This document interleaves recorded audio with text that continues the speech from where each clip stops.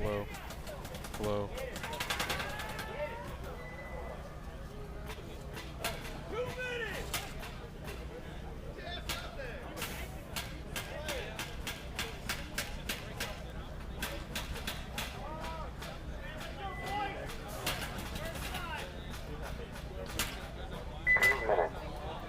All right, so good morning and welcome to the MVPS Summer Rumble. My name is Greg Montalvo. You may know me from How to Play Paintball. I'm the one that runs that YouTube channel. So I actually got a chance to play on this layout last weekend. Definitely not traditional. So we're coming into the 2-minute point here, right before the matches, and just see how these teams are going to fare in this particular layout. Usually, for those that haven't watched paintball before, the snake, that one that's right down in the middle of the field, is usually on one of the sides of the field. This is something that usually there's a snake side and a Dorito side, those little triangle looking bunkers. But MVPS likes to change things up a little bit, so I'm glad that they're trying to do something different, and this is definitely not normal. So we'll see how these teams are able to fare in this type of situation. Just trying to see what is it that they are going to put together. There's a lot of these lanes off the break. So trying to see how they are going to fare against each other. Of course, you also have the issue of the weather. It's already nice and hot. I also just sweat a lot, so I'm already changed into a different shirt. That's just kind of how things go for me. So we are rolling here. First up, we have Rat Kings versus GTF Raiders. And then the second part of this set, our split deck, is Daytona Beach Exclusive and Murdagoons.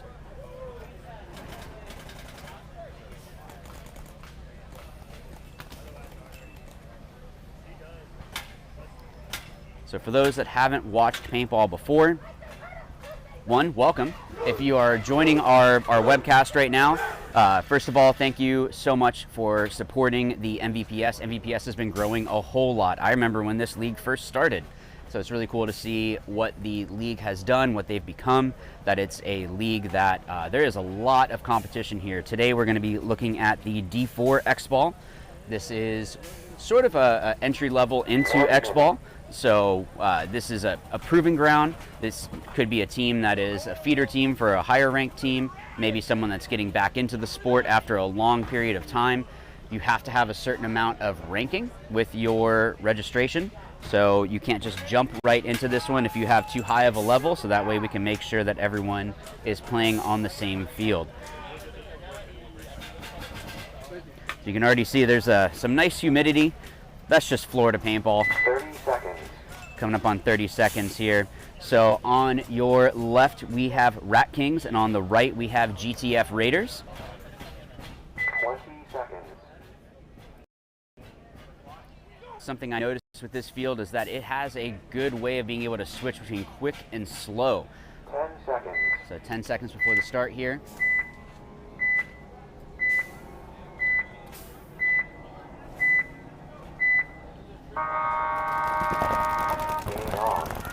Definitely more pocket by the Rat Kings. So that just means that they're going to be more on the inside bunkers. And it looks like GTF Raiders only risked one body out wide. Now what I'm going to have to do is say the top and bottom of the field rather than Dorito and Snake side. So the bottom corner for the GTF Raiders is trying to keep this left tower in from the Rat Kings. So this is what I mean. You have a lot of... you can really slow this field down. There's a lot of gaps. Oh, GTF Raiders has lost a body, so now it looks like Rat Kings are going to be able to have an advantage here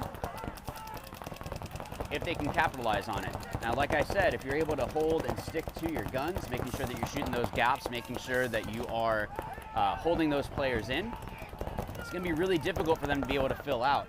But if they give up that chance for the player to be able to make the move, Rat Kings can really capitalize on this higher body advantage right now. GTF Raiders have one player further up in that snake.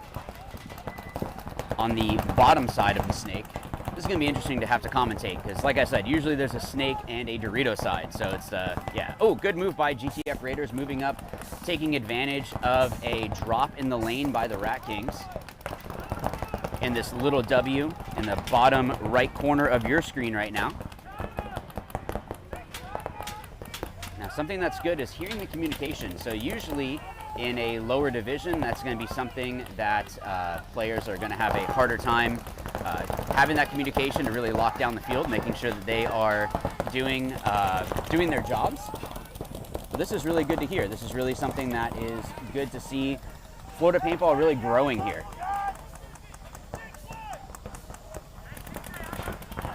So we'll have to see what is it that is going to be the game breaker here. Rat Kings seem pretty content just to sit and shoot their guns, even with the fact that they do have a higher body situation. So again, it's a 5-on-4. With Rat Kings really in the driver's seat. Now, I'm not really sure what is holding them in because there's only 4 guns on the other side of the field. So that means that they can only shoot certain sections. Oh, backtrack. Oh, okay. Rat Kings made a big move out to the top corner of your screen and made it. Wow, that was a great move. Trying to just make something happen, spread the field a little bit more. This is always good to do. You don't want it to be that you're putting yourself in a gunfight. Essentially, that's going to make it where you have a 50-50 chance of essentially getting shot. You don't want that to be the case. So if you can get out wide and start to pinch a player, which just means that you make it where it's really hard for them to stay tight. Just slow and controlled here. Both teams are real content, especially with this first point. You really don't want to make mistakes. You really want to set the tempo. If you can get yourself in the driver's seat, especially right now in this first point, really burning time off the clock and making it where it is going to be difficult for the other team to come back. So no one wants to make a mistake. Good move by GTF Raiders. So now they are mirrored in the top and bottom sections of the field. You can see that you have the little W's. Both players for GTF Raiders are on mirrored up. GTF also has one in that snake structure. On the bottom, snake 1, I guess is what we can call it. And then one in the back center. For Rat Kings, they are evenly spread. They have the top section, top corner, the top tower, both towers actually, the center brick, and also the bottom little W. Now, the other thing that these players are going to have to deal with, especially Rat Kings right now, are kind of at a disadvantage, even with this upper body situation. Looking at this now, you can see the shadows on the field. This is something that they have to deal with looking into the sun a little bit, and this is going to be something that will make it a little bit more difficult to see those lanes, a little bit more difficult to see where someone might be. And GTF Raiders kind of have a little bit of an advantage, even though they're down a body, because of the fact that they're not looking into the sun. This is something that is, I think, helping them out to be able to make these moves. They're just being real slow and controlled here. Both teams really are just trying to hold this field down, trying to lock down their lanes, trying to make sure that they are not going to be Oh, great shot by Rat Kings to shoot out that bottom Dorito player and the center. So this is just going to be pretty bad for GTF Raiders. It's a 5-on-2 at this point. Not that anything is impossible. There's been some crazy, crazy things that have happened before. Interesting. I've never seen that. Okay, good. Good move. I kind of like this player going into the outside of the snake. And that is definitely the right move by GTF Raiders to throw that towel.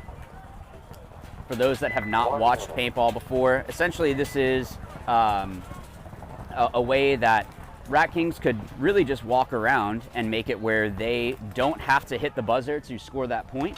So they've already burned a whole bunch of time off the clock, so it's going to be something that GTF Raiders are going to want to have as much time as possible. You can see how slow this field can play. We'll see how Daytona Beach Exclusive and Murder Goons are going to play this. So I'm not sure how, I haven't watched either of these teams play this layout. They could play it a lot more aggressive, so we could have a real quick point. That's something I've seen with this field. Because of how many lanes there are off the break, I feel like you're going to see a lot of pocket, which means that people aren't going to be trying to run as wide as possible. They're probably going to be trying to stick more into those middle bunkers, try to get a shot off the break, get that kill off the break, and then make their moves. But sometimes it helps. High risk, high reward. So we'll see how they break out here.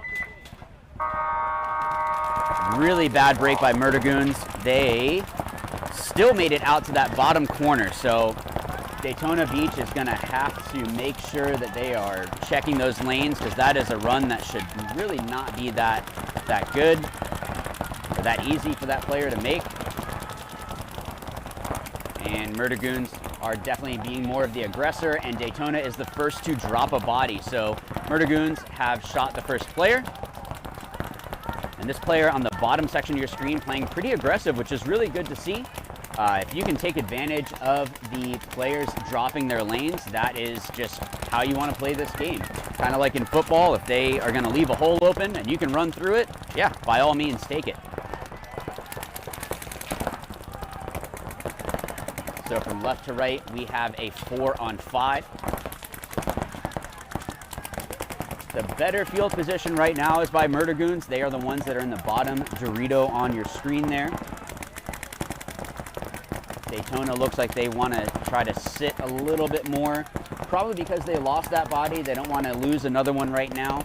Both sides of this field, the top and bottom of your screen, can be pretty aggressive. So if you are able to sort of swing the field on that one, it's going to be something that's going to be more beneficial to your team. Now, something that I don't like is I don't like that this Dorito, I do not hear him talking. Even as a front player, especially if they, oh, maybe this player heard me. But they are really not communicating with their back player. So when you're playing the front, yes, you want to be aggressive, and yeah, you want to make sure that you are trying to push the envelope, but you really need to make sure that with the back players that you're working with them to make sure that they're helping you move. It's kind of like I said with football, where we have the it's where we have the like the linemen are helping out with making these moves. So your twos and your threes, which are your mid and back players, are going to be able to go ahead and help your front players. Now, Daytona did make a move into that middle structure. Again, that is the snake on this field. It's definitely not the norm. It looks like we still have a 4-on-5, and both teams are very set just to, oh, Daytona must have heard me talking about that. And they moved up into that top Dorito. Greg, what's up, man? Not a whole lot. There's a lot of great paintball already being played here. It's already hot. I'm already sweating.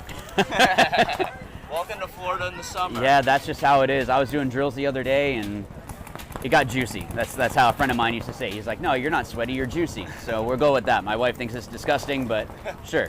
Hopefully drilling at the premier Tiki's paintball. Oh, Tiki's is awesome. Yeah, Tiki's is a great facility.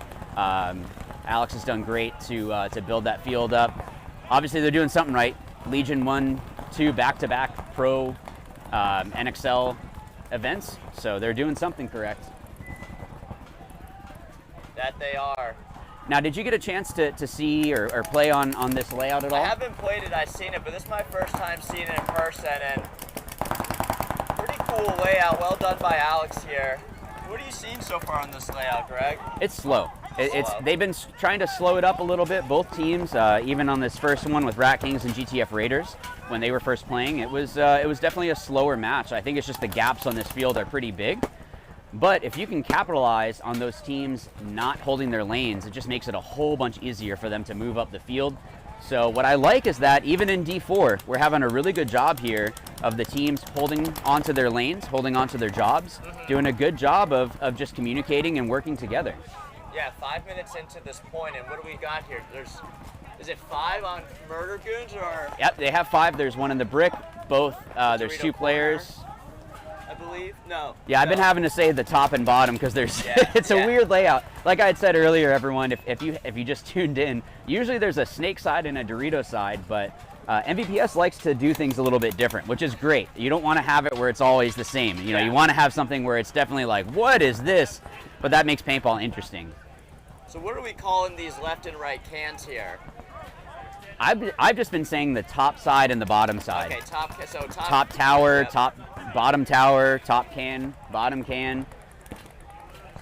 Both these teams have been playing the whole series of MVPS in Division 4 this season. Looks like Murder Goons fills into the top side corner from that top side can. Yeah, and it looks like Daytona also made a move up into that center structure of the snake. So that 50 structure of the snake, there's two really big wings there.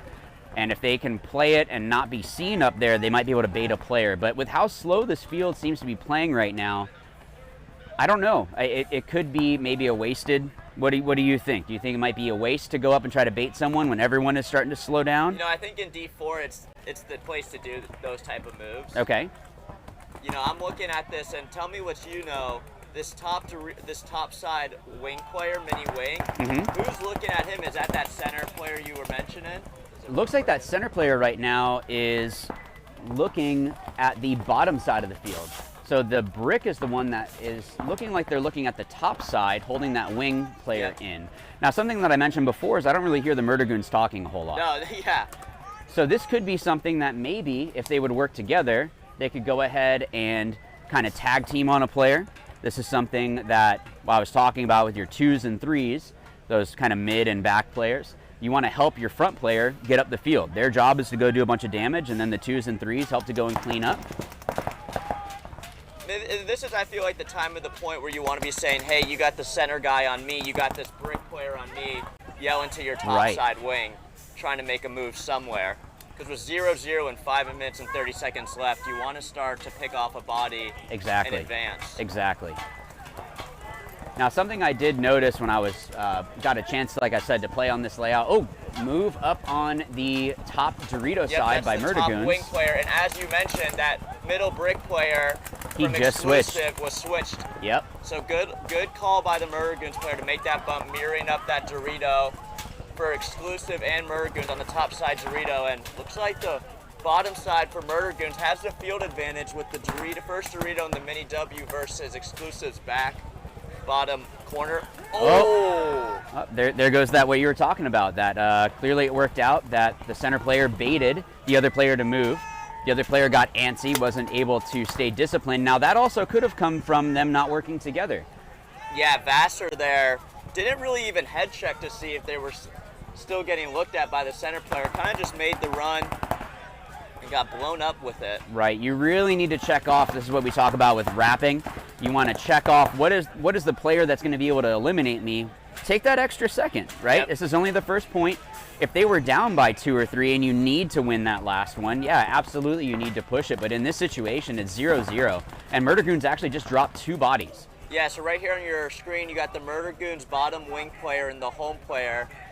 Now, it looks like this Murder Goons player is looking almost into 50, like he wants to protect his top Dorito player.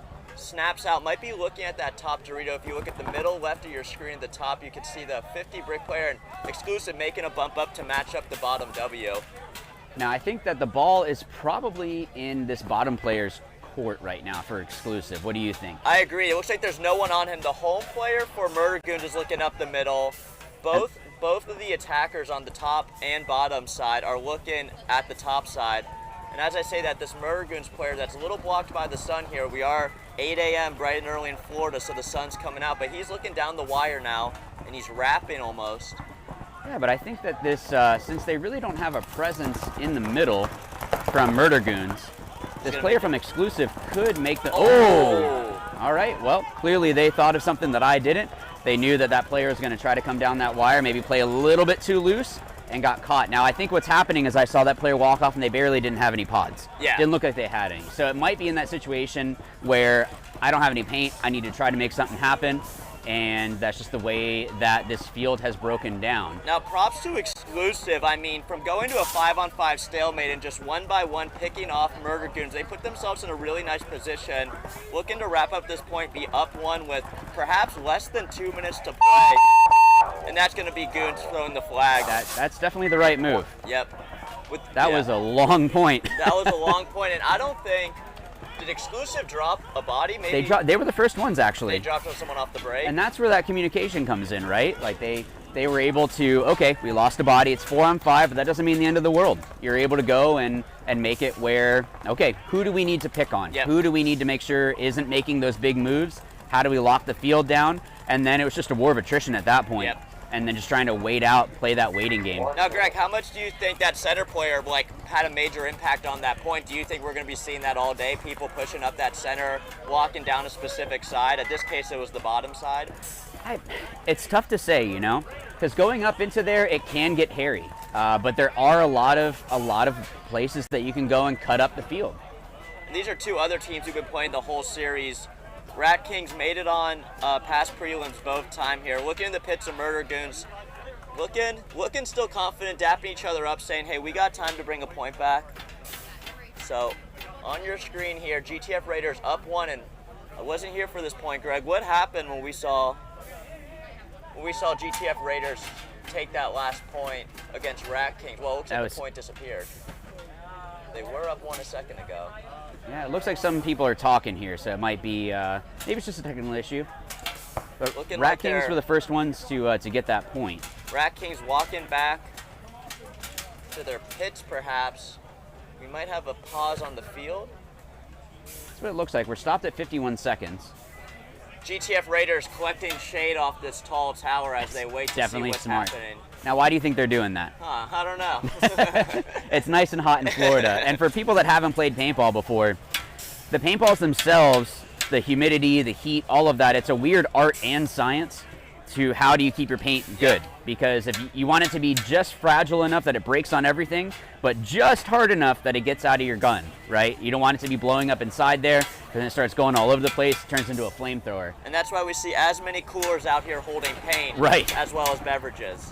Yeah, and even just trying to figure out, okay, how early do we get the paint off the truck? Because the truck is air conditioned, and then that changeover, that can affect the paint itself, and you don't want it to be that you get the perfect lane and then the person gets bounced, right? So if they get bounced, they're not an eliminated player, so it has to break on the player. And nothing's worse than when you guys are shaking hands and he goes, hey, you bounced me that last point. Oh, yeah, or you bounced me every point. Yeah. But you'll see the more experienced teams out here with a lot of staff getting paint right before their matches. Yep. It definitely comes with paintball IQ and maturity of tournaments, is having that pit staff getting the paint right before the matches, putting the coolers, burping pods before the point's over. Oh yeah, absolutely. So see on your screen here the pits of the Murder Goons, looking at their coach drawing up a play, with that last point being almost a little over 10 minutes or a little under 10 minutes. They need to make a point quick here. What we've seen on this field so far, these 2 points so far, there hasn't been a 2-minute point. Now, Greg, I like to do Vegas odds throughout the day. If we're talking Vegas odds, what do you think is, if we're going minus or plus, what do you think of a minus 200 on a under 2-minute point? Are we taking that bet, or are we... I got to say, that's all Greek to me. Okay. I am not a gambler. When I go to Vegas, it's to play paintball, and that's about it. In simplistic terms, do you think there's going to be a 2-minute point today, or no? With this field, the way that it can break down, if you can get those eliminations off the break, you get those shots dialed in, you can have really quick points on this field, especially if you can get wide and then also get those eliminations. You can really power down this field, but it's just that even attack. So if there's the bottom side or top side is able to get blown open, making sure that you take advantage of that, then when the guns switch to stop those other players, then that bottom side or top side, the opposite, is able to go ahead and pick up on that. So let's see if Murder Goons can be the first of the day to do it on our field here. I think as time goes on throughout the day, we'll start seeing quicker points as teams get, their legs warm, an understanding of the layout, getting adapted to the heat. Just looking at your screen here, you see the shades behind these Dorito bunkers. Whoever's playing into the sun at this point has the disadvantage. Absolutely. And you're seeing a lot of dark lenses early on in the morning here. Yep. And sometimes that's preference. I go through phases. I don't know about you, where I'm a like, clear lens guy, through and through. There's times that I'm like, I only want a clear lens, and other times I'm like, man, I really like this tinted lens today. Yep. I don't know what it is. It feels like throughout the season I kind of change sometimes, but clear is usually going to be the safe way to go. Maybe a visor. You got something like this with the sun. Visor clear for this is perfect. I've had too many experiences here at MVPS in the finals when the sun's dropping. Oh yeah. And I wore a dark lens and I couldn't see the paint flying at me. That's probably why I've taken a couple seconds out here. So it looks like you got Rat Kings and GTF Raiders going to the start box after that break there. Yes, I'm not sure exactly what happened here. Not sure either. It could be a scoreboard. as the morning comes on, just like the teams here, we like to make sure everything's fine-tuned and running. So throughout the day, we'll have no interruptions. And luckily, in these dog days of the summer, we have the sun out for a while, so we'll have daylight. Hopefully, not reach the nighttime when we come to the finals. Right, right. Looking beautiful out here on a sunny Saturday morning. Yeah, it looks like it's going to be clear all day. I Yeah. think there's a little bit of clouds, maybe a little bit later on, which I'm sure the teams that are playing later are really going to like. Okay, looks like we're rolling the 10. seconds. So, scoreboard not updated here. Greg, who won the last point? Rat Kings won that last one, and they did switch sides, so maybe it's just the scoreboard doesn't show that. Game on. Both are 5 strong, it looks like. It's like similar breakouts with GTF Raiders going wide on the bottom side, and they're doubling up that middle brick. And that launching move it into to the middle. Center. Rat Kings playing very confident on the breakout. Absolutely. Really taking no risk. Looks like you got Mike Whitney on the top of your screen. Oh, that might be, I don't know, that is on the top side of your screen going to that top side tower. The back player filling out behind him. A 1-2 punch on the Rat Kings. Up 1. Yeah, and I think what's important too is GTF. They're a solid group. I've seen that name around for a while. When I've coached before, coached against them. So they're a group that has been playing together. They know paintball. So even though they might be down by 1, unless there might be something, maybe we actually are wrong and there was a change. But because they switched sides, there must be a point.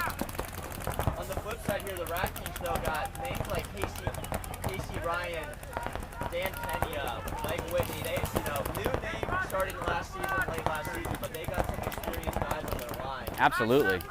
Quite a number of other players on the not remembering the names right now, but 2 very experienced teams out here, been playing this circuit all season. Who- We've seen that now. Who would you say is the favorite out of these two? I've played both these teams. I've lost to the Rat Kings in overtime, so I'm going Rat Kings. But Yeah. I've seen GTF Raiders always put up a fight here. And GTF is the first to drop a body out of that middle, but they filled it right away. So good job to stick to that job. I think what they're trying to do here is hold this bottom. Oh, actually, he switched to the top side. Yeah, looks like both the front players for the Rat Kings looking inside. Looks like they're able to do that and pinch out that first middle player, and as you mentioned, close out. As the player's walking off the field now, that's number 38, White. With headgear just cold for days. Oh, it looks like GTF Raiders makes a push, mirroring up that top W. Trying to match up with what Rat Kings are pushing here. It's a 4-on-5 disadvantage for GTF. But we saw it doesn't really matter. It doesn't really matter on this field. You can still go ahead and you can still go ahead and make a move here. There on your screen, you have the GTF Raiders Dorito player. He's the furthest player up the field right now. Yeah, that top side of the screen. It's so weird to have to say top and bottom. Yeah. I'm so used to like, yeah, the Dorito. Oh wait, no, which Dorito are we talking about? We will be mixing that up a couple times today. Yep. We'll get it by the end of the day, and then the layout changes, right? Now, how do you think these calls go? I hear Dorito one calling from Rat Kings. Do you think that's going to be the top Oh, side? oh, penalty on Rat Kings. Oh, my So it looks like he got clipped in the pack. Those can seem really unfair, but it's something that they are changing the game. They're playing on with a hit, so I it's wonder when it's he got difficult. shot on the pack there. Or maybe the tank. I don't see it. I think it was on his right side. He got clipped. That top Dorito player on the GTF. It might have been. There's a lot of blind shots on this field. A lot of ways that you can get clipped by cross field. And so now we're on a 43. So GTF, they are, sorry, by 43, what I mean is that GTF has 4 and Rat Kings have 3. I'm just going from left to right here. Yeah, and GTF making an even push up the field with both the top and bottom side first Dorito in that middle mini wing. This bottom side Dorito player can try to slice and dice this top side Rat Kings 2 players you can see on your screen. Looks like they got a 1-2 puncher on the bottom side. Yeah, it looks like GTF actually lost their chance to really push this bottom side of the field. There was a section where, oh, there you go. That's the move. That's the move. Now, the thing here is, even though that they are down, battling is not something necessary right now. There's still 2 minutes and 42 seconds. You still have time to get that point, still have time. You don't want to go and push into a gun battle that's really unnecessary. Yeah, this front Dorito player for GTF is staying go. Where he's getting shot from. He has one gun on him. Let's hope he doesn't snap out into a bad ball here. Yep, he's playing smart. Now what I'm thinking here, and tell me what you think, GTF has a player in that middle snake. I feel like right now, because the guns have switched over to this bottom Dorito player, and this looks like it's going to be a penalty. Oh, you got lucky on that one. Good thing you didn't shoot his gun. Yeah, that's... Oh, okay, but they kind of evened it back out. So 3-on-2 now in favor of GTF Raiders. And how do you like this spot that the Rat Kings are in with their last two players? It's still a lockdown position. So I feel like this middle player, yeah, this is a good move. If he gets down and just crawls, he can go all the way into their brick and be unseen. This Dorito player has to be careful not to... There you go. Did it smart. Needs to tuck his loader in a little bit. This guy, yep, and this is going to be the last player of Rat Kings. Just wheeling and dealing. About to get a back massage. Oh, he just... Okay, all right. Laney, number 11 on GTF, wants to shoot his own players and get the glory. You just got to pad those stats, right? Yeah, exactly. You got to pad those stats, make sure that you're getting those extra kills. I shot 7 bodies that point.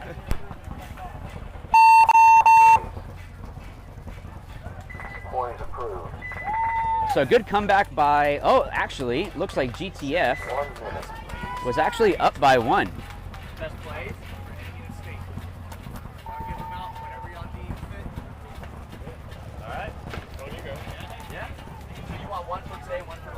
So I'm going to have to get some clarification on the GTF point there, because it looks like GTF got that first point, so maybe I mixed something up.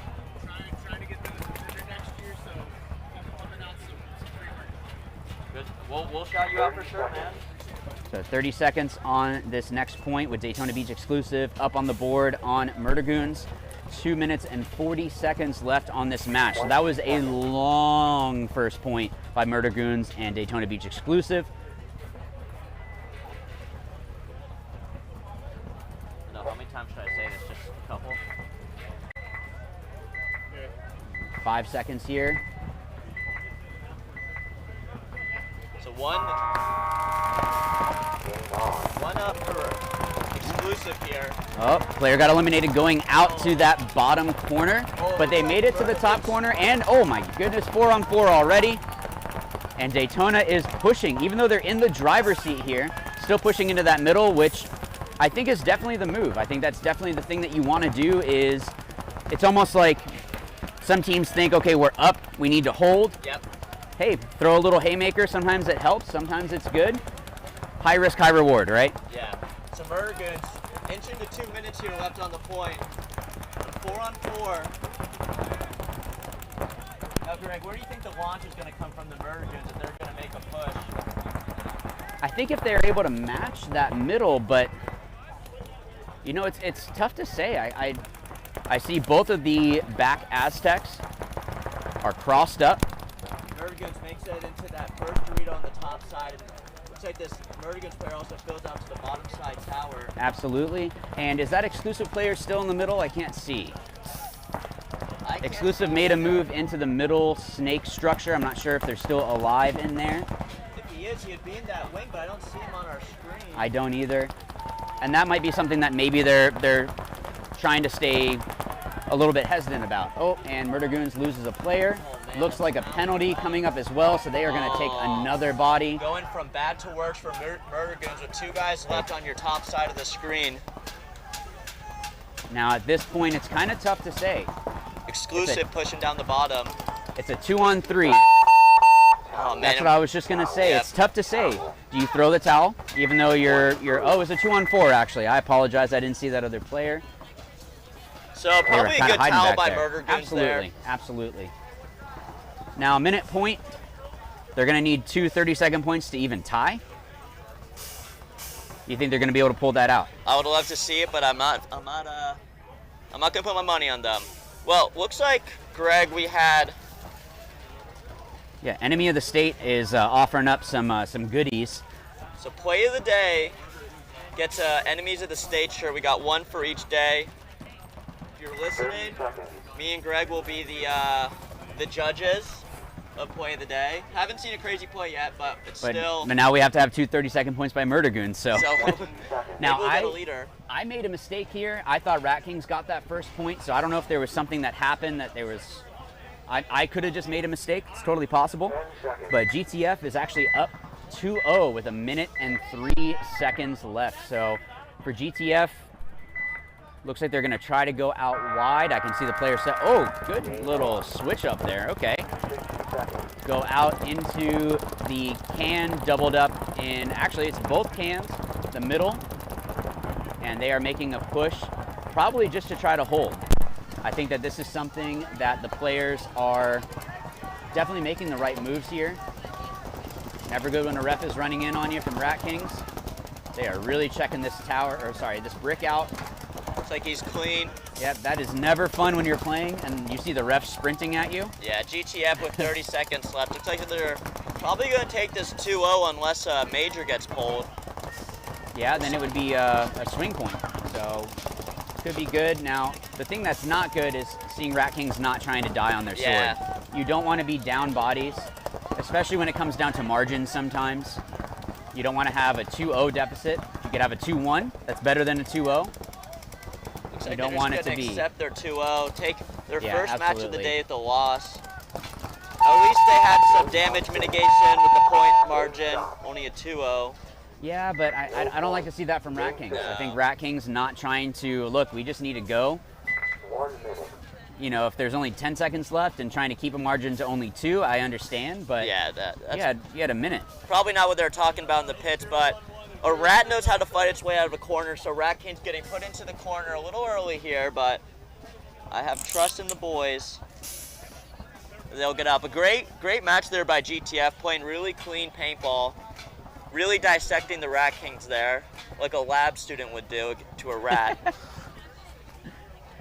30 seconds. Making the science teacher in me happy. There you go.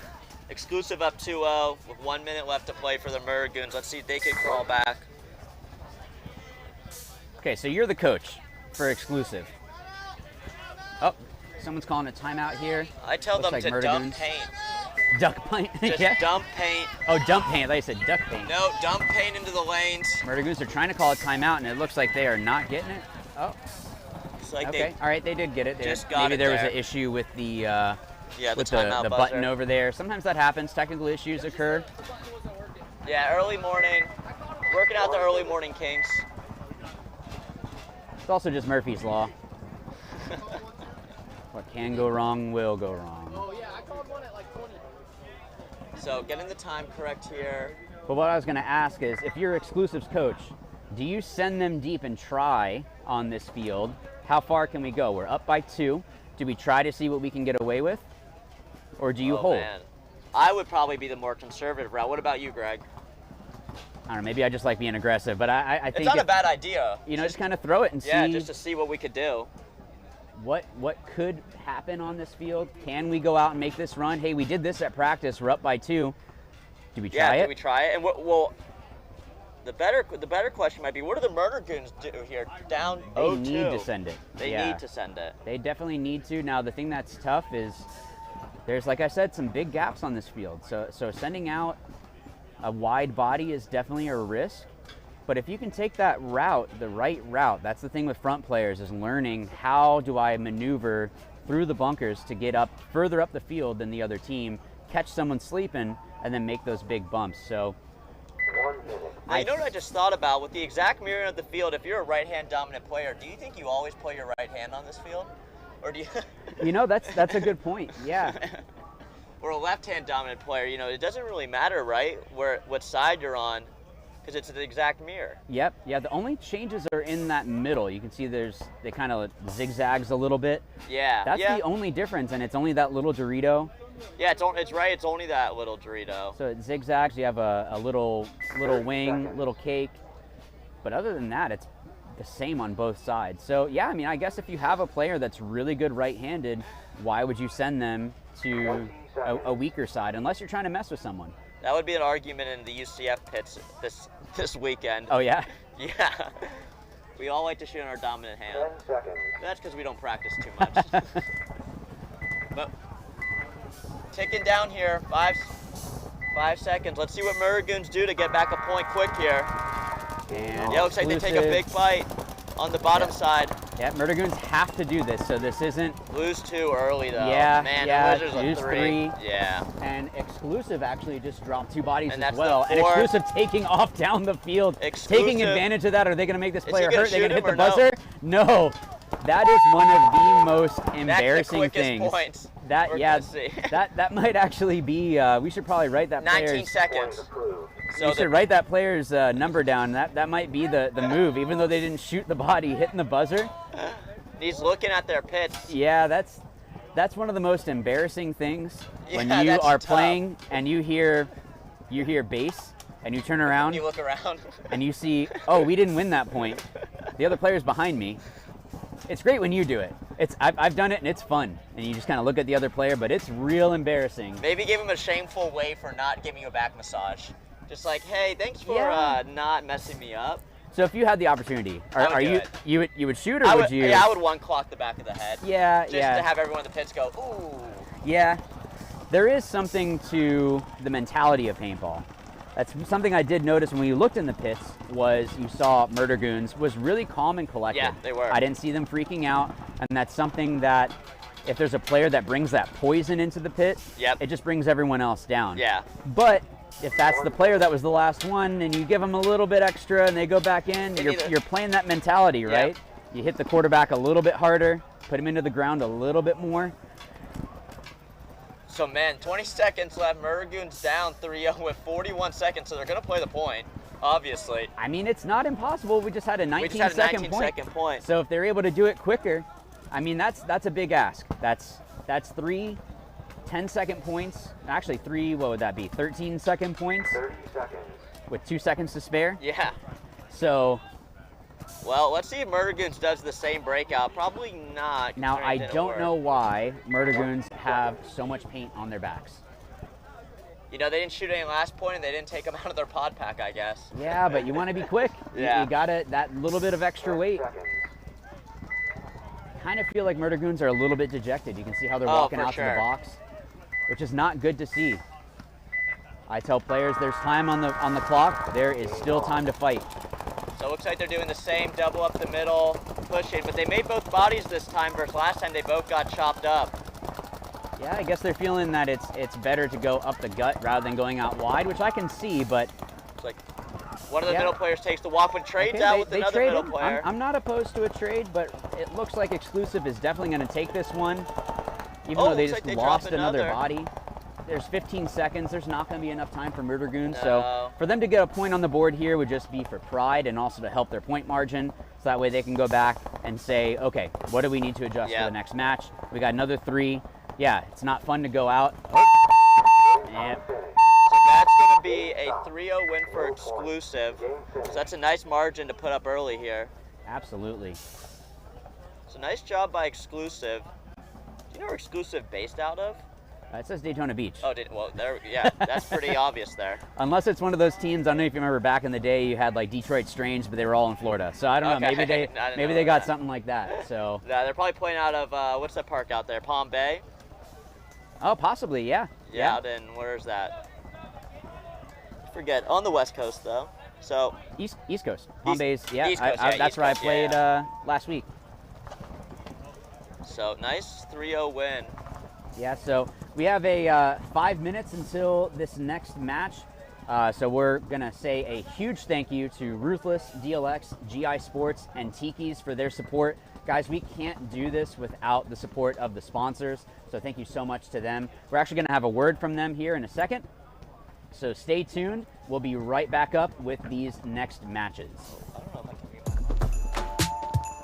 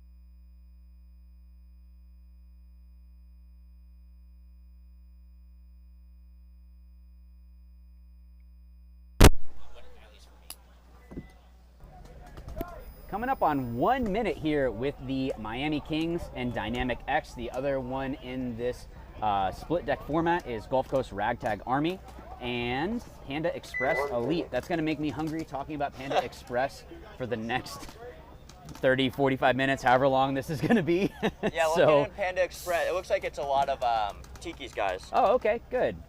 Like the Wookiee, like maybe some of I saw AZ in there. Okay. Or I saw BZ, I should say. So we saw pretty slow and methodical points out of the first match.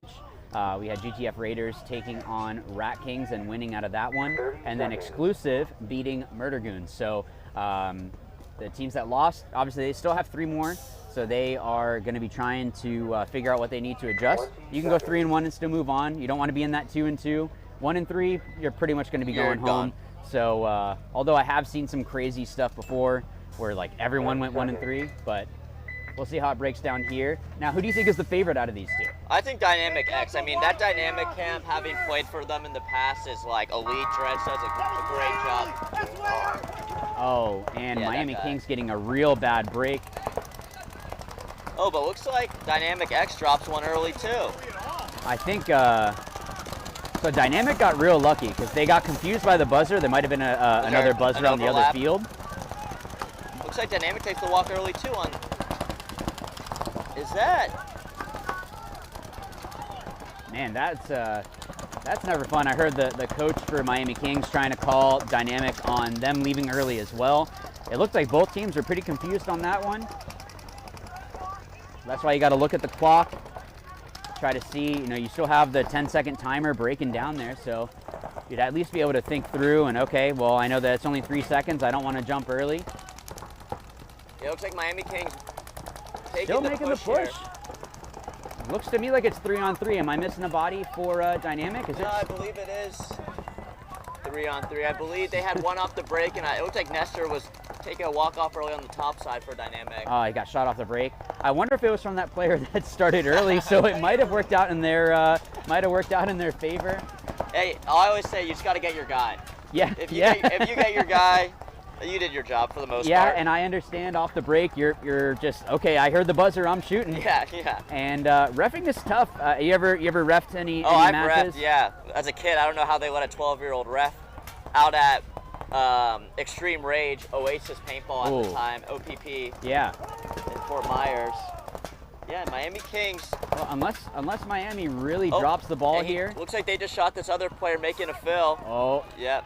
So Miami Got Kings lucky. take a nice point with a minute. It looks like that was a minute 45-second point there. Well, it helps when 2 players drop on both sides of the field. Yeah. So. Yeah, you can hear Dynamic the Dynamic trying to make a case early here. Yeah. I mean, I get it. As the coach, you're trying to make the best options for your players, trying to say, hey, my player did this, their player did this, trying to make the best of a bad situation. But like I was talking about, I bring up reffing because I've done it before. And paintball is a different sport to ref. It's really difficult to make those quote-unquote right calls. You have to make the best call in the moment. There's not one specific, ball that you're focusing on. You have 10 guys in the field all shooting at each other, whole bunch of paintballs, thousands of paintballs in the air, right? Yep. It's really difficult to make those kinds of adjustments. Oh, we get a screen today? All right, so Gulf Coast and Panda Express Elite. Again, Panda Express, please don't say that or don't have that name next time because I'm going to be real hungry by the time of this end of this match here. Can So really make me want to Red have with some the noodles. Lexus leading the charge. They've been pretty good these events. They won, I believe, the first event. Bigger bite, bigger risk by Ragtag here, going out to that bottom little W, and looks like Panda is trying to play more of the pocket. So I think it's definitely one of those. Oh, Panda is the first, looks like, to drop a player. So it's a 5-on-4 situation and a big bite through the middle by Ragtag. And Panda loses another player, so looks like Ragtag is probably going to smell some blood in the water pretty soon. If they can get a little bit starting to wrap those outsides and pinch those inside players by Panda, really going to make it difficult for Panda to be able to survive. Ragtag making a good, solid bump into that bottom tower. This is what I was talking about earlier, trying to make these adjustments to help your front player. How do I make it where this tower is shooting at that can and probably shooting at the center brick? How do I help my front player make a move? And they are capitalizing on these lanes getting dropped. He's shooting for that home player, looks like. Wow, and Ragtag looks solid right now. They are looking fantastic. They're showing right now in this point, and I realize this is only our second set, but this looks like how you need to be playing this field. Yeah. Yeah, Alexis making that bump up the middle. You can see already on the Panda Express's 40-yard line. And they looks lost like Panda Express another takes body. that middle player. That guy was inevitably going to die. Just pinching out players, and they're playing it smart. They're making the bites when they can, really forcing the issue on Panda here, and that is a good conceding or concession by Panda. Keep time on the clock. We just saw that there was, what, the 7-8 minute point on one of the other matches? Yeah, now we're looking at 2 minute points on this set. Yeah, so you want to have more than enough time to come back. And these are probably their first matches of the day, so they had some chance to look. Looked like Ragtag got new jerseys too. So Ragtag, man, looking solid, showing why they were the number one, the winners of the first event, and I think they did pretty well the second event. And Panda Express needs to go into the pits and digest that point because they got really picked apart there. Now we got Miami Kings and Dynamic X. Let's see if they could start on time. Keep players alive off the break like we saw that last point. Yeah, absolutely. Yeah, it's never good when you lose a couple players off the break, but you know, it's one of those things that it happens, and good teams, like I think about pro teams like Damage, when they're going and even when they're down on bodies, they're not out of the point. They are gonna talk, communicate, figure out what they need to adjust. So it looks like we got a Ragtag fan in the YouTube chat, guys. Be active in the chat. We can see all of them today. So. Oh yeah, comment for sure. And shameless plug, if you're on YouTube and you are in between points, just go over to How to Play Paintball, and you can subscribe there and watch me. A ref just made a Superman dive in to check a player. Let's see if he keeps that energy up all day. That's probably not going to happen with how hot it's going to be. Yeah. He's working hard out there. Shout out to the ref on the bottom right side. Absolutely. The refs are they're the MVPs. Yeah, they're the spine of paintball. They're the workers. Dynamic loses a body.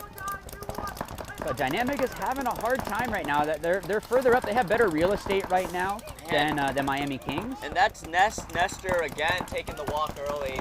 That's probably Dynamic's ex-star player, so you don't want to see that. But Dynamic has that middle prop, and looks like Miami Kings just matched it up. You got that that mini wing up in the middle. Dynamic makes a move onto the top right tower to match the Kings. So yeah, pretty similar field positions for the front players.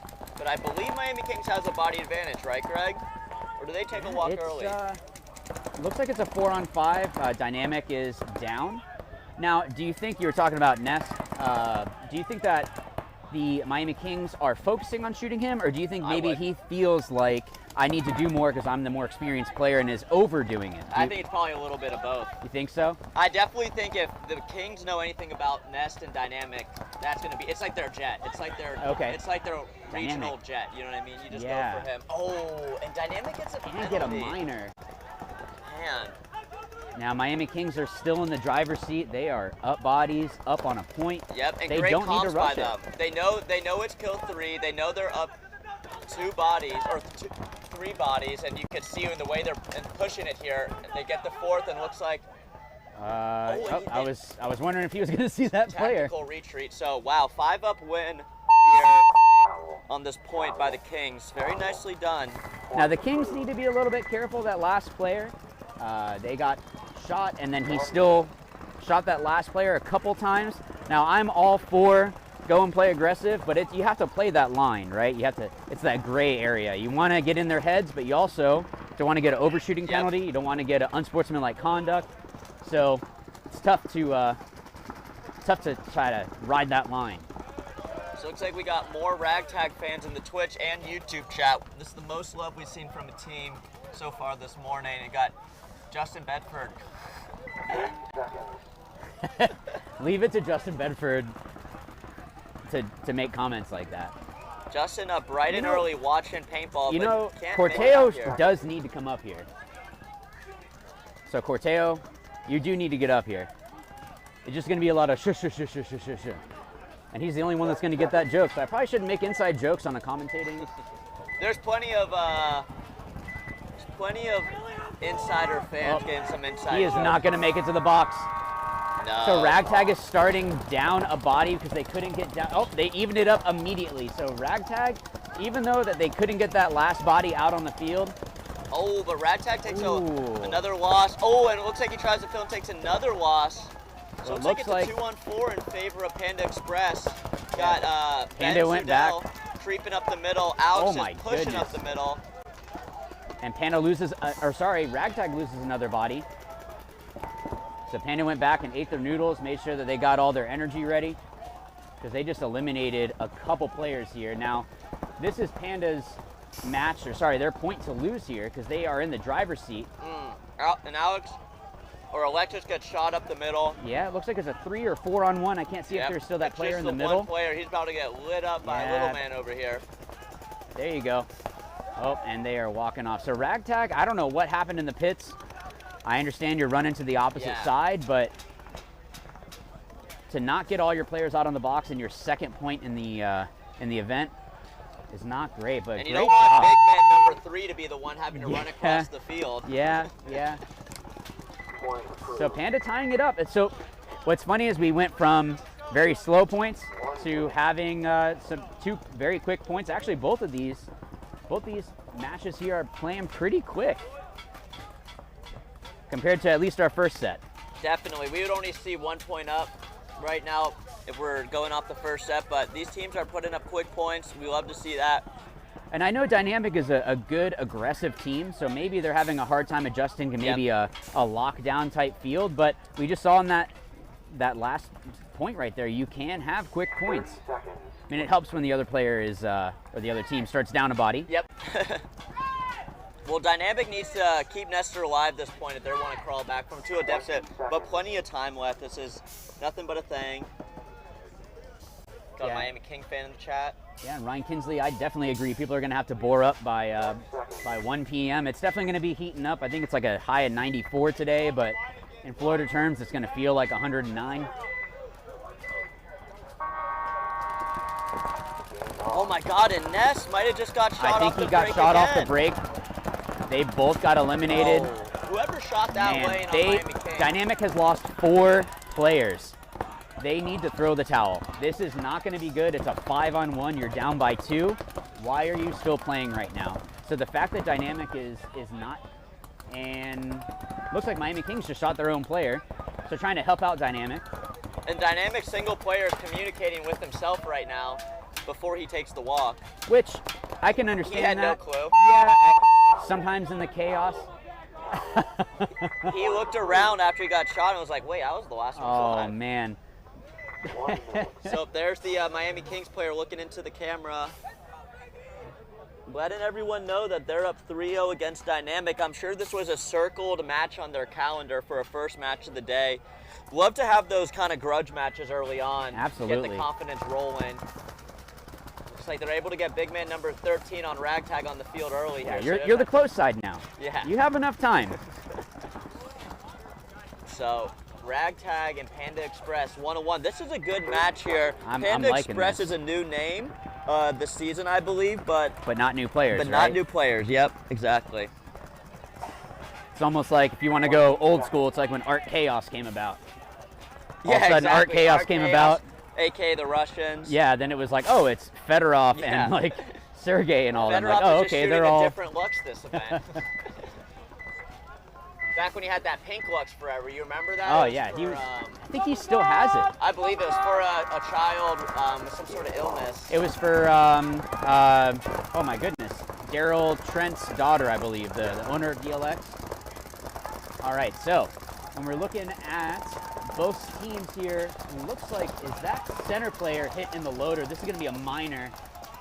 Oh, looks like both That the is center players take a walk absolutely with the minor. minor. Oh my goodness, and those loader hits are tough.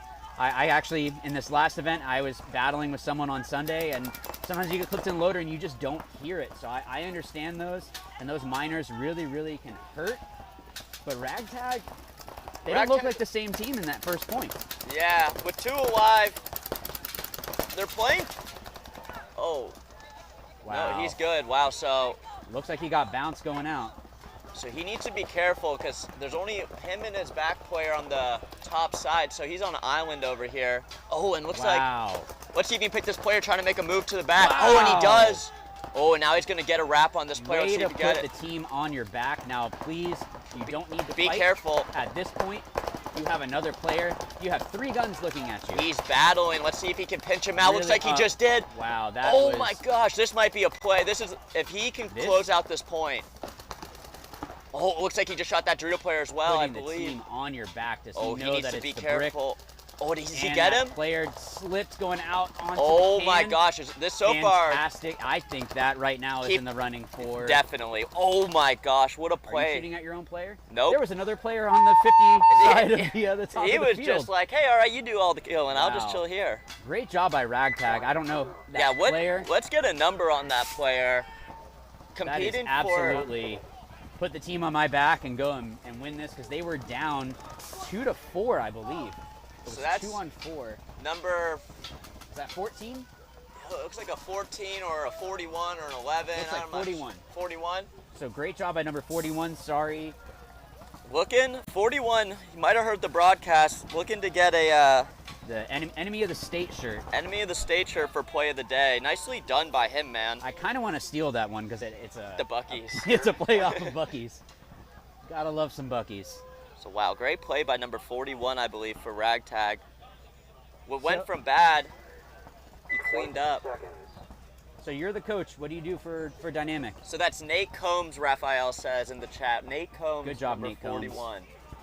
Yeah, Fantastic job on that one. my PB life says that's Nate. So wow, great So play by Dynamic, him. 7 minutes and 32 seconds left against Miami Kings, but they are down by 3. And they get another Oh my bad God, a break. delayed start.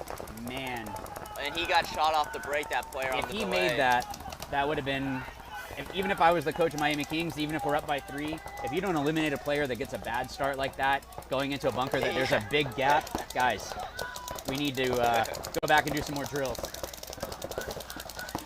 So 3 alive for Dynamic, taking 2 off early against 5. Oh, looks like they take 2 more.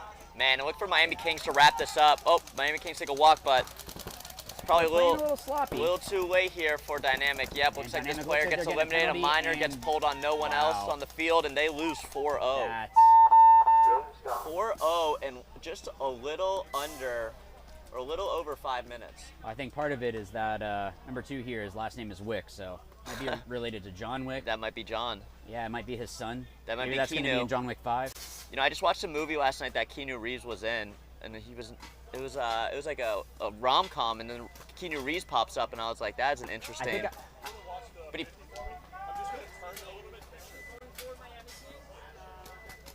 all right, we're just turning. yeah. All right, we're even. Perfect. perfect. Yep. So Look at that. MVPS always trying to make the webcast better. now that we got Zach out of the casino workstation, his full-time job out this weekend. Wow, so great job by ME Kings. I think the only mistake that I saw is in that last point. They started getting blood in the water and got sloppy. It was still a 4-on-1, so I understand you want to go and He wants the glory. yeah, you want to go and shoot that last guy. I get it, but you still need to do it as a team. It's better to win than to, all it takes is that momentum swing. That player wins a 1-on-4, Yeah. and now Dynamic is right back in it, right? And speaking about So- momentum swings, what could have been a terrible fate for Ragtag going down 2-1, Nate Combs, number 41, was able to get them up 2-1 with a fantastic play. Yeah, looks like on stream here, I'm sorry, on Twitch, it says stream chat and I read it. Cabbage Kevin, yeah, I think it is going to be tough to top that. I think someone's going to have to get a 5-pack. Yeah, what did he get there? 4-pack? That was at least 4. And he was battling a 4-pack. And they That were down wasn't- bodies. Yeah, so that was an impressive play there. An early play to top the leaderboard for our play of the day. Let's see if Nate Combs can bring that energy back here on this 4th point of the match. And Panda Express takes the walk early out of the home bunker. Not the bunker you want to see your first player walk out of. I hate being on the field and my home player dies in the beginning. Oh, it looks like they lose our other home player. There's a minor wow. assess. And you could hear on the ragtag team on the field, they're yelling they got a penalty. So very good comms, letting their players know we're on the driver's seat as they push down the field on the top side, going to that first Dorito. Nate Combs here is probably going to take the bump off to this. Well, I don't believe that's Nate, actually. That's not Nate, but he's this player on ragtag taking the bump. Yep. There you go. Yep, that is absolutely the right move by Panda. And Alexis just keeps shooting his gun as the buzzer goes. It's like a lot of viewers in the chat letting Dynamic know that they kind of got waxed that first point. Yeah, I mean, hey, it happens to every team. That's the great thing with paintball is that on paper you might be the better team, but if the other team executes, we were just talking about Fedorov and all these teams, you know, if it's you have someone that comes across and they're able to eliminate 2 or 3 bodies off the break, it's really hard to come back from that. I don't care how good of a player you are, it's really difficult to fight back from that. Yeah. Well, if you're going to go 4-0, might as well do the first point match of the day. Yeah, that's definitely going to be a good thing. So Panda looking really calm in their pits here, which again, that's fantastic to see because you don't want it to be that people are blowing up, that they're trying to, oh, you should have done this, yep. Or how can you get shot or whatever. Looks like they're just talking to the coach. Okay, hey, I got shot going out to here, or oh, it was a drop shot. It was this. It looks like there's a lot of bounce shots on this field when I was playing it last week. Yep, I could see that. So maybe it was a weird bounce. I remember I felt one in one of the points that I had played. It didn't break, but I was like, oh, where were you shooting? Yeah, with a tight-knit group of guys like on Panda Express, been playing together for a long time, whether that be on different teams in practice or together as a group, they do look very calm and collective. And they got plenty of time to mount a comeback here. Only down to 7 minutes left. And really, when you think about it, they should have won that point before Nate Combs cleaned up. So they have plenty of positivity to ride on. Let's see if they could put up a fight here. Fighting for their first match of the day. This could either go loss here and moving on to the next match, or we can get a close match here. So let's see what they do. It looks like there's some more technical issues with being able to call these timeouts. Good thing that the refs are on it, though. They're hearing that the players are trying to call the timeout and not saying, oh, too bad, you didn't hit the buzzer. Now, is that it? So 1 minute, but Ragtag's tagged up, ready to go with a minute. They just noticed that. Sounded kind of like Ragtag was the one that called that timeout. And now they take shelter behind shade. Yeah, absolutely. I mean, that's like we were talking about earlier, saving your paint to be as brittle as possible, especially Ragtag with that first point we saw when they were shooting 2 bodies off the break. Yep.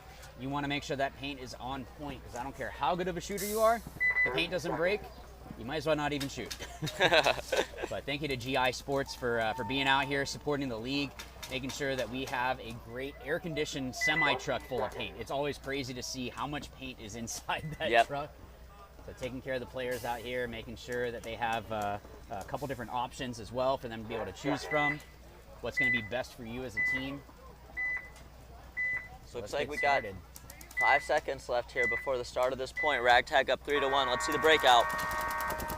Oh! Someone got eliminated. Oh, yeah, Ragtag gets a shot. Oh, my goodness. 2 shots. We were just talking about that off the break shot. Panda Express loses 2 off the break. That's not what you want when you're down 2 points. Back up. It's 3-on-3 and they lose another body. 3-on-2. Ragtag is in the driver's seat, and they know it. I think that they know that they don't have to go quick. Oh, my gosh. Bodies just falling off the wayside for each team. And now we settle with the 2-on-2 as the dust clears. Let's see what team can understand exactly the body count.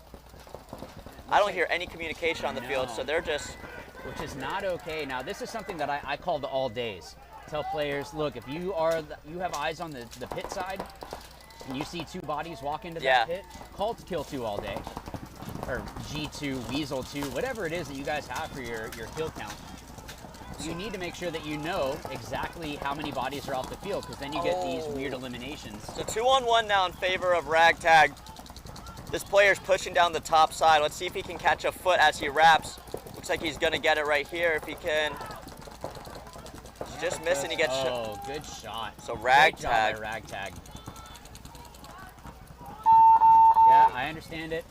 You can hear the Panda Express player saying, thanks, guys. Yeah. I get it when you're the last guy and you're trying to fight. Something that I did see is he also could have run straight up into that wing earlier and maybe crawled on the outside of that beam and surprised that Brick and that Aztec. You would have been able to do something like that, and then now you're in the driver's seat. You're only down by 1, but that's just the way that things go. Well, that's a circle for Ragtag Army there, as well as Miami Kings. Miami Kings. So, as we have 5 minutes left on this next match, just want to thank our sponsors for supporting the webcast here: Die, Ruthless, DLX, GI Sports, and Tiki's. And if you're watching on the stream, make sure to give us a follow, whether that be on Twitch, Facebook, or YouTube. See you guys at the start of this Rat Kings and Total PML match.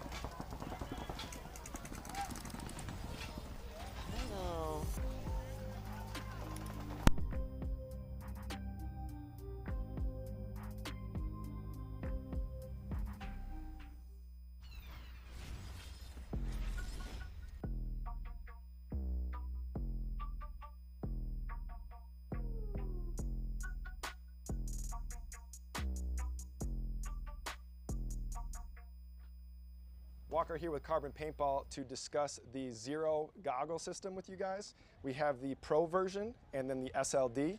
What you're going to notice first is the color options. The Pro, it is a semi-translucent Airflex bottom. That's the mask region.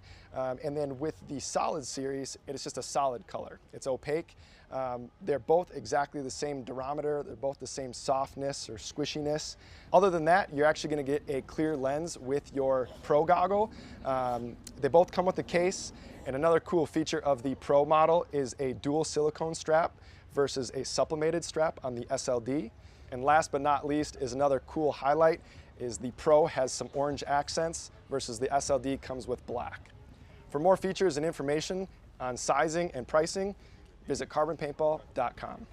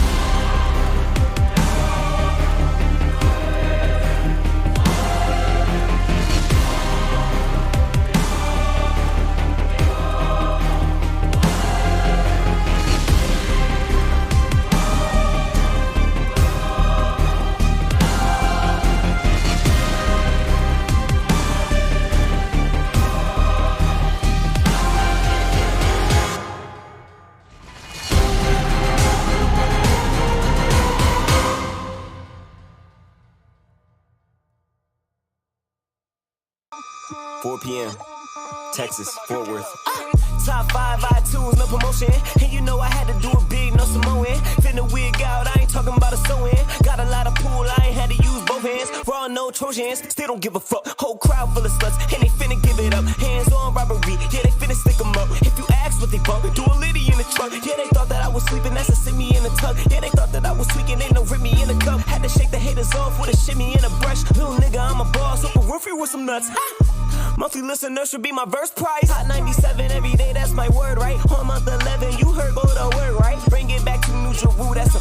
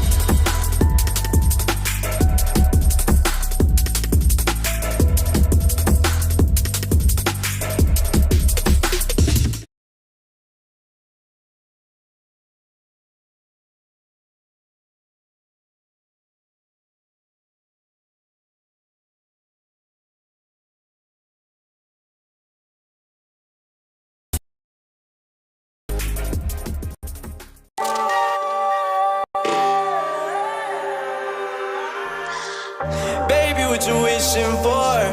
Maybe you should wish it more. Maybe the world is yours. Maybe when it rains it pours. I don't know how to wish anymore. I don't know how to wish anymore. I don't know how to wish anymore. Or do I? Wish to get out my face. My goal and my jeans blow my brain. I peak Kurt Cobain. I can't feel my face. I can't feel my face. I can't feel my face. I can't feel my face. Keep on racing. Keep on racing. Keep on racing.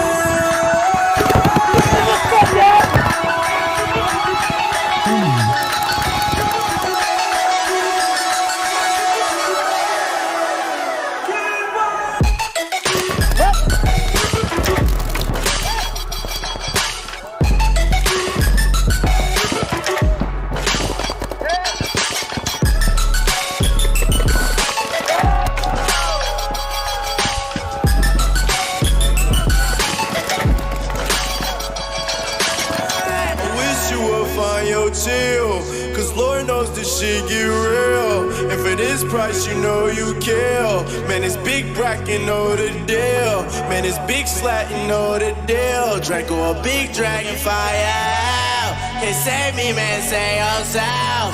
Cause I do not need a wish to get out my face. My goal and my jeans blow my brain. I peak Kurt Cobain. I can't feel my face. I can't feel my face. I can't feel my face. I can't feel my face. Keep on racing. Keep on racing. Keep on racing.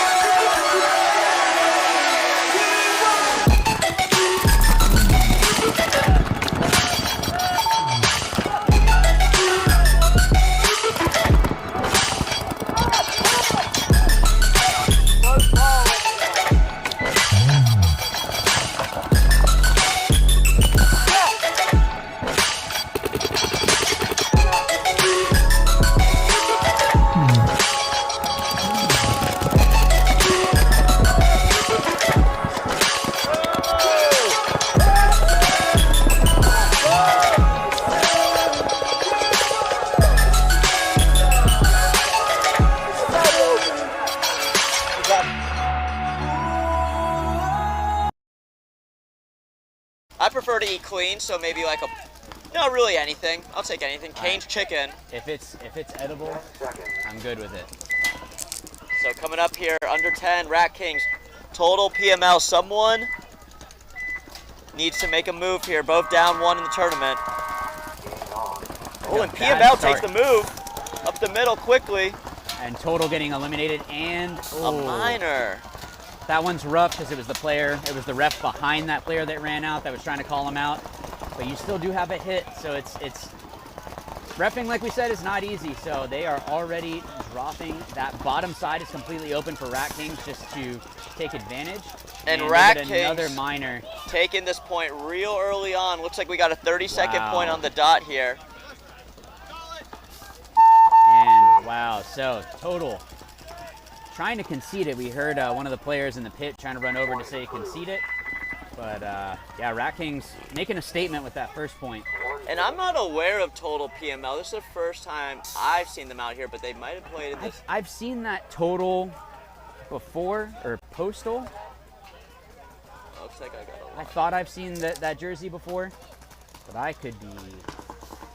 I've been around for too long, so I could also just have seen someone back in the day with something with that. Yeah, jerseys are getting regurgitated as the older paintball gets. So it looks like I'm not seeing a lot of familiar names here for total, but looks like they lose that point pretty early there. Rat Kings doing what rats do and gnawing themselves out of a corner when they're down 1. And it looks like we got Invasive versus Murder Goons here. Invasive did win their first match against Total PML, and Murder Goons kind of got gooned up against Exclusive earlier this morning. So let's see if they can make a comeback here. Now, something I don't like seeing is that Invasive was having a hard time getting 5 bodies on the box in your first point. I can understand if you're flipping points back to back and you're having to run back to back, but your first point should not be an issue, your first point. Yep. So pretty standard breakouts here. Pocket ball, no one taking the bite up on the top or bottom sides into the Doritos or mini W's. Yeah, and something that's difficult too with this layout, the way that these center bunkers are, it's hard to look and see how they're setting up on the box. Yep. To see how can I change my lane. So sometimes you are just picking and hoping that they're running to that. That's when you try to have those audibles from your coach, trying to make sure that let's give us the best opportunity to be able to eliminate a player. Because then we get into situations like this where we're kind of in a stalemate. And I realize it's only been a minute, but it doesn't really look like either team is trying to make moves.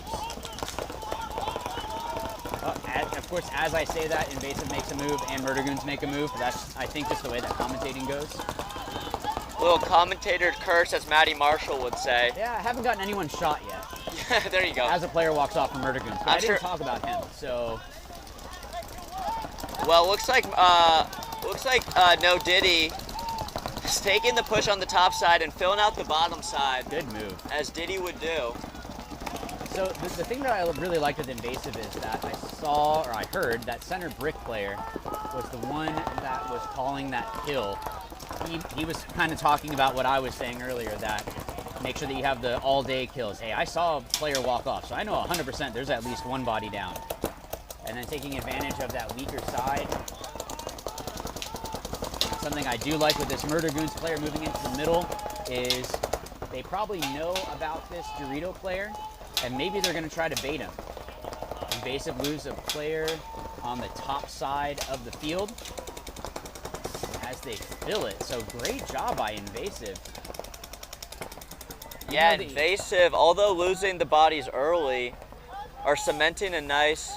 Well, not losing bodies early. I think they just had their. They just had their first walk off. Yeah. So they're 4-on-4 if I'm counting right, which it looks like I am. And the top player is the first one to drop for Invasive. Now Invasive, just picks off the middle player with a little headshot as he creeps into that 50 bottom side Dorito you can see on your screen. Now you're seeing Murder Goons back line here, looking like they got that bottom side can and that top side home tower. You can't quite see on your screen, but they have the top side tall tower as well. Yeah, he's the one that's going to be trying to stop this Dorito player. Now, talking about those bounce shots, I'm pretty sure that player in the Dorito can shoot off that tower into the can, or might be able to shoot the can into that Aztec. Now, it's always easier to see those when you're when you're on the above outside here. of the field. Yeah. And I realize that they're looking the other way, but now that that can has switched, it might be possible for him to shoot into that tower. Oh, it looks like he had a shot there. And he got got it. his shot. Or you can just shoot the guy heads up. That's Yeah. also the other way to do it, is just to eliminate him heads up. He was kind of just creeping there. Didn't know when his moment was, but when he popped out, it was his moment. So now he's creeping again on this home Aztec for the Murder Goons, waiting for him to look his side. Yep, and that's a towel by Murder Goons. I think that's the right move. They were down. It was a 2-on-4. They're just trying to survive. And plenty of time. And this player, is that 47 or 87? 97? It's like 80, 97. 97 on invasive, making very, very smart. Try to put very and really together at the same time. Again, I teach science, not English. Well, when you're Making- talking all day, words start to blur. We just started, so this is a bad sign for later. But he was just making really good, smart bumps, not pushing the issue, taking the move when he can, trying to make those smart bumps, eliminated 2 players, and then was forcing the other team to towel. That's one of the best things when you're on the field, is when the other team towels. Yep. That shows that you did everything right, and the coach says, we have nothing for this. It's kind of like if you're playing a match of chess and you just gotta knock over your king and accept defeat. Yeah. So it looks like walking on a Rat Kings right now, we got 3 OGs. Or actually 5, but I don't even know 3 of them by name. Dan Pena, Casey Ryan, Mike Whitney. Let's see if they can put a beat down on Total PML as they're up 1 with plenty of time for PML to make a comeback. Yeah, that's basically just a little over 30-second point. I don't know, it's not looking great for Total right now. They just lose the body off the break, but they even it back up. Yeah, looks like Dan Pena taking the walk early for Rat Kings here. Yeah, having one of your more experienced players off the field is never a good thing. It's also not a good thing when the ref comes in like that. A double check is never a good thing. Oh, That's let's going to see. be a penalty if there's a hit. Moving around. Oh, all good. Oh. Wow, no penalty there. Oh, I think that's. Is that a major? Looks like a minor. Interesting flag. Yeah, it was a little hard to see the color. But yeah, they only pulled 1 body. He threw the major, but meant to throw the minor as he just throws it now. Yep. So they, for players that are, or people that are just watching, when a minor goes up, that's a yellow flag. Another player is pulled, so it's a 1-for-1. When a red flag goes up, they're going to be pulling 2 other players as well as that player that received the penalty. So you go down from a 5 on whatever, automatically to a 2 on whatever if it's a major. Yeah, so, majors are usually the nail in the coffin on a point. Usually. Now, we love to see a comeback when you got 2 players like alive. we just saw or with one. Ragtag. Exactly. I mean, hey, they pulled it off. So Total is in the driver's seat right now. If they are able to pick up on these last 2 players. Now, this move by Rat Kings to the Dorito, I think, is pretty smart. He's able to see if they try to force the bottom Dorito side. If they try to force that move, he's able to shoot into that gap. Yeah, and that's Mike Whitney. Let's see if he picks up this middle run player, and he does. Was throwing your body away. Unless, did he get that player? No, he did. Oh, no, he didn't. So yeah, Total PML just threw away a body there. So nice play by Mike Whitney, who's your topside Dorito player for Rat Kings. Normally a UCF player. The bottom right of your screen, you can see the other Rat King player at the bottom side Aztec home bunker. I want to see some comms on Rat Kings here. A little cross-up action. Oh, let's see if Mike Whitney can pick off the Dorito player. Oh, and he just missed it. He just caught it now, though. So.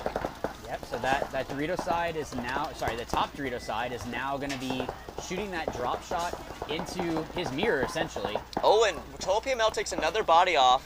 So now it's a 3-on-2, still in favor of Total PML, but Total PML has no clue that there's a player to his right, and Ragtag doesn't either. And Total just got shot, I think, by his own player. Wow! And I think Rat Kings just pulled this point back.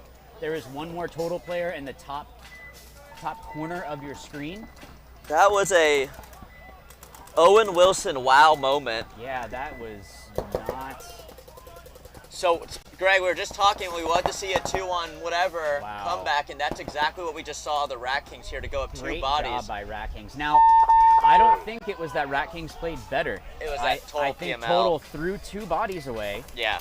and then they just lost after that. Now, Rat Kings played smart. With that being said, you know, when you're down 3 bodies, you might just start to get antsy and just want to get yourself shot. Yeah, but they played smart and they tucked in and they knew that they weren't out for the count, and there's going to be high fives in the Rat King pits. Absolutely, and oh man, to see Total do that, I think the chink in the armor started happening when that center player went and tried to run down that player in the Dorito. You don't have anything that you can really hide behind until you get to that little Dorito on their side. Yep. So if you had just crawled and popped up at the little Dorito, you shoot that guy all day.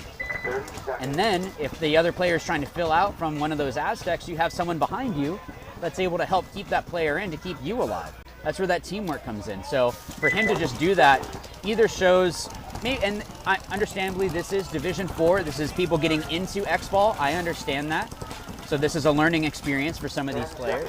But for them to not trust their team around them to do their jobs, you don't need to always put the cape on and be a superhero. Now this is a great camera try footage here. Getting every view of the field here.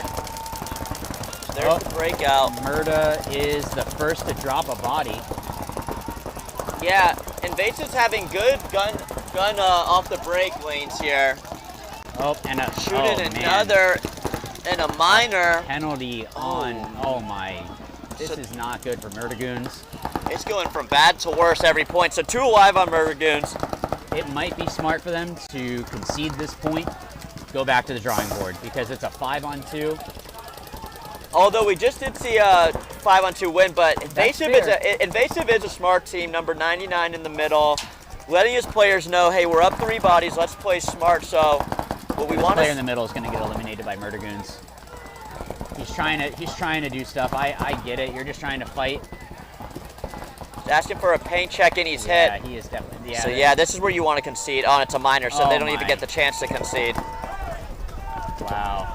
Yeah, if they had just conceded, that was really unnecessary by the coach, in my opinion, to not throw the towel. In that situation, you're in a 5-on-2. You don't have, it's not even like both of them were real wide. If they were both on the wide sections of the field, then yeah, you can cross it up and try to fight back. There's 8 minutes on the clock. Okay, we can absolutely do this.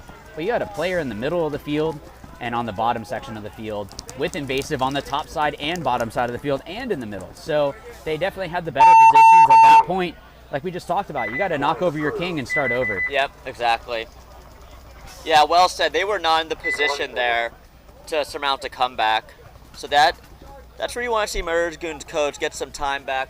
But they're only down 2-0. It's possible to make a comeback here. We see it all the time. Let's see if Total PML could do the same thing against Rat Kings, who squeezed out that last point after a dominant first point. Absolutely, and it's funny to hear. Invasive is definitely feeling pretty confident because I can hear them talking and joking around. When you're joking around and laughing about things as you're walking off the field, man, there is something to say about confidence.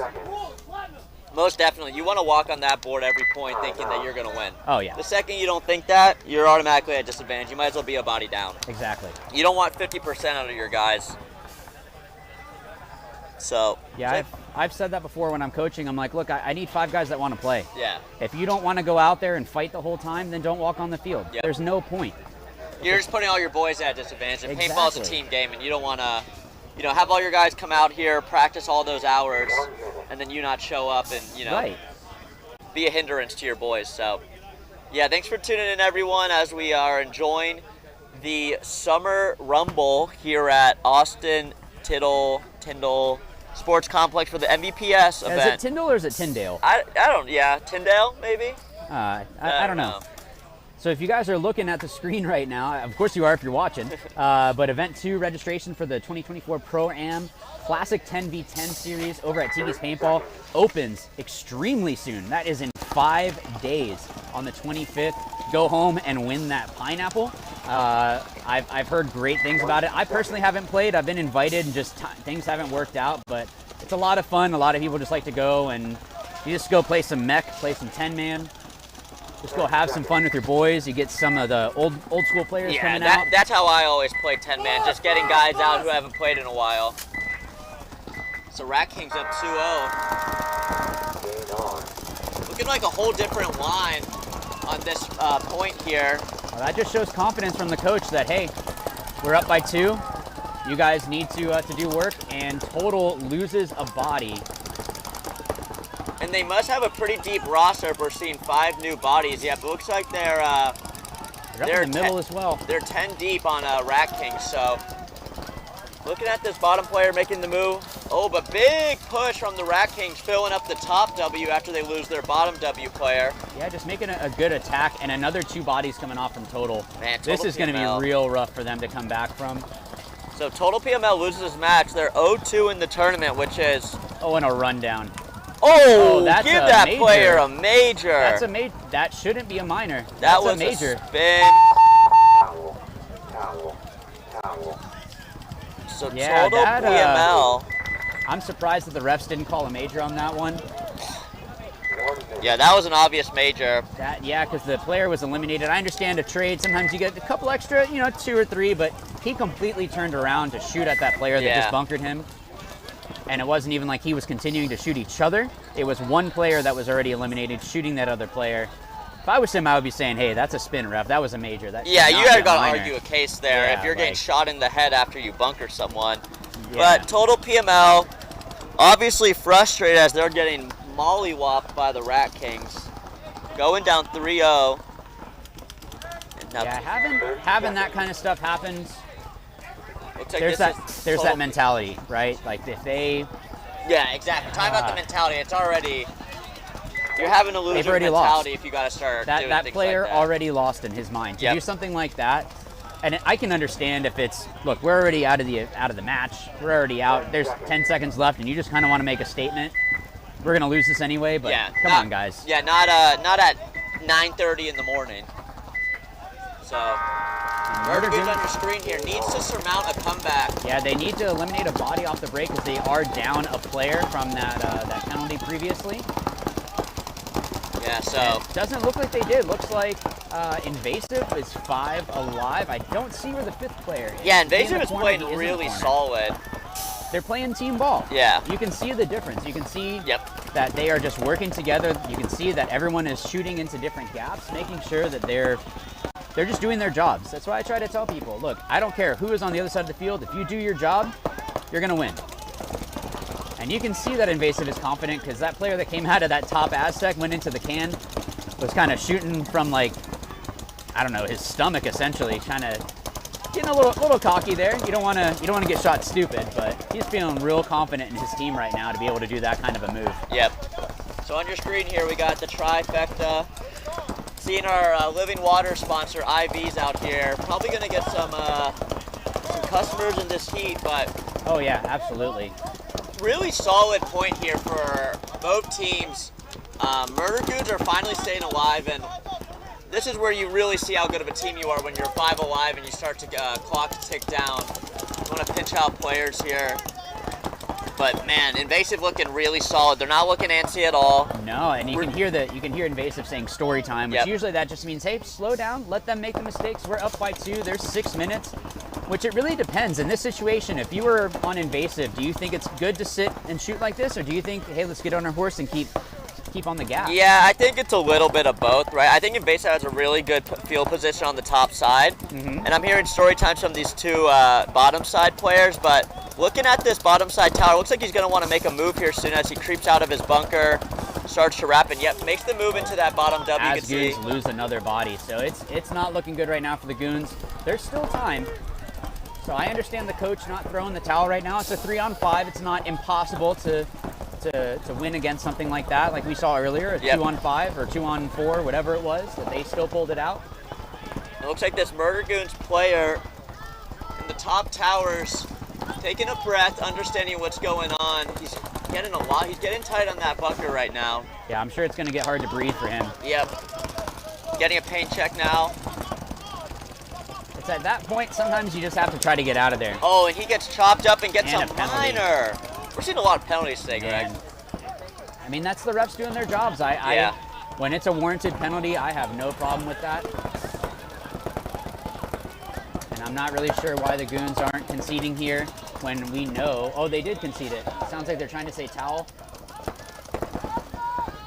Or maybe not. I'm hearing towel. I thought I heard towel.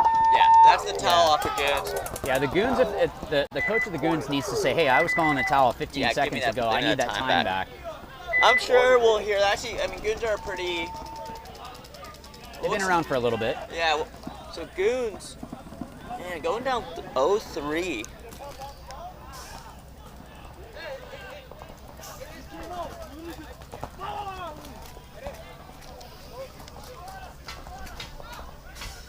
So if we got any fans in the chat here that support any of these teams on the field, let it be known. Oh yeah, cheer them on through the comments, guys. Yeah, we saw a lot of cheering for the Kings in the comments, and they got a pretty nice victory, and a lot of booing to Dynamic, and that seemed to work well against Dynamic, so there might be something in the activity. So Rat Kings taking the field, up 3-0 against Total PML. We saw that last point, Total PML getting frustrated with their... Yeah, the fact that wasn't a major, I mean, I get it, reffing is tough, but that seemed pretty cut and dry to me that should have been a major. Game on. Yep, let's see if Rat Kings pick up a body early against PML. They've been doing it all match, but looks like we got 5 alive on both sides here. Ref No, coming in. I don't see 5 alive. Oh, they started down. They started So they, down. That they, was a major. They did call. Okay, so good job by the refs to realize, like, nope, that actually should have been. Maybe the ref grabbed the wrong flag. Wrong flag, yeah. And the other ref might have thrown a minor as well, just because they see another flag. It's just, okay, I see that you're throwing that. But good job by the refs to make that adjustment, because that was absolutely a major. That was a blatant major. Yeah, there's no questioning that one. And Total is just dejected at this point. You can see it in the body language of this player here. Yeah. Yeah. And as you look around and see refs calling out your boys, not only you're down 3 points, but then all your boys are walking off. So it looks like Rat Kings are going to get the circle on our scorecard here. Looking to close out this point with a 4-0. So that's a great comeback after that first loss. And got some fans in the chat for Invasive. Looks like Jeremy rewatched that clip at number 41, Combs, and confirmed that was a 5-pack. So it was a 5-pack. I mean, it's always good when you get those kinds of things. You know, you're just playing and just everything opens up exactly where you need it to be. Best. Oh, it's such a good feeling when you can just run through and like, oh, this is when paintball is fun. Yeah. And no matter what happens to the Invasive or to Ragtag, all they're playing well. That Combs is going to lead the event, happy with that moment, and be able to rewatch on the webcast. So. Absolutely. But good job by Rat Kings. Rat Kings looking real good on the second match here, keeping their tournament alive, going a 4-0 after their loss to GTF Raiders. So nicely done by KC, Dan, Whitney, and crew. Point approved. Game finished. So, man. So we're going to have Murder Goons and Invasive. 1 minute. I mean, there's 4.5 minutes. There's time. There's a lot of time. We've seen some quick points on this field, especially if Invasive gets some penalties. Maybe they start playing a little too loose because they're like, oh, we got this, and they're not playing their game. That's something that you can start getting into their heads. So we'll have to see what is it that Murder Goons can do to stop this very strong Invasive in this match. Yep. I don't see... I don't see a lot of chinks in their armor. They're playing real strong right now. And they got fans in the chat, which always, so far, seems to be going team's way. So Invasive taking the light jog to the board. It's like they got their 5. Yeah, they could even call a timeout right now if they wanted to. And Murder Goons looking a little heads down, looking a little defeated, but it's not a time to do high fives. You got the buzzers going down. yeah, high fives in the middle of the field's not it. So Invasive taking a big bite on this bottom side of the field. Did he make it alive? No, he did not. So Murder Goon's doing a good job shooting that player off the break. This could be a good point for Murder Goons as they have that 50 middle bunker, and they were able to clip off the Invasive player going wide on the bottom left of the screen there, trying to get that corner. And big bite on this bottom side of the field. Yep, Murder Goons making it out to the Dorito on the bottom side of the field. It looks like the Murder Goons player on the 50 jumps over to the bottom side as well, so they got a lot of stack on the bottom side. So look for a push as we're looking at Invasive screen right now. They're trapped in the pocket. All their bunkers are buzzing. Oh, is he starting to get shot by a bounce shot? I just got player- shot by or not shot, I just got clipped by a ball off of field 3. Oh man, and Murdergoon taking the walk, but nice fill by that player. Looks like Invasive trying to fill out to the corner after they lost that body out the break. Let's see if he made their clean. You got refs check him out. No, Oh, he doesn't make it. That was by that center player. He did a great job of staying patient, getting that elimination. There's 3.5 on the clock. He's doing a good job of look, I don't need to go and push super, super hard. Yes, we need to push. Yes, we're down, but I can help my Dorito side player, the bottom Dorito side, make this move and do it smart.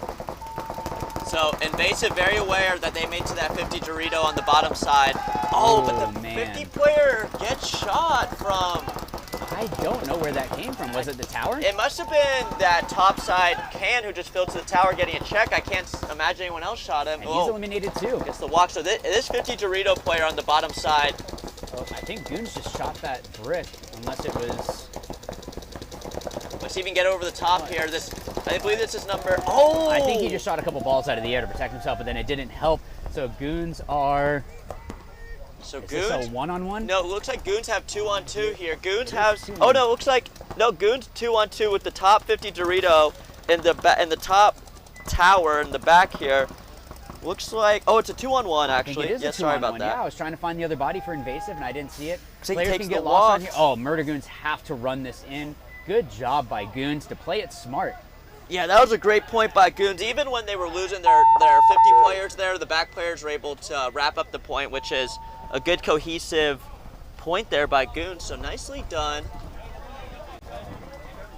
Now I think the counter by the Goons for this one, as we have 2 minutes in this break, so they're in X-Ball. Yep. So for people that are just tuning in and might not know much about X-Ball, usually it's a split deck format. We have 2 matches going on at the same time, and there's a minute in between each of those points. But once one of those matches finishes, if they go up by 4, the match is over, or if time runs out, that match is over, and there is now 2 minutes in between each of the points for that other match. I know it can get confusing sometimes. I think my wife is still confused by all of it, but once you've seen it a little bit, it'll make a little bit more sense.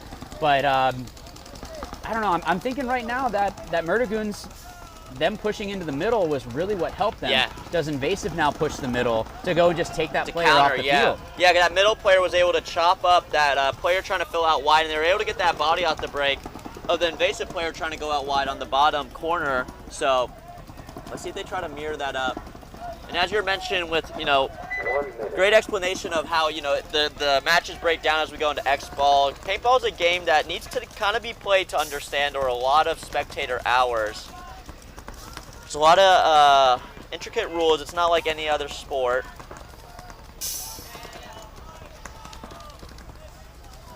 So kind of quiet on the chat. Usually even Justin Bedford isn't posting a whole lot. I bet Justin's right now playing with his dog, making coffee and listening to us. Let's see if he'll chime in. I know we got Casey Cheatham in the chat. Claims to not like paintball anymore, but he always watches. So I think Casey's a bit of a poser. Maybe should come out of retirement. I don't know that anyone is ever completely done with paintball. Never. It's rare, and if they do, they're still watching from at least the Facebook. And you know what? Those players that say that they're done, then they see those 10-man events, and that's when they come out of the woodwork. Yep. So go have some fun. Oh, Murder Goon's getting a tough break here. Oh, and they all made it. Okay.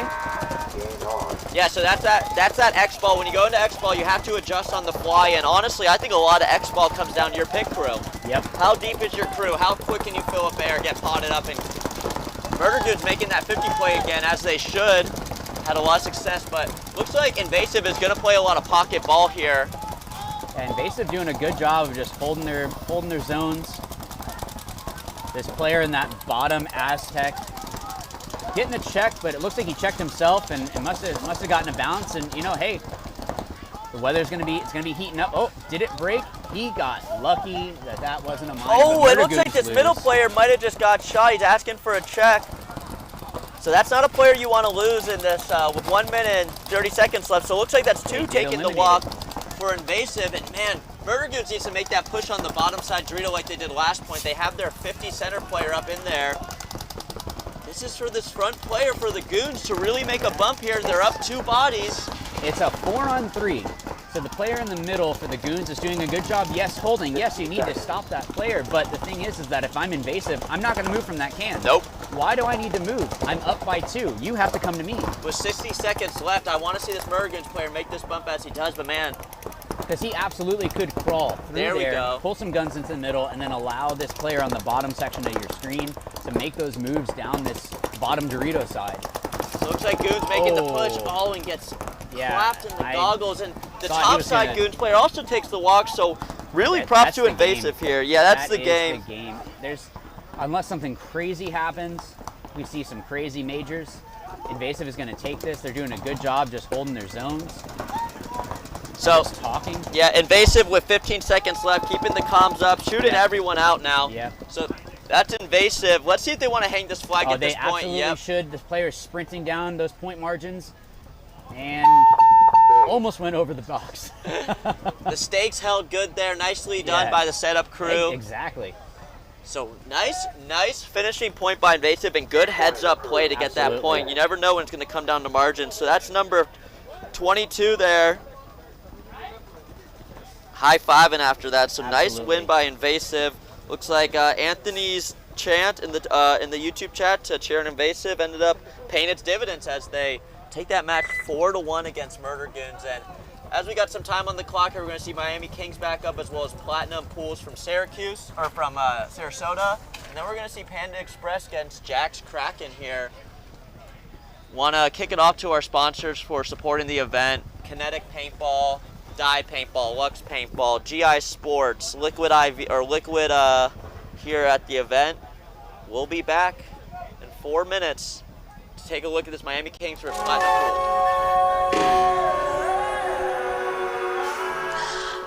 Baby, what you wishing for? Maybe you should wish it more. Maybe the world is yours. Maybe when it rains it pours. I don't know how to wish anymore. I don't know how to wish anymore. I don't know how to wish anymore.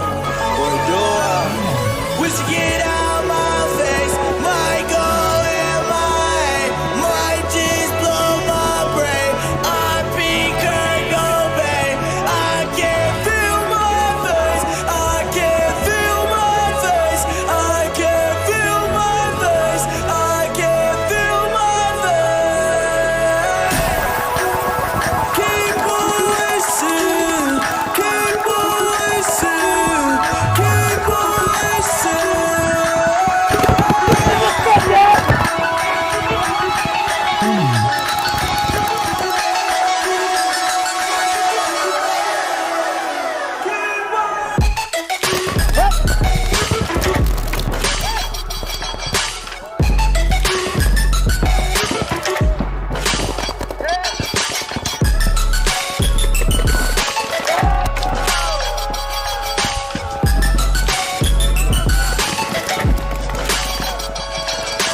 I wish you would find your chill, cause Lord knows this shit get real. And for this price, you know you kill. Man, it's big brack, you know the deal. Man, it's big slat, you know the deal. Draco, a big dragon fire. Can't save me, man, say yourself.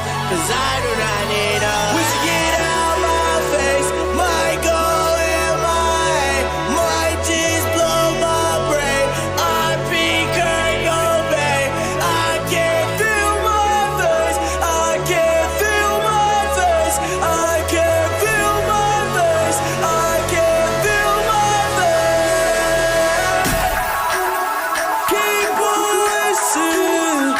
Keep on wishing. Keep on wishing.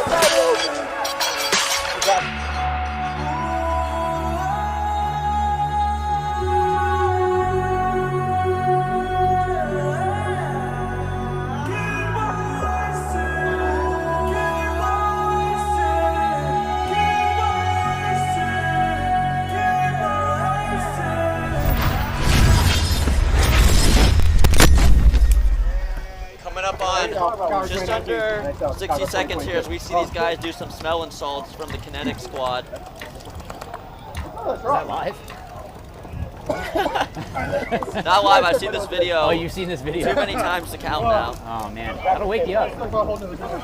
He's crying right there. I was gonna say, that's a strong breath. That's what smelling salts will do, but going up Miami Kings and Platinum Pool, we haven't seen them on this field yet today. We saw Miami Kings do a really nice job against, They dismantled Dynamic. yeah, dismantled Dynamic to say. Which is surprising because Dynamic they're a solid program for them to do that.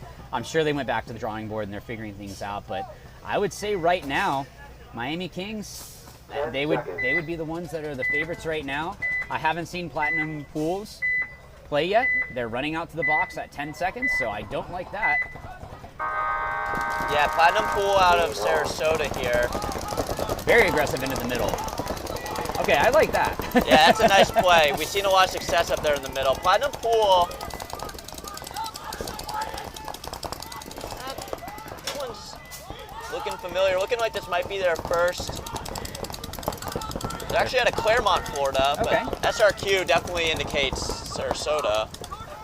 Maybe it's a write-off. I don't know if Platinum Pools is their sponsorship. Or if it's an inside joke, who knows? Maybe it's their favorite restaurant. I don't know. So Platinum Pools here definitely have the field advantage with that 50 laydown, but Miami Kings playing smart. Looks like they got, what are we seeing, Greg? We've seen 4. I see 4 for sure. I didn't see anyone take a walk. No, there's Looks like they got all 5. let's see, we got, yep, there's the bottom can, the bottom little W, top tower, the center brick, and that top little W. They're 5 alive for Miami Kings. Yep, and Pools just lost a player. Lost a body, but looks like they've made that first bump into that Dorito on the bottom side. This 50 player needs to He needs to stay disciplined. I Yeah. think that's something that, it's really tough being in the middle. You know, that's something that's very difficult, is to trust that your guys are going to do their job. But he keeps flipping around, and that probably just got him shot right there. He's trying to do too many things rather than just saying, look, they already know that I'm here. I need you guys to watch over me. Yeah, when and you I'm gonna make a stick to prop this. like that off the break, you just pay your dividends, let guns flow to you, and let the game play out. Yeah, once they know that you're there, just start talking. There's really no exactly. reason. Yes, you can bait players from there, but if they're already shooting your bunker, they know you're there. Yeah. You might as well just start talking. Maybe you can bait one of them to make a move that another player behind you can pick up. Oh, and it looks like the Kings trying to make a bump up the middle. He was creeping a little too long and takes a walk there. You can see on the top left of your screen, white jersey. Yeah. Looks like we're mirrored up here at this bottom side Doritos. And this player needs to be careful on Kings, because if this Pools player wants to look down the wire, he's going to get shot, but he makes up the 50. He definitely doesn't know there's a Dorito player in front of him. I think he does. Oh, He no, definitely he doesn't. definitely does not. Yeah, and that's John Wick. Yeah, Wick got shot. Man, that's like when he fell down the stairs. Sorry, spoiler His alert. name's literally John Wick on his jersey, so we weren't wrong about that. We got Keanu Reeves. And Wow. nice cleanup by Wow. by Platinum Pools. That was Miami Kings' point to lose, and they lost it. Yeah, and that's Timothy, number 3. He's really declaring that he's him with that name. He played a pretty good point there. Wow, Pools, wow, and they got the Kings to concede. Now that is a great first point from Pools here. I was not expecting that. It looked like Kings had that point, and that was just a lack of communication for that player not to know that the Dorito was right in front of him. Yep. He had the move. He was able to shoot the tower behind him. He could have run down that Dorito, That's and probably now what he had should the have full done, side. right? Yeah. But Well, you can clearly see, you could tell by his body language, He had no clue. And it was too late by the time he was trying to get back into his bunker. so not a bad point by Miami Kings there. Just some miscommunication. Yep. Nothing Easy to be fixes. mad at. Yeah, nothing to be mad at in the pits. Next we got Panda Express Elite coming out of Tiki's premier paintball park. And they better be sponsored by Panda Express, and if they want to bribe us, You and know, bring some up here. yeah, talking a lot about Panda Express. You know, that might not be a bad idea for Panda Express to send some love to the commentators up here. They want to continue 10 seconds. the name legacy. We're You happy can see to shout all them the out. sponsors. This is such a great shot. You have both sides of the field. You have the 50 and you have all the sponsors. Yeah, Again, thank you so much to everyone that supports MVPS. As we see Jax Kraken take on Panda Express Elite. Panda Express gets 1 shot off the break, 2 shot off the break for Jax Kraken. Yeah, it looks like they bounced that corner player as well. He was asking for a paint check, so. Yeah, but they got 2 eliminations, so Yep. they can keep them there. Yeah, the guns are working. That might have been Alex Zudell or Ben Zudell shooting one of those players off the break here. Someone did say that BZ is better than AZ, and that might be the case. Yeah, here. let's see it. BZ, you got some. You got some love. You got some love. Follow it up. So now looking at this. Good move by Panda. Yeah, this Panda player on the bottom side of your screen here, you can see on the top left is going to be in that W. On the bottom side. Yeah, he made a great route. If you looked, he was blocking out some other players, running up to the tower, and then dove across. Because that gap from that corner brick, Yep. that tiny little brick, is tough. It's tough to get through there. So if they have lanes going across there, it's going to be really difficult for you to make that move. So him making that route instead just shows a better paintball IQ. He's playing smart right now in this bunker right here, knowing that there could be this middle brick player looking at him, which I think is exactly what we're seeing. Yeah, but this is the point that he needs to be talking. They know that he's there. He needs to be saying, hey, this is the guy that has me in. You don't need to battle. Yeah, and Panda Express is crawling up the middle. You can't really quite see it on your screen, but he is in there. Did he get up into that 50 structure? I didn't see that move. I believe so. He was crawling. Yeah, it looks like he's in that 50 structure on the top side. Yep, on the top side. Uh-oh, ref running in here for Jax Kraken. And Panda Express Elite also making a move into that tall W, or in that top Dorito. So mirrored up on both sides here, as well as the 50 middle. So they definitely have field advantage as they're looking to pinch out these back 3. And it looks like they're able to do that on the Good bottom shot. side tower. Also taking the middle player. Smart. That was smart by Jax. And Jax Player has no idea that you lost that point. 1 minute. So that's 1 point up here for Panda Express, looking real crispy there. I like that play they just had there. Is that a food joke? Some crispy Orange chicken. So now the pool is flicking us up at the booth. That's number 4, Bartow. Looks like his pack is a little loose there. Or Some Barden. people, I mean, look, Rainey is like that on damage. Yeah. He has a floppy pack. And Rainey's waist is a little too small to keep it. That's true. To keep it tight. Yeah. And I know from being a skinny guy, if you don't get your pack tight, it starts to twist around on you when you dive in. That's true. just not a good look. As well as taking a couple seconds when you dive into a bunker, having to readjust with like the Dave front pack. 10 seconds. Oh, man. Hey, but Dave would get stuff done. Oh, Dave, yo. Yeah. Killer. He would still make it work. Yeah, played a lot Not a with good Dave out of OPP and ER back in the days. All right, He's a Pools. 10-man guy. Wow, Pools just made a great run out to this bottom little W.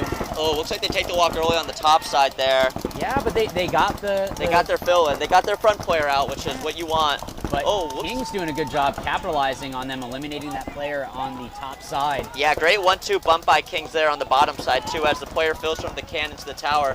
Taking a look at your screen here, you're seeing Pools middle player get a paint check, and looks like their bottom W players shouting out some things as he makes the bump into that first Dorito on the bottom side. Nice play there by number 4, Barden, as he flicked us up. Yeah, but he's sitting on his pod, so I don't know. Got to fix that pack. Hey, a couple of our sponsors have some packs for sale. I'm sure you could get a good one from them, find one that works for you. Kinetic packs I heard are pretty awesome, as well as carbon dye packs. I mean, he's got a plethora of options. I use my dye pack. It's been great. But doing a good job. I think that they know, hey, we're kind of in the driver's seat. We don't need to push anything. This field can play real slow. I like that it's sped up a little bit more than that first set, because that first set was definitely yes. Oh man. Yeah, this is gonna be a long day. Yes. My voice is gonna be gone tomorrow. Looks like big man here for Miami Kings, crawling his way up to the center, which is a great move, and looks like Pools is able to match it. Yeah, but they just got eliminated, so Pools dropped another body on that left side. So I think we got a 3-on-4 here, I believe, unless there's a hidden player for Miami Kings in the top corner, which I don't believe so. So Miami Kings has the body advantage as number 10, Sherry, takes the walk-off for Pools. Now what I like is that Pools, that center player, is doing his job. You can see that he's trying to keep that top Dorito player in. He's making it where he's making it real difficult for that player to make that move. But what's happening here, though, is that if this player on the Miami Kings in this little W could realize that no one is shooting into those gaps, he could take that inside move and move up into the Dorito, or even maybe even go around the highway. Yeah, he's communicating, he's not making moves. They're very aware of they're yelling 200 from the Kings, so they're very aware. And another great view on your screen here, you see both and he just gets cyclops by this middle player. Big man for the Kings. Big man is going to go through, I think. He's going to hop the beam, run through. Yeah, looks like that's what he's doing. He's going to creep over that beam there. He's in a full squat right now. One of his... And his boy's like, all right, you're taking too long. Yeah. I'm just going to do it. So he gets the glory there. Yeah, but come on. You know you want to bunker people, too. If there's only one guy left, I want to go get that guy. John Wick decided to take matters into his own hands and creep down. Oh, that's what it was. Yeah, he put down his golden coin and said, no, this one's mine. John Wick smelled blood in the water, and that's a point coming back there for the Kings. So nicely done, as we do have King fans in the chat, as well as a Panda fan. Captain Court here shouting out the Pandas as they took that first point against Kraken. Now, is he rooting for the restaurant, or is he rooting for the team? That's the question. Well, Court, if you're rooting for the restaurant, you know who's hungry up here. I guess you can root for both. Yeah. You can be a fan of both. So it looks like we got 30 seconds. Panda. Is it just me, or is it a lot of the same players for Panda? They have a lot of faith in this 5? Yeah, I believe that's what it is. These are definitely, I believe, like some Wookiee players. I know number 1 here is a Wookiee player. Probably playing both days, and man, I got to give credit to everyone who plays 2 days at an event like this with the heat. But that's true love for the game. Looks like we got our DLX Lux view here. Again, thanks to Living Waters, Die, Tiki's, Ruthless, DLX, GI. Everyone that's a sponsor for this league and this webcast making all this possible. Great run by Panda to get out. That guy's got some wheels on him. Definitely got out quick. And I actually noticed this bottom corner little juice box, whatever you want to call it. There is a little divot in the ground there, so you got to be careful of that. So if you're sliding, you don't want to hit that, end up injuring yourself. Yeah, and end up on dirt or... Yeah, or it kind of pops you a little bit. I've had that where I try to slide and it pops you up a little bit, and then you end up getting eliminated. So you want to look out for those things. It's not just the other team that you're playing against. You have to look at the field conditions. Sometimes it's raining, sometimes it's super sunny like this. How do you deal with all those conditions? The best teams are going to be able to work with all of that as well as be able to do a good job. Yeah, and Panda's doing a great job at just that as they fill that top left corner. They're completely wide on the field and got their other 3 players in the middle, so they're in great field position. Let's see who's going to take this first. Big push. Looks like Jax took it on the top side. Let's see if... But Jax is actually in the middle. There's a player in that center structure. I can see him. Yeah, so Jax definitely has the field advantage. As we're talking about this bottom corner player, looks like he's takes the walk here early for Panda. That's going to be the first body to walk off for both teams here. So I guess this player in the middle for Jax Kraken was working with O'Neill Lee, who's a real estate agent. getting the good real estate. Getting good real estate. Yeah, I texted O'Neill the other day, and he didn't recognize my number, and he got all professional saying, "This is O'Neill, how may I help you?" I think he was trying to sell me a house there on the spot. Yeah. But O'Neill and Zach, the masters of the webcast here, we're just reaping the benefits, being able to sit up here and talk about the sport that we love. Yeah, and I appreciate both of them. They've been a huge support of me, like even before I went pro, even taking a little step back from pro, but even building up the YouTube channel. Both those guys been fantastic, great support. So thank you to everyone in the chat as well. That's a support. Yeah, obviously, now that I said that, Justin Bedford's going to say something real weird, but that's just kind of how. Hey, Greg, where can they find your YouTube channel at? So youtube.com/howtoplaypaintball, howtoplaypaintball.com. I'm actually working on some stuff. So if you go to any of the most recent videos, there's a little email list you can join in. So there's some stuff for brand new players, but also I'm working on some things for other divisional players. So you want to be on that email list. You'll see some stuff for more beginner players, and then there'll be some stuff that gets sent out for you as a player, kind of essentially doing some online clinics. So if you wanted to work on things, I understand sometimes it's difficult to work out time. I have 2 kids, I'm a full-time job, but I can do stuff online. So I'm looking to do that kind of stuff. So you guys are actually the first to hear that. I don't even know if I've announced that on the channel. Well, that's awesome. If you're wearing your Murder Goons jersey this afternoon, you might want to sign up for that email list. They're better than that. That's the thing, is I know that they're better than that. So it could just be, maybe they woke up wrong side of the bed, but Panda Express making a great move into the middle, capitalizing on Jack's Kraken, really dropping the ball. Yeah, Kraken's got Three bodies walking off is a never three-man good. line walking off there in Panda unison. dropping the ball in the middle. So we have ourselves a point here. Yeah, so it looks like all this action is going to happen on this bottom Great Dorito move. side. You can see on your screen, yeah, moving up there. They have no clue he moved there. Let's see if he could get a wrap and really start to put a wrench in Kraken's plan here. These are the last two alive on the team. We saw the three walk off. And So if he could realize here, you can see the wing player here. This is a great view. Let's see if he gets two. Kraken gets one. Great job. That might have been a spin. Oh, looks like we're going to call Yeah, bang, bang, it was play. a trade, but that player, they actually had two left. So, Yeah, the top player and that top Dorito side shot that first player, or the fourth player, I guess. Hey, you can't talk from the pit. So they're Kraken, trying to call the Kraken has foul. no clue that you can tell, and this ref's. Well, I think the buzzer is broken. I think that there's an issue with it. Oh, no, it looks like it's working now. So the crew here got everything back working. It's tough to run an event like this, so props to the MVPS. Yeah, when you see for doing Kraken this. out there not sure about the button, it makes me think that they might have a little bit of an experience in the pits there. It looks like they have a player's coach, which can be That's great. rough. Can be great, but can also be It's real hard distracting. to do that kind of stuff. Yeah. So, great win there by Panda on that point. Really able to pick apart Kraken. We're able to really trap them on that bottom Dorito side. So, got Miami Kings and Platinum Pool here. Great match, 1-1 with 6 minutes and 30 seconds left. Got our split screen view. You're going to be able to see a great view of the breakout here. If you're in the chat, I know we have Court cheering for Panda here, but let's see some King and Platinum Pool fans. And Greg, you know what sounds nice right now? A pool. If we can just get a kiddie pool up here with like an ice bath, that'd be pretty sweet. We'd I mean, be- we're a little spoiled because we have a tent We are here. spoiled right here, but Speaking of O'Neill, he put up an extra banner so that way we'd have the sun blocking us out. The refs are the ones that are out there all day in the sun. Even the players get to go back into the pits. They have tents. They're able to go back there. The refs are out here all day, so props to them. And Miami Kings losing another body. And it was a penalty. Oh, and another Wow, looks like that was this just is a repeat flag. not looking good for the Kings right now. Yeah, so Platinum Pool is going to be able to clean this one up as he shoots the last player. So great point there by the Pools. Let's hope his own player. Yep, and that is the right move by the Kings to concede that. That might have been our quickest point today. Yeah, that was up there for sure. The Platinum Pools are really stoked about that, as they should be, and simply striking, cheering for the Kings here. Might have been the curse for that point, but man, that was a great point by Pools there.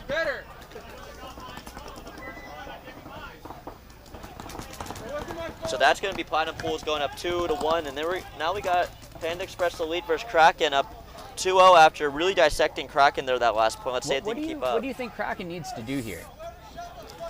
It seems like their bottom side Dorito area, they stayed alive that last point, so that was good, but those back players just need to play a little smarter and not get picked off.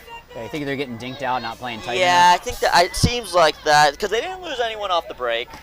They were able to stay 5 alive, but just slowly got picked off. Let's see if they can clean that up, but they are playing against a pretty experienced team here.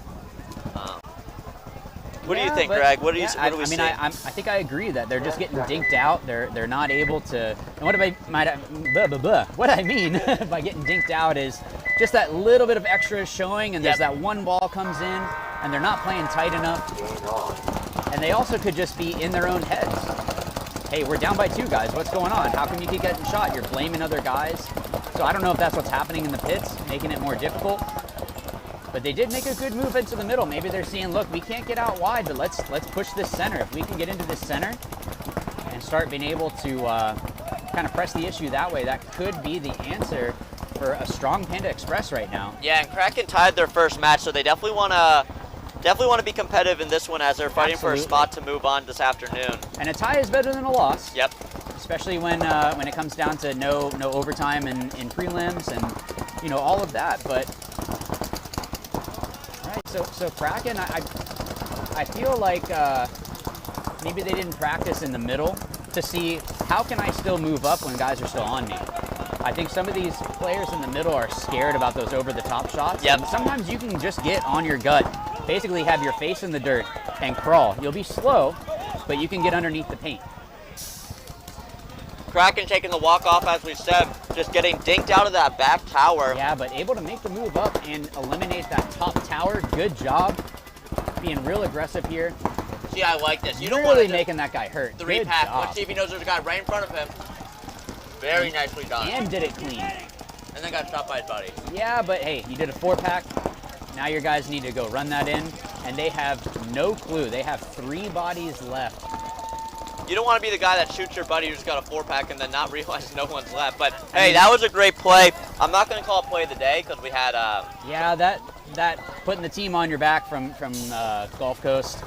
I still think that one. Who was that again? That was Combs, number 41. Yeah, I think that's still the best one right now. I mean, that's the kind of stuff that gets you like an MVP. Yep. The team buys you drinks that night. That's the kind of stuff that you get for that. But yeah, they should be high-fiving Kraken, their player who just made that run down. absolutely, and he same thing. Like he said, look, we're down, but I see the opening. You need to take that. And that's something with paintball is high risk, high reward.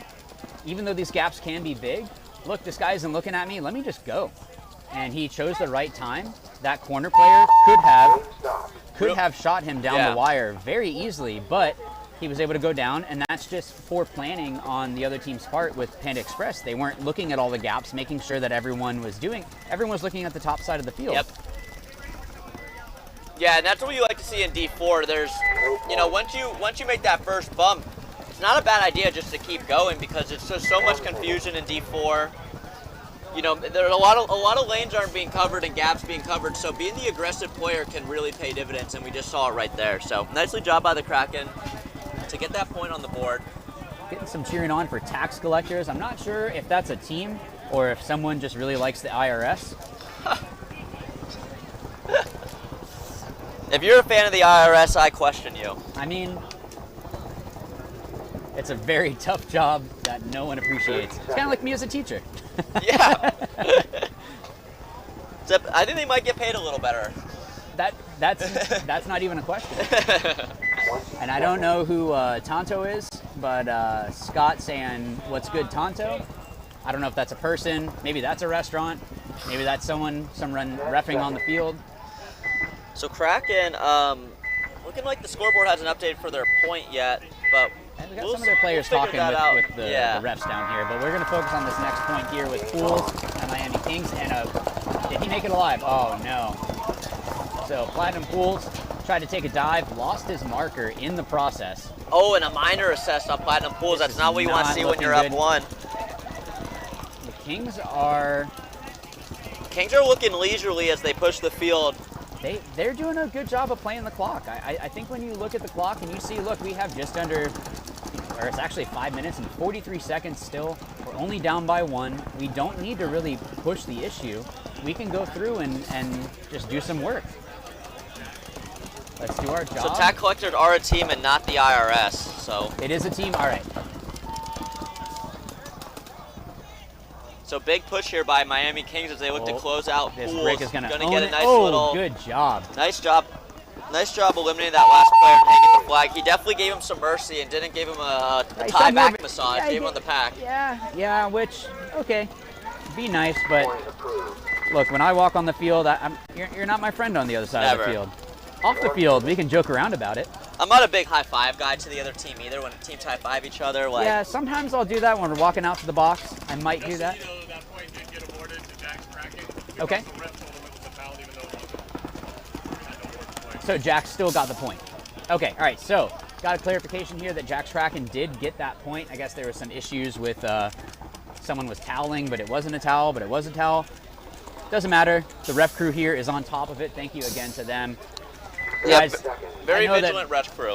No one likes the zebra crew until the call goes your way. Yep. Then you're their best friend. Yeah, exactly.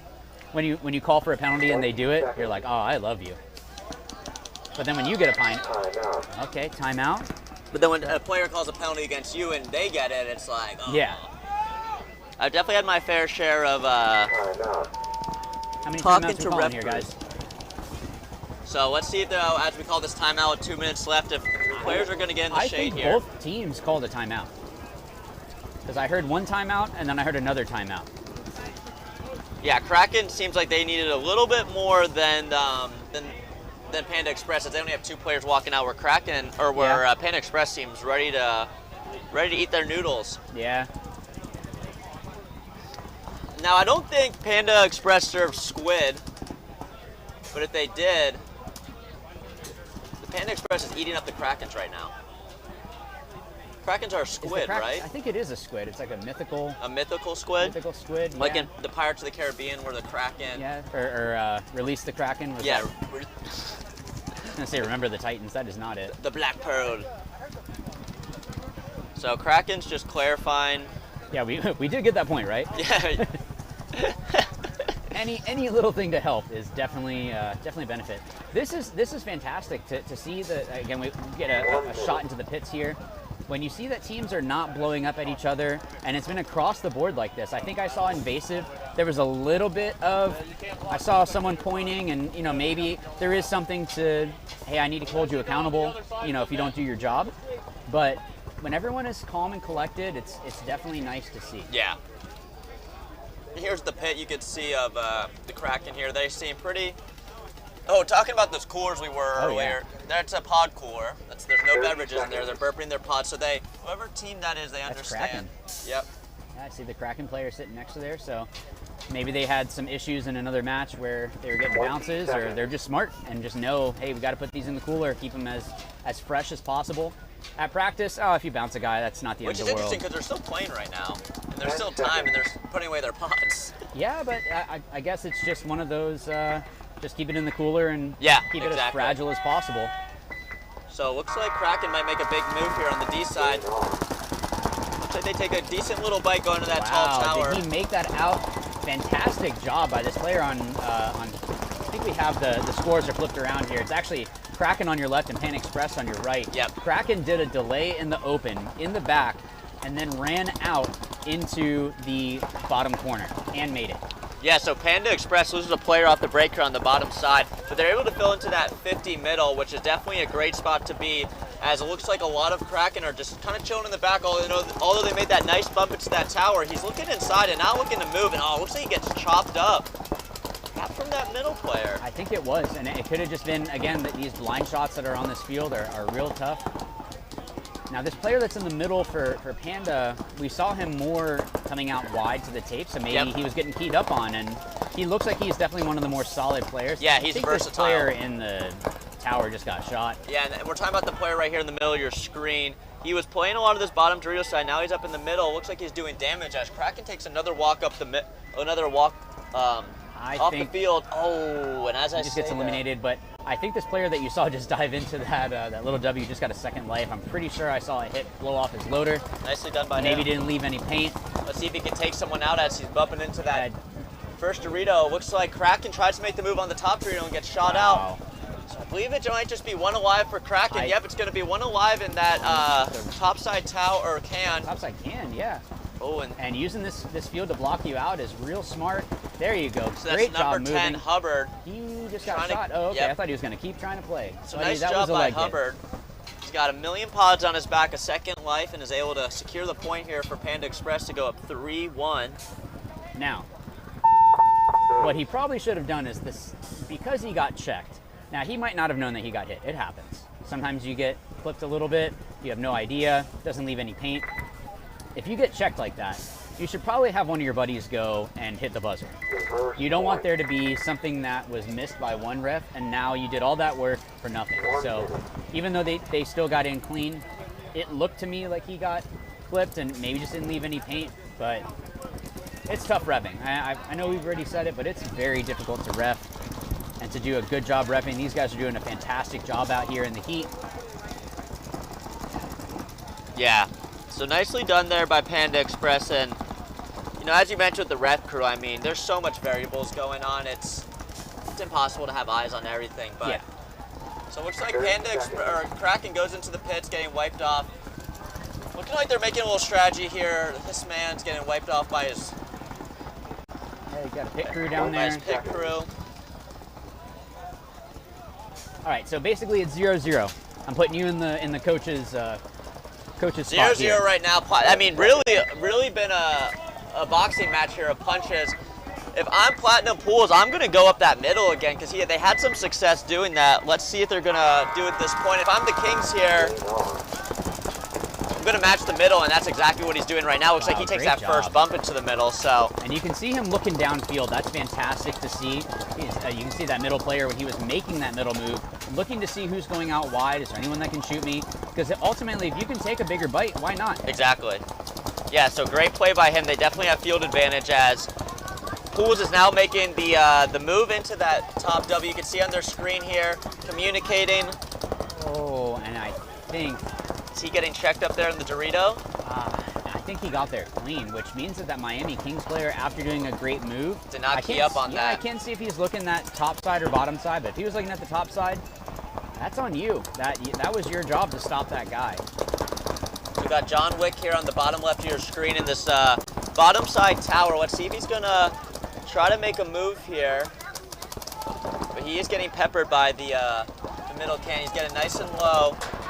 So mirror layout on this bottom side towers. So do you agree or disagree with both of these teams kind of playing slow? I kind of agree. I mean, like, I think Miami Kings had the right idea making the big push up the middle, right? They had, like, that was their key guy. They're going to make the push, and they made it. So now it falls on the shoulders of his back players to follow him up. You know, you don't want to just have one guy in the 50. You want to have your next guy next to him. Give him some confidence that, you know, they're following up. I'm going to put that on John Wick. He's been pretty aggressive this match. What do you think? How do you think they're playing with 3 minutes left? With it. Yeah, there's so much time on the clock. I mean, it's essentially 3.5 minutes. They're both playing pretty smart, small, controlled bumps. This player on the bottom side is doing great, which just means I think, did he just get shot in that brick? There's a ref looking that way, so I don't know if maybe he shot the bunker going in. Yeah. But it kind of looked like it sprayed back at him, so. So Himothy down here at the bottom right of your screen, the Dorito, looking at the Kings 50 brick player. Oh, and Kings takes the walk out of the top side, so. That might have been from that Dorito on a blind shot. I don't know who else would have been shooting that way. Yeah, unless it was this tower shot cross for a second. Because he's looking around, so it could have been that he shot kind of blind. Now, the bad thing is that some of these guys aren't sticking to their jobs with Pools. So the fact that we have 1, 2, 3, 4 guns all looking to the top side. And King gets a minor from their tower player, and that's going to pull off the middle player. So it looks like it's just John Wick and his corner player here at the bottom of the screen. So John Wick is not going to have a good time right now. Yeah, John Wick.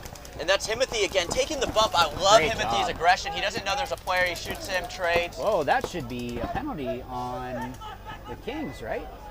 He didn't shoot him. It was a trade. He had no clue he was there. He just turned around. Yeah, but it looked like he shot, and then the Pools guy got shot. It didn't seem bang bang to me. 1 minute. You got the refs talking over here, so maybe it'll be. Yeah, looking like that's going to be Pools going up 3-2. So we got a good match here, and this is going to be Panda Express wanting to close out the Kraken. It's closing time. Closing time to clean up. Yeah, it's the end of the night here, possibly for the Kraken. They need to pay their tabs. The crew is ready. They've already locked the door a couple minutes early, so no customers can come in. Yeah, they're already putting the caps on the bottles when they're burping their pods and putting it back in the cooler. Putting the saran wrap on top of things already. Yep. But I see that there's one person that appreciates the dad joke, so we're going to keep it up. 20 seconds. So everyone else is probably tuning off. They're putting us on mute. Or yeah, they could just mute us. But thank you again to our amazing sponsors here. You can see them at the bottom section there of your screen. So Kraken down 2 points. Let's see what they're going to do here with 1:45 left. Yeah, there's time. There's time. Kraken's player with his lanyard hanging out of his neck takes the double knee slide into the can and dives off break. It almost looked like that might have been a bait to shoot that way because the top Dorito player made it all the way in off the break. It looked like he was running and gunning as well, but we have Panda Express. Yeah, nice move by Panda Express making this first Dorito, making the first big bite. It looks like he might have just clipped that center player. Oh, looks like he caught a bounce in the seam where his pants connect near his waist. You're talking about his crotch? You just That's exactly what I'm talking about. And let's see if this Panda Express player, that very nice snap. He's going to clean up. Looks like that's Gomez, #1 on Panda Express. Hanging the buzzer to clock the Kraken out and close them out. Get your tabs, get your cards, because you're walking out. Get your free food from your shift. Get your home. posties. Yeah, just make sure that you put extra chicken in there for yourself, on accident, of course. Yeah, Panda Express is going to give them the bad compound chicken as they walk them off the field, or maybe that's some not bad cooked all the way? seafood. Yep. Give you the runs. Nice job there by Panda Express to get the Kraken back into the sea and back into their crevice of the earth. But I do have to give it to Jack's Kraken. It didn't look like they were giving up. It No. looked like they were fighting the whole time, which is what you want to see. You can see some of these teams and they get down and like, oh, that's it. We might as well just not even go out. Oh, this is terrible. And that's not what you want to see. Like in this situation here, like you just said, with Platinum Pools and Miami Kings, this has been blow for blow. This is point for point. This is really good to see. Yeah, they're going band for band right now for sure. Yeah, now Platinum Pools is in the driver's seat, so they have 2.5 minutes, just under 2.5 minutes. They're up by 1. Do they still push, or do they try to hold? So all the Kings fan in the chat, get some energy going for your boys here. They're down 1 with 2 minutes and 20 seconds left to play, and they might have just got shot off the break here. He's asking for a paint check, and Pools seems completely clean as they walk into No, they the lost the bunker. body on the bottom side here. Oh, it looks like he was trying to go wide, I believe. Yeah, he tried to take the deep route into that tower, which can be safe, but again, if they pick the right shot and they shoot the deep shot, there's nothing you can do when the paintball is hitting you in the face, right? Yeah, that's Burgos. Sometimes you get shot, and that's selective amnesia. If you guys listen to Matty Marshall, he says that kind of stuff, where as a front player, especially Snake, you're going to get shot off the break. You have to have selective amnesia. Yep. Okay, I got shot. Do I need a different route? Do I need to pull up shorter? And you can adjust from there. So we'll check. Body advantage to the Good Kings move. as they fill out to the bottom side W here, and their 50 players crawling up. I believe going to the mini 50 wing. He's laying down. See him just barely on your screen there, and it looks like Pools is going to match that bump. So nice play there. It looks like pretty. They picked him up though, because that bottom Aztec is shooting into the gap, so he knows. Pretty similar field positioning with the Kings having the body advantage as they now bump up to the first Dorito on the top side. This is the kind of stuff that you like to see. You see that the front player makes a move, Yeah, and the that, back player. that mid player, back player is moving up with them. How can I still help you? How can I still make moves? Man, and Pool is getting picked off. They lose their 50 middle player. They lose their bottom front Dorito player. This could be the nail in the coffin for. Actually, no, it wouldn't be, because the They Kings tied are down up. by 1. So now, this just happens because we're commentating, and I have to say it, but this player for Miami Kings in the bottom Dorito was the one that shot his own guy. So hopefully he doesn't do that again, especially in a situation where you can at least get the tie. So Kings is pushing up the field as they should with only 30 seconds left. They want it tied up. What if that's like? You better run it. That's everyone. You better run. You better run. There we go. So There you tied go. match here with 20. Hit the buzzer. 20 seconds left to play. I'll be right back. And we're still into, or we're going to be into X-Ball here, so there's 2 minutes in between. And then, of course, we have a Point approved. 20 seconds on the clock is rough. So again, we have 2 minutes on the clock here because of it being our split deck format. Panda Express already beat Jack's Kraken, so we are not going to have a 1 minute in between points. It's going to be 2 minutes in between points. So this could be tough. I mean, the Kings are having to go, both teams have to go to the opposite side of the field from their pit. So you have to think about that. Hopefully you don't have to run out there. I'm not sure where they're at in regards to their timeouts. Every team has 1 timeout per match. Sometimes you use that as a way to try to ice the other team, just like how you might do in football. Try to ice the kicker. You try to ice the other team, trying to make it where you're slowing down a momentum. And I'm hearing, it looks like Pools, yep, called that timeout. So clearly, they are going to want to try to go for the win. I know Miami Kings are already 1-0 on the day, so if they go 1-0-1 and then they can win their last 2, that should put them in a pretty good situation to be able to go and move on. And then it's just do or die at that point, but you want to put yourself in the best situation, so it's tough. Do we try to go real hard? Do we try to just go for the tie? In this situation, if I was in their shoes, I think for both teams, I might try to see what is it, if we can get an elimination off the break, and then we'll push. If we can't, it's only 20 seconds. Let's try to get them into a situation where they get a penalty thrown. We've had that happen before. I coached a team before, it was someone that I was playing with. That the other team that we were playing, there was only like 15 seconds left and we were down, I think we were tied or something. And just said, yeah, we're gonna go for it, because this other team likes to kind of push the issue. And of course, they run through, get a major, we get the swing point, and we win that match. So sometimes you get lucky and you just need to play clean. 1 minute. We're coming up on 1 minute. Thank you again to our sponsors, guys. It's so awesome to have this type of an event in Florida. The MVPS has grown so much, and we cannot do that without our sponsors like Ruthless, DLX, GI Sports, Tiki's, Dye, Kinetic, Living Waters, all of them, or Living Water, sorry. All of those sponsors coming through to make sure that this is put on a great show. And of course, put down in the comments, is there something that you guys think might be a better route for these players to make these wider moves? Maybe you've seen something, or maybe you just want to cheer someone on, or maybe you just want to have some fun and put some jokes in the comments. That's totally fine. Again, I know Justin Bedford's going to be doing that anyway. 10 seconds. So 5 seconds here on the clock. Doesn't look like either team is trying to go too wide. Oh,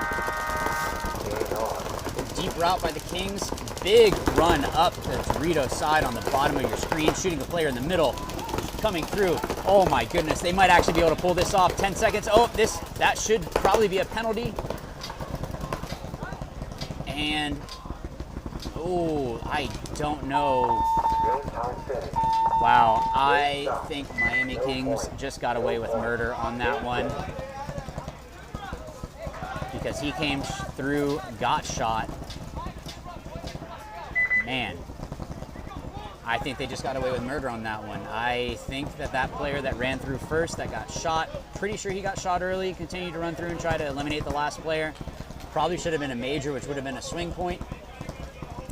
But hey, that's paintball. Sometimes it breaks down like that. So we are tied up on that one. So it's gonna stay a tie. So that is gonna be it for that one. We're actually gonna throw it over to our sponsors. Thank you so much to them. Like I had mentioned before, have a little commercial break here, and we will see you in a bit. Hey, this is Walker with Carbon Paintball here to talk to you about our SC custom jerseys. To start your team's design, head over to crbnpaintball.com, fill in some team information, including what colors, what template you want to base your jersey off of, upload your main team logo and any sponsors, enter your name and your number, and we're going to kick you back a 3D image of your jersey. The custom jersey is built on a 5-panel design that's all customizable. The jersey features a DWR coating all throughout the jersey, so it is water resistant. It also is stain proof, and it has side mesh venting. The jersey is also very fitted, so it has a compact neck collar, and it also features elastic thumb loops to keep the sleeves in place while you're sliding or running. To start your team design, head over to crbnpaintball.com.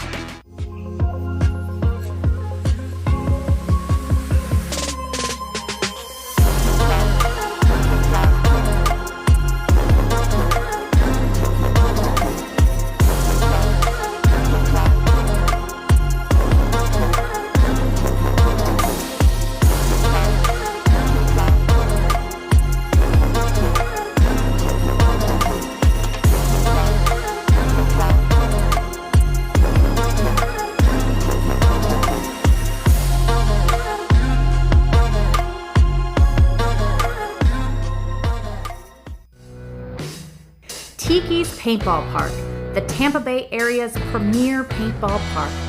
Enjoy lightning-fast check-in and all-new rental equipment, including dual thermal lenses to eliminate any mask fog. Our temperature-controlled warehouse will keep your paintballs super fresh, and we have a newly paved asphalt parking lot with handicap accessibility and sidewalks. Our air stations at every entrance use filtered air for perfect 4,500 PSI fills. We have multiple hand washing stations for all customers and family-friendly, low-impact paintball to tie it all together. With our 5 fields to choose from, we have traditional speedball, close quarters combat city field, old school mounds, attack and defend on Bunker Hill. Relax in our tree-shaded 2-acre staging area with plenty of picnic tables and hammocks to choose from. Cheer for your friends and family with a perfect stadium view of all of our fields. Located at 210 Pruitt Road in Seffner, Florida. For more information, visit us online at tikispaintball.com or call us at 813-571-1300.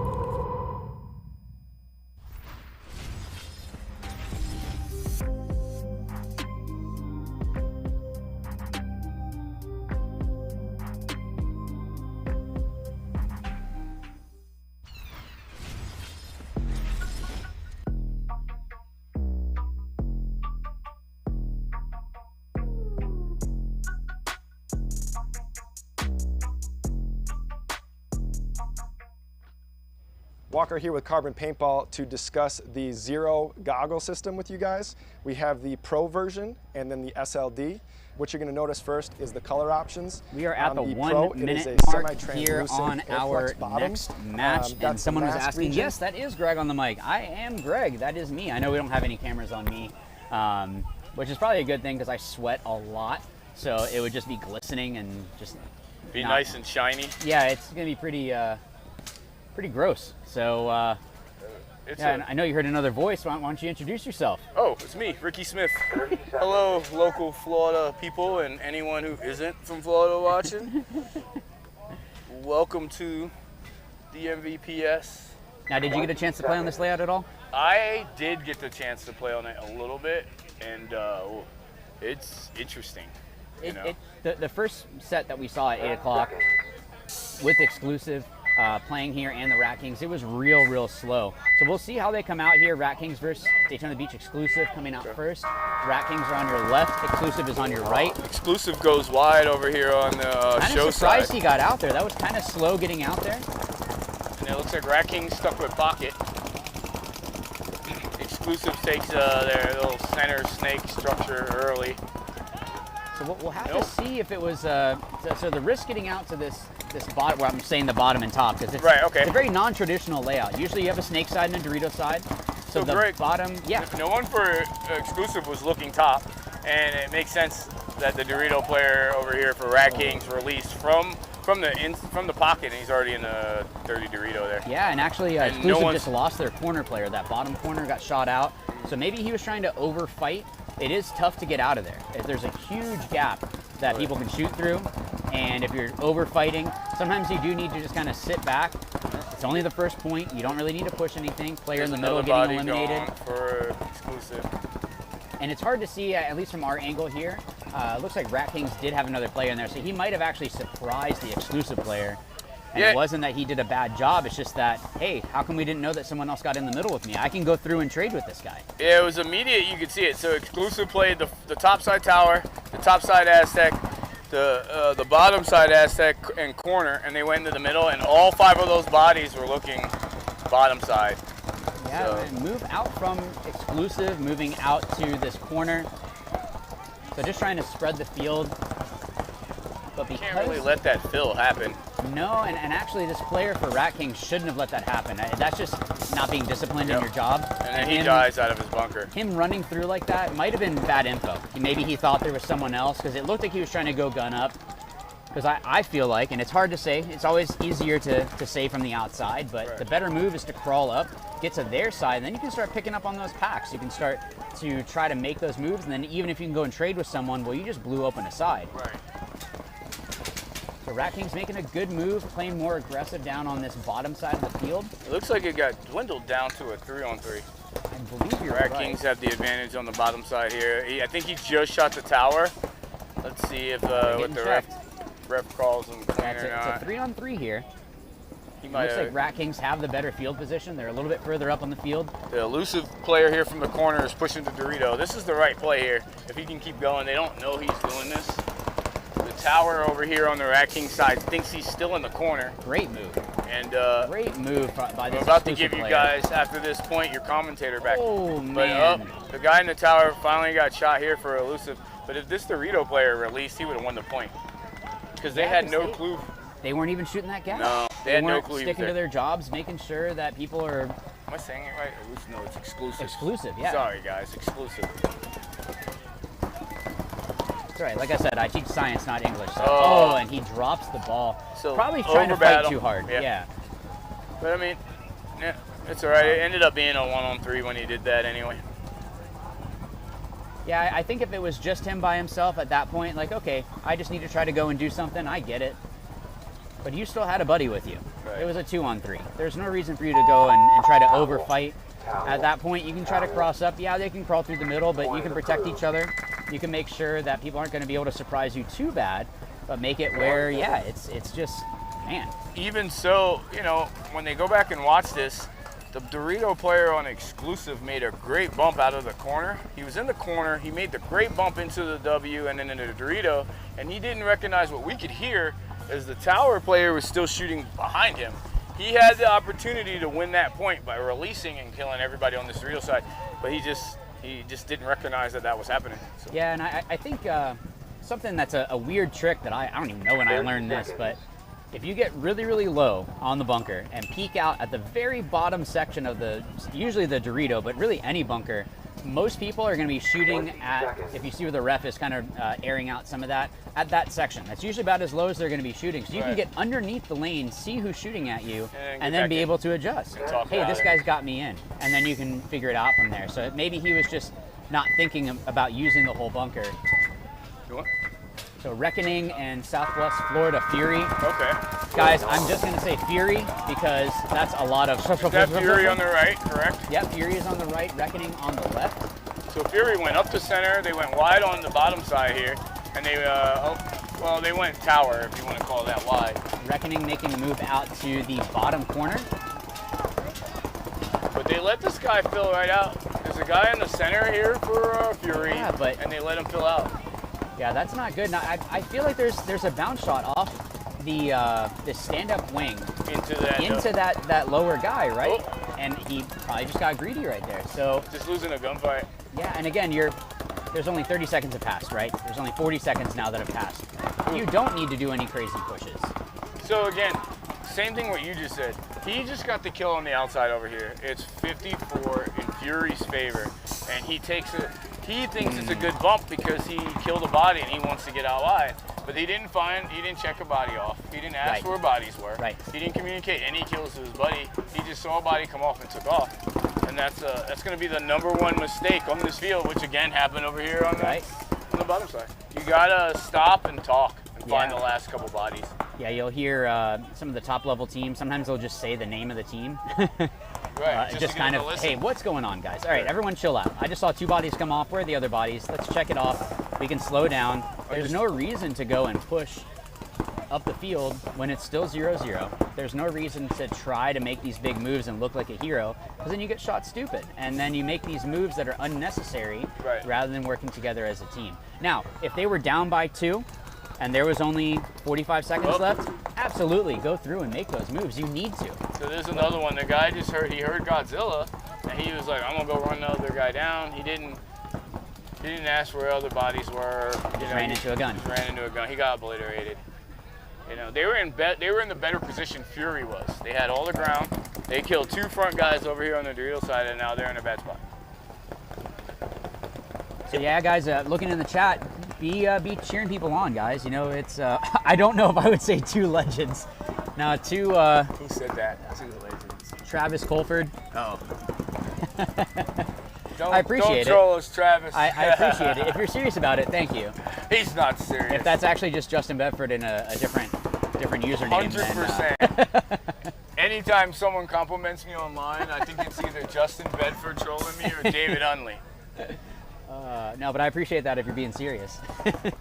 No, we appreciate the love, guys. So real slow point here, and I think this is definitely how it's.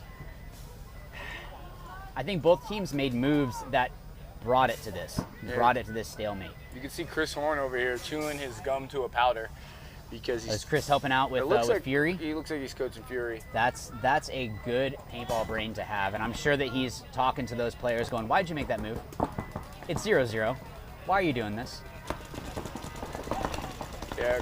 And actually, did you ever play on Entourage with us? That's when I first played with Chris I Horn. got invited and I wasn't able to. Okay. I think there was something, I couldn't remember exactly what it was. The team back in the day.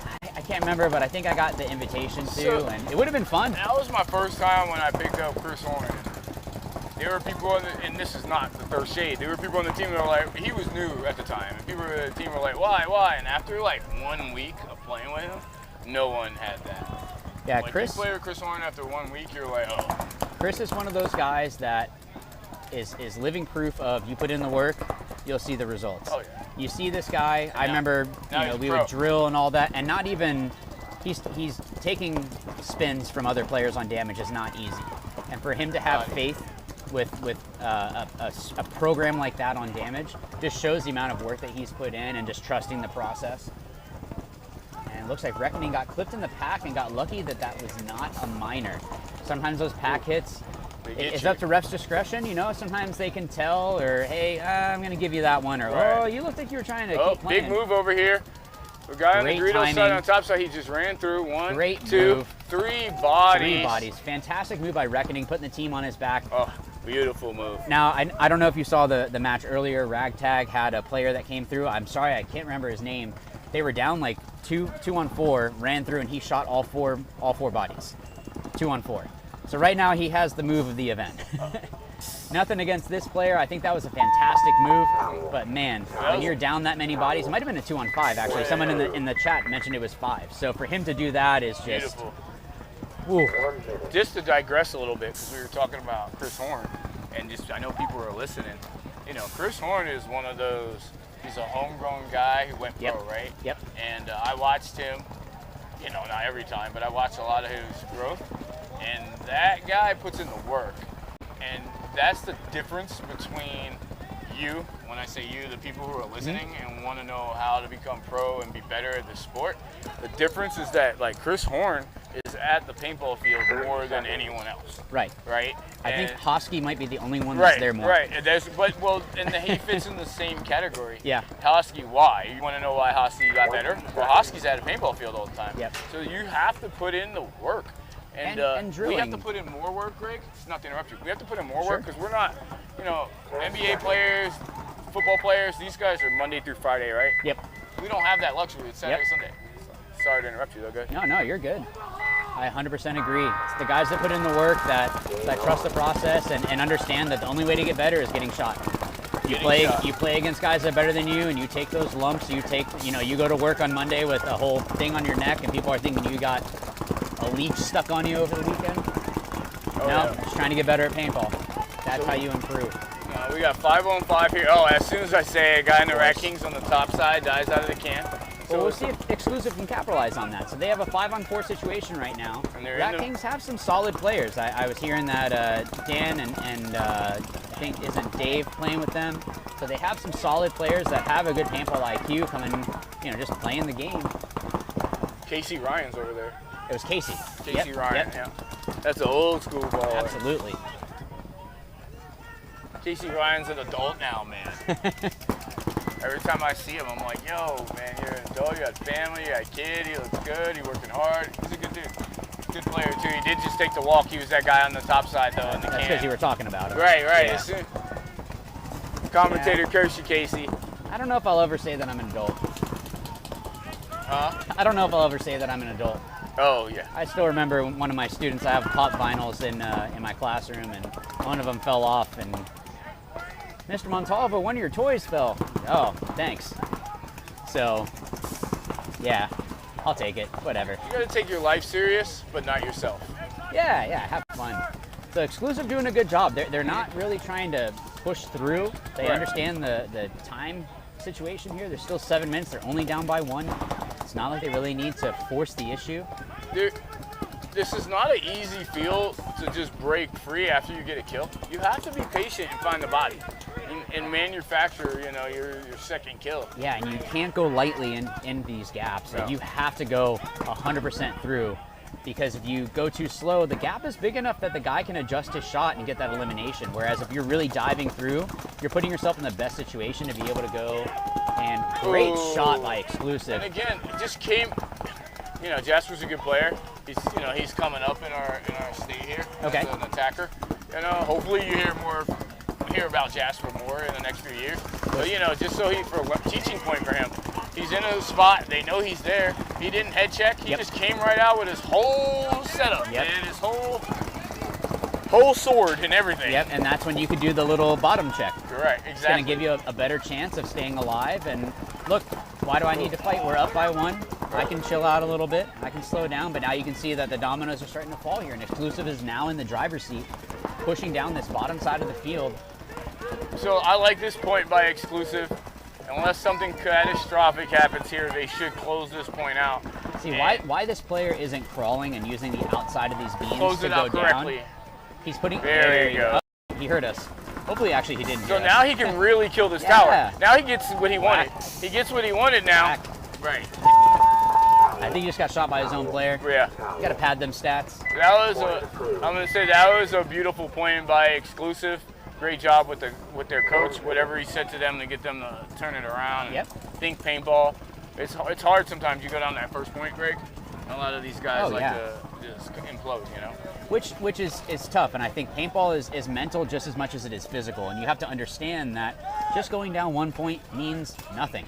Right. Even if you go down 2 or 3 points, it means nothing. If you go out with the mentality of this is the point that we're going to win, you win 1 point at a time, you go through, you do what needs to be done, and you win. It's not, some people overthink paintball, they start getting, we need to go to the 50 snake off the break. Well, maybe, but is that the situation that you need to, or should we take a smaller bite and then work our way into there? Those Dynasty guys, man, if you ever had the opportunity to watch them in their pits play, I know you have. Those Dynasty guys, they could be down 3-0, and it's like they're winning 3-0. They are just cool, calm, collected, and for the most part, you know, for them, if they're down 3-0, they think it's just the X's. See if this player makes it in 3 seconds, and he makes it on the box. All right, good. He's probably not going to be running after that. Goes straight up and doubles up the middle. That's a smart move, because sprinting to the box and then having to sprint again is not a fun situation. And it looks like we have 5-on-5, which is good. And there we go. We had a little change on the screen there. It looks like Fury. No, Reckoning. Yeah. Reckoning on the right here. Yep, So it Reckoning's looks on the like right, Fury's on the left. They have a better field position just by a hair. They're in both towers, and now they're in both W's. You didn't see this player on Fury. There's actually one in that snake, that bottom snake. So he is a little bit further up. If he does his job, he can sit and hold that top player. So now Fury is in the snake, middle snake, but he's on the top side of the middle snake, and both W's. Yeah, if you can kind of shoot that channel and stop that other middle player from moving up, he'll be stuck in that bottom little wing. Get him out. So the guy in the snake here just got shot. I watched him get shot, and he is not being checked. Yeah. He got a freebie there. Sometimes it doesn't leave enough pain, or sometimes you actually get lucky. You might shoot the ball out of the air. And there's spray that happens, and you're like, I don't see a hit. So this is a big point here with 5 minutes and 48 seconds to go. Reckoning is in a good spot. The way the nature of this field is going, they don't have to do anything. They can just let Fury come to them. It's very difficult to break the cross on this layout. Yeah, and if there's a team like Reckoning here that knows that they're in the driver's seat, they're doing a good job of not forcing the issue. They have a player in the middle looking at the bottom section, a player in the bottom looking cross field. Now they have another player in that top Dorito. He can stop the move down the top Dorito side. Fury's Dorito player just made a good bump. He actually got lucky, but... Yeah, but you have Well, this tower on the top section for Reckoning really needs to stick to his job. I know that this center brick is trying to shoot that way, but man, if you're going to switch off, you have to. See, I don't. Okay, maybe he's trying to help this guy out on this top section. That's exactly what we were just talking about, right? Yeah, if you go too softly through it, you have to dive across. He went completely. Vincent's about 6'2", it looks like. He went as tall as he possibly could. He used every bit of that 6'2" frame to make it across there. Yeah, but I mean, hey, use that to basically lay down and then launch across. So, great bait by that middle player. Another great run through over there. But he killed the Dorito player before he died, so it's just one player alive left. No, it's a 2-on-1. We have one player. Yep. Or is there a player on that top corner? I don't believe so. They're calling it. I'm seeing it move. It's a 2-on-2. Yeah, there is a guy in that corner. So we have the bottom snake. We have the top middle snake. This is getting really confusing to try to This guy needs to wrap his bunker right here and he'll win this game. He could just. What he's trying to do is he's trying to die from the cross. He just got bounced in the head. And if he just wraps his bunker, he'll win this game. Right, and stops that corner from being able to fill out. Right, he's trying to make the refs make the call. Get out of there, wrap your bunker. Now, right now, the snake player is looking this way, so this is where you have to make the move correctly. But this is where those bounce shots come in, too. There's a pin right next to that player. Oh, and the snake player just But he went harder into that 50 Dorito. He ran through. He ran through, and he missed. Wow. So now it's a 2-on-1, and the guy has moved into the top side, little W. And he's about to catch it. That is a terrible move. I understand you're the last one. You're trying to make something happen, but stay in that point. You might as well stay in that corner. Something you can fight out of. Exactly. So the guy Fury lost that point mainly because this guy in the snake, I don't know how much pain he has. I don't know the situation, but he let the guy fill through the Dorito, and he missed that shot. Once he missed the shot, he decided that instead of him trying to hold the Dorito again, he decided he wanted to run through and try to, I don't know, maybe kill that same Dorito, catch him. Well, I think if maybe he crawled into that middle structure. Yeah. Those wings are big enough that you could use it and then kind of do the little put your arm through. Yeah, instead of trying to run through, because then you're giving yourself, it's a lower chance of you surviving, right? If you try to run through. Yeah, you trade with the guy, but now it's a 1-on-1. Yeah. So you're not really helping your team at that point. So if you're able to come around and do the one-handed gangster guy, shoot that guy, yeah, now you're in a 2-on-1 and you can crawl to their side of the field, and what's that guy in the Dorito? He has to just take off.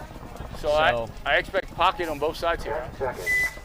I could see that, but exclusive, I've seen them try to go out wide a couple of times, so they might try to, I don't know how they're setting up. He's coming right in here. So he did go wide, though. He did go wide. I like it. Right to Good move by exclusive to get up there.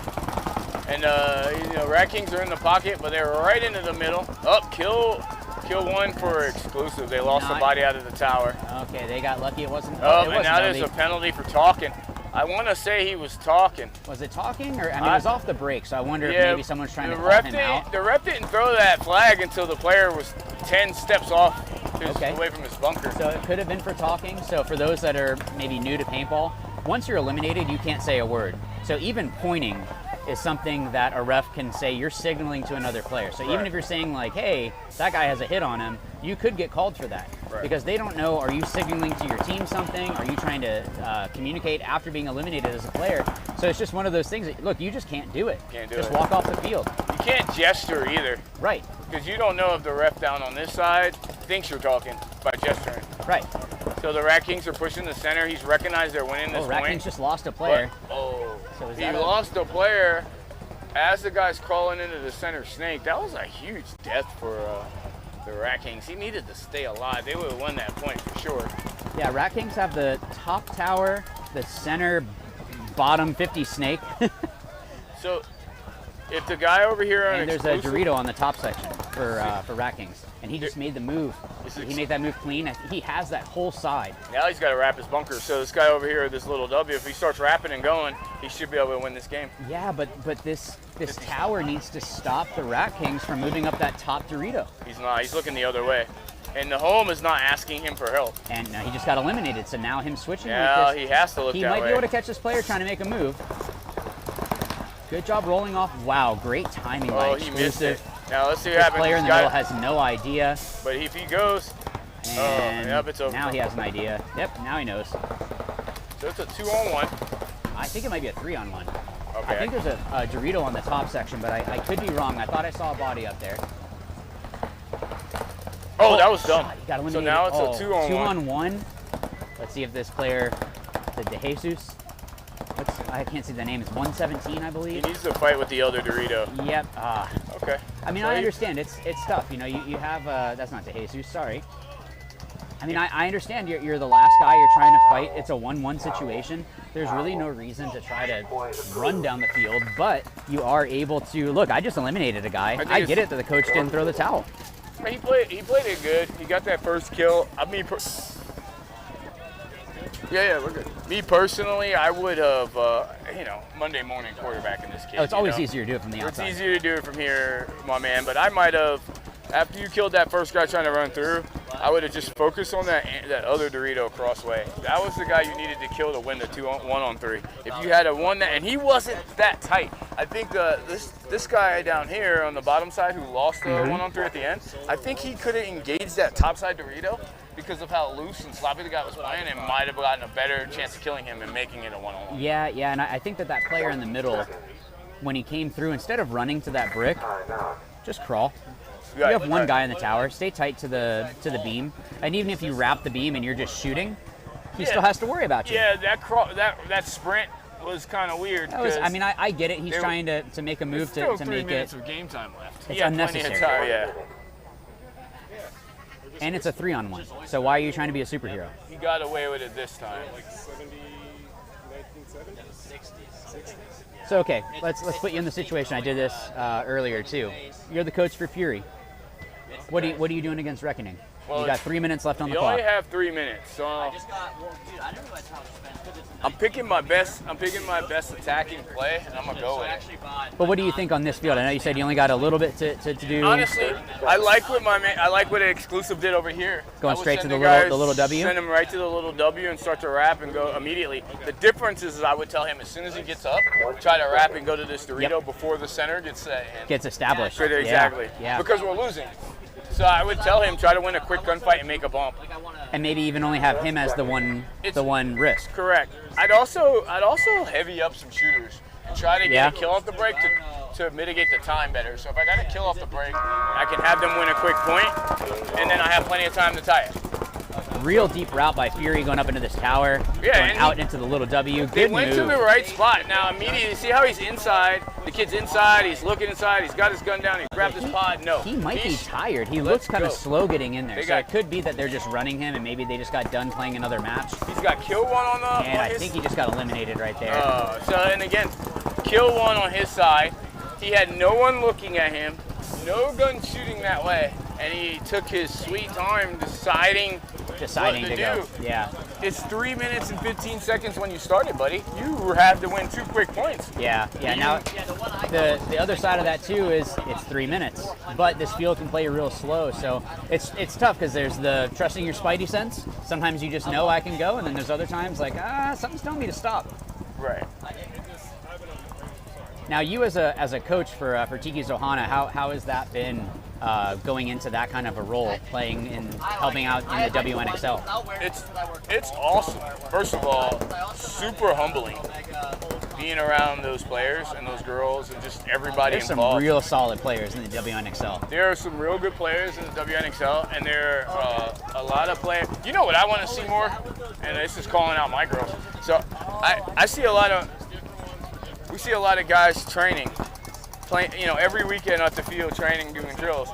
I use this girl as an example. Hopefully she's listening. Danielle Rojas. She plays for another team. She doesn't play for my team. And She's with FEMS? She's with FEMS. I'm not saying anything about her skill level.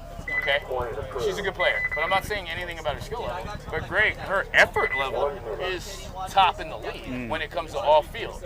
You can say, maybe she's staging her social media. I don't believe it. I believe she's training, she's working hard, she puts in the work.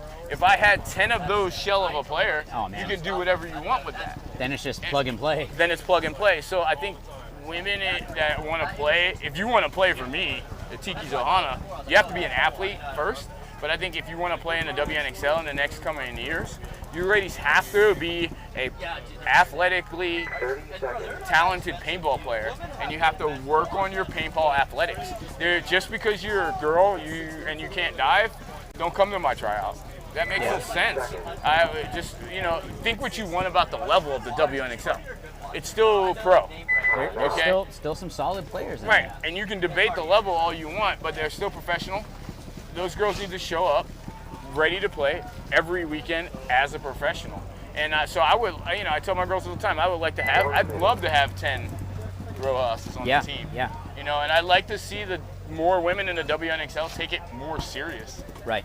I don't think that as a whole, the WNXL players take it as serious as the male pros, and I think that needs to change. Well, I think the femmes are out there practicing against some real solid teams, though, right? Yeah, and again, there are that do it. There are teams that do it. It's just not the whole. It's not the whole. It's not the same as the men's league. So I'm calling the girls out. Do better. Well, I mean, you can see it here. I know we're only looking at Division 4, but some of the players that, if you're starting to get winded, man, if you want to play X-Ball, you got to be able to flip points back to back. Back to back. I mean, in Atlantic City, we had a match that there was 13 points.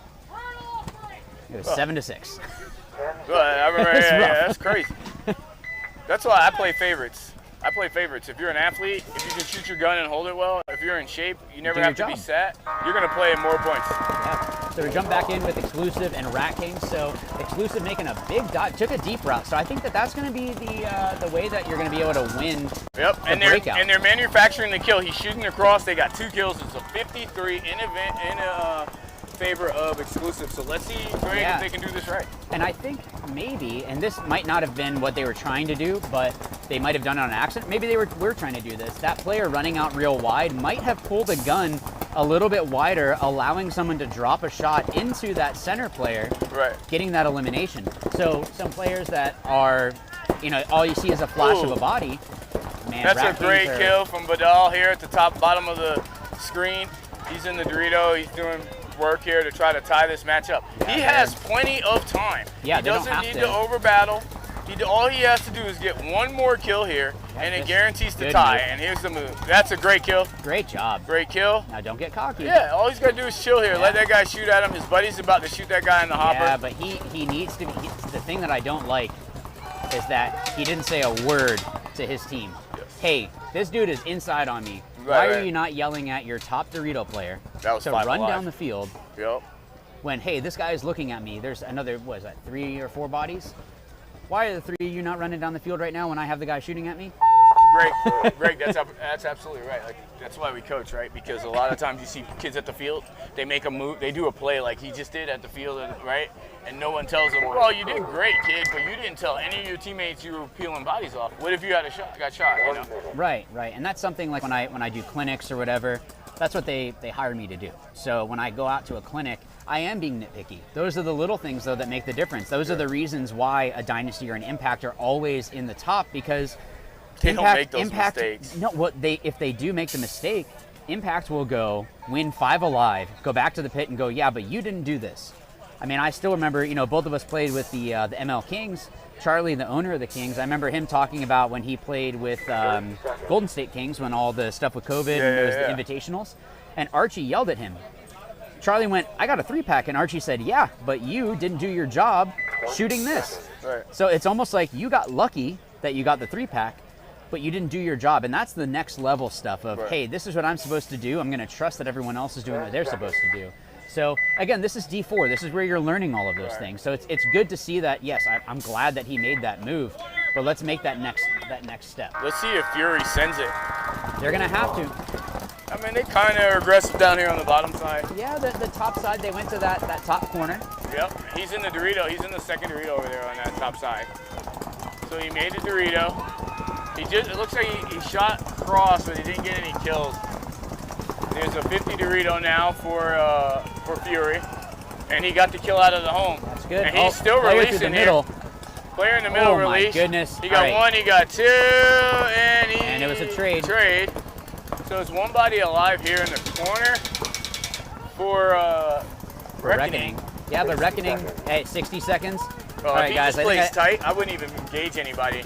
This is a drill you guys need to do. Look, if is he a looks down inside, body situation. this guy has no clue where he's at.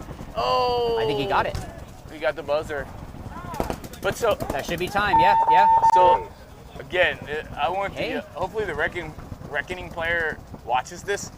If he had to just play tight and just look for protected the buzzer and let the guy come stitch you in the back. Yeah, just kill as much time as you can. And look middle, he would have shot that guy who hit the buzzer and the game would still be going on right now.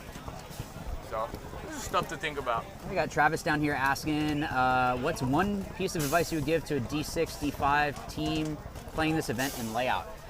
Roll your gun. This is a layout that it's not like last event was a layout that you really could push. Both sides, you could play real aggressive. It was going to be who was more athletic. This one is going to be who can make the switches fast enough. Who's going to be able to have the paint in the air in the right spot at the right time, which is always easier to say when you're outside. When you're in the game and you're shooting a gap and you don't hear someone or someone doesn't say the right switch at the right time, those things are real tough. But we'll see what happens. I mean, Rat King's an exclusive. 3-on-3, I tell the girls, I'm coaching them for 3-on-3. Get wide. That's true. Get wide and identify. So.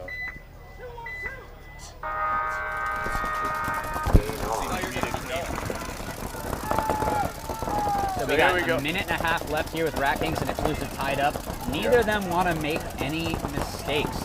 Exclusive has a win, Rat Kings have a win, so this is going to be the first loss for one of these teams. Exclusive lost the body, but they're in the middle. They're in the great push in the middle, and they got the top side W occupied.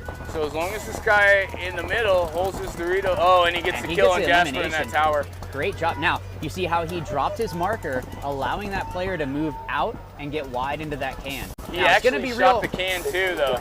Did he get him? Yeah, he bounced him. made up You guys for it? going for a check. Did he make up for it? No, he didn't get him, though. He bounced him because he didn't, like you said. He didn't keep his marker up. That's something that, look, if you need to hold a certain gap, it's boring. Because that kill would have won him this point for They sure. would have had the whole side, kill 3. Now He it's could have gonna ran tie. through, bunkered someone, and then still had 3 bodies behind him to go and hit that buzzer. He needs to go. Yeah. Somebody needs to go because they're worried about the middle. This guy on the bottom side here doesn't even need to shoot his gun. Just take off. So for players that are watching right now, again, it's always easier said on the outside than when you're playing. If you have no one shooting at you and you feel pressure, guys, or you don't feel pressure, take the risk, go. Right. Especially there's 17 seconds right now. It's not going to be overtime. You're going to have a tie rather than a win. That could come back to bite you.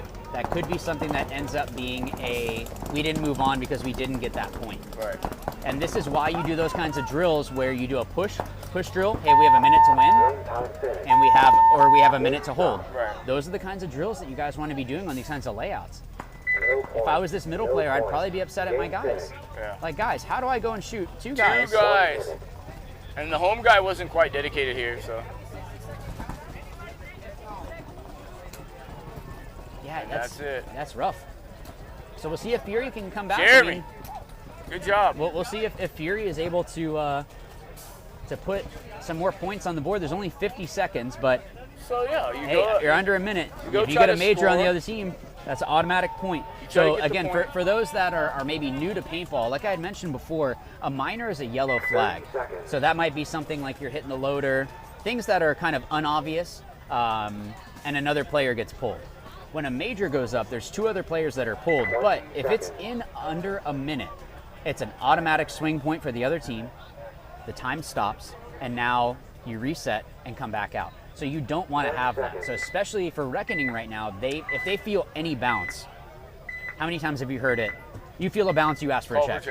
Oh my goodness. Anytime it's like this, they're having a hard time. If you're Fury, you feel a bounce, you keep going. Yeah, I mean, hey, you got to push it. And Fury, they lose need to be 2 dying on their sword bodies right early, now. though. Well, that's how you got to do it. They lost 2 bodies trying to fight. And let's see if this guy on the Dorito, this kid on the Dorito here goes to work. Good job by this bottom Dorito player, just trying to make something happen. I get it. You're down by 2. There's 20 seconds, 25 seconds left. I would tell him, yeah, he's got 23 seconds. He's going to try to He go got an through this elimination. lane. That top Aztec is eliminated. They're not going to win this one, but Let's see if they can do something here. Let's see some chaos. They got 2 bodies dead, but everyone's looking this way. But But they lost their Dorito push on the top side, so. Yeah, but what is his next Dorito doing? So if I was Fury's coach, I would say good job to that first Dorito player on the bottom, and then this Dorito player that's right here in that bottom Dorito one. I would say, why aren't you pushing? We're already going to lose. Let's at least get a better margin. Yeah, I completely agree. But well, Greg, gonna do it. That was fun. No, yeah, it's great hanging out. Oh no, that was a tie. Of course, the Ohana girls are taking home the gold, silver, or bronze, whatever. For which one? Somebody asked me. Travis Crawford asked me if the girls are, put me on the spot. What am I supposed to say? Yeah, absolutely. If you buddy. go in saying we're gonna lose, then you're a bad coach. Yeah. No. All right, so we're gonna take a break here. Thank you a guys quick for word from our listening. sponsors, and yeah, we'll see you guys in a bit. Walker here with Carbon Paintball to discuss the Zero goggle system with you guys. We have the Pro version and then the SLD. What you're going to notice first is the color options. The Pro, it is a semi-translucent Airflex bottom. That's the mask region. And then with the Solid series, it is just a solid color. It's opaque. They're both exactly the same durometer. They're both the same softness or squishiness. Other than that, you're actually going to get a clear lens with your Pro goggle. They both come with a case. And another cool feature of the Pro model is a dual silicone strap versus a sublimated strap on the SLD. And last but not least is another cool highlight is the Pro has some orange accents versus the SLD comes with black. For more features and information on sizing and pricing, visit carbonpaintball.com.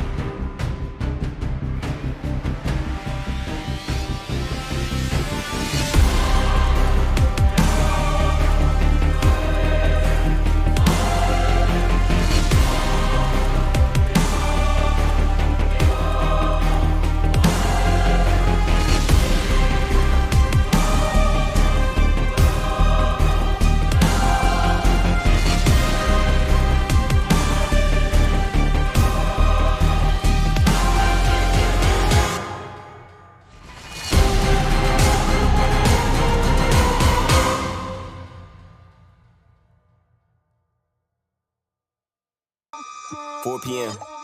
Texas, Fort Worth. Top 5 iTunes, no promotion. And you know I had to do it big, no Samoan.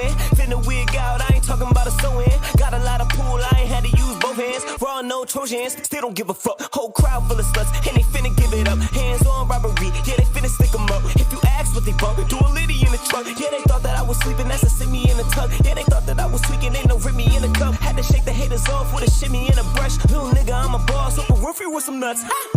Monthly listeners should be my verse price. Hot 97 every day, that's my word, right? On month 11, you heard go to work, right? Bring it back to New Jeru, that's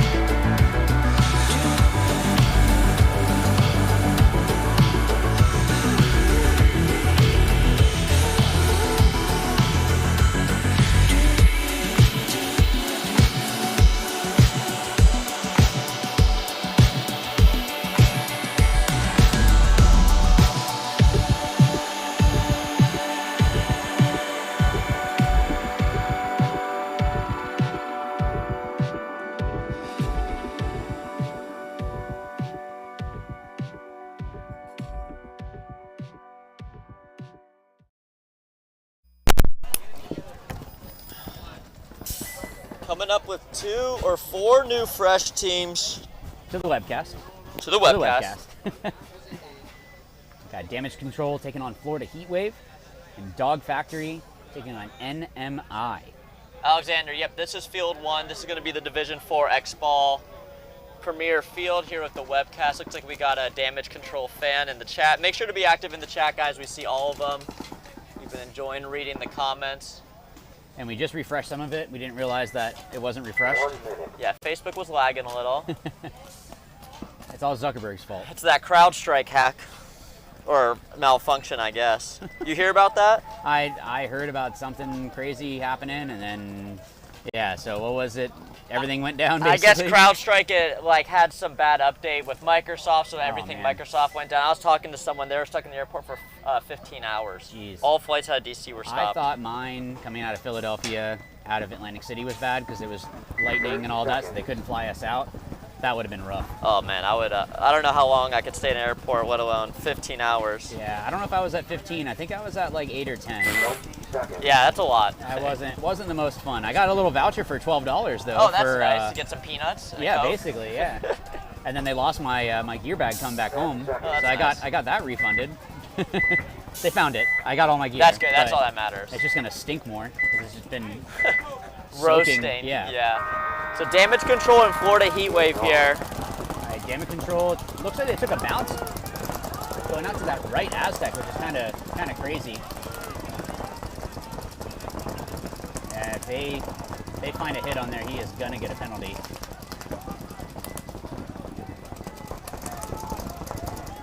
Yep, what did I say? So Damage Control losing a body. It's like a player getting chased down, so that's going to be 3 off for Damage Control early on threw here. a minor, so I don't know if he they meant threw the it. major There now. we go. Yeah, Okay. I think because the player looked down, saw the hit, and then continued playing, or at least the refs assumed. That'll be a major. I think what happened is sometimes you look down and you don't realize that there's a hit there because part of your mask is blocking it. So you just keep playing because it's paintball. Yep. But hey, it happens. So looks like Heatwave, unless something crazy happens, is going to take this. Yeah, Heatwave took that point handily off the back of that major penalty on Damage Control. Looks like their players tapping the head, letting them know. Field's clear, good to hang the flag. So that's going to be Damage Control taking that point real early, just a second over a minute. So nicely done by Damage Control. And then I mentioned we got 2 more fresh teams coming on, so that's going to be Dog Factory team and NMI. And Greg, you're a bit aware of Dog Factory. What do you know of them? Oh, I know that they're a solid group. They might be a newer name right now, but they've been around and been together for a little while. So good gunfighters, good working as a team. Like they just work well together. And I think that that's going to be something on this field. I kind of feel like they might play it kind of slow. That's just my opinion. Watch them come out and get like a 30-second point on this first one. That's usually how it goes with the commentator curse. But Dog Factory's got Brandon Johnson, who's a known winner in the MVPS series, whether that be D3 or D4. So look for him. He's going to be rocking that red jersey, the taller one of the squad. Watch him shoot a lot of paint. That's what he likes to do. Yeah, exactly. And be a real like dynamic player, whether that be in the back. He'll fill the front player's position, no problem. Then on your right side of the screen, we got NMI, who I'm a bit unfamiliar with, but let's see what kind of game they bring. I think he just got shot going out. No, I thought I saw a hit, but that is the way that it goes. All right, so NMI is 5 alive. Yep, pushing up that middle 50. Looks like Dog Factory, I believe, is 5 alive as well. I don't see anyone walking off yet unless they sprinted off. So both these teams are Dog Factory in the 50. Already off up the there. break. Wow. Yeah, that center, I really feel like you play it low enough, you can crawl. Yep. There are some teams, or I'm sorry, some bunkers that can shoot into that gap, but you kind of snake around in there and work your way up and then catch some players off guard. Both teams seem pretty content just to sit, shoot their guns, not making any crazy big moves. Of course, as I say that, NMI is making a bigger move on this bottom section of the field. Yep, filling into that bottom W, and you know, I want to see this middle player for NMI advance up the center. He's in the laydown wing now, but he gets crawl. He can match up the other 50 center player for Dog Factory, and as I just say that, looks like we got Dog Factory loses a body. Yeah, and NMI bumps up to that 50 move. As I said, look for a trade here between these two. They're battling. Once they hear each other. Yep. They know. Let's see. Oh, he might get a major here. Oh, this is a penalty has to be thrown. Man. Yep. Who got it? That's going to be a major on NMI. That's yeah. what I thought. Because he got shot in the loader, ran across, jumped. You know, some players when they want to trade out, they get a little too dedicated to the cause, and even when they get shot, they keep going. And but that's kind of what we were talking about earlier of not trusting your team, not trusting that they're going to be able to do it. So okay, you got picked up. Look, it's going to happen. But yeah, now Dog Factory is going to win with 3 bodies alive here. Yeah, good point by them. That major penalty really impacted NMI, but they had a pretty solid breakout. Like, they were making some pretty cohesive moves on the top and the middle, and then going into that mini W on the bottom. So looking at the pits here with NMI, again, this is fantastic to see that no one is flipping out on each other. It's not something that's crazy. You know, they're just, okay, what do we need to fix? Yeah. What do we need to adjust? It's only 1 point. Conserving their energy. So trying to make their case here with the refs. I don't know. You can see them on the bottom part of that top screen, trying to make their case with the ref. Yeah, so the refs are confirming that was a major. We can confirm that from the booth. Yeah, but it's tough because we're blocked out, so that bottom stand-up wing blocks us out a little bit in the commentator section or commentator booth. So maybe the other player did get shot first and we just didn't see it. So that's why we have the refs on here. That's their job, is to make sure that everyone's playing clean, make sure that if there is a penalty, that hey, if you deserve a penalty, you need to get a penalty. Yeah. So Damage Control and Florida Heatwave come back out for their next point. Lots of time on the clock. They played 1 minute and 1 second. So do you think Florida Heatwave's going to come out quick again on this one? Or do you think they might slow it down? I mean, keep whatever they did. You know, as you said, with 1 minute and 1 second off that point, I mean, that doesn't indicate really much. Right, but also it helps when the other team gets a major. So yeah, exactly. I think if they're able to get Damage Control to continue getting majors, they're probably going to have a good chance. I agree with that for sure. Damage Control definitely needs to clean up there. You're not going to win a match, let alone a tournament, getting majors. But you know, these are well-disciplined players. They've been playing a long time, and probably a lot of reps they get put in before these tournaments. So they'll clean up. They're in the prime time field right now. They want to look good, not get shot off the break, but. Yeah, when you've been telling your girlfriend, yeah, I'm really good at paintball, and then you get shot in the face every time, it doesn't exactly look good. They just texted the link to the group chat. Yeah, They're like, hey, boys, I'm about to be on the field. Hey, we're playing at this time. Yeah. So there's a little technical timeout. The refs, we're stopped at 11 seconds right now. The refs are discussing some things. Looks like the head ref is talking with the ultimate ref, trying to make sure, again, okay, was this the right call? What's going on? NMI is standing right next to him, so I'm sure he's trying to plead his case. Yep, absolutely pleading his case. I can see that here from the booth. What is it that we need to adjust? What do we need to, are we starting down bodies? Is that actually a minor? What happened? So we'll see what Damage Control and Heatwave are going to do. Heatwave with a pretty standard breakout. Damage Control going out wide on the bottom of your screen on the right side and making that push into the 51st. Look for this Heatwave player that they doubled up the center brick to also launch into that middle. Yeah, I think as the game progresses. I think with Damage Control, I think they do better when they're more aggressive. So maybe they were trying to sit back a little bit too much. I mean, obviously the major doesn't help. So it's hard to say with only seeing 1 point. But they are pushing into that middle harder. I definitely agree. The way these Damage Control players have been brought up in the game has always been push, push, Absolutely. push. And a layout like this, it can pay its dividends. Yeah, but it's also tough because we've talked about those gaps. So it's not one of those fields that you can just fly down a side.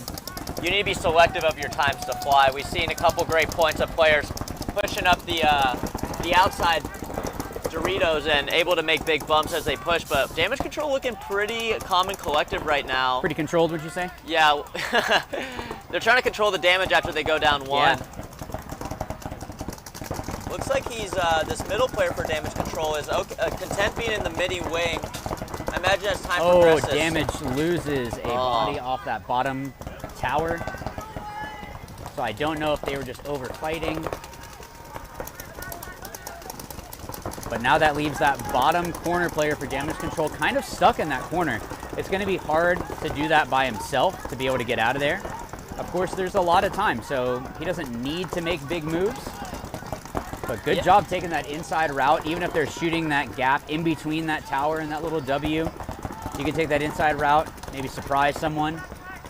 Yeah, and Florida Heatwave's comms sound amazing right now. I'm not hearing as great a comms coming from damage control, but when you drop your player out, connecting your bottom side to the middle to the top, comms can break down quickly, but... Yeah, but all the more reason when you're an island over here, you got to be saying, hey, I need help. Yeah, and no one's looking his way. And there's the 50 player for damage control, taking that bump up, going to support his boy. They should look at each other. And yep, they that's both what know they're doing right now, they're going to be...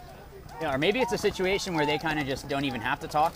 There's some players that are like that. They just kind of know, like, yep, I'm going to do what you're thinking I'm going to do. Yep. I'm going to do my job, don't worry.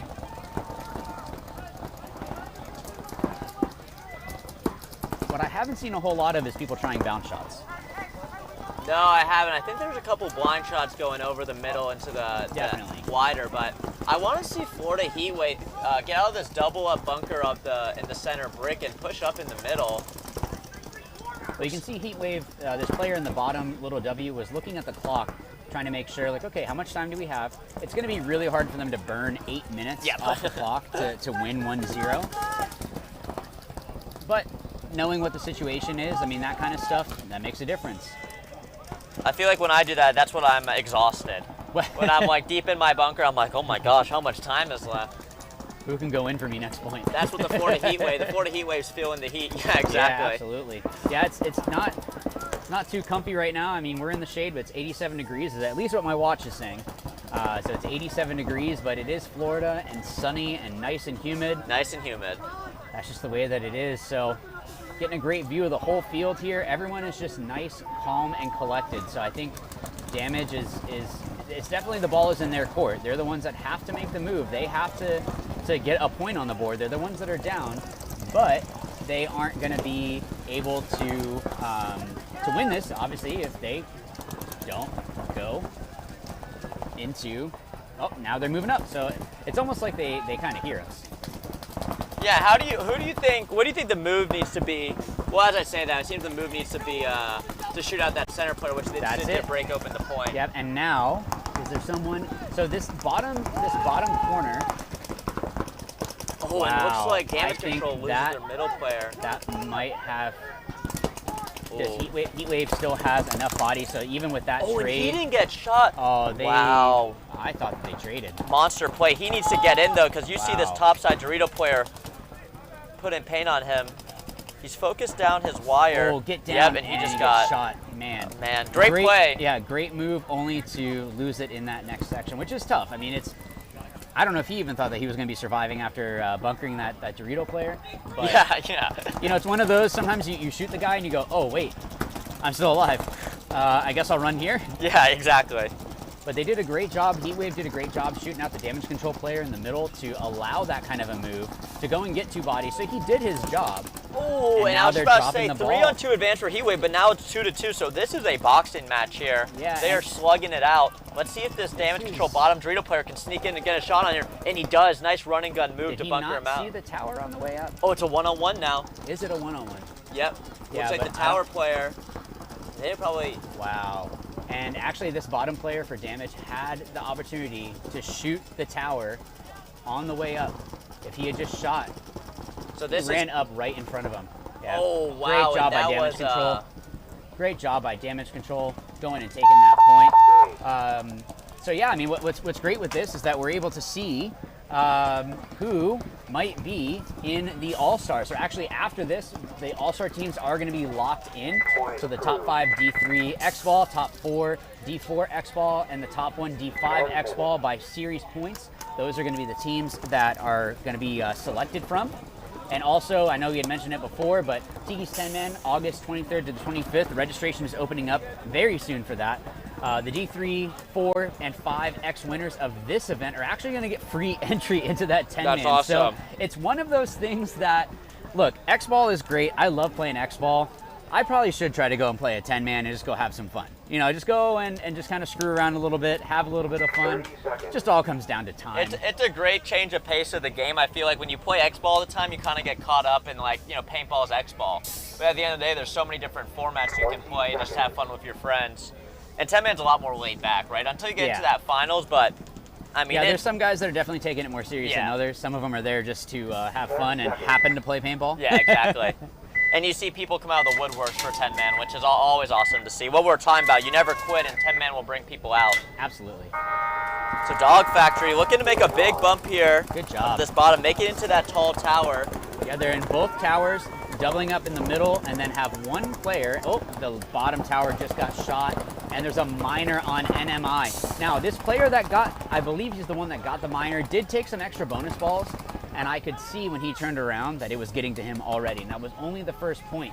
So maybe he was trying to play on, and like we had talked about earlier, there's a lot of mental chess that you're playing as well as the physical aspect of paintball. So sometimes you bonus ball a guy, and if you don't know how to take those extra shots, you got to work on that. And that's why you bonus ball the guy to get in his head. Yeah. Well, NMI got into that 50 lay down middle off the break. So they're in a good spot to kind of cut the dogs up here, but Dogs have, looks like, at least 3 alive.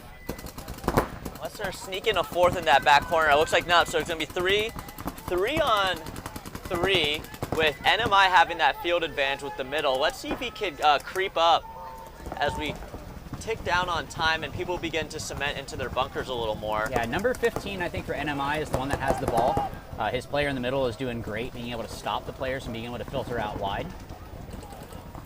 Now, the fact that we had a player on Dog Factory filter to the top section might mean that this NMI player in the middle could crawl through the middle and go and bunker both of these players in that brick. Yeah, he's in a good advantage if he wants to break it open, but looks like this bottom side Dorito player's breaking it open. First shot on that player, and they did double the brick. Oh, so there's actually 4. There was 4 alive.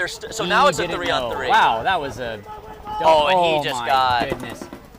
He's getting lit up right now. No! I thought he got shot going in. Wow, I'm surprised he didn't get shot on the laydown. I thought he did. That's a major. major. That's a major. That is a major. Yep, so that is going to be... Wow. Yeah, Number 15 should be real upset at his player in the middle for going and getting that penalty. Just say, look, you have to trust me. I'm basically almost to their side of the field. Yeah. Let me go to work. Yep. Let's work together. You don't need to do that. That was too many Chiefs and not enough Indians. But I think it probably came down to, I don't know that they knew that there was 2 bodies in that center brick. I didn't know. Yeah, so that was I saw the guy poke around. Yeah. That was a sneaky double up in the brick. We don't usually see it play out this far into a point, but I guess when you have a guy into the 50, that's really when you should bounce into the 52 and at least get a trade out in. NMI wasn't able, or Heatwave wasn't able to do that there. Or sorry, I believe that was NMI, sorry. And a huge thank you to our sponsors here. You can see all of them on the screen there. Guys, again, it wouldn't be possible for us to do this without them, so thank you so much to every single one that you see on this screen. So we have just under a minute for this next point when we have damage control and Heatwave. It's like you were just saying, like it's been back and forth, which is good. This is really good to see that in paintball. That it's always, look, when you're the team that's winning, it's great when you mercy a team. When you just go out and just 4-0 a team, awesome. Yeah. That's fantastic. It's really boring for everyone else, unless you're a fan of that team. But when you have a back and forth, it just makes it a lot more fun for everyone watching. And again, for those that are in the comment section, please cheer on your teams. Let them know that you are cheering for them from the air conditioning and that they're out in the heat. So they might need all the help that they can get. Make sure they're drinking enough water. Swaggy K Keith Brown is cheering for his boys on Dog Factory. I've heard that Swaggy K is pretty good at paintball. I heard he's all right, up and comer. That's what I heard. Up and comer in the snake, I heard. He's a real Twitch chat troll though. Oh yeah. All right, so great move by Heatwave going into the middle to really be able to cut up one of these sides. That's the thing with this field is if you don't pick the right side to stop and you don't have your teammate, which might happen here, Florida Heatwave loses that top can. And when you're in that middle, I feel like you have to choose your side. You have to, and you have to stay, oh man, damage control, getting 2 eliminations. And here, he's kind of stuck in the middle. See, this 50 center player should have been able to, he's not choosing his side, right? And he's looking left, he's looking right, and that's allowing this Dorito player on the bottom left of your screen to kind of have just a little free more reign. freedom. Yeah, he can really work this prop, whereas if he was getting looked at, he only could look really down the wire. Right. Now, if he would play the wrap, unless they're trying to shoot something, they're probably shooting that gap past him. That top Aztec is probably the one that's keeping him in. It looks like they might be trying to bounce it off that pin. I'm not sure, off the little, Possibly. I'm not sure. He's lighting it up. So again, for those that are newer to this, something that in paintball is just a part of the game is bounce shots, and it's just looking at the angle of the different bunkers, and sometimes you can kind of skip it off a bunker and it'll skim off to shoot into another bunker, and even though the player is behind their bunker, they can still get eliminated. Yep. So the teams that can find those faster, I mean, there's a whole bunch on this field. I feel like there's a bunch that aren't being really utilized, but hey, that's just the game. Maybe some of the bounce shots work at practice and don't work out here. Some people are trying it, but you can hear that pin getting pounded, which means that they're probably trying to bounce. They're trying to bounce it, yeah. And as the day goes on, I think that's where you kind of start hearing about more bounce shots, really understanding the layout, because although the layout's the same at every field, there's always little inches that are different. Yeah, Heatwave doing a great job holding the Dorito. Oh, that's going to be something. That could be a problem as damage control after getting that body eliminated. It's probably going to look to move here on your screen. Well, looks like he just caught the top side home player looking at him. Look for him to make this make the inside move. bump. Make the inside move. Looks like his buddy says, "I'll just move." Yeah. Also, his middle player needs to get up the field. There's really he's looking for the move. Looks like he's taking a lateral move over to the top side. Yeah, I don't know that I agree with that. I know that they're both crossed. You have the Can and the Aztec are both crossed, but it's crawl. Yeah, Like, yeah. There's only so much that they can shoot at. So if you get down and crawl, you might be able to trade with one of them and then leave your other guys to go. And again, it's team paintball. So there we go. So now if I'm Florida Heatwave, I might towel here. Yeah, but that's exactly what they're going to do. Good. So that's definitely the right move. I don't see this one player winning. Also, the fact that it was a 1-1 game at that point. Why give them extra time? Yeah, we need to have as much time as we can. So that's damage control going up 2-1 against Heatwave. Now we're going to go to Dog Factory. He's up 2-0 against NMI, and we're looking here at the pits of Heatwave. One of their players weren't happy walking off the field. Let's see how he brings that energy into the pits. Hopefully, they don't get down on themselves. Yeah, there's not a lot of time left, but we've seen quick points out here, so. There's some crazy quick points. Can't count them out yet. And hey, the refs aren't scared to throw some penalties, so. They are not. That is always helpful.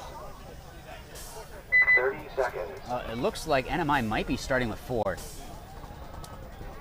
Yeah, after that, Major was assessed on that middle player who made a bump into the opposing 40-yard line, lay down wing, got shot, seemed like multiple times, stood up, shot the guy, and then had the Major assessed. So we'll see how many bodies. Yeah, they're starting 4 on 5.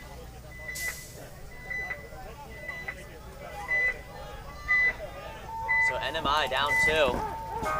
Yep, that's a eliminated player. Wow. He shot his gun before the start. Yeah, and shot downfield. That's just it's not a tagging back up thing. You shot downfield. Yeah. So for people that are new to this, you have to have your barrel touching that starting box. Because of there being other matches that are going on at the same time, sometimes horns go off, and that's when you really need to make sure that you're focused on how much time is left in your match. Or sorry, in the countdown. And a disciplined team usually has a guy in the box counting down 5, 4, 3, and then allowing that so that their teammates do you know. like that? I do that. I don't like that. Because sometimes they get off. Well, that you can't. If they get off, then they're not doing it anymore. Out here when you have the double 5 buzzers or 3. Yeah. Yeah, I go to 3. I go to 3. I won't go 2-1 because then you don't want to be the guy that makes your teammate jump off the box early. Yeah. So sometimes it's also learning that when you hear the buzzer go 10 seconds, the first beep is 9 seconds usually. Yep. You need to know that though. So understanding how is it that it's working out. So NMI is trying to argue this. The issue. 30 seconds. The issue is, I understand they're trying to argue that, but the player did shoot downfield. Yes, he did tag back up, but he did shoot downfield, which is going to be an elimination. You're possibly changing the game, getting a lane up early. So I get it. It's tough. I feel like NMI is starting to lose it in the pit. Yeah.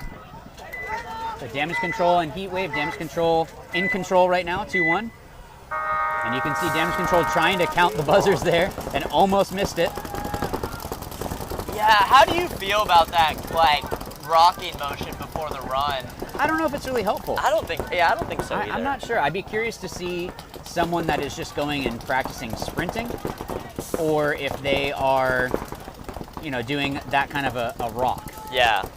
Yeah, it's a new trend I feel like I've seen these last couple of years, but I think it's just getting the momentum going, so that it way makes sense, yeah. you Putting can, the weight on your toe. Yeah, but you go. I'm not sure how much it's really going to help. Yeah. I mean, if that was something that was helpful, wouldn't you see a lot of sprinters doing that in like the Olympics? Yeah, that's true. So, and actually speaking of sprinters, who is it? Brody Lewis that just got picked up by the Ironman is apparently like a state champion sprinter, and I don't see him doing that. He just sets up and then runs. Yep. So I don't know. Maybe it works for them. If it A mental sometimes thing, it's a mental maybe? thing. Yeah. Kind of like a placebo effect. Well, There's your sciencey stuff for you. Yeah, there's science teacher Greg coming out. Actually, I think one of my old students might be on here because I see a Mr. Montalvo. So There you go. I appreciate the shout out. So looking like damage control with 1 minute 25 seconds left. Takes a walk off the field for one of their players. Looking like they're still 4 alive, I Yeah, believe. they got a minute and 15 seconds. Heatwave making the push up the middle. Look like this player's antsy to get off the wing into the 50, and that's exactly what he does. Oh, But man. Heatwave loses that first Dorito player on the bottom side of your screen, which Yeah, is not just- what you want, because those guys tend to be the ones breaking open the field as we get to these 60-second this moments. is tough because it's a 4 on. Is it 4 on 3? I believe it's see. a 4-on-4, because Tough Heatwave to has see that from our middle angle. player, and then, but the Heatwave middle player's coming inside the field. He doesn't know that there's another player right in that mini wing, and he gets eliminated. Let's see Yeah, if they he do the was- same mistake and follow up on him, his buddy behind him. He was trying to shoot at that bottom corner player, and I don't even. Yeah, it looks like. So Heatwave just got a trade. Yeah, and this is a tough one because. Gotta be careful not to get a penalty. Right. Especially under a minute, you get that major. It's a swing point. So look for Heatwave just to cross it up here as this 20 Oh, no, seconds Heatwave tick they down. need to push. I mean, not Damage control, Heatwave, yeah, damage they- control crosses it up. And I that's agree. exactly what they I do. agree with this Heatwave player. I mean, I understand the coach not tallying it because there was only a minute. You have to just trust that your guys have to do something. And at this point, you don't want to towel it. And then, all right, well, now we're down by 2 instead of down by 1, and that might help out with your margins. Game stop. So damage control taking that 2-1. No points. Game finished. And if you're watching on any platform, whether that be YouTube, Twitch, or Facebook, give us a like and a follow on our platforms. We love to see it to help support and grow the webcast as we continue to broadcast these MVPS events. And we wouldn't be out here if that wasn't for our sponsors. So Yeah, and I have to do a shameless plug. If you're on YouTube right now, just real quick, you got 42 seconds. Just go over to How to Play Paintball, give that a little subscribe, click the bell. I appreciate it. give it a thumbs up on a video. All the videos, just thumb up all of them. Put a good comment. 30 seconds. If you want to do any virtual clinics, those are going to be coming pretty soon. But if you want to jump on that, you can definitely hit me up. Shameless plug. 20 seconds. We got Christian Rivera, the mogul of media. New hats, yeah. 10 seconds. All right, so NMI, I feel like they've already decided that they've lost. This is a situation that You like that material? The 12? Man, I just don't know. I don't know if they're going to be able to pull this out. Dog Factory's in the driver's seat. They're up 3-0. They don't have to push. Have all the machines and everything. They don't have What? to do anything. Do the embroidery. Overseas. I wish. They're like 20 grand. But NMI down 3-0. Man, Greg, I'd love to see a comeback here. Oh, it'd be awesome. It's always great to see that. I feel like watching the players come up and argue different calls and all of these different things, like they've already lost in the pits, is what I'm getting the vibe of. And once you've lost in the pits, it's almost like don't even just save your paint. Looks like we got Mama in the chat from her hospital room in Ohio. Mama, hope you're doing well. We miss you out here. No doubt in field 1. Yeah, definitely get better. You owe me 2 hugs once you're out, because I usually get a hug at the event. So now you owe me 2. So NMI, I don't agree with them kind of sitting. This bottom player here is definitely, yeah, you could see that he was trying to make that move by his body language. I think he was the one that was getting a little bit of bonus balls, and it was only like 3 or 4. And it looks like he just gets clipped on his loader there. It's tough because, look, you have to fight. You're down by 3. This is do or die. Dog wins this point, it's over. Yeah, and Dog Factory's an experienced team, so they're not going to be pushing down the field to close them out. They know NMI needs to come to them, and they'll just pick them off one by one, try to secure that 4-0, get good margins as they looking to move on to this afternoon. Yeah, and I think... NMI just sloppily made that move into the Dorito. Yeah, but if... He was... Oh, no, he didn't. Oh, he did get shot? Oh, okay. Yeah, he did. He did. They made it at the same time. Both their Dorito players moved, so... At least they got one up there. All right, great shot through the middle. So got NMI gets an elimination on Dog Factory through the middle, which could open up some moves for the Dorito down here at the bottom of your screen. But it looks like it's a 2-on-3 or 2-on-4. It's going to be real. Yeah, they got 4 damage. Or Dog Factory has 4 players alive. Yeah, and they're all in those backline bunkers pretty much, playing the pocket. And Dog is definitely playing this right. Yeah, They for sure. are just holding their zones. Even if, let's say they lose this point, they're still up by 2. They've burned off a whole bunch of time. So all they have to do is then just do the same thing again. Oh, looks like they're able to pick another one off of that bottom side cannon. Oh, NMI gets a minor, man. That's just not what you want to do here. So it looks like they're going to have, I Did they believe, only have just 2? 2 alive. Oh, and the middle player gets shot out, and Or was he pulled for the penalty? And Brandon's going to go in and drop the hammer. He isn't even. Oh, Brandon's going to get shot. I thought this player here in the Dorito got shot. Brandon's hammer was still in his tool belt. No, Couldn't he just he bang dropped that the nail hammer, in. but Yeah. he missed the nail. He dropped his hammer on the rundown, and the nail tripped him up. Well, let's see if this player on NMI can be the hero for this point. Yeah, this is. What do you think about this, Greg? Like, you're the last player alive, 2 alive. Are you going to be, moving, rotating the field out like this, try to get lost? Well, if you know that this brick is posted on you and he's content just sitting there, you can essentially make it a one-on-one. If you get lost, then yeah, I think it's great because then you can surprise a player like he just did. So now if he runs down this side of the field, this brick has no clue. This brick has no clue. He hasn't looked behind him. He doesn't know his buddy's walking off he's yet. doing his job. I totally get it, but that's why you also have to listen in to, if you have a down call, hey, we lost this many bodies. Especially if you're talking now and you don't hear anyone talking back. Hey, bud, you might be by yourself. Now, Greg, you know the rules pretty well. If you're eliminated, could he have just ran in front of his guy, let him know, hey, I'm gone? Because the way he's doing it right now, his guy had no clue he was gone. Yeah, I mean, because he was off to the side, sometimes if you get called out, you might happen to run in front of a lane as you're running off the field. Maybe you crawl off the field a little bit, so it takes a little bit longer. As long as you're getting off the field, that's the rule. Yeah, if sometimes I was it's that gray area. 27, I would run in front of my guy and be like, hey, I'm gone. Like, just let him know, because... Oh, I see what you're saying. Not even necessarily say it, yeah, but you just run like in front. So he recognized, because he had no clue, and he got a back massage because that NMI takes a point off. Yeah, and that was great. He put his cape on and went to work for his team and was able to get that. That could give some mojo for NMI to start coming back, give him some life. But I see what you're saying now. If I was a ref and I saw him, because he was all the way on the top Dorito side, he would have to hop over both snake beams and also run off.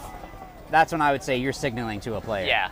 You had the out of bounds right there. That was the question. Yeah, that's when it's like, now if they were both in the same line and he's shooting down the wire and you run out by the wire, then it's, yeah, then that's a little bit different. So, or he runs straight back, something like that. But it's one of those gray area. It's technically in the rules. Yeah, well, great play by the NMI player, getting lost out on the top side of the field, able to shoot the body, moving up, trying to make that bump from the mini W to the big Dorito, and then creeping his way up the top side and giving a back massage to the center brick player. So nicely done by NMI. We'll have some time. I don't know why there's 5 minutes. Yeah, scoreboard right here is, going to end that. That was damage control. I believe winning that. Yeah. Yeah, winning that 2-1 against Florida Heatwave, and now we got Dog Factory up 3-1 against NMI with, I believe, about three minutes as we're going to update the scoreboard for you. Maybe they're just starting over. It was a double or nothing. Yeah. Yeah, they put some money down. Yeah. They're going again.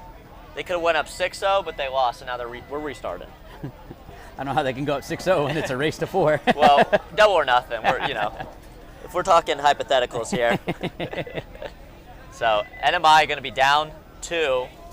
I believe about 3 minutes to play, so they can make a crawl back. Don't mind the scoreboard up on the top. We're just adjusting we'll that get as we adjusted. figure out exactly how much time is left on the clock.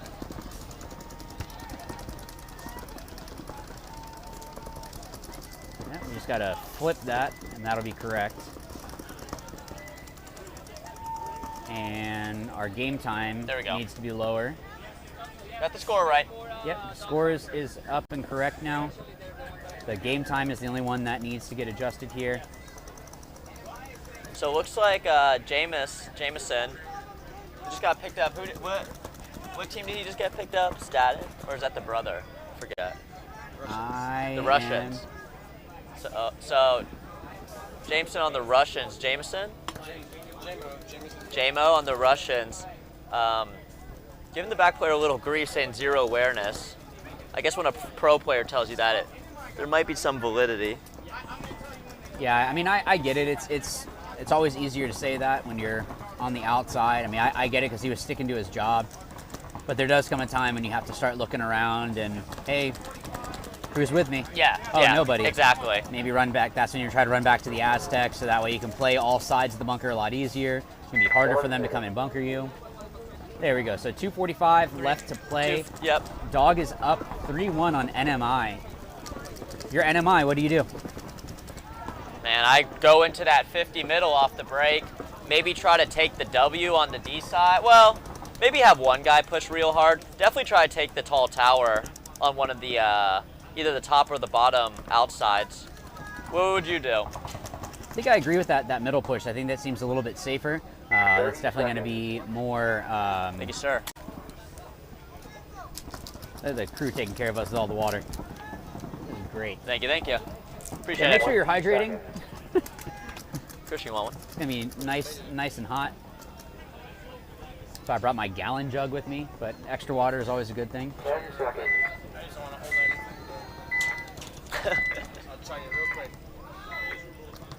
So let's see if NMI has started momentum or if that was just a fluke. So NMI decides to put their push onto the bottom D side and then to take that right push up the middle. Yep, so kind of what I was hoping. Dogs are losing a body off the break. Oh, looks like this tall tower player's checking himself. He's checking himself, but no ref is coming in, so. Now the ref's coming in. Let's hope this Dogs player isn't shot, or this could be a minor penalty. Yeah, if he's hit, that would actually probably be a major, right? Yeah, and nice awareness by the NMI player. Although he gets shot, but he noticed the ref was checking him out, so he made his move, and good backfill. Oh, and this NMI player is going to rep the middle. Let's see. Oh, and he gets chopped up. I get it. You got 2 minutes. You're down by 2. It's rough. So NMI, he can make this bump right here, and he does. Very nicely done. Oh, if he wraps on this brick right now, he might be able to get a real clean shot on him. And I'm wondering if he looks inside, if he could shoot that tower, perhaps. Yeah, I would say it's probably more important to shoot the brick first. I think he bounced him. I think I just heard a bounce off an elbow. So this NMI player in the middle needs to kind of push up here as he has a guy in the 50 Dorito. Yeah, try to pull some heat off of your player that's all the way up there. Trying to do work, you need to help your guy out. Yeah. Dogs are doing exactly what they're supposed to. That was not the move. Yeah, that's not the move right there. You don't want to push yourself inside. Yeah, when you have a player that's wider than you, yeah, you're gonna pay for this one. Let's see. I get it. He's trying to make stuff happen. Oh, he's gonna get lit up. Yeah, I think they have one more player in the back corner. Yeah, I believe the top back corner. So look for this Dogs player here to push down on the bottom left of your screen into the side of NMI to put the nail in the coffin. Yep, and then just playing it nice and slow. It's exactly. There's no reason to rush it. You have more than enough time to hit the body or hit the just the waiting buzzer to get chopped and up shoot right the now. body. So nice win by the Dog Factory here to go up 4-1, as well as damage control, being able to hold back the damage from Florida Heatwave going up 2-1. So yeah, Damage did a great job of fighting back. They had a bad start. Heatwave came out real strong against them, and then they were able to come back and fight back against that. So definitely good for them. I guess Dog Factory is taking their time to hit the buzzer, maybe double checking to make sure that everyone is clean, make sure they get that point. yeah, I hope they're gonna hang this at, there we go. Yeah, there's really no reason for them to try to burn out the time. Yeah, they're up, Well, once it's 4, that's it. yeah. Point approved. So in like the NXL, it's a if you win by a certain amount, but here in the MVPS, as long as you win 4 points, that's game. So whether it's 4-0 or 4-3, whoever gets that 4th point is gonna, even if there's 9 minutes left on the clock, you can still come away with a win. But for those that are maybe just joining and watching paintball for the first time, the way that this works, so the players are gonna be playing on both sides of the field. They have to start at that box. The goal of the point is to hit, there's a little buzzer, not little, there's a big buzzer on the back side of that brick that you start off at. Your barrel has to be touching that. The goal is to go and hit that buzzer on the other team's side. Once you do that and it's clean, you reset, go to the other side of the field, and you keep switching sides until someone wins. Whether that's you, in this case, win 4 points, or you are have the most points at the end of game time. Yeah, the regulation time. And we don't go into overtime here unless we're going into our, I guess, Sunday quote unquote, which we just call the afternoon. That's the post preliminary matches. So whether that be ochos, quarters, semis, or finals. But as we wrap up that match here, we got 4 minutes between Defiant and Ragtag Army Gold. We were seeing red earlier, as well as Dynamic and Southwest Florida Fury. Ooh. Dynamic is a juggernaut here at the MVPS. So look forward to seeing that match. We couldn't be doing this without our sponsors, Dyed Paintball, Ruthless, DLX, GI Sports, Tiki's, and Carbon, as well as Kinetic Paintball. So we'll see you here in 3 minutes, and Watch some more paintball. yep.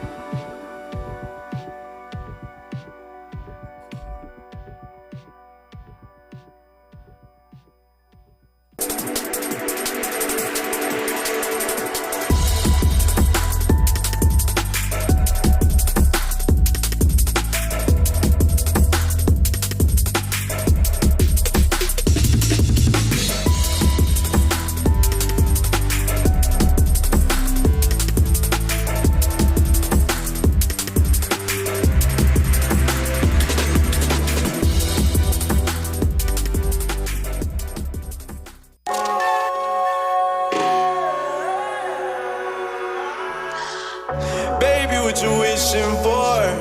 Maybe you should wish it more. Maybe the world is yours. Maybe when it rains, it pours. I don't know how to wish anymore. I don't know how to wish anymore. I don't know how to wish anymore. Or do I? Wish to get out my face. Might go in might just blow my brain. I peak Kurt Cobain. I can't feel my face. I can't feel my face. I can't feel my face. I can't feel my face. Keep on wishing. Keep on wishing. Keep on wishing.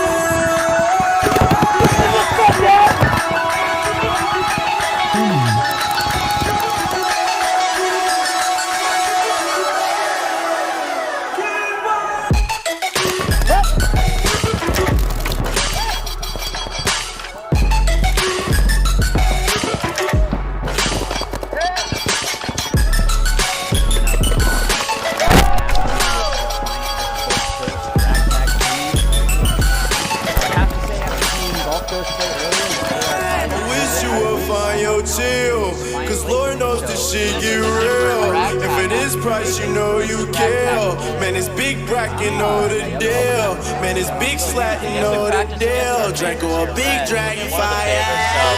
Can't save me, man, say I'm sound. Cause I do not need a. We should get out my face, my goal and my jeans blow my brain. I'm Kurt Cobain. I can't feel my face. I can't feel my face. I can't feel my face. I can't feel my face. Keep voicing. Keep voicing. Keep voicing. Watching the kinetic ad.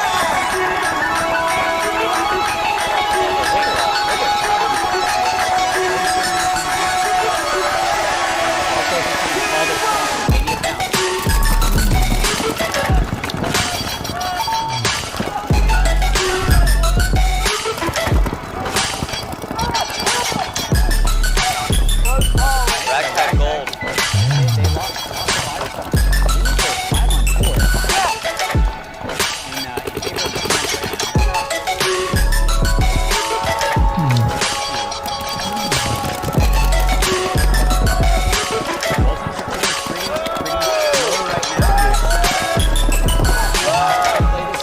Layout, it's kind of tough. There's some guys that are able to push it pretty hard.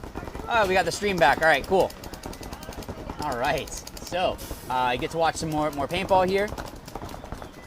Ragtag's kind of stuck a little bit. The widest player they have is on that top section of your screen.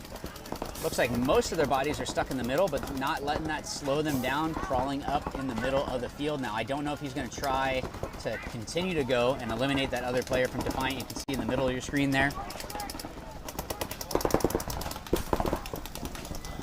So both teams are very content just sitting. I think. Sounds like I didn't miss much. No. Defiant is in pretty good spots right now. I would say of the two teams, they probably have the better real estate. They're the ones that we're talking to, O'Nell, getting that good real estate.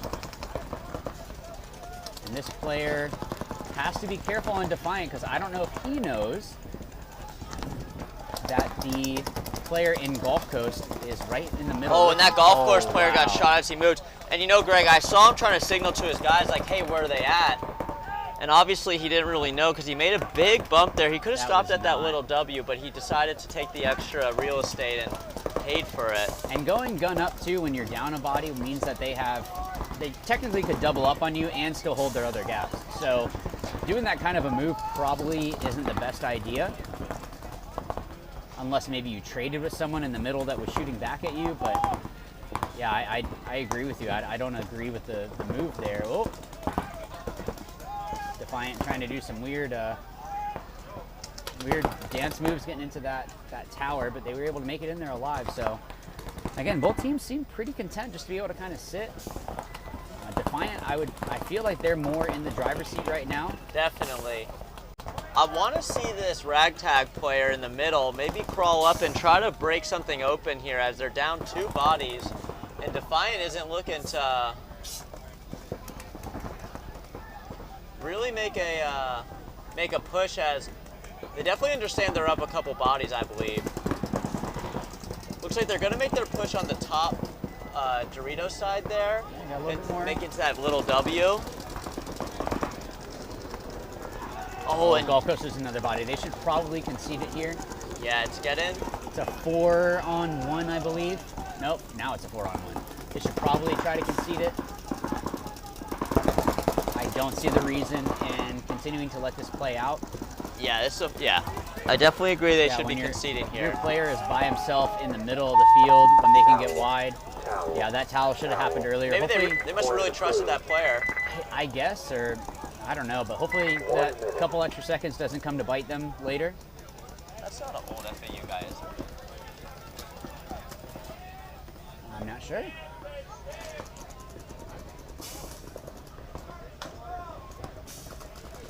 So now we have Dynamic and Fury coming out.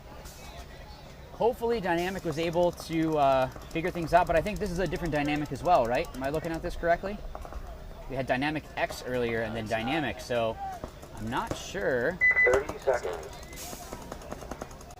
Yeah, this is Dynamic, the main line. Dynamic okay. X, although they do have Nest, this Dynamic line is, I believe, their old Division 5 team who took the series last year. Okay. They won the event, last event, and I think they had a 10 seconds. pretty good showing. Actually, funny enough, Dynamic won D3X, D4X, and D5X. I last saw event, that, yeah. which is pretty impressive. So it looks like Dynamic's pretty aggressive. Going to that Dorito Tower off the break, getting matched by Fury here. And you saw Fury, Greg. How are they looking? I thought they looked pretty good against this Dynamic, though. I'm not sure. Let's see how their standings are looking. Yeah, it'd be interesting to see how they are. Now, Dynamic did get a bad break. Their player that was trying to shoot off the break going to that bottom Aztec. Either his loader wasn't on or there was a jam. Just as a little side note, guys, when you walk onto the field, you want to shoot a burst into the ground. So that way you know that everything is on. You don't have to worry about that. So, I had that happen before where my loader was off in a match. And I go to run up the gut, and I got to turn this back on. I blame the pit crew for that usually when they turn off your gun. They turn off your gun and loader when you hand it to them. Yeah, but when you walk out of the pit and you just shoot a burst, also it's good to kind of clear that hot shot that might be there when you're going to chrono when you're walking out of the pit. So should have been doing that, but hopefully he learned his lesson on that one. Did get eliminated, so I guess technically he paid for it. So Fury's actually 0-3 in the tournament right now. So oh, man. This is for bragging rights here, trying to take down probably the #1 seed here, I believe, Dynamic, who is sitting a comfortable. I thought I saw them at the top, right? Yeah, it looks like they're sitting a comfortable 2-0. So they need this, but they don't need to win big, or they don't need. This is the where you want to be. Yeah, and I'm sure coming into this match, seeing that Fury's 0-3, they're feeling confident, but you can never sleep on a team when it's their last match. Oh, those are the worst teams to play. Yeah, because there's really nothing to lose. Yeah, they just want to go and just hurt people, have fun. Oh, getting eliminated there, yep. Looks like the home player gets sniped by Santi, number 77 on the Dorito side for Dynamic. Fury does have a mirrored player, though, on the top side Dorito, that Dorito won. Oh, that'd be nice. Oh, O'Neill, the real estate mogul. Trying to find a fan. Trying to help us up here get a fan. Looks like we got some love coming from Chicago. Jackson Hole, Chicago. Wyoming. Man, I'd love to Wow. be there right now. Oh, that's really cool. Yeah, this league is definitely grown. It's Florida, but I would say it's like the Southeast now. Definitely one of the premier Southeast leagues. So it's cool when you see teams that come down from all over the place, and yeah, being able to see people watching from Chicago and Wyoming. It's kind of like I had watched some of the the XTPL. Where's that, out of Wyoming? No, that one's out of Texas. Texas, okay. Yeah, that's and then WCPPL. Those are always good. Yeah, good to watch, MVPS, the premier regional Absolutely. league. And you can see why. Like the reffing is fantastic. You have what I really like is that everyone is shooting the same paint. Yeah. Like that is something that's a great equalizer, because then you don't have to do well, we're sponsored by so-and-so, and it just so happened that their formula wasn't good. Yeah, and then, bad skid or something. Yeah, and like you don't want that to be the case. If everyone's shooting the same stuff, well, you never can't hear really be an paint issues excuse. out here, that's for sure. Yeah, everyone has the same thing. Yeah, shooting GI, great paint, the best paint in paintball. I've never seen an MVPS post saying, oh, the paint was bad this event. Well, it's like, well, everyone was shooting the same paint, so. Yeah, I mean, it's even like, I know last event there was a little issue with the compressor, which seems like it's fixed now. I don't hear anyone talking I haven't about heard anything that. about it, yeah. But again, everyone has the same issue. So if everyone's only filling to a lower amount, it's not like one pit is getting a higher amount of pressure into their tanks. So very true, yeah.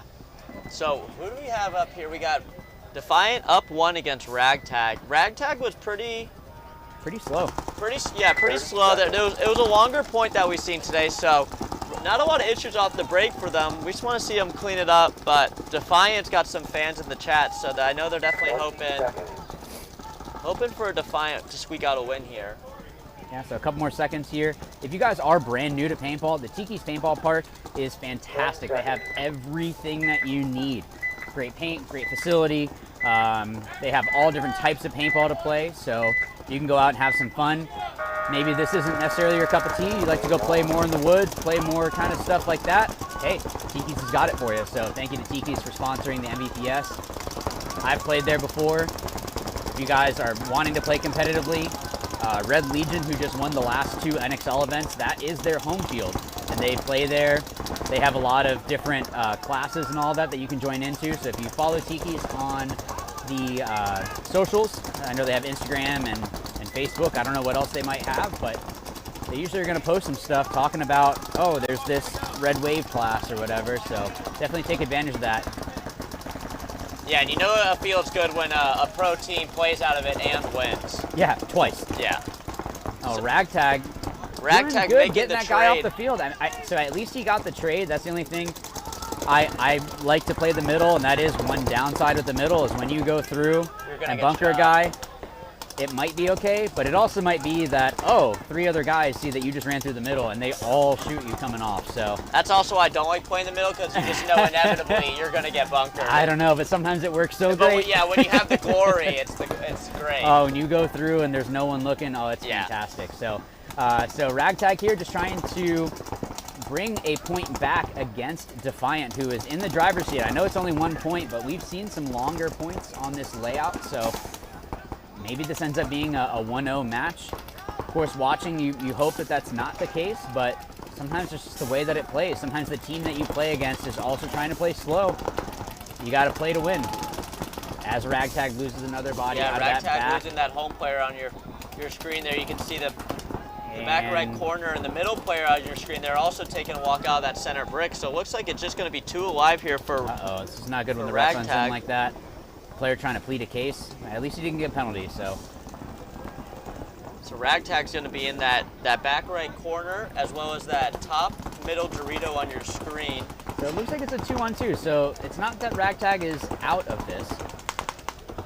Well, I think Defiant has another body in that middle laydown. Oh, they do. I can see that now. It's hard to see that from the commentator booth. Yeah, but the view that we have here on the webcast, you can see that player in that bottom section of the snake.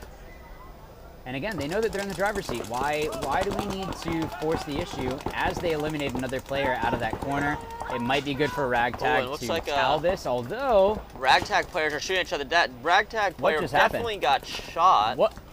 And no one seemed... Oh my goodness, Ragtag might pull this off. If Ragtag pulls this... Oh my gosh. He pulled this off and got so lucky because he had his back to the player on Defiant.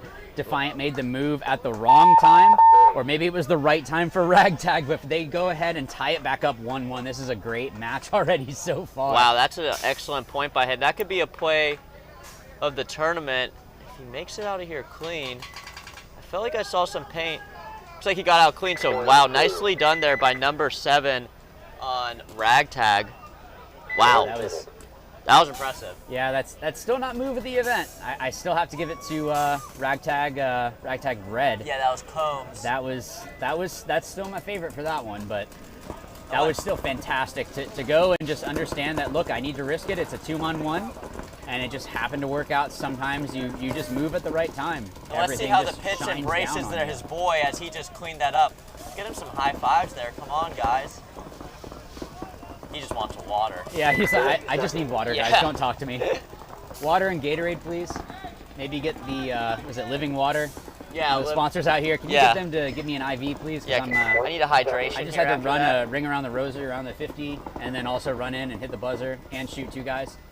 So yeah, nicely done there by Ragtag to just squeeze away that point. I love to see points like that when, you know, you think you count them out and then they come back. Yeah, miraculous move. That's one of the cool things of paintball is that, look, you just need to land the right shot.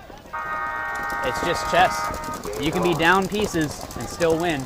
So we'll see if Dynamic is able to keep this up. They're up 1-0 right now. Looks like they are 5 alive, doubling up that back center brick, being able to cut up both sides. And you can see they're content just to sit there and shoot into those gaps, make it really difficult for those players on the Fury side to be able to fill out. Again, Dynamic is up by 1. So. Oh, and Dynamic pulls a major. Wow. Or no, I'm sorry, that's not Dynamic. That's going to be Fury pulling 4 bodies coming off. So they must have gotten 2 penalties. That's going to be the point. Yeah, that's it right there. They must have gotten a minor and a major. Those are my favorite points as a player when the other team just pulls a bunch of penalties and you're just in the back and you're like, oh, it's over? Yeah, you can see Fury is very confused. Even Dynamic looks confused. They're like, okay. Did we win? Yeah. We won? Okay. So now, looks like their pod runner's going to have an easy job here. Looking like there's no pods on the field other than the ones the players picked up. He threw it to his pod runner. You can carry that one pod back, man. Oh, looks like he was able to grab a couple more. Now, pod runners That's a tough job. Are underrated. Hey, if any of you guys that are getting into paintball want to make some money, pod running. yeah, pod running you can make some money, but you will work for it. Yeah. Sometimes, depending on the team, they might pay you. They might pay you in paint. So sometimes that is a way that you can get some money to go and play a little bit more. But just know you are going to be working for it, especially out here. You're running just as much as any of the players. Yep. And advertise your services that you might find other pods on the field that the team didn't come to the tournament with. Yeah, exactly. Pod Goblin. Oh, okay. So we just got information that the player did an obvious wipe. So that is why we had a bunch of guys coming off the field. So, look, I know that some guys are going to play the gray area. There's a lot of refs on this field, though. And it's pretty open of a layout. Yeah. There's not a lot of places to hide from the refs here. I don't think you're going to get away with that. So he got caught, and that's... And he paid for it. I mean, some guys, they try to do the high risk, high reward, and they like to cheat. That's not my style. But some guys like to do a little shimmy. I won't say what pro player did that to me that I still remember in like one of my first World Cups. I was like, oh, he's eliminated. Oh, he's not. Oh, he just got rid of a leg head by diving into the snake. Thanks a lot. So looking like Ragtag Gold taking the walk early from that top Doritos side. Yeah, but they're both playing pretty pocket, so. Oh, wait, no, I'm sorry, I take that back. Ragtag did get out wide to that top corner. So they actually, I would say, probably have the better field position. They are a little bit wider. Defiant is sort of stuck in the pocket. Oh, I take that back. Defiant did get out into that little W in the top of your screen, so they are definitely in the better real estate. Definitely hired O'Neill Lee to get that Look real at some estate. properties from them and take over. Looks like Defiant also moves into the snake laydown wing in the middle there. This is our favorite screen right here. Minor on Ragtag. So 2 players are coming off. So that's going to leave 2 alive. Let's see if this Ragtag player in the home is going to communicate to his buddy, let him know they got to watch each other. Yeah, so this is a tough situation for the coach. Your players are down 4-2. Well, now it's not tough. Now it's a 4-on-1. Now you need to towel it and save the time. There's let's 4 see, minutes. last time Ragtag was in this scenario, they waited till the guy got shot to towel, and they'll probably do it right now. So yeah, I don't agree with that. I think if you have a 4-on-1 and it's not going to help you to burn the time, look, if I'm the last player and we're up a couple points, you better not throw that towel. I will take every lump as 3 guys come and bunker me. Just try to but if I can burn off another 45 exactly. seconds, minute and a half, put us in a better situation, absolutely. But doing that, I don't think is smart because you're putting yourself in a spot that now, again, those extra 10 seconds, what if that's the difference of you winning? I mean, I remember playing in Texas. We had 2 buzzer beaters that we lost. So it's like if we had just held a little bit longer, it would have gone into overtime, or maybe we could have gotten something. Yeah. But 2 buzzer beaters. So that's tough. It's rough. You don't want it to come to that, and ultimately you put yourself in that position. But that's also why you have a coach. The coach needs to help with making that decision. Paintball's a lot like golf. It's a game of inches. Yep. You know, that little bit of time, that little bit of space is the difference between winning a point, getting shot. You know, there's just so much going on in the field. You just gotta, be aware of every second and, every step you take. So, and we're seeing that now. Dynamics obviously taking advantage of all those seconds and all those steps as they lead 2-0 against Southwest Florida Fury, who's down 0-3 in the overall tournament. So this is a match they want to win, at least just to go home on their car ride back to, I'm guessing, somewhere maybe in Fort Myers, Southwest Florida. Yeah, I see a Shock Kids jersey, so it might have been that they have a couple other guys with them. Yeah, probably a Stancil, I believe. Possibly. Because I don't think Shock Kids were playing this event. They might have skipped this event. Yeah, I know they played, was it Atlantic City, I believe? That would have been a quick turnaround. Could have been tough just to get that much practice in, and these teams that play multiple series, and it's difficult to do. So this is Fury trying to get a point on the board as they are trailing Dynamic 2-0, but Dynamic looking really strong, a contender to win this whole thing. Quick out to the corner. That was a great run. So hey, Greg, you mentioned the gun problems. As you can see, this player with the Shot Kids jersey is having a loader issue. Yeah, you would have known that if he exactly shot a rope. Yeah, you just shoot 10 balls into the ground as you're walking out of the pit. You shoot your chrono shots. That's another thing, by the way, guys. Shoot a couple balls over the chrono. Don't just shoot one. They'll take the average. Those virtue clocks take the average.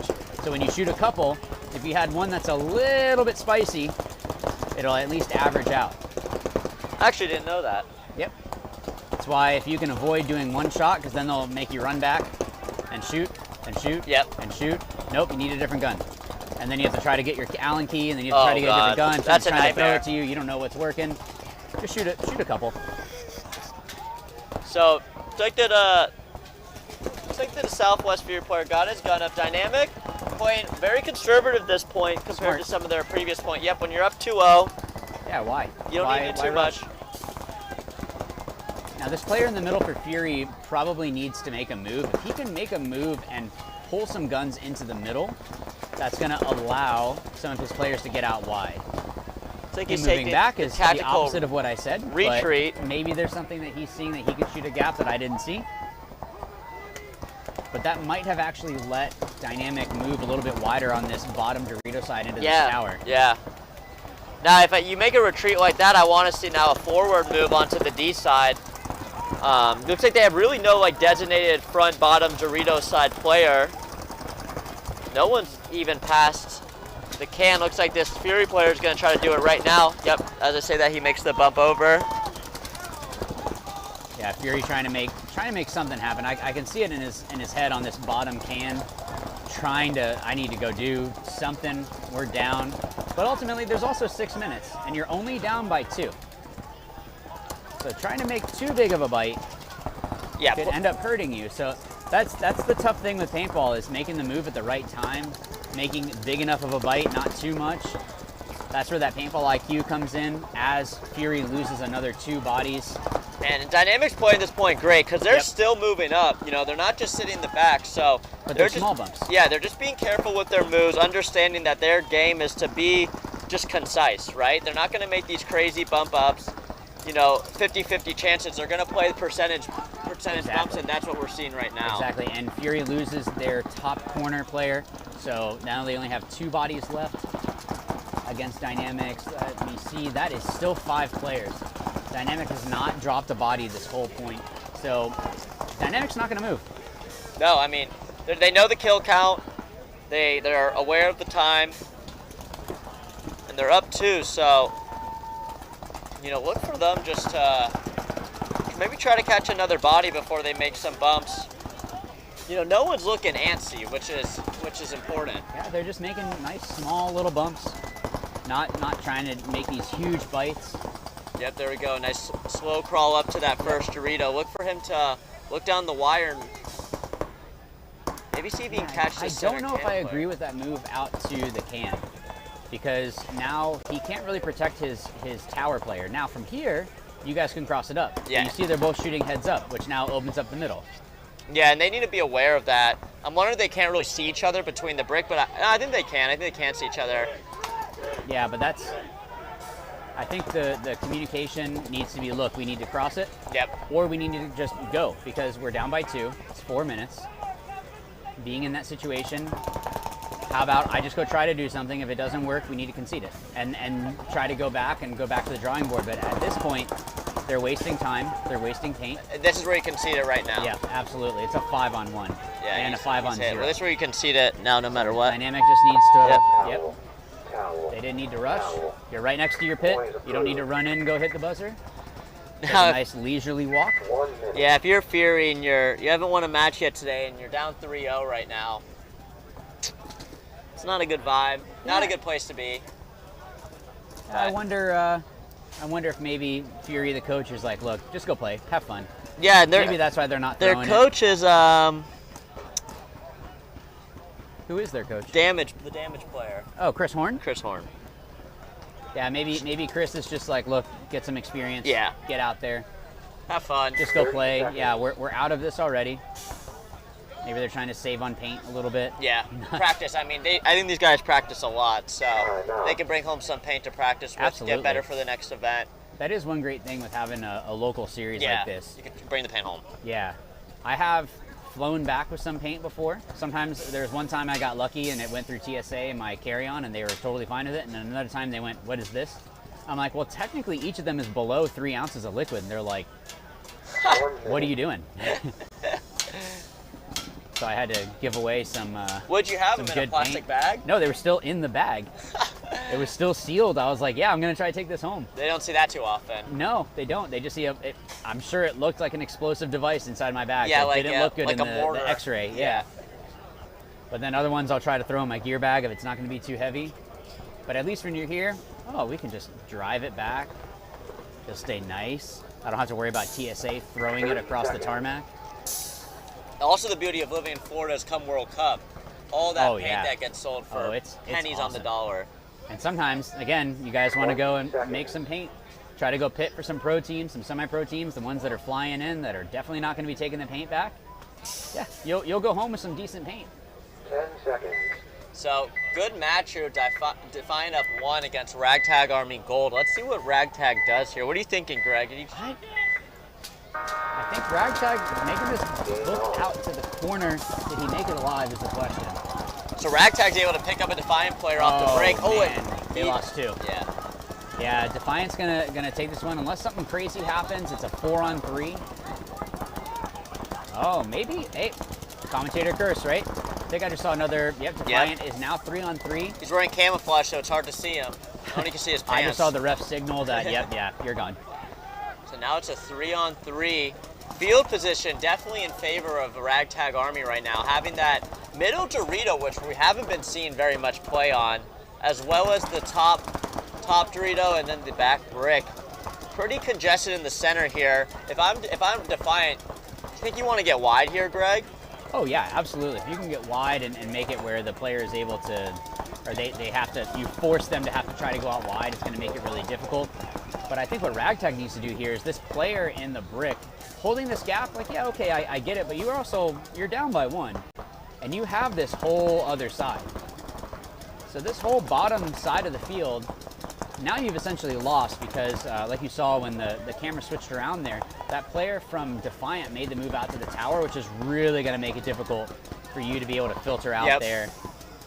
And it's a tall guy, so he's got a pretty good angle. Yeah, you get those different shots. You got the tall guys, and you get the guys that like hold the marker over their head and try to shoot down. Sometimes it works, sometimes it doesn't. It's funny, I've never seen someone get shot doing that, which is... Oh, there we go. Now he's trying to make a move. Yeah, now he's trying to get into that bottom side like Greg was mentioning. Trying to break open the field a little. Looks like now Defiant's caught in the pocket here a little with that home player and that back center player, both looking the same way. If I'm that Defiant home player, I might try to get wide here. Start to cross up. Trying to see in the chat here who's talking. Looks like we got Greg Montavo and Sam Sansone in the booth right now. Yep. Looks like Matt's got a buddy in the... Oh, looks like he's... getting that elimination, swinging it back into their favor. Yeah, that's the right move. That's the right move by Ragtag. So Defiant up 3-1 against Ragtag Gold. Looks like... Oh, so... I think Fury is going to be just sending it. Yeah. This is do or die. Either you win or you... I mean, they're already going home. And these points they've been playing, it's kind of like, I feel like they're deflating points, right? It's when you get picked apart, that's when you're just like, man, like we didn't even lose off the break. We just lost all our gunfights. Yeah, you start getting dinked out. Yeah, that's, to me, that's... sloppy moves. Yeah, it's just deflating. I'd rather lose a point where someone got shot off the break than all 5 of us just dying in a gun battle. Because you just kind of got outplayed there. So, Defiant could be their last point of the tournament. Yeah, I think this is going to be dynamic. I mean, this is Dynamic's game to lose. So yeah, if they somehow lose, it is their own fault. Dynamic having to get a player out on the boxers. He's definitely going to make it with a second to but spare. they don't need to go far. Yeah. Yeah, that's where the little counting rocking doesn't help you, because I think he got off on his count. So Dynamic makes the push into the tower, and They're both 5 alive. Yep. Fury doubling up the brick and then making that shootout to the tower. There you go.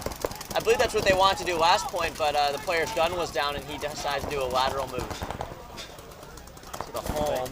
But this player down here for Fury, trying to make something happen. I might be kind of upset at my guys behind me not trying to push up with me. Like, look, we need to have a concerted effort here. Oh, and man, it looks like Fury's taking the first walk off this point. 4 on 5, but man, look, Dynamic looks you gotta solid. die on your sword. Dynamic's just playing smart. They've been playing smart this whole match. Good move. Did he time that right? Wow. And you saw even that brick gave him a little look. But if he comes out, I think I don't even know if the brick caught him on that. So let's see if he can catch a body. He missed the Aztec. The brick doesn't even know he's there. Oh, now the brick's gone. Good job, man. That is just not playing tight. I mean, at this point, if you're Dynamic, you kind of just need to just push all the way into your bunker. Yep. And just shoot into like your side of the field. Exactly. Almost. Just be like, hey, I got your back, you got my back. Let's just not have anyone bunker us. Do you have 4 minutes worth of paint on your back? Yeah. Yeah, I do. Okay. Oh, that's a penalty. Where? Yeah, Oh. that's a penalty. Looks like it's on his loader. So Dynamic gets a minor, but Fury loses their front Dorito player. So there's one alive left for Dynamic in that top right corner, and Fury's very aware it's only corner. Yeah, but this. Oh, but he doesn't know he's in the W. Wow. Oh, wow, and we didn't know that either. That's just dropping field communication, dropping field Wait, awareness. so this Fury player thinks it's over. I don't know what's going on. I don't even know who's alive. Wow. Oh my God, this Dynamic player is like a minigun just posted up in this W. He is saving this and you know point. what? He can trade with this other player on Fury, and it wouldn't even make a difference. Dynamic has 2 bodies alive. Yeah, in that so corner. He can go. He just shot 2 bodies. He can trade with this last guy. Still have a guy to hit the buzzer. They win by 4. Wow. So that's Fury. Looking like they're going to lose this one unless... Oh, what happened? Oh, he wasn't able to make the trade like you said. He had the right idea. Wait, did he get shot by his own player? No, I think he got shot in the mask by the... Okay. So 60 seconds left. Yeah, this is... That's going to do it for Fury. Dynamic should want the margin. They should try to... Wow, there's a pod runner for Dynamic on the field. Christian, the media guy's like, hey, get off. Get back here. So this Dynamic player in the corner. He just doesn't know. Yeah, he just doesn't know. I mean, again, hopefully this isn't one of those things that kind of bites them, that they didn't win by 4, but they're already going to win this, so it doesn't make a difference. But I get it, too. This field can get chaotic.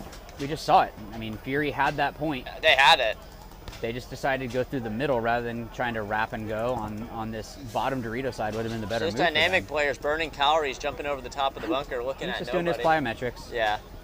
Well, that's going to wrap up this match with Dynamic taking on Fury, winning a 3-0, and that's sending Fury home back to Fort Myers area. No points. And then we saw Defiant. They're up 3-1 against Ragtag Gold with 2 minutes left to play. So let's see if they can close it out. This was a pretty close match for a bit here. So, don't count Ragtag Gold out of this one. This is nothing like the Dynamic match. No, I mean, but there's also 2 minutes. Yeah. I mean, we saw, I think the quickest we've seen so far was 19 seconds. Yep, quick point. So it's not impossible.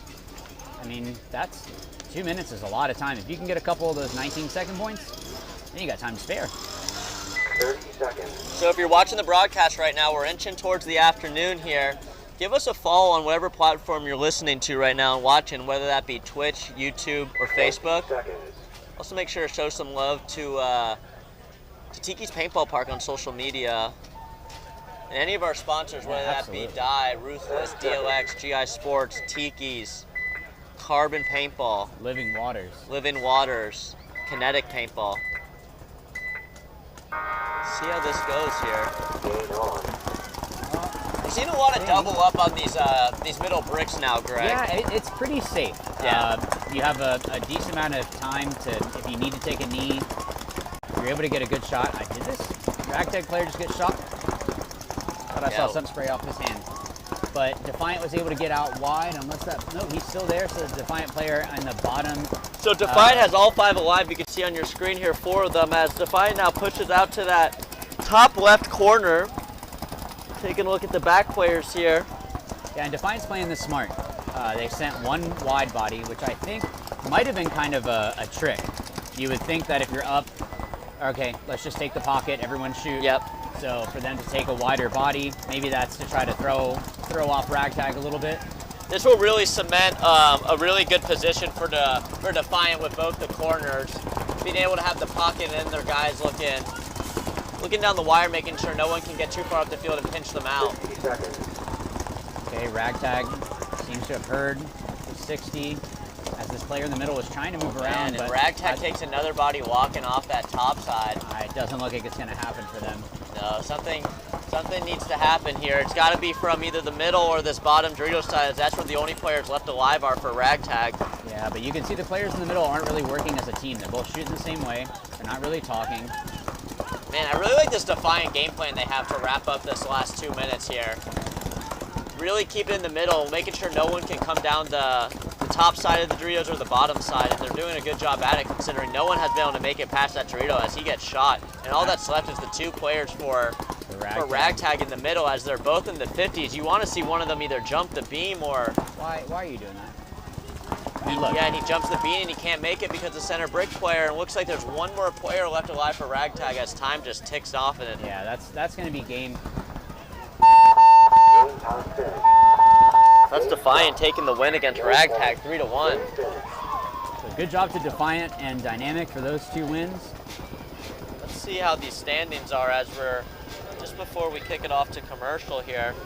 So if Defiant's win there, they're going to be sitting a pretty little...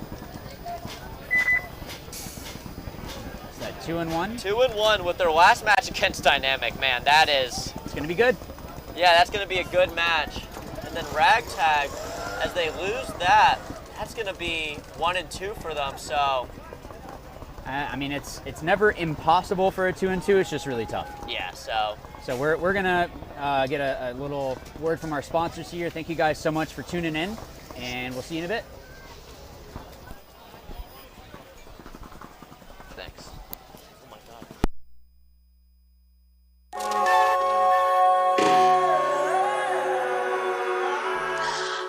Baby, what you wishing for?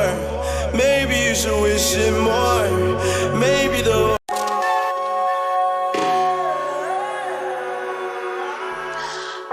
Baby, what you wishing for? Maybe you should wish it more. Maybe the world is yours. Maybe when it rains it pours. I don't know.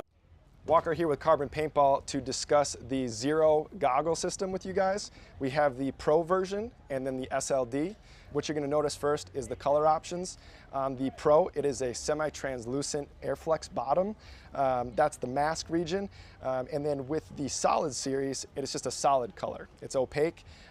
They're both exactly the same durometer. They're both the same softness or squishiness. Other than that, you're actually going to get a clear lens with your Pro goggle. They both come with a case. And another cool feature of the Pro model is a dual silicone strap versus a sublimated strap on the SLD. And last but not least is another cool highlight is the Pro has some orange accents versus the SLD comes with black. For more features and information on sizing and pricing, visit carbonpaintball.com.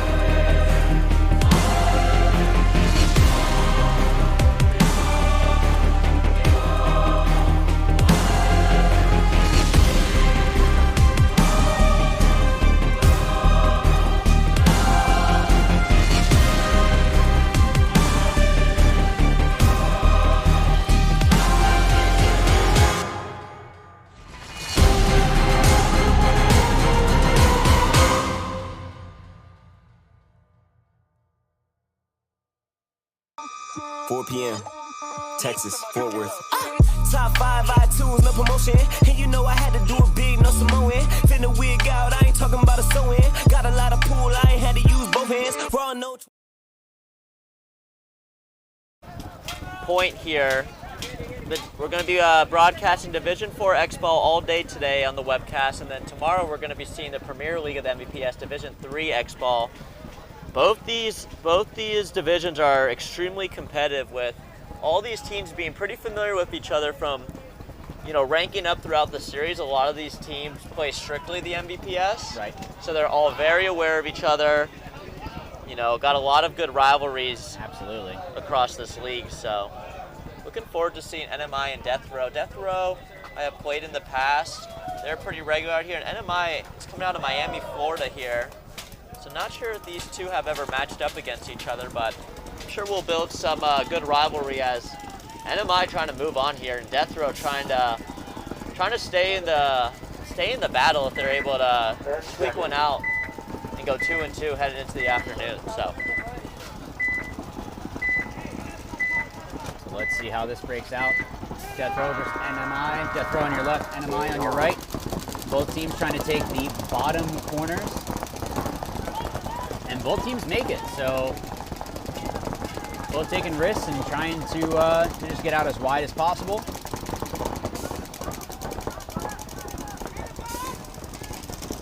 Looks like Death Row gets into both the mini W's on the top and bottom side of your screen here on the left.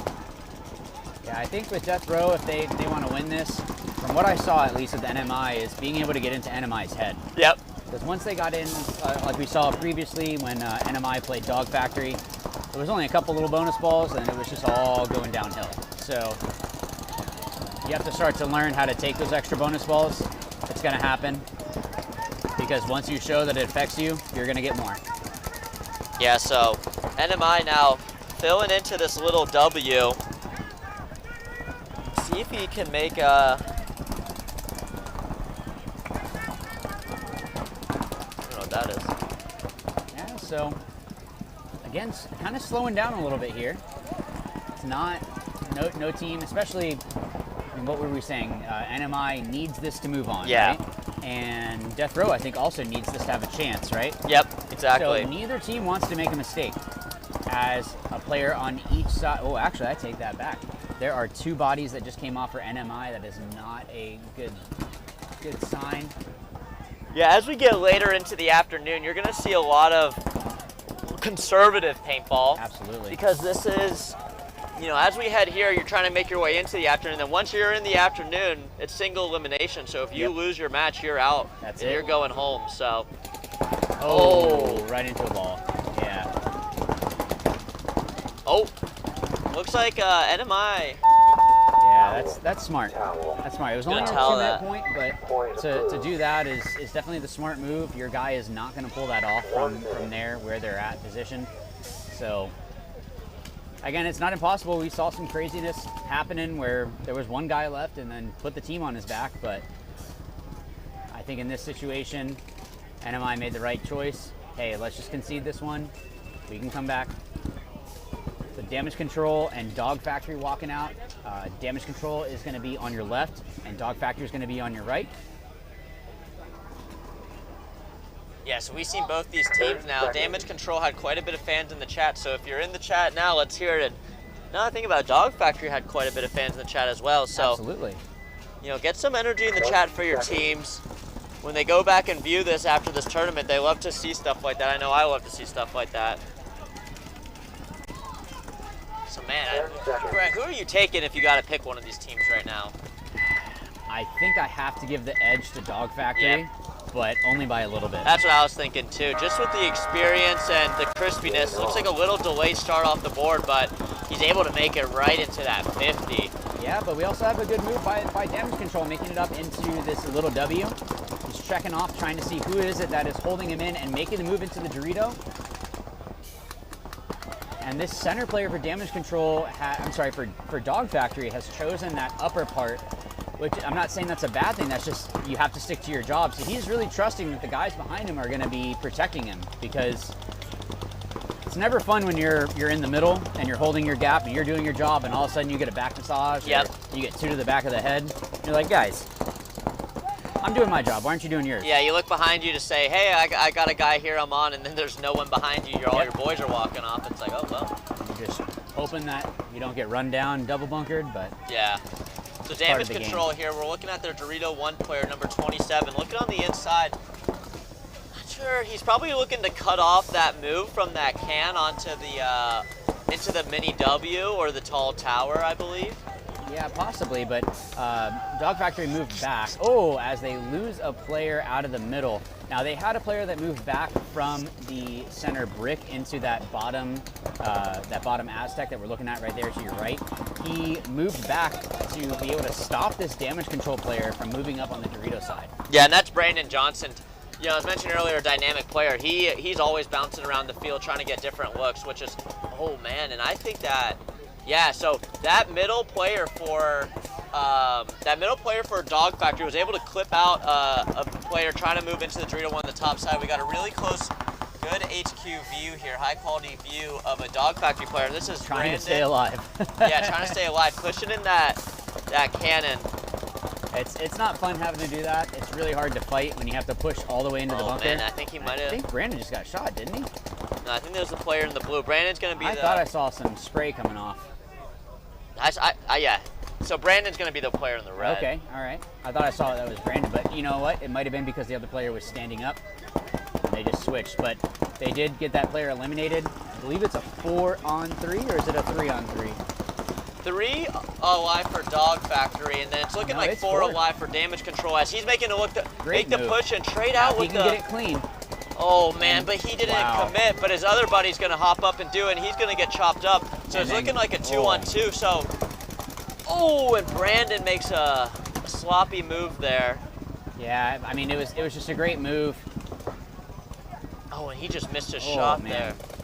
So it's gonna be a 2-on-1, and they're both next to each other, so if you want to be in a 2-on-1, this is not the worst look for this individual player. But you see how they're spreading the field. Yeah. They're pinching the player out and making sure they do it clean. Now that player 27 that made that move, that's Blake Connor. Actually drill with him. He lives down the street from me, so good to see him making some moves and putting the team on his back there, trying to get out. And I think what was really smart was after the rundown happened, that's when he launched.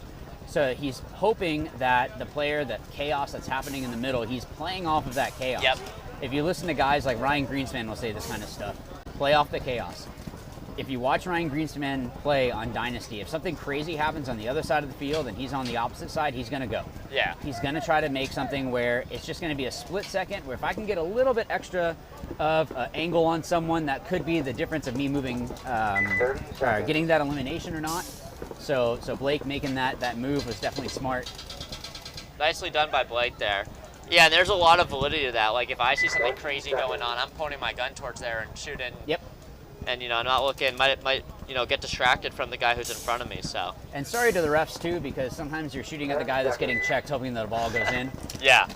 Well, every time a player's getting checked, and I don't see it, and I see, like, him tucking in to get checked, I'm moving right after that. So, NMI trying to take a bump onto the Dorito side. They're able to make the tower. And also able to make that 50 middle again, so nice job there. Maybe that's what got them their 2 4-0 wins. Possibly. Oh, but he's not able to make it. As he gets eliminated, so. Looks like he got shot on his hopper. Oh, never mind, I thought that was going to be a penalty. When you see the ref jumping up and down trying to call a player out, usually you're going to see a yellow flag or a red flag after that. Smart move. I like that move. If you see that player on death row, backing up, still staying on his gun, checking out to see that he's going back far enough to then fill out wide to eliminate another player. That was a very nice move. That's just smart paintball. Now the only issue is that, well, he made up for it. They let that player fill out to that bottom left corner, but they shot him. So it ended up working out okay. So is that number 21? Yeah, it's number 21. Real smart play by him. Great IQ on that one. That's Olsen. So nicely done, Olsen. Good job. That's a great. We haven't seen a lot of different ways people have been filling out of that middle brick, and I really liked how he backed off, still with his gun up, and just kind of slid over. keep his eyes down the field to understand. That's what I really liked about it. He kept his. So one thing an old coach told me is, look, the biggest bunker on the field is the one in your hand. That's true. Watch players that are out in the middle of nowhere shooting at something and they're holding a player in. So if he's watching what he's doing and holding the gap and doing what he needs to and holding that player in to then filter out and then get 2 eliminations, by all means, if I was his coach, I would say do that every point, but let's just not let them fill out wide. So now we got damage control up 1-0 against Dog Factory. Pretty good point we just saw there from the 2. So see if we can get a repeat here. Yeah, I have a feeling that since that second to last player on Dog Factory that took a couple extra, he was looking at that damage control player. Yep. I think we're going to see a little bit of bonus balling here, but we're going to see some love. Yeah, I think this is going to be a bloodbath either war. Oh, ooh, this is not good. I think he made it. Yeah, looks like he made it. Just hope it. And he's the one that went wide and still made it. I think he's the one that went wide. So nicely done there. They're able to chop off one of the dog heads on the Dog Factory team there. I kind of like dog head. It's like in Harry Potter, the 3-headed dog. This is a 5-headed dog. Cerberus? Yeah, now one of the heads are off. So 4 players remaining on Dog Factory versus Damage Control 5 players as they just squeaked that 5th player onto the board with just a second to spare. Yeah, he got lucky on that one. It's not good to be, just sprinting and already being winded before you have to go sprint again. I always feel good when I see the opposing team have players sprinting to the board. I'm like, okay. Oh, yeah. That's just a mental advantage right there. Where you hear your pit saying they didn't make it. Yeah. Which they're always going to say. He didn't make it, ref. He didn't make it. always. And the ref's like, I'm watching though. I'm getting paid to watch this. Like, you understand that, right? But damage control, the player that sprinted out, maybe he just needed that warm up because he just filtered out to that top section of the little W in the top of the field. Again, this is a very non-traditional field. Usually you have a Dorito side and a snake side, so that's why I'm saying top and bottom. So the top Dorito side and the bottom Dorito side. Got the eye in the sky here. Big move into that big wing. Move by damage control. We don't see people go to that wing like that on a big bump. We usually see like a vertical bump from one of the Doritos, and he's gonna creep into their side. Let's see how many he can get. Great. One. He made up for going through on that other one and getting shot. Yep. Taking that player with him, so now he's cleared out that middle. The 2 players over here on the bottom of your screen. Good. You can hear the communication. That's the biggest thing. I don't care how good of a gunfighter you are. The guys that can communicate are going to be the ones that win. Like, why am I going to put myself in a gunfight when I can just communicate to someone else to get behind him and shoot him in the back? So really good comms from Damage Control's D side here, or the bottom Dorito side here. You're seeing on your screen in the middle. Yep, there you go. Closing out the point, going up 2-0. Nice job, Damage Control. With 4 bodies, and the only reason that they've dropped a body is because they traded. I think that shows it's a strong second point. Yeah, nicely done by Damage Control there. If there's any fans for Damage Control, now's your time to rep it in the chat. Let's see. Oh, John Pope, why are you in DC? Oh, you're saying Damage Control. Oh, okay, I get it now. I thought you were saying you were in DC. I'm like, you live in Florida. Just looking at the comments here. Yeah, that's coming from our Facebook comments. Also live on Twitch and YouTube. Be sure to show all our platforms accounts some love. And yeah, we are streaming everywhere. I know I see someone asking about no streaming on Twitch. We're on Twitch, Facebook Live, YouTube. So you could have us playing in a whole bunch of different areas. So if you need to go to the bathroom, you just have a phone or tablet ready in there. Yep. Still have it playing. Put us on all your screens. Yeah. Have one in the kitchen when you're going to get a little snack. Which I guess is what Justin Bedford is still doing because I haven't seen him comment on anything. I was looking at his Instagram. Him and his fiance was making breakfast on the Blackstone. So I hope we're in the background of that breakfast session. That's probably over by now. But or she's like, I don't want to hear this. She's heard me talk enough. I'm sure I'll see them this evening as they are located in Orlando. But talking about the platforms, there is ways to donate, whether that be through Twitch, Facebook, or YouTube. So show some love. Keeping this webcast with the top production. I mean, Greg, I don't know about you, but this the MVPS has the best regional webcast. Oh, absolutely, yeah. I mean, watching some of the other ones, it's great to watch paintball, but I mean, the fact that we have so many different angles, sometimes all you have is like one little GoPro in the top, and then that's it. But the fact that we can flip around like this and show both breakouts, we can go to an overhead, kind of God's bird's eye view, however you want to call it. Having 3 different screens if we want, it's really great to see that. And you can see Death Row trying to get tricky. He was kind of hiding behind the box and then setting up. Got a weird start. Oh, it looks like... That looked iffy. They both went into those W's. NMI is the one that got shot. Death Row kind of took a weird... I don't know what was going on with that one, but he made it alive. You don't need it to be... doesn't need to look pretty, right? Yeah, that's a big bump. We don't see that too often so far today, but looks like NMI is able to fill his front Dorito player who got shot off the break there. Which is smart because now he can kind of shoot down the wire a little bit, try to help hold that player in. And if you can get those cross shots, then you're able to make these moves. Exactly what he's doing there. If you have someone else on the other side of the field, you're able to like, hey, let's cross it up. There's 8 minutes left. We don't need to get crazy. There's no reason. So Death Row up a body here. Oh, Death Row loses the body. Got as pinched I say out. that. So 4-on-4 now, and Death Row needs this win, and so does NMI. So it would be interesting if Death Row gets this win. They're both 2-2 in their bracket. Yeah, but then and Death Row would have the head-to-head. So this is a must-win for NMI. To have a chance. To have a chance, or for Death Row to have a chance and NMI to go in 3-1. Oh, I'm sorry, I got it backwards. So NMI is the one that really needs to get on their horse here, because you don't want it to.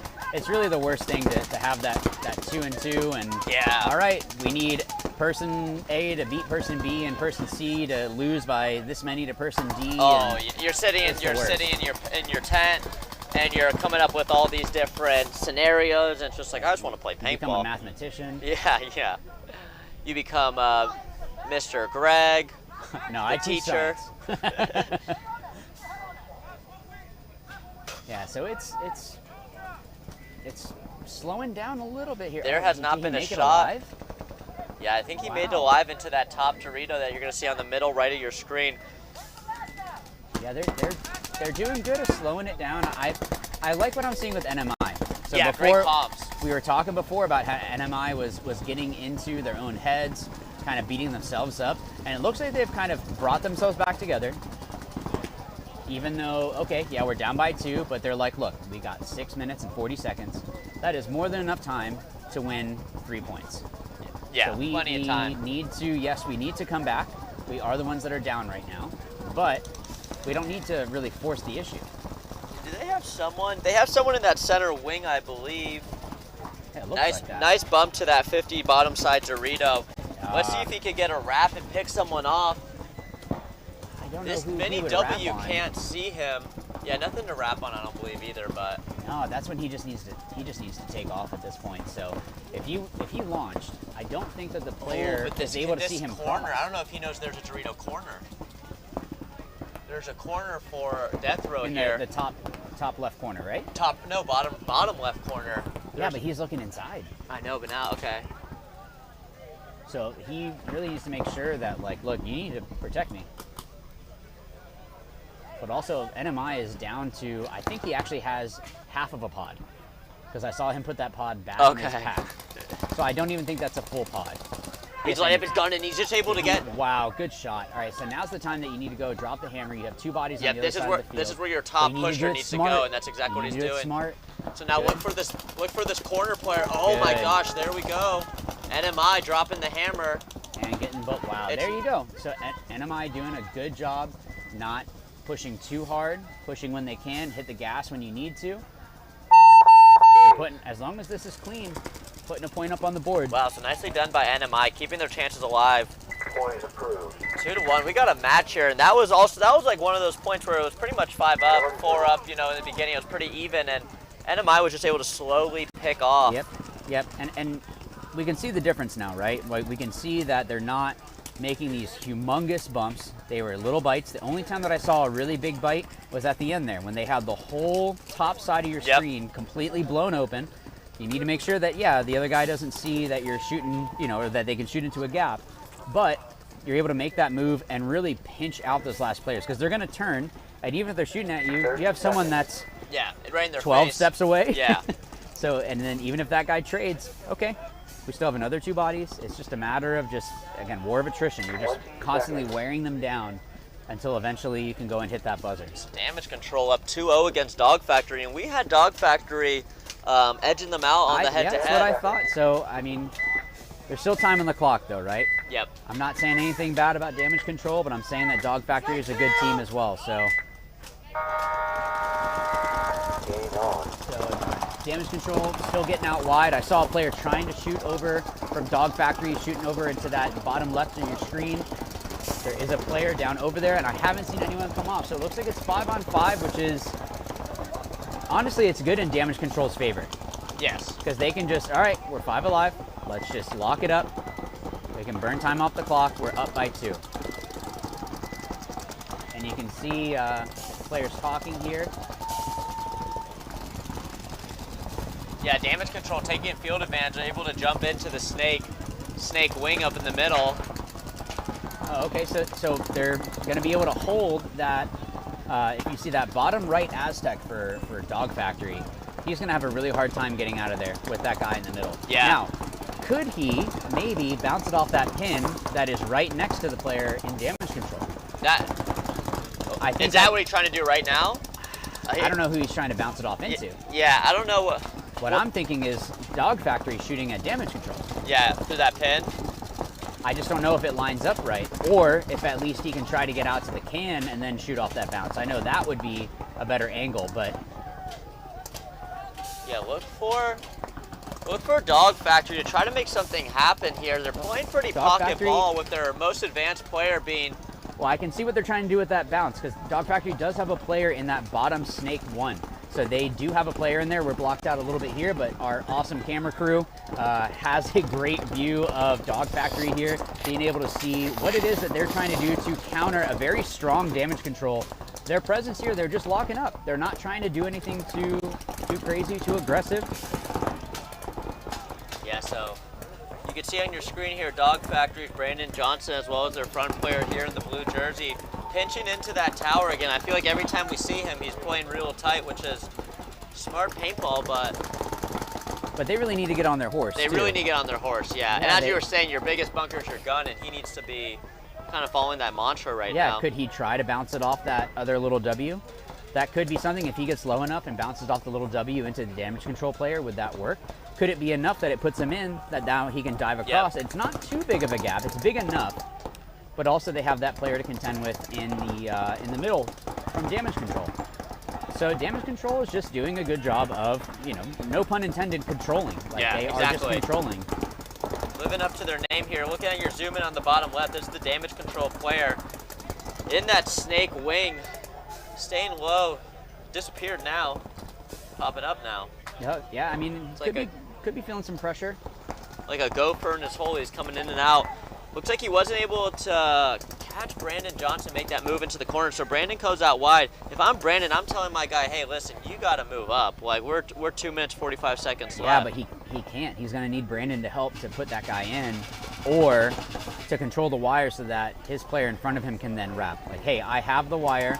You can shoot, wrap, and then go.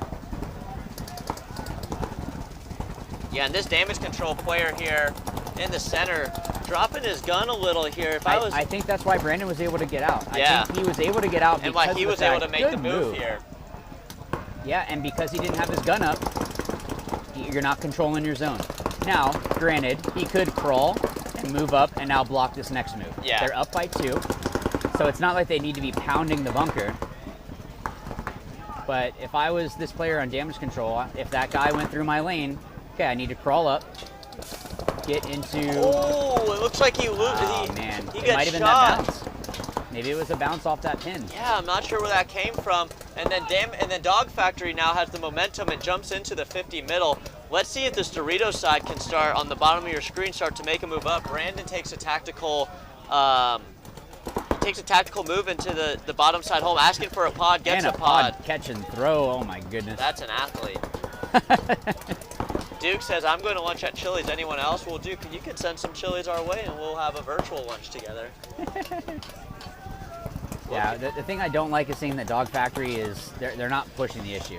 Like Brandon, you can see, is trying to do that, and they had a player in the middle. It looks like he was trying to do something. Oh, and but now this corner player decides to make the move. That could have been a move done a while ago. Yeah, it might be too little too late for them. There's a minute left. It's not impossible. We've seen some quick moves, but Damage Control is just doing a good job of controlling this field. They are not letting people move. They are making sure that, yeah, Brandon is bouncing around in the back, but I don't know how aware they were of the time. I mean, obviously they knew they didn't have enough, but I don't know if they were. I never heard any like, hey, we got 2 minutes left, come on.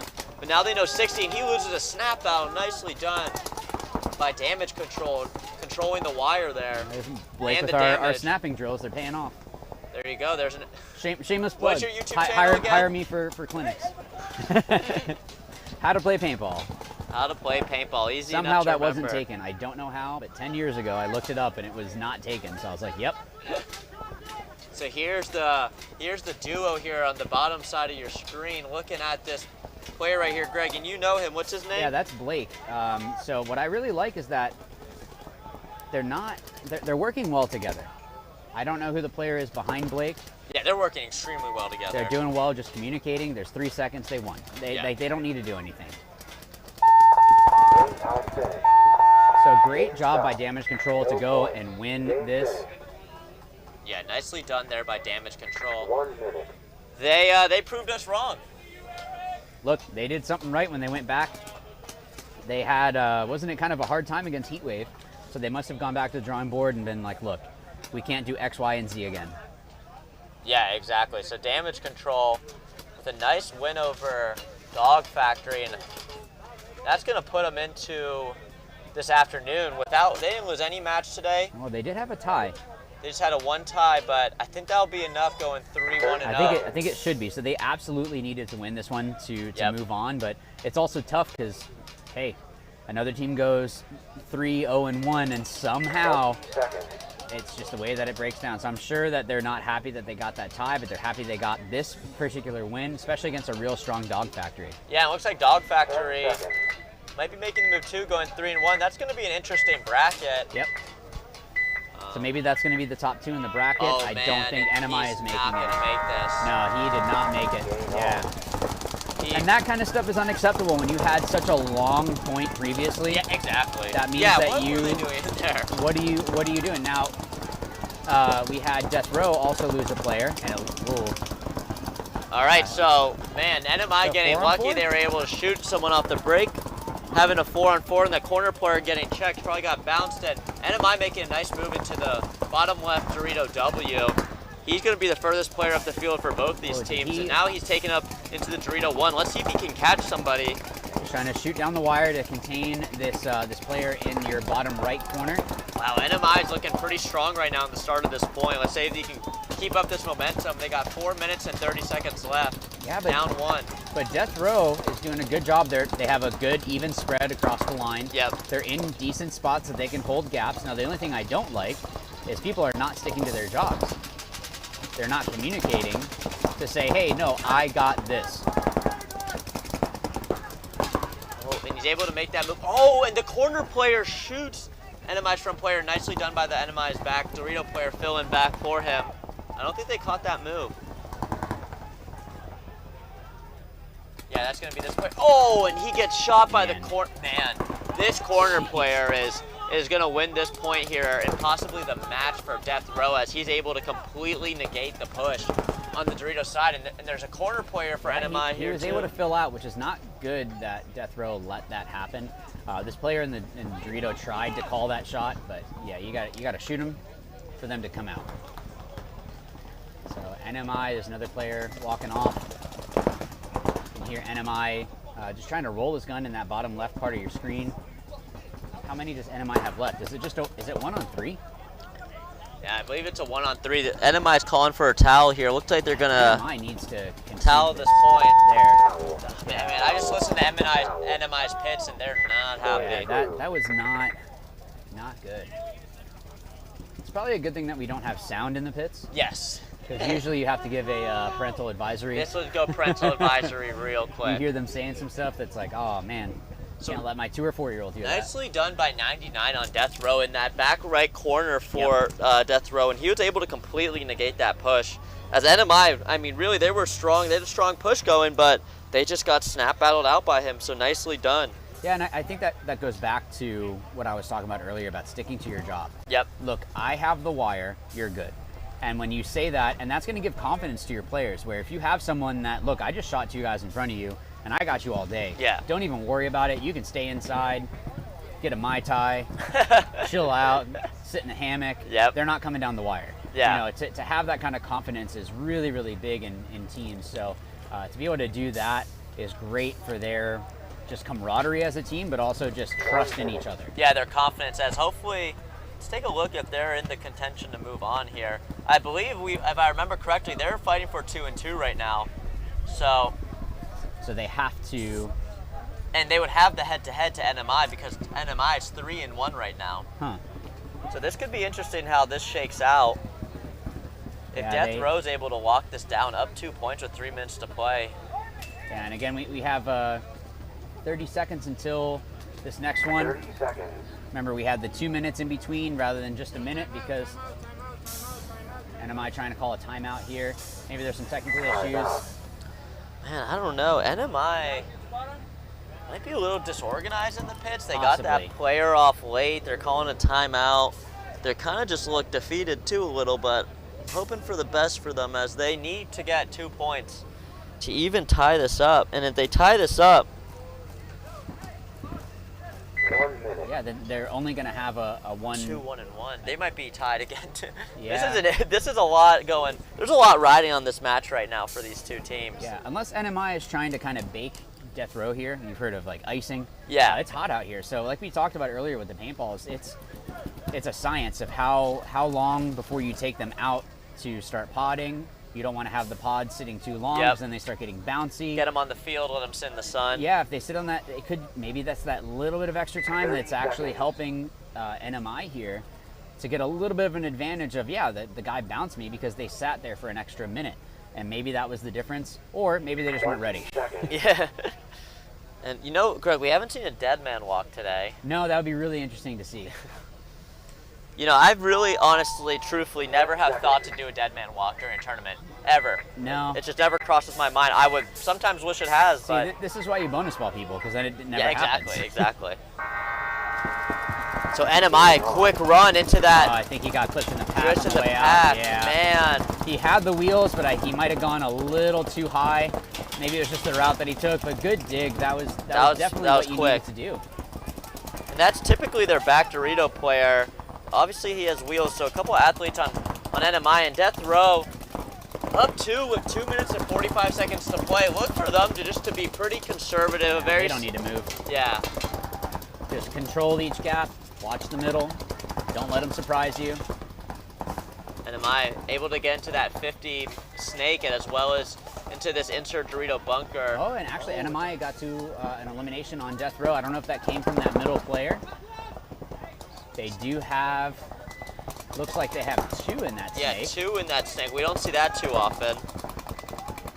Now, what I don't necessarily agree with, this is a tough situation. I don't really like that they're trying to bait Death Row, but it looks like that's what they're trying to do. Oh, there we go. Now we're getting the moves. The move through the middle from NMI. It looks like he made it alive into their little W, that little wing. And now he wing, jumps I was into the gonna little say Dorito, W, and his player behind him gets shot, and he gets shot. So that's gonna leave. I could have. Oh, and then a minor on NMI. I could have sworn that this player on Death Row. Oh, he just got shot by his own guy anyway. That's nice. Yeah, they are. That's gonna be it. So it looks like a player with the last name Cardona is complaining, and I know another Cardona who likes to complain on the field. But man, what a win by Death Row here. Yeah, winning pretty solid. I mean, at that point, shooting your buddy it's not good, but now you can laugh about it. So we'll be seeing one of these teams advance on into this afternoon. Not sure which one without taking a deep dive into the bracket, but we will be seeing one of these teams competing to win the Summer Rumble of the MVPS 2024. Yeah, and also these teams are fighting to see who's going to be in the All-Star as well. Yep. So they definitely want to show out. Not that that's the most important thing, but it is cool to be on an all-star roster, to be chosen for that. But that's only going to be chosen because of the overall series, being able to get all that. But also, if they get that series win, then they're also able to go ahead and get the Tiki's 10-man, get free entry for that. So, being able to go play, have some fun. So, they can just enjoy the time. It's less stress, like you were saying, that they're able to just, let's just go play some 10-man, have some fun. But yeah, if you guys are looking to do that, the Tiki's 10-man is going to be opening up, I think, on the 25th, July 25th. So if you want to go ahead and sign up for that, you probably want to do it as quickly as possible. Yeah, I think it's pretty popular. Go home with the golden pineapple, see who's going to win it this year. So so Death Row is going to take the win on that one, 4-1. So NMI is not happy. I can definitely hear him complaining. It's not fun when you have penalties, and that's something that is pulling players off, but it's also just part of the game. It's also easier to say when you're up here, right? Yeah, I'm not one to complain to refs. I've done it like once in my whole paintball life. It's just like when the match is over, it's like you're not talking to your therapist right now, you're talking to a ref. Yeah. And they might remember your face or your name. So, well, as we conclude those, looks like we got Ragtag Golden Reckoning coming up next. Just want to give a shout out to everyone who makes the MVPS and this specific event, Summer Rumble, possible. Got Ruthless Paintball, DLX Lux, Die Paintball, Tiki's Paintball, GI Sports, Kinetic Paintball, and Carbon Paintball. So we'll kick it off to hear a word from our sponsors, and we'll see you next. We got a competitive match with Gulf Coast Ragtag Army Gold facing Reckoning, as well as Dynamic and Defiant. That's going to be, I think it's going to be a good one. It's going to be a good one. So we'll catch you here soon in about 5 minutes, and let's hear from our sponsors. 4 p.m. Texas, Fort Worth. Top 5 iTunes, no promotion. And you know I had to do it big, no Samoan. Finna wig out, I ain't talking about a sewing. Got a lot of pool, I ain't had to use both hands. Raw, no Trojans, still don't give a fuck. Whole crowd full of sluts, and they finna give it up. Hands on robbery, yeah, they finna stick 'em up. If you ask what they bought, do a litty in the truck. Yeah, they thought that I was sleeping, that's a send me in the tuck. Yeah, they thought that I was tweaking, ain't no rip me in the cup. Had to shake the haters off with a shimmy and a brush. Little nigga, I'm a boss, Oprah Winfrey with some nuts. Monthly.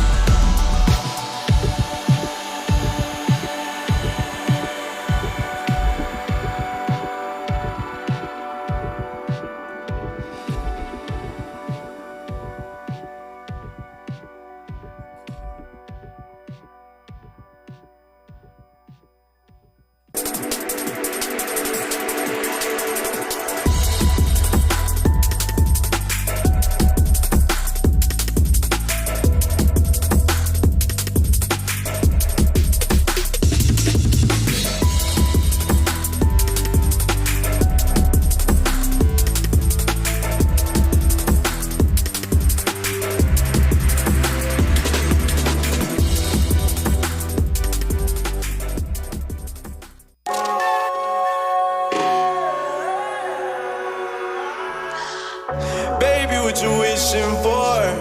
Maybe you should wish it more. Maybe the world is yours. Maybe when it rains it pours. I don't know how to wish anymore. I don't know how to wish anymore. I don't know how to wish anymore. What do I wish to get out my face? My goal and my just blow my brain. I peak Kurt Cobain. I can't feel my face. I can't feel my face. I can't feel my face. I can't feel my face. Keep on wishing. Keep on wishing.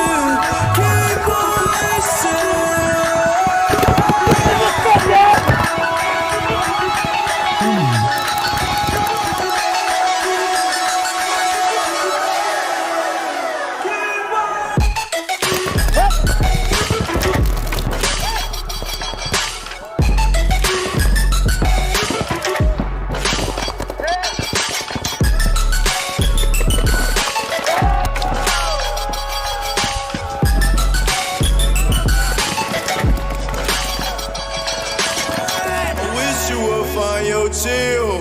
Cause Lord knows this shit get real. And for this price, you know you kill. Man, it's big bracket, know the deal. Man, it's big slat, you know the deal. Draco a big dragon fire. Can't save me, man, say yourself. Cause I do not need a. We should get out my face. My goal and my G's blow my brain. I peak and go babe. I can't feel my face. I can't feel my face. I can't feel my face. I can't feel my face.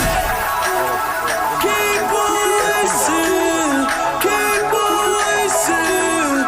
Keep supporting the league. So please support those that support the league. Because again, if they're not here, then we're probably not going to be here. So Exactly. yeah, so Gulf Coast against Reckoning. Who do you think is going to take this one? Have we seen Reckoning on this field? We did. Reckoning they beat Fury. I I'm think really not too sure. Because this is gold. This isn't red. If it was red, I would say red.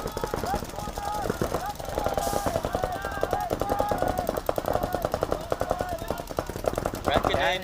I think I would probably take Reckoning, but you never know. Sometimes those teams surprise you. The team that on paper maybe would be the, quote unquote, I don't want to say better or worse team, but the favorites. yeah, sometimes heart wins out. So it looks like Reckoning's able to chop off one of Gulf Coast Ragtag's home players. Really great comms from Reckoning, just hearing it from up here.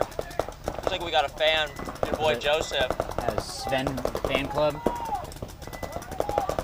Oh, shout out to Sven, Stiff, and Caleb. They're probably on the field right now. Just chopping up Reckoning. Man, good call so far, Greg. I really like these communications. Yeah. Sometimes it's hard to be a front player and communicate because all you have on your mind is I want to shoot this guy, but you're the first person to see everyone. Exactly, and it's really important for you to get that information back, because then your back players can help you. But also, what happens if you trade with someone or you get dinked out? Yeah, they have now no you've died clue. with information. Yeah. And you can't do that kind of stuff. Again, it's a team sport. So Reckoning is definitely in the driver's seat for this first point. You can tell that they are not in we need to really push this right now. They have the better field position with both of the Doritos in the top and bottom.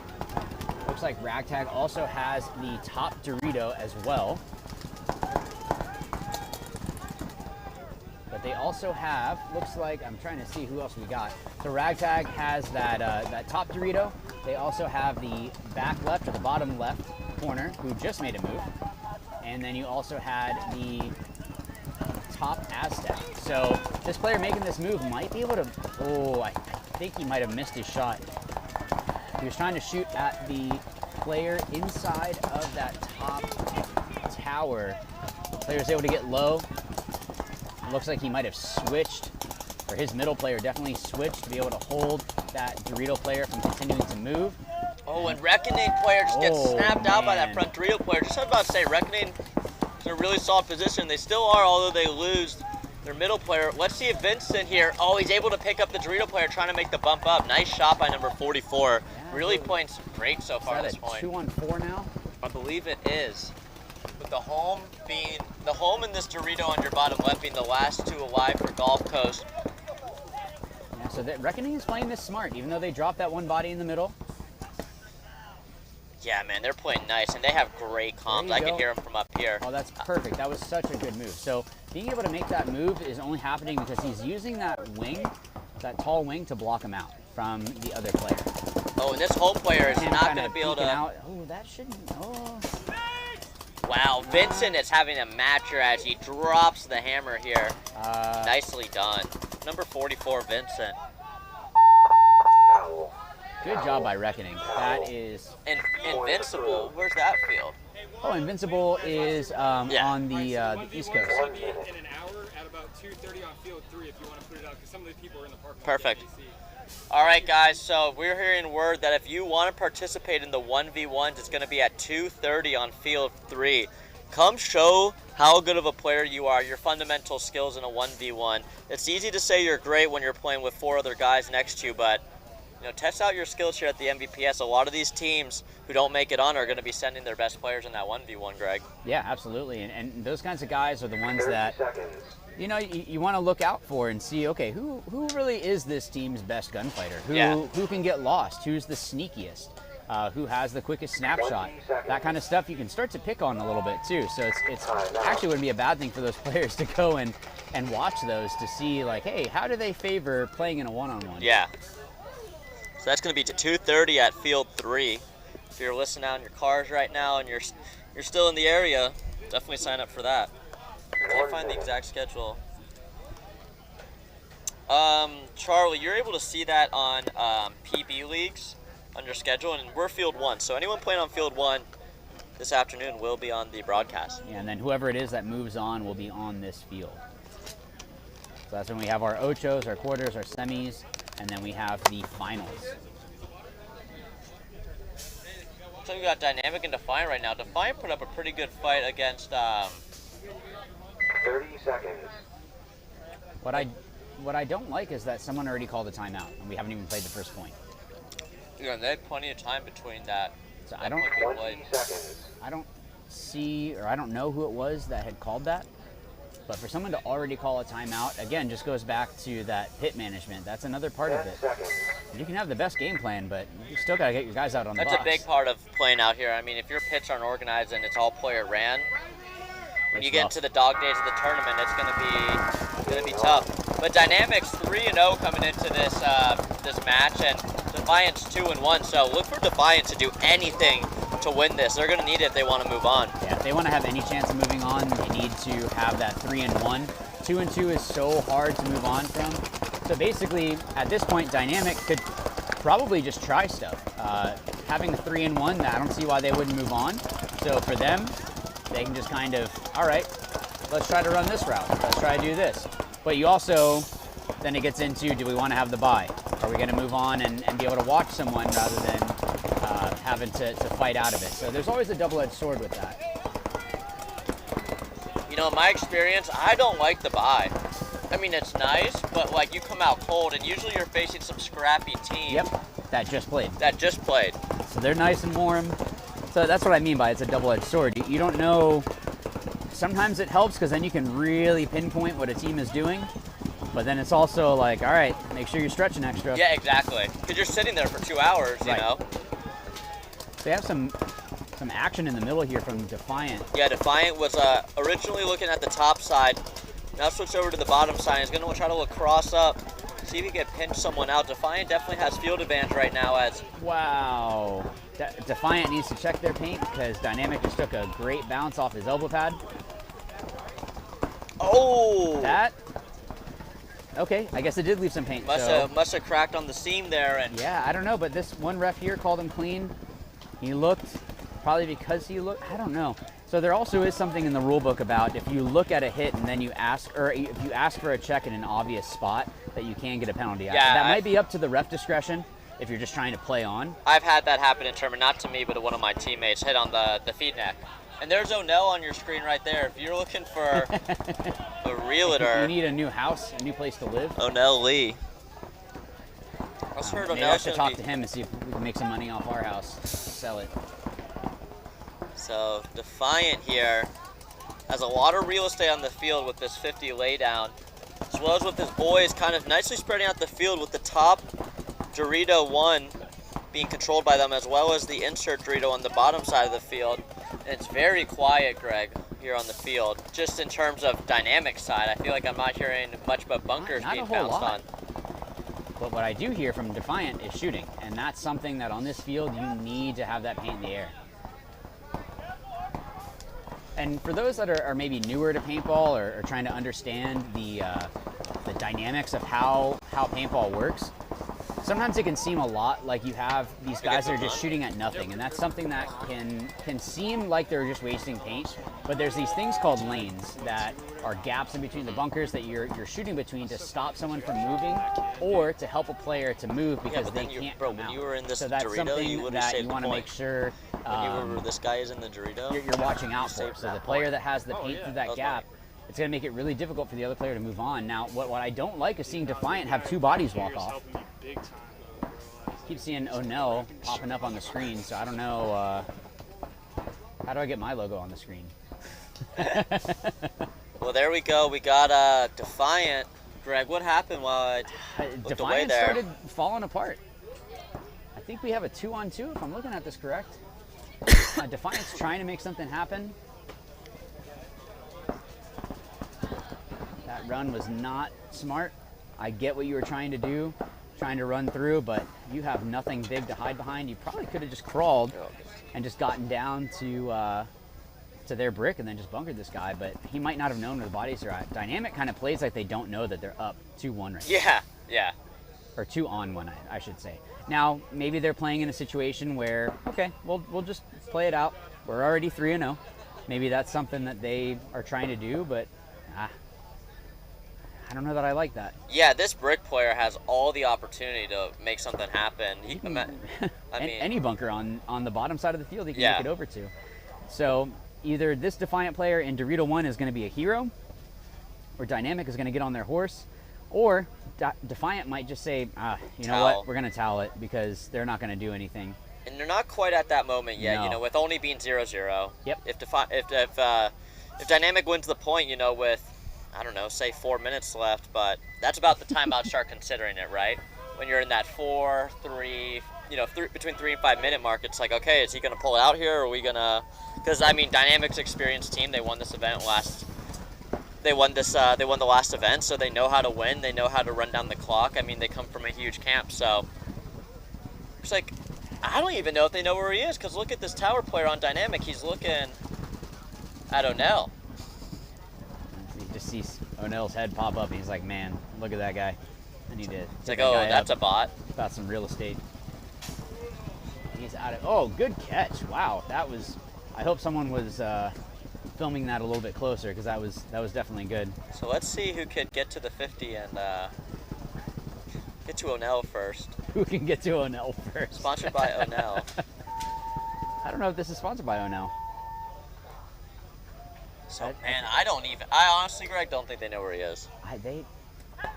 Yeah, now they know. Now they finally picked up where this player is at. But I don't know that any of them really have any paint. That could also be the issue, is they don't want to make the move because they only have, 20 balls left or something. Oh no, Dynamic just doesn't have the kill count. This player in the 40 definitely has pods, at least one. Oh, and he's got shot. Yeah, they should concede it right now. Yes, they should concede it. I don't know why they're not. I just heard their pit say, no. This is not. That's not a smart play. Where there's 2 players alive. And if these Dynamic players, they should just sit in the shade. Yeah. I mean, they're also wearing black jerseys, so I get it if you want to go back into the pits, but. Yeah, just sit here and. Let's see. Will are they O'Neill really go not and hit the gonna? buzzer? Is O'Neill going to hit the buzzer? Are they really not going to concede this? I don't know why they're not conceding. So they just wasted a good 30 seconds. Yeah. Not conceding that. O'Neill had the chance to hit the buzzer and he missed it.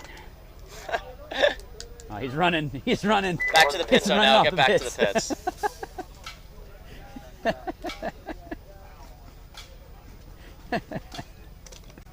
I've known O'Neill for way too long. But yeah, so we got Reckoning and Gulf Coast Ragtag Army Gold coming back out. Reckoning in the driver's seat right now with a 1-0 lead.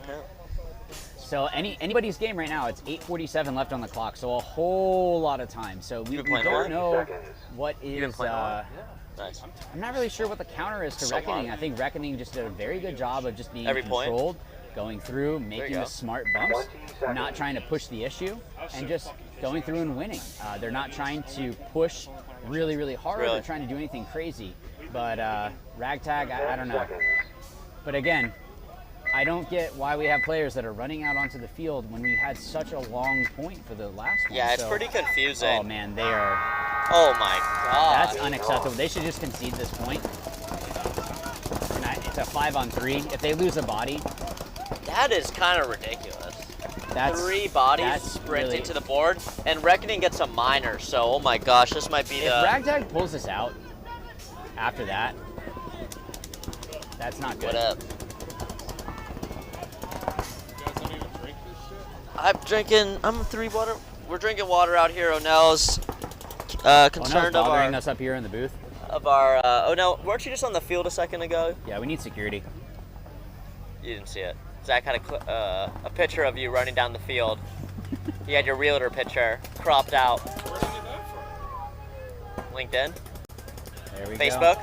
All right, so Ragtag. Yeah, I didn't see Ragtag having a good chance of. O'NellRealtor.com. Or howtoplaypaintball.com. And howtoplaypaintball.com. This point's sponsored by that. I need to send you guys my logo. Oh, I'm gonna. Yeah. Yeah, see, man. Good luck. He's gonna get. This is. Why is he mad about that? He got shot 3 times. No, he's just being an executioner there. That's a cocky Vincent right there. So. That Gulf Coast Ragtag player was upset he got shot, but I would have put more into him if I was Vincent, number 44. Vincent's having a match. Yeah, had a really good. Really good. Yeah, had a really good point that Really- first one, and really now he's following up consistent. with the second one. And again, it just goes down to just do your job. That's the thing with paintball is it's just do your job. You'll do just fine. As long as everyone else around you is doing their job, you'll be good. Oh, so it looks like Reckoning came out with 6 on the box and got the minor there. That's what I'm hearing from the reffing crew right now.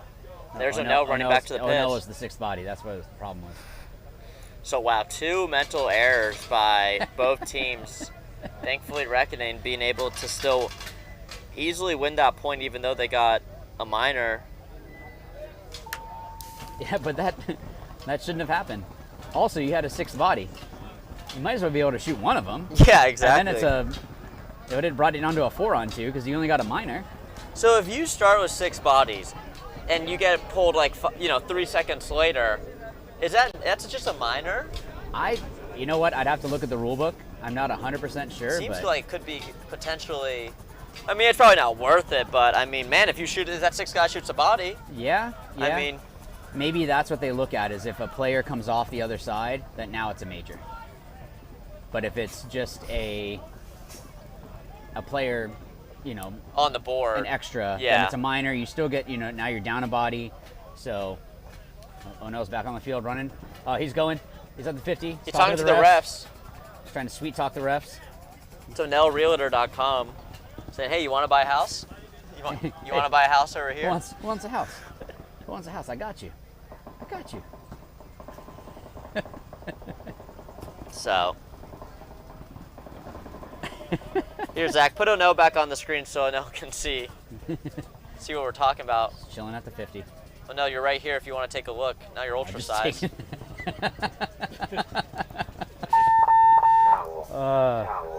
he disappeared. Zach's being goofy in the booth. Let's throw a picture of Zach on now.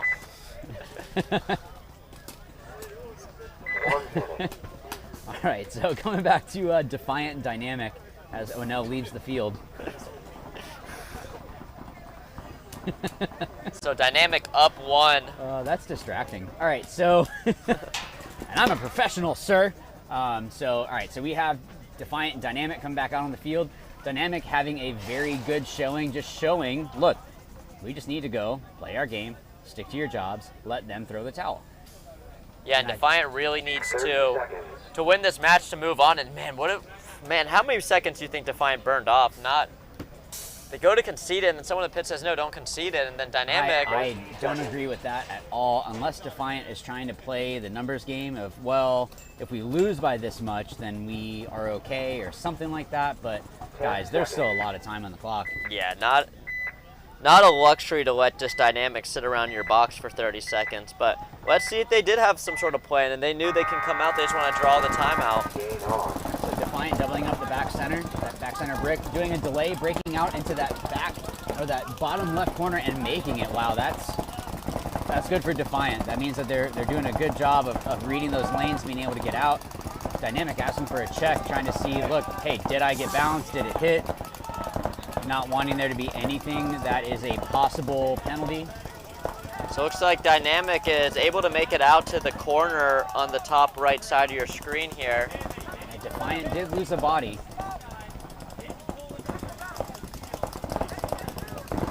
Oh, wow, and Defiant takes a big push into that first Dorito on the bottom left side of your screen, having the field advantage now. Yeah, it's good that he made it. I just don't know, was that necessary? You still have 5 minutes, or 4.5 minutes. You still have time. But maybe Let's hope he can do something with it. Yeah, I mean, if he can capitalize on it, absolutely. Aggression is always going to be a good thing. Maybe not always. But always when you're down a point. Yeah, trying to make something happen. Again, we saw the aggression worked out for Ragtag earlier at that 5-pack, putting the team on his back. So let's see.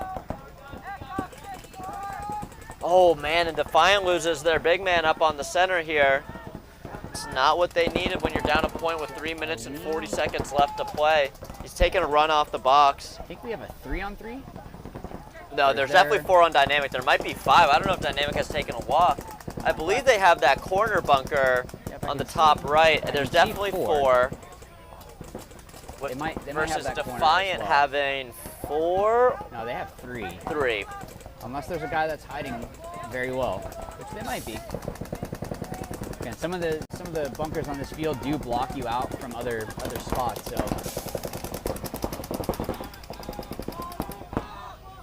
So Dynamic definitely has a corner player on the top right of your screen. So they are 5 strong. Yeah, I believe they are. Oh, now commentator 4 curse. All right, Cyclops. 3-on-4. So this player that is in the bottom left of your screen, that center of your screen now, I kind of feel like the ball is in his court. He's the one that's trying to wheel and deal here. They got 2 minutes and 45 seconds left, so it's definitely enough time that they can score and then also have time to score another point to win outright rather than it going into a tie.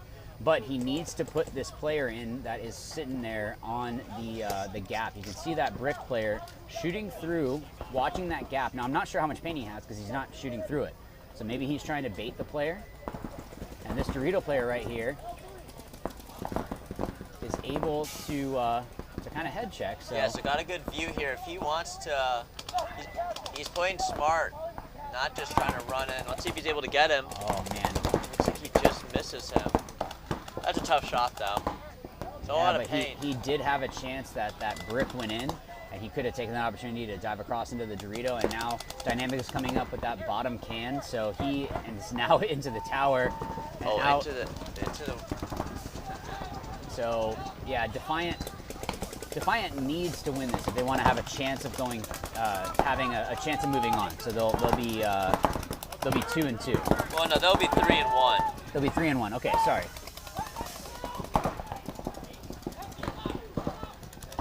So Dynamic losing a body. Up and oh my gosh, it's gotta get a little crazy at right Dynamics. Nice ear shot. You get that ringing for a little bit, going back into the pit. Get reminded you're playing paintball. So yeah, nicely done here by Dynamic to take it up 2-2. I wouldn't hang this flag just yet. Let's see. Yeah, you might as well walk it at this point. Oh my gosh, Defiant is just not utilizing this buzzer. They're just real casual in their pitch right now. I don't understand. Unless they're trying to do the margins game, but This Defiant player is looking at the scoreboard right now instead of... I don't know what they're doing. This is not... They're just still looking at it. They must have the points wrong in their head, and they're thinking that, okay, well, we're only going to be, down by 2 points or something. We don't want to be down by 3. And now he's struggling to do it. Wow. Greg, do you have a coaching guide to help a coach out how to manage time? And because Defiant might need that. I might need to make a video on that one, or I've actually talked to Mike Bianca on the Hurricanes. I've known him for a long time, so maybe in Chicago I can get an interview with him and give some tips, because obviously they're doing something right, because those guys were a bunch of nobodies. They didn't have any of the, superstars, and then they go and get a second place this year. So was it this year or last year they got second? I think it was this year. So for them to go and do that in, I think it's their 3rd or 4th year pro, is pretty solid. So, and Mike is just a very smart coach. You can see that in just how he's able to figure everything out, but he expects the most of his players. So, yeah, maybe I should do a video on that. Yeah. I do have a video coming out about what to tell your coach in the pit, like when you're coming off, things that'll help your coach, which maybe some of those guys will Maybe Defiant needs to get sent a link to that. But hey, it's paintball. Go and have fun. Both teams trying to break out wide to this bottom section. Yeah, Reckoning up too well. Looks like Ragtag loses the body though. Yeah, Ragtag loses the body and another body. Yeah, you can tell in just the way that they're coming off that. And another body at home. Let's see if he's gonna. He got shot as hopper. Yeah, that's gonna be a minor. Yep. So that's one alive left for a Ragtag as. And this they need to concede. And especially if I was this player with the. So Reckoning thinks there's still another player alive on Ragtag. They're calling 5-on-2. I mean, I don't know why Ragtag isn't throwing the towel. But yeah, to turn around and see that, oh, I didn't get hit, I got pulled on a penalty, that's something that you have to keep each other accountable. Now, he was hit on his loader, which when you're shooting, the stuff that the material the loaders are made out of now, it doesn't have that like clack. Like back in the day. Not like a halo or something. Oh man, those things, you hear those from 4 states away. But these ones, sometimes they're a little bit softer, so it has like a, you can sort of feel it, but if you're shooting, you might not be able to feel it, you might not be able to hear it, so it can be really tough. But Reckoning just seems really content just to sit and shoot, and Ragtag seems content just to lose. Yeah, Reckoning's not doing anything wrong right now. I mean, they're up to trying to make this win here, and there's one player left alive for Ragtag, and there's 5 players left alive for Reckoning, so they must be confident. Looks like this Rio player is going to take the bump. I mean, are we missing a player on Ragtag? I really don't think we are. I think it's just that bottom left corner, right? I believe so. Unless they have a top right or top left corner as well. Well, no, it's definitely just the last guy because they lost 2 off the break, and then they got the guy who got the penalty. Right. So, yeah, it's just this corner.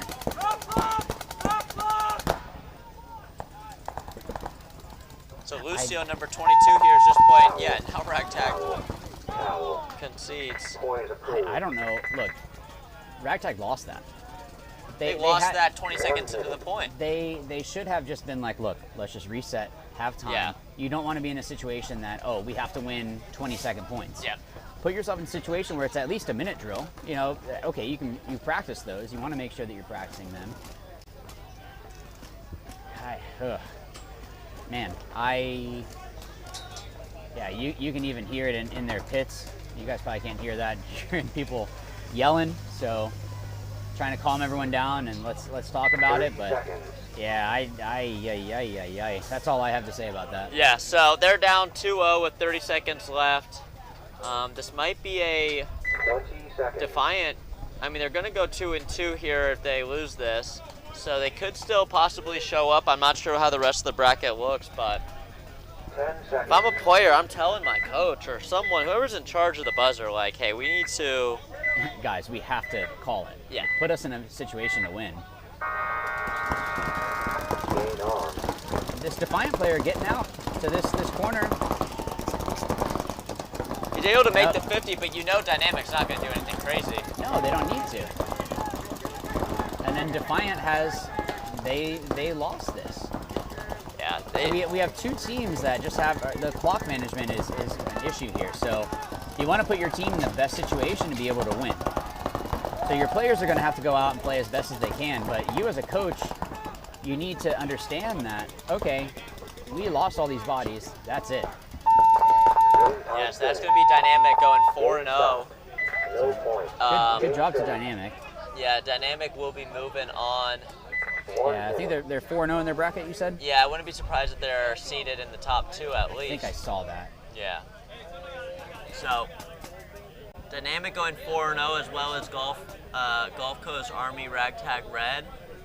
So those. Invasive is also top in their bracket. A lot of ties.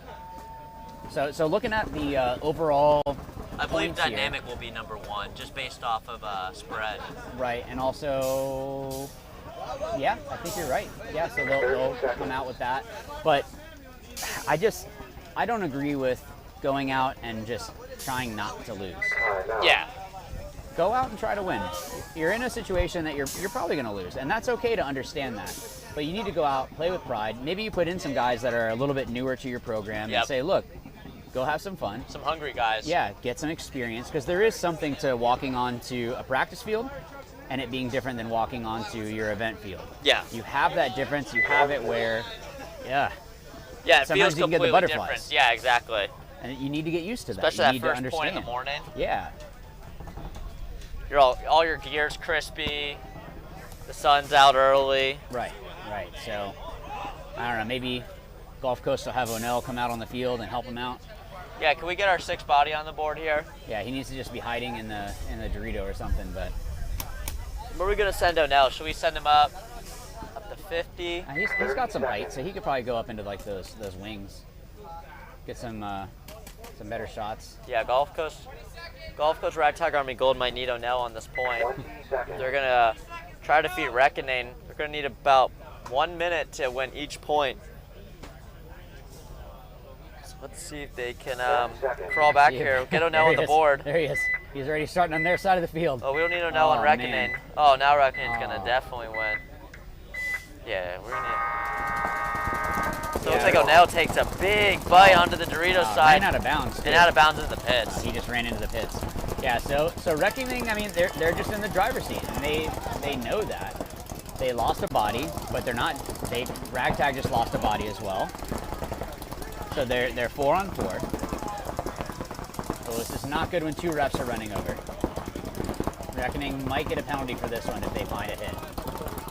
Yep, looks like they do get a minor assessed on that topside home player. Yep, so now it's a 3 on 4. The Gulf Coast gonna make a push up the middle. He's not able to bunker the brick player, and the brick player didn't even look behind him. Yeah, he took out the tower.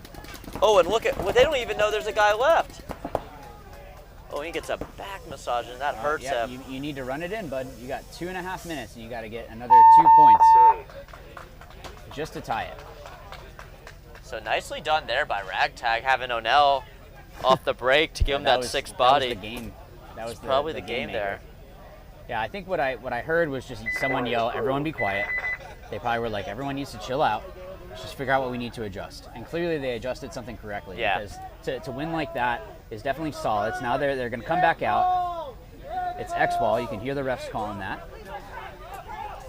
Yeah, X-ball coming up here. Ragtag versus Reckoning. And they're on their same pit side, so they shouldn't have an issue getting out. But I could hear Reckoning saying like, "Hey, we're in X-ball," so maybe this is starting to be the chink in the armor for Reckoning in this one. That, oh wait, what's going on, kind of stuff, and they just have difficulty with that. Yeah, so Reckoning still has a 2-point lead with 2 minutes to play, but nicely done by Ragtag to snag that point in, what, was that just under a minute? Was that a little over? You know what? I'm not 100% sure. I think it was at 3 minutes 20 seconds. So but they're in a good position. They have 2.5 minutes, score 2 points to tie. They need to win. Obviously, you want to win. You don't want to go for the tie, but to be able to go out and have a little bit of a buffer is definitely a good thing.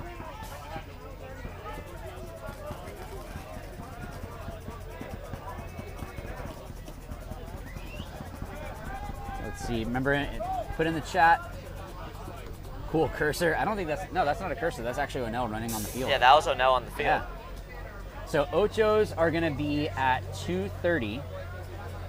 So after this, there'll be a little lunch break, and then we're going to be seeing how everything breaks down to see who plays who. Yeah, we're on schedule here, I believe, which is tough at a paintball event just because there's so many variables. But this is a greatly ran event so far today. Shout out to all the MVPS staff. Just a premier staff, and everyone's working hard because they love the sport and wants us to do well. And looks like we got a timeout from Reckoning. Or I'm sorry, who's over here? Yeah, I'm not sure who that came from, but again, I don't know if I agree with that one. Maybe Reckoning being able to kind of regroup. I'm not sure how many they have on their roster. You can see a player running out. So I think it was Reckoning calling that. So I just looking at their pits right now, I saw a player running out. You can see him on your screen giving another pod. Yeah, let's see how many players Reckoning is running with. Man, they have 10 players. So. They should have no issue getting players out on the box. So to call a timeout like that after Ragtag just had a, maybe they're trying to ice him a little bit. Both these teams have plenty of players, 8 and 10, but man, I guess it is hot out here. Yeah, Ragtag is switching out a player last minute. Crawling to this last prelim match. Trying to make it on here, so let's see. Ragtag's gonna go deep. They have to. So deep out to this bottom left corner and makes it alive. Nice. So Ragtag right now is actually wider on the field than we have with Reckoning, but Reckoning, they got, that's Vince, right? Vincent, number 44, yeah, that's that him. front Dorito player. So for him, they put him back out. He was doing really good work for them, so they just eliminated a player on the Army or Ragtag Army side. And I like what I see out of Reckoning right now. They're still being composed. They're 5 alive. Just, hey, let's just shoot. We don't need to do anything crazy. Yeah, Reckoning's just under 2 minutes now.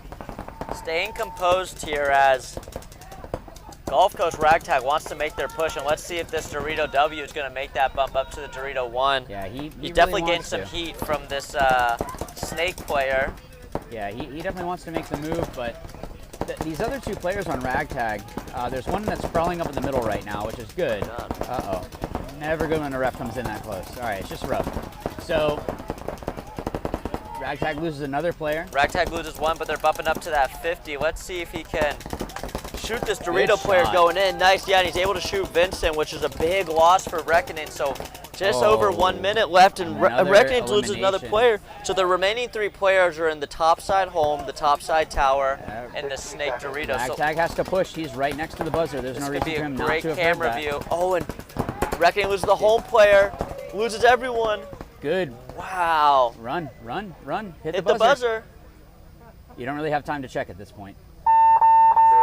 So It's one of those where it's tough, right? Like, I have to just run in and hit the buzzer, because if I take that extra time to check, 45 seconds. yeah.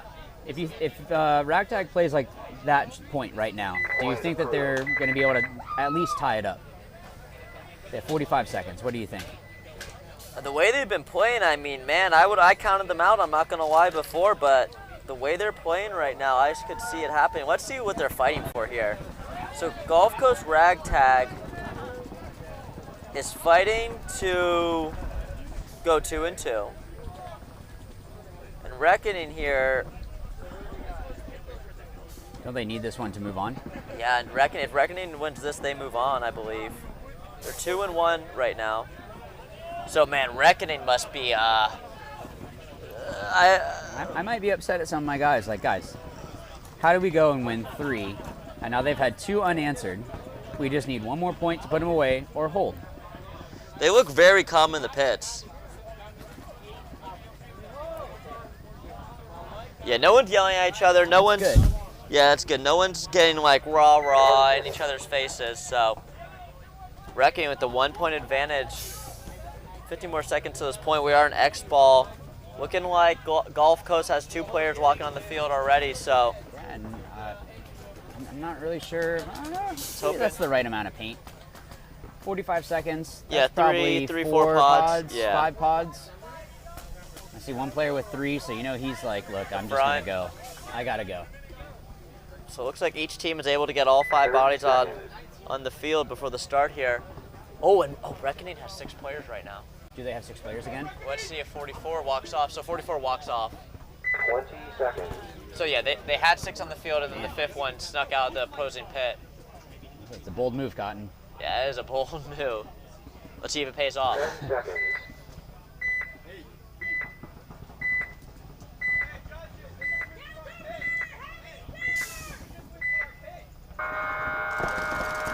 Game on. All right, Ragtag make a big move up into the middle, trying to make a move out to that bottom side can, getting eliminated. Not a whole lot of time. There's 30 seconds, so if Ragtag wants to have any chance of being able to go 2-2, Reckoning drops a body. Reckoning drops another body. I don't know. Maybe it's possible.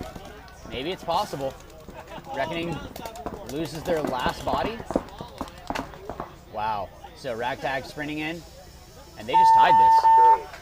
Now it's 7 seconds. Wow.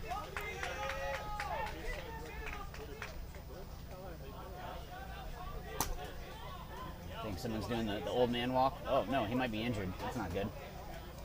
We got injured. I think Ragtag might have had a... So they're asking, do you want to play the 7 seconds? Yeah, I mean, they... Why not? Hey, maybe someone does something stupid and gets a major. So this will be interesting for this bracket. Point approved. 7 seconds left. Yeah, we got seven seconds left.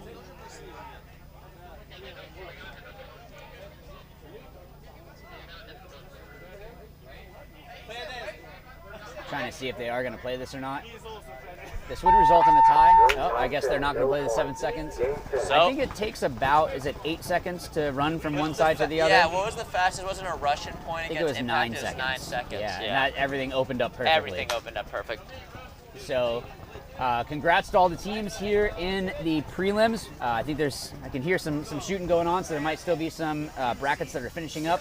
We're gonna get everything all back together, see who is moving on into the Ochos. We'll see you guys after that. Throw it over to our sponsors, and thank you again for all the support and everyone watching. See you guys in a bit.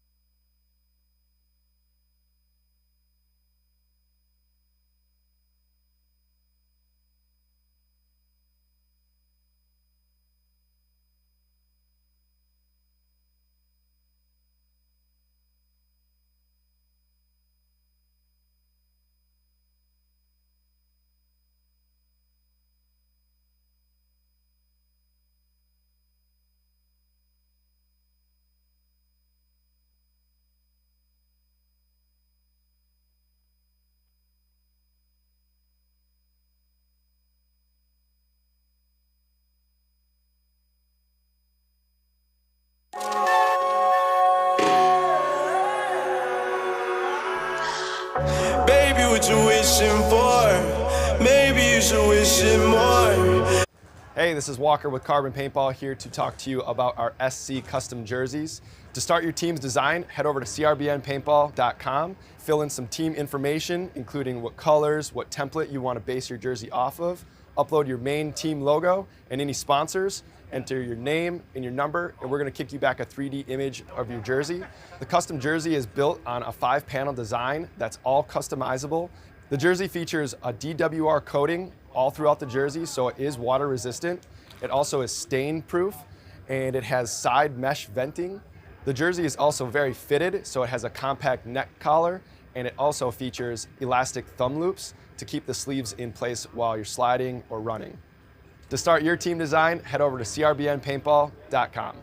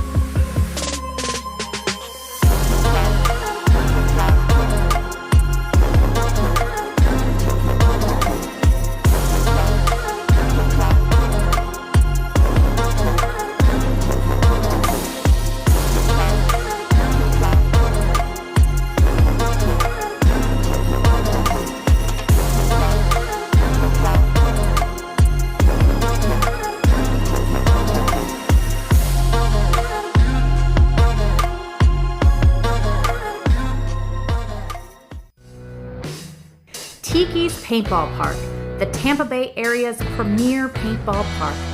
Enjoy lightning-fast check-in and all-new rental equipment, including dual thermal lenses to eliminate any mask fog. Our temperature-controlled warehouse will keep your paintballs super fresh, and we have a newly paved asphalt parking lot with handicap accessibility and sidewalks. Our air stations at every entrance use filtered air for perfect 4,500 PSI fills. We have multiple hand washing stations for all customers and family-friendly, low-impact paintball to tie it all together. With our 5 fields to choose from, we have traditional speedball, close quarters combat, city field, old school mounds, attack and defend on Bunker Hill. Relax in our tree-shaded 2-acre staging area with plenty of picnic tables and hammocks to choose from. Cheer for your friends and family with a perfect stadium view of all of our fields. Located at 210 Pruitt Road in Seffner, Florida. For more information, visit us online at tikispaintball.com or call us at 813-571-1300.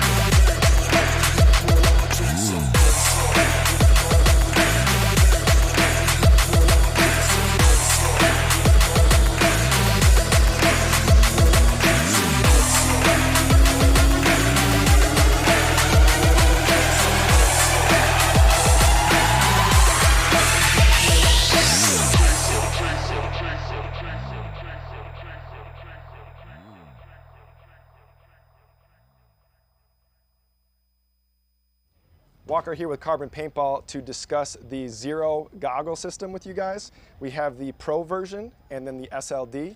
What you're going to notice first is the color options. The Pro, it is a semi-translucent Airflex bottom. That's the mask region. And then with the Solid series, it is just a solid color. It's opaque. They're both exactly the same durometer. They're both the same softness or squishiness. Other than that, you're actually going to get a clear lens with your Pro goggle. They both come with a case. And another cool feature of the Pro model is a dual silicone strap versus a sublimated strap on the SLD. And last but not least is another cool highlight is the Pro has some orange accents versus the SLD comes with black. For more features and information on sizing and pricing, visit carbonpaintball.com.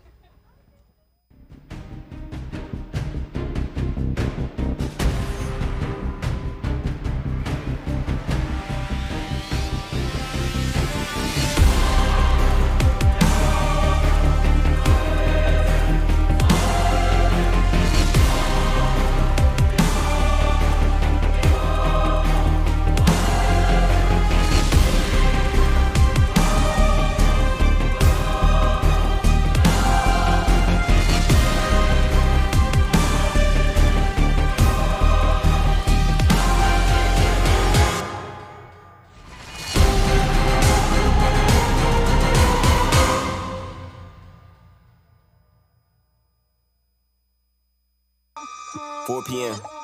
Texas, Fort Worth. Top 5 iTunes, no promotion. And you know I had to do it big, no Samoan. Finna wig out, I ain't talking about a sewing. Got a lot of pool, I ain't had to use both hands. Raw, no Trojans, still don't give a fuck. Whole crowd full of sluts, and they finna give it up. Hands on robbery, yeah, they finna stick 'em up. If you ask what they bought, do a litty in the truck. Yeah, they thought that I was sleeping, that's a semi in the tuck. Yeah, they thought that I was tweaking, ain't no Remy in the cup. Had to shake the haters off with a shimmy and a brush. Little nigga, I'm a boss, Oprah Winfrey with some nuts. Monthly listeners should be my verse price. Hot 97 every day, that's my word, right? On month 11, you heard go to work, right? Bring it back to New Jeru, that's a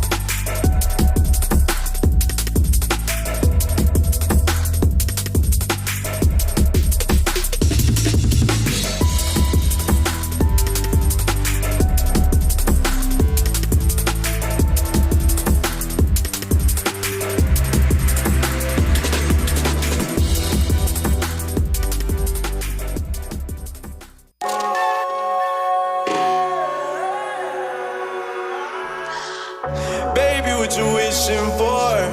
Maybe you should wish it more. Maybe the world is yours. Maybe when it rains, it pours. I don't know how to wish anymore. I don't know how to wish anymore. I don't know how to wish anymore. What do I? Wish to get out my face. My goal and my just blow my brain. I peak Kurt Cobain. I can't feel my face. I can't feel my face. I can't feel my face. I can't feel my face.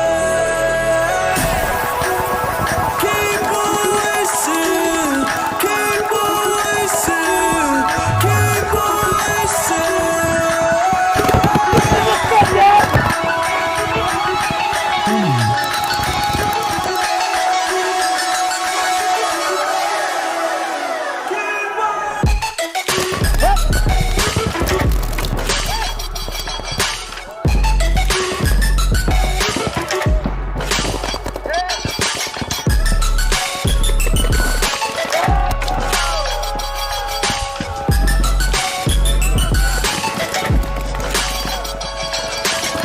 I wish you would find your chill, cause Lord knows this shit get real. And for this price, you know you kill. Man, it's Big Brack, you know the deal. Man, it's Big Slat, you know the deal. Draco a big dragon fire. Can save me, man, say yourself. Cause I do not need a wish to get out my face. My goal and my just blow my brain. I peak Kurt Cobain. I can't feel my face. I can't feel my face. I can't feel my face. I can't feel my face. Keep on wishing. Keep on wishing. Keep on wishing.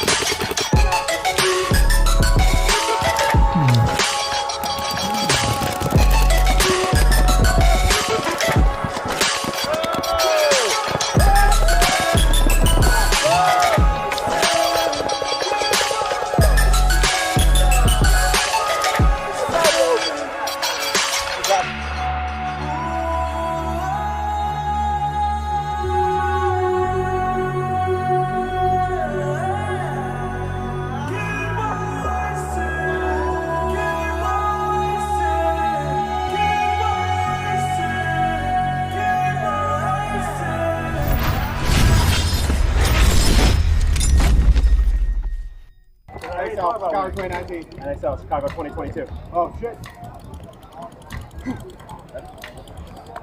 Oh, that's wrong. I stuck my nose in it. Backwards paintball. I stuck my whole nose in it. And then I stuck my whole nose in it. I was gonna say, that shit's strong, bro. Yo, what the fuck? You're tweaking. Your eye was switching. Where's Jake when we need him? Hey, this is Walker with Carbon Paintball here to talk to you about our SC custom jerseys.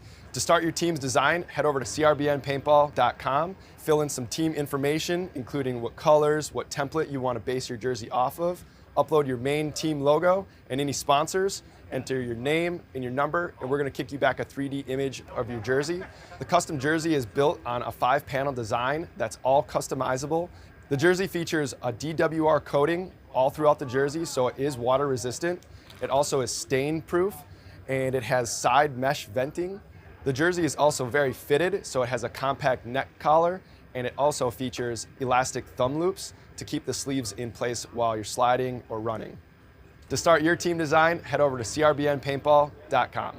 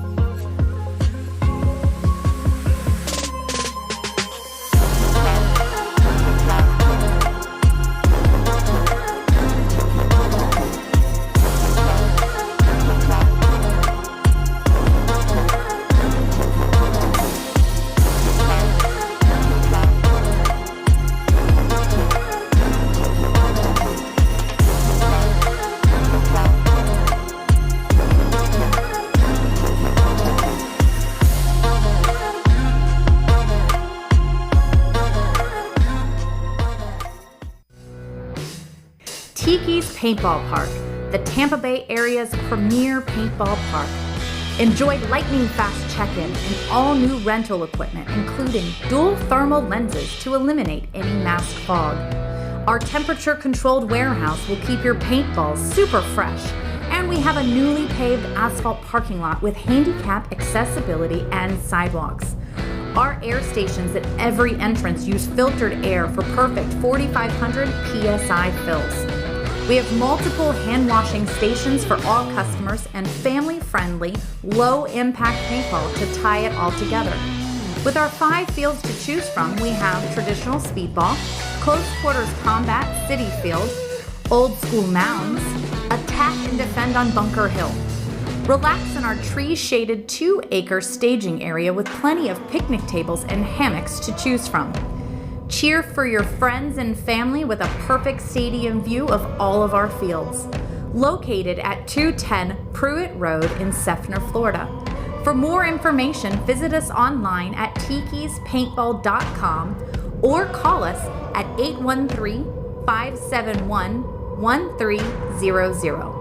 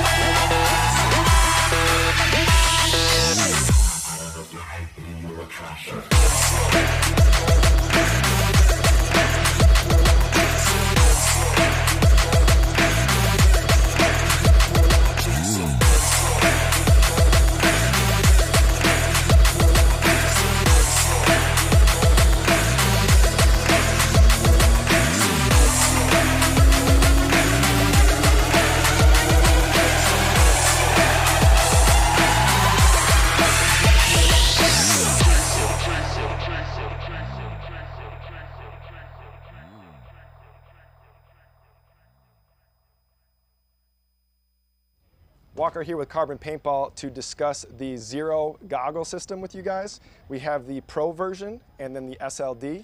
What you're going to notice first is the color options. The Pro, it is a semi-translucent Airflex bottom. That's the mask region. And then with the Solid series, it is just a solid color. It's opaque. They're both exactly the same durometer. They're both the same softness or squishiness. Other than that, you're actually going to get a clear lens with your Pro goggle. They both come with a case. And another cool feature of the Pro model is a dual silicone strap versus a sublimated strap on the SLD. And last but not least is another cool highlight is the Pro has some orange accents versus the SLD comes with black. For more features and information on sizing and pricing, visit carbonpaintball.com.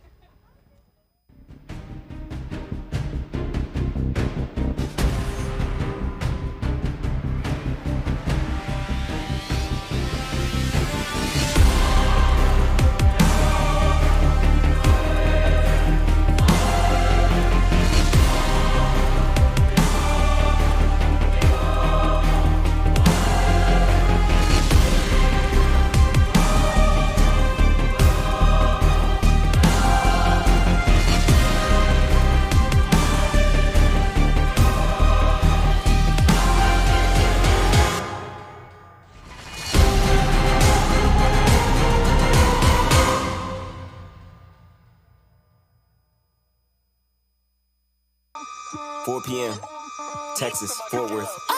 Top 5 iTunes, no promotion. And you know I had to do it big, no Samoan. Finna wig out, I ain't talking about a sew-in. Got a lot of pool, I ain't had to use both hands. Raw, no Trojans, still don't give a fuck. Whole crowd full of sluts, and they finna give it up. Hands on robbery, yeah, they finna stick 'em up. If you ask what they bump, do a litty in the truck. Yeah, they thought that I was sleeping, that's a simi in the tug. Yeah, they thought that I was tweaking, ain't no Remy in the cup. Had to shake the haters off with a shimmy and a brush. Little nigga, I'm a boss, Oprah Winfrey with some nuts. Monthly listener should be my verse price. Hot 97 every day, that's my word, right? On month 11, you heard go to word, right? Bring it back to New Jeru, that's a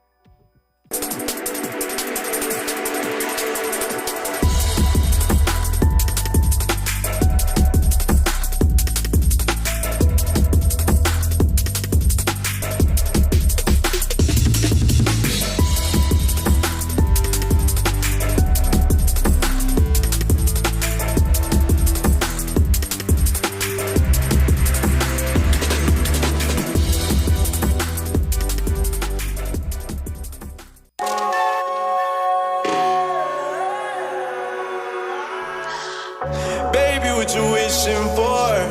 Maybe you should wish it more. Maybe the world is yours. Maybe when it rains it pours. I don't know how to wish anymore. I don't know how to wish anymore. I don't know how to wish anymore. Or do I? Wish to get out my face. Might go in might just blow my brain. I be Kurt Cobain. I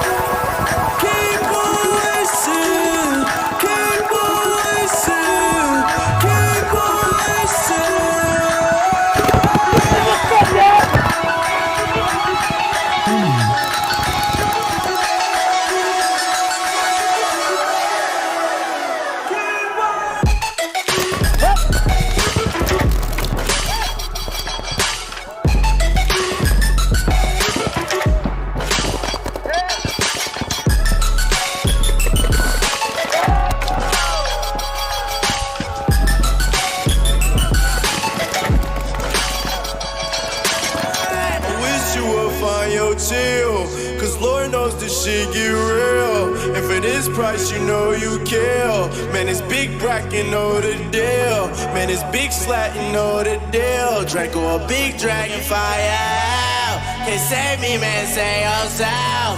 Cause I do not need a. We should get out my face, my goal and my jeans blow my brain. I peak Kurt Cobain.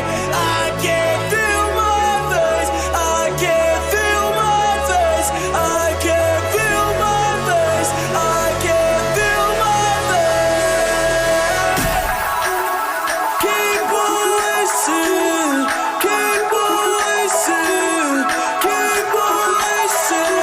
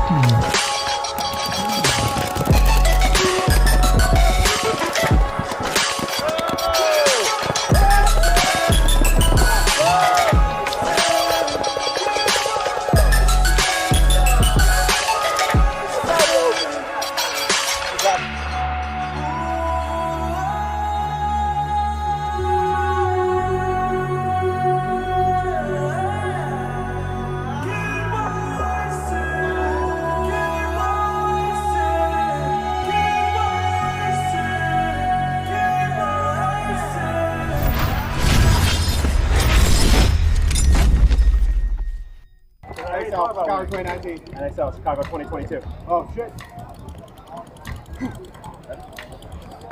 Oh, that's wrong.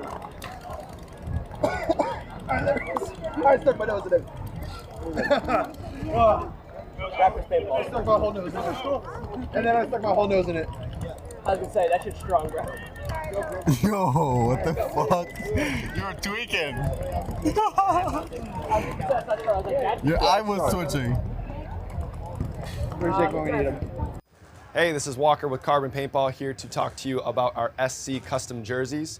To start your team's design, head over to crbnpaintball.com, fill in some team information, including what colors, what template you want to base your jersey off of, upload your main team logo and any sponsors, enter your name and your number, and we're going to kick you back a 3D image of your jersey.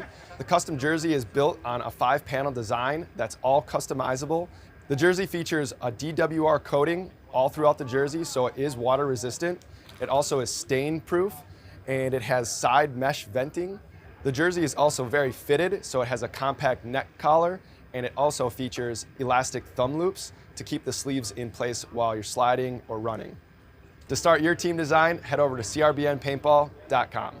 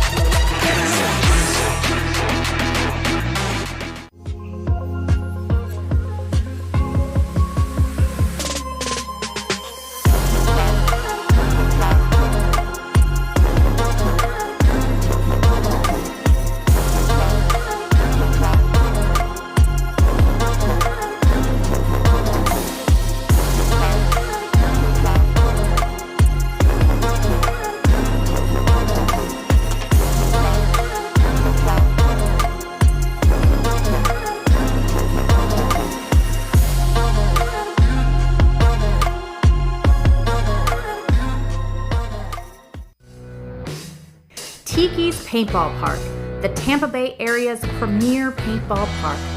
Enjoy lightning-fast check-in and all-new rental equipment, including dual thermal lenses to eliminate any mask fog.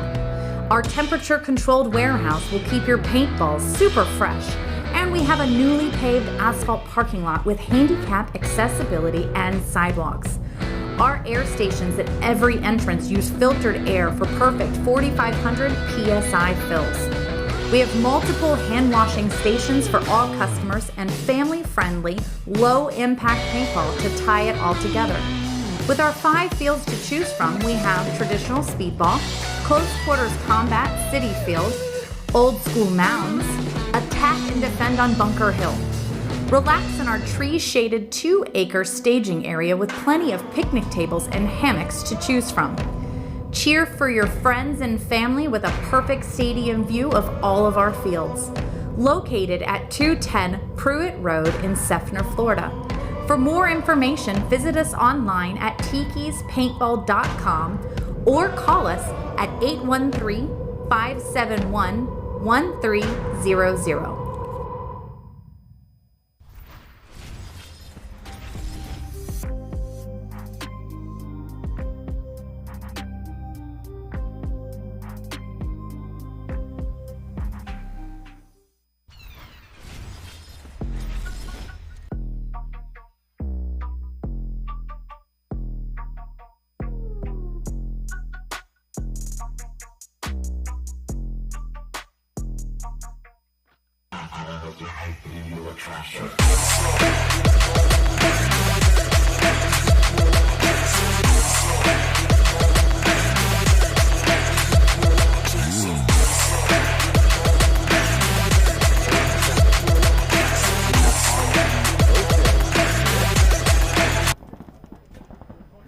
At the MVPS Summer Rumble. It's definitely heating up here. I'm glad that I can stay in the shade up over on the 50 over here. Got O'Neill Humongous on the screen. 10 seconds. We have Exclusive is taking on Defiant.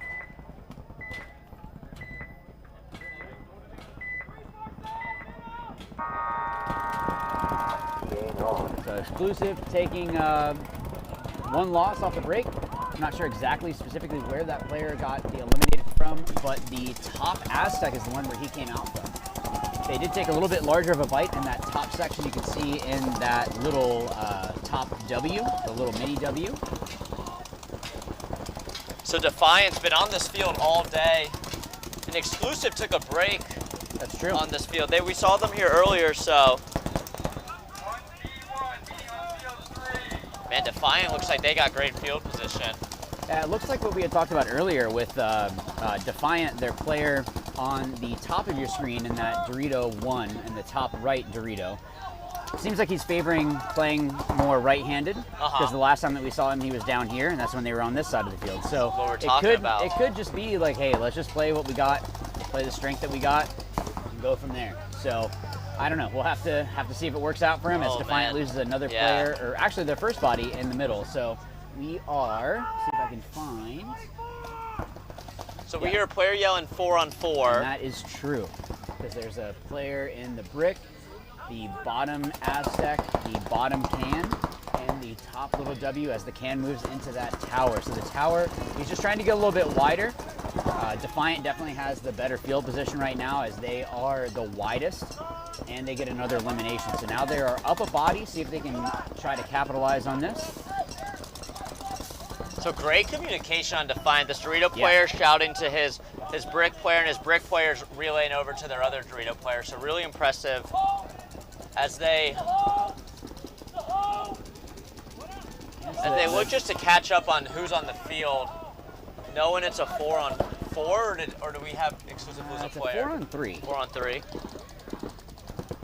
Yeah, so we have a 4-on-3 situation. Now this player down here in both Doritos, they have someone that is shooting into those gaps. So they both have to, one of them has to kind of take control. Let's just try to put the team on my back a little bit. I might need to put that guy in and then go. Or maybe even one of these back players can try to move up like they just did right here. I just saw or heard someone get hit. Heard that from 9 states away on that one that he got shot. Great first point by Defiant. So it is always a good thing when the other team concedes. You always want that. Obviously, it's great to hit the buzzer, but it is even better when you can get them to concede. Because again, that is just saying, look, we know that we can't do anything better, and you guys are going to win this. So we're just going to give you that point and then reset. So next up, we have Reckoning and Death Row. I think both of these teams were looking pretty solid when we saw them earlier. What do you think? Yeah, this isn't a rematch, is it? I don't think believe so. Let's look back. 30 seconds. I think they just might have been going on the same set. Yeah. Death Row. Or they're just close to each other, I guess. Yeah, not even. 20 seconds. Man, Reckoning kind of let that last one slip that we watched. And maybe they're letting the heat get to them. It could have just been a simple, all right, we have to play 4 matches. Yeah. MVPS can be tough in that way. You play all of your matches. At least, when I fly out for NXL, play 2 matches on one day, 2 on another day, and then the most you have is Sunday. like 4. Yeah, I think if is you the go most. far, yeah. And that's even if you don't get the bye. So going into our first point here for our second set, second set of the Ochos here with Reckoning and Death Row. So Death Row doubling up that center brick, and so does Reckoning. Yep. Okay, looking here on your screen, that's going to be the Reckoning player looking to lock down this bottom Doritos side as he looks over to his front Dorito player who's in the tall tower. Reckoning does have a little more field advantage looking at this bottom side right here as Death Row fills out towards the top. Looking to get into that little W, and he makes it. Great move. Yeah, he took a 2 bump, and looks like Reckoning matches that. And you have Death Row trying to fill out. You can see that player in the top of your screen there in that can. Yeah, so you're looking at Death Row here on your screen, looking at the bottom right corner as well as that bottom can. Cool. And Death Row moved up into that Dorito 1 in the top part of your screen with another player right behind him. This is the kind of stuff that you want to see. Kind of heard it described as when you have a front player in front of you, you kind of imagine that you have a rope tied to your hips, and when they move, you need to move. Yep. There are some times that it's going to be better if you sit where you're at. It just depends on the field layout, but I would say most of the time you want to be close to your guy. Definitely. Make sure that, hey, can I protect him? Make sure that he's okay, and also they're protecting you at the same time. Yeah, like you were mentioning earlier, it's no better feeling when the guy playing behind you is like, hey, I'm right here, I got your wire. It's like, okay, I'm good. Like, I don't need a... Yeah, it just definitely puts you at ease. You can think a little bit easier. What do I need to do? How can I ask for help? Yeah. If they're asking, what do you need? You're like, I need a massage. I need us to win playing this a whole point. bunch. Do you go run? Yeah. Do you get in front? Death Row losing a body there. Yeah, so 44 here. We've been seeing him kill it all day on D side. Just looks like he took a bounce on the elbow, looking clean. Definitely a bounce. Those are always fun. Yeah, usually with tournament paint, you're not going to get that, but it's fun when it happens. Because then you just go, oh, sweet, I get another life. So you're going to see this a lot as we continue to go deeper and deeper into the event. It's going to slow down. That's usually the kind of stuff that happens in paintball tournaments. So for those that maybe haven't watched paintball before, maybe you're a family member that is tuning in to cheer on someone on Reckoning or Death Row, or if you were just watching with Exclusive and Defiant, as Death Row unfortunately loses another body. So Death Row taking the walk. Tactical retreat here for Reckoning. As it looks like Reckoning loses a player off their Dorito side, yep. So it looks like there's a... Oh, and he gets chopped up from the home player. And Vincent, number 44, didn't even get to shoot him. So it looks like all that's left is this back right corner. It's a 2-on-1 at this point. And I like how Reckoning is playing. Oh, do they have? No, it's a 3-on-1. That was smart by Death Row. Yeah, Death Row should have they probably could have called that before. But maybe from the pits, it might be hard to see how many bodies does Reckoning have left over. That does happen from time to time. Sometimes just the field layout, you get a huge bunker in the way. Yep. And you're just like, can't even see where I your have guy no is. idea how many are down there. Yeah. Do we concede? Do we keep it going? It's like, no, it's just James out there. Like, okay, we'll concede. But for those that are watching live, be sure to put down in the comments down below, who is it that you think is going to pull it out of these 2 sets to move on? There's a couple more teams that are going to be waiting to see who it is that they're playing. So Gulf Coast, Ragtag Army, Dynamic, Invasive, and Damage Control are all waiting right now to see who it is that they're going to be playing out of these Ochos. So you know that they're definitely going to be looking at little tendencies, trying to see how is it that we can best break this team apart. And yeah, I think I was right about that. Look, see Defiant, they have the player in the camo. Now he's on this side. Yep. So I think he's definitely right-handed. And he's playing to it. Yep. That's just like a dominant, non-ambidextrous player stream layout. So it looks like Exclusive making that bump up into that snake, taking that bite early. Yep, and Defiant makes it out wide into that bottom left corner. Looking at this snake off the break, it seems like you're either doubling up the break or you're sending one to the brick and one to the wing, and then occasionally maybe one guy up to the 50, but no matter what, you're putting two guys in the middle. Yeah, I think it's just smart to do that. That center brick has great shots off the break. Yeah. So to not try to capitalize on that, especially when you've moved on, you just need to win.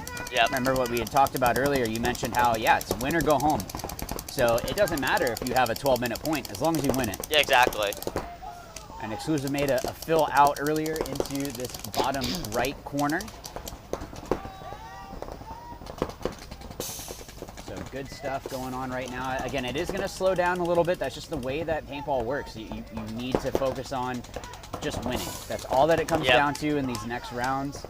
So usually you're going to see it slow down. And when you're playing, you know, in these ochos and post prelims, like each mistake could be the reason you go home. So you just don't. Exactly. Your mindset when you're on the field is like, I just don't want to be the guy that made the mistake. You don't want to be that guy. Absolutely not. So Exclusive makes a move into the middle there, into that little Dorito, into the snake little Dorito. And it looks like he's trying to hunt. I don't know if he knows specifically what is going on. Makes a move into the bottom snake one. I don't know what it is that maybe he was trying to look around, or maybe he was trying to see if there was some paint coming through the middle, or if someone was trying to post on him. Yeah, it looks like Exclusive really has this top Dorito locked down. It looks like he's able to clip him out. Yeah, he definitely was able to. I saw them battling, trying to see. Oh, that's the player with Exclusive that, I mean, of the players, and I don't really know a lot of them in Division 4, but this player seems like he might be one of the star players for Exclusive. Yeah, he's playing really smart. Yeah, he's playing really, really aggressive, but that controlled aggression, getting up deep but making the shot count when he needs to, getting that elimination. And you know he's probably trying to make that move to go and shoot out the guy that's in front of him. But if he tries to launch, there's that player in the little W. Yeah, so nice move going from that corner to the little W, mirroring up Defiant. And you heard the Exclusive player yell, hey, there's someone in the snake. So he knows someone's in front of him. He just doesn't know where. So look for him to play a little cautious as he's starting to look inside, trying to understand where this player is in front of him. But he's completely got this top side locked down. Yeah, they're not going to move past there. If anything, what Defiant might need to do is crawl through and go get this guy in the middle here for Exclusive. Yeah, it would completely break open this bottom side for the wing player to start to make some moves up the field. It's really the only gun on him other than the corner. He looks like he's getting a check. Yeah, he's clean.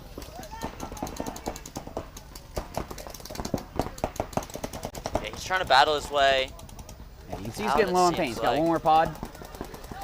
Yeah, look for him to... Still rolling though. I'm not opposed to that. You got to keep the pressure. They don't need to know if you have less paint. Oh, and that middle player looks like he might have got shot out by the top side wing. Oh yeah. Okay. So Exclusive playing real, just calm and controlled here. They are down by 1, so they do need to get this point to stay in the match. And we will go into overtime for this one if it comes down to it, because we need to have a winner for them to move on. And Exclusive shooting out the player right in front of him. Shooting out the Aztec and this tower. Great job by Exclusive to just slow and controlled. Yeah, nice job there by Exclusive to tie this match up with 5 minutes and 30 seconds left to play. More than enough time. I mean, I'm always down if it comes down to one-on-ones. I don't know about you. Oh, I love it. I'd rather it all come down to double overtime and then go to one-on-ones. Yeah, especially when we're at those final matches. Oh, yeah. That's when it's just... Oh, yeah. It's just, you could just tell everyone wants it. So, Coming up on this next one, we got Reckoning up 1 against Death Row with about 9 minutes left to play here. Death Row was looking pretty good as they crawled their way into this, I believe, Ocho finals as where we're at. And Reckoning had a really solid start to the day, but started to crumble a bit. As we saw in that last match before this, that they were up pretty nicely, and they ended up tying, but it doesn't matter because they made it here. Yeah, So good sportsmanship, too, as they're kind of shaking hands as they're walking out to the boxes. Maybe they took a little too long, both sides, as they crash into each other. Oh, wow. So nice moves here made by Reckoning. And I haven't seen a player shadow that can yet. Hey, if it works, it works. Yeah, he's still alive, so. Yeah, what we mean by shadowing, if you're kind of new to this, is he was sitting in like the back line where the out of bounds is, using that can to block him out from other shots. You don't have to be right up on the bunker for it to block you out. So that's what we mean by shadowing. Some people say ghosting. So that's what we mean by that. And as we have Reckoning moving up into that center 50 structure in the snake, being real sneaky. And this is what we had talked about earlier about staying low. Man, if no one can find you, that's when you can really start to bait people, kind of surprise some players, get those shots. So that way you're able to go ahead and move forward. Maybe trade out with someone after you've already flipped out another 2. Looks like Death Row making their way into this snake now, trying to match up number 22, Luca, who's in, he's going to match up. Let's see if we get a trade. We haven't seen a lot of these today, Greg. No, I haven't seen a whole lot of action in the middle, which you would think that there would be the way that this structure is, but hey, that's just the way that it works sometimes, and they are probably going to come through on each other. I would imagine so. I'm wondering what route they're going to. Oh, he tried to crawl through. Did he stay alive? Oh no, they traded. traded. No, it looks like they just traded. Right. So he's looking at his player. But I think he tried to reach around the one-handed gangster gat. Yeah, and he shot him. Maybe he got shot in the gun, and then the player on Reckoning was trying to call like, hey, that was a penalty. Oh, and Vincent just clips out this top can player. Nice shot as again what Greg said, shadow, ghost, and whatever you call it, he backs up off the bunker. And paintball's a game of angles, so you want to kind of be creative. You see some of the best players being very creative, understanding that like as long as you're staying protected, you have some free range to move around. And you'll see the really smart players are the ones that are going to use the whole field to their advantage. Exactly. They're not using the same exact bunkers. Sometimes it happens on the field that, look, this is the only other place you can go that makes sense. But you'll see some very creative players out here that, again, it's likened to chess with guns. If you can outsmart the other player, I mean, you can be any height, any size. If you're outsmarting them, like what just happened here, no one saw Vincent move. He was able to come up. Is that 3 kills for him? Yeah, Vincent's playing super well this whole event. Happy he's here on the webcast field. We're able to see him. I don't know if he knows about the Dorito in front of him. I don't think he does. He's going to find out right now. He does. So, wow, nicely done by Vincent. He at least got a 3-pack there. Yeah, perhaps he did his 4. job for sure. Yeah. Oh, he did his job. So he just needs his boys to do their job because they got 1 walking off. So that's going to be 3 dead for Reckoning. So a 2-on-1 in favor of Reckoning. If they can capitalize on this, then they're going to be able to keep this lead. I think Death Row is just trying to play the waiting game right now, see if their player can pull something out. Yeah, exactly. As he shoots a player. Because Reckoning has no clue. Because you got to think Vincent shot all those players, but I never heard him say back. Like, yeah, and that's bad. So that's something that he could definitely improve on, right? So you're doing great getting these kills, but you need to call these kills let your team as well. Yeah, if they don't know, now if someone comes back, well, that's kind of on you. You died with information. So they definitely know he's in this tower. Yeah, but he moved back into the Aztec, and now he's moving across, yeah, so nicely he might done. be able to get lost. And when you're in a 2-on-1 or a 1-on-3, and they know exactly where you are, you just got to try to get lost because it's inevitable. Probably they're going to come down, especially when you're this far at the field. I feel like a lot of these points we saw where it's a 1-on-3 and the 1-1, the 1-person 1, it's because the 3 is trying to move. Death Row lost that last player. And that was smart by them to let it play out. There's still a lot of time on the clock. Yep. To go and, all right, let's just see if you can pull this out. Because sometimes you do get that lucky shot, or you're able to get that surprise shot that a player is wrapping and has no clue that you're down on their side of the field. So he could have pulled it out, but wasn't able to on that one. See Defiant come back out against Exclusive with 5:34 left on the match. It's tied 1-1. Whenever I'm in the pit in this situation, I say, look, guys, it's 0-0. It's Just 0-0. play like it's 0-0. Just go out and win, especially in a situation like this. 30 seconds. Now, sometimes people will be down like 3-0. If you're ever down, they'll be like, oh, just play like it's 0-0. I'm like, I'm not playing like it's 0-0. I'm playing down like I'm 3 points right now. We're playing like it's 0-0. We're going to be having like 5-minute points. Exactly, yeah. But with 1-1 with 5 minutes left, that's exactly how they should be playing. 10 seconds. Just get a kill off the break. That's the goal. If we're able to do that, chips usually fall your way. Exclusive having some issues with their personnel. See, they didn't get caught that time. Yeah, I was about to say, nicely I was done. waiting for someone to jump early or do something. Oh, wow, that hand player for Defiant looks like he might take a bounce there. Yeah, he definitely went in kind of weird. This topside player for is pretty He quick. just shot Oh, his own. man. What just happened? He got just a shot his own major. player. Did he really? He just shot the shit out of his own player. So the middle brick player, excuse me, that was a bad word. But the middle brick player for Defiant ended up shooting his own player, and then his own player drew a major. I wish we had replay on that because I'd be curious to see what think what just transpired there. Oh, and this good shot. Wow, nice. And this Defiant player tried to tuck his arm when he took that shot there. I was trying to stay tight. I get it, but that was smart by Defiant. Look, let's just throw the towel. Last Defiant player here walking off. That's Ty. He's walking off just like, come on, guys. I'm interested to hear what they say to him when he gets in the pit. How did you get that major? Why did you get a major? Why'd you shoot our own player? We're in the Ochos. Please don't do stuff like that.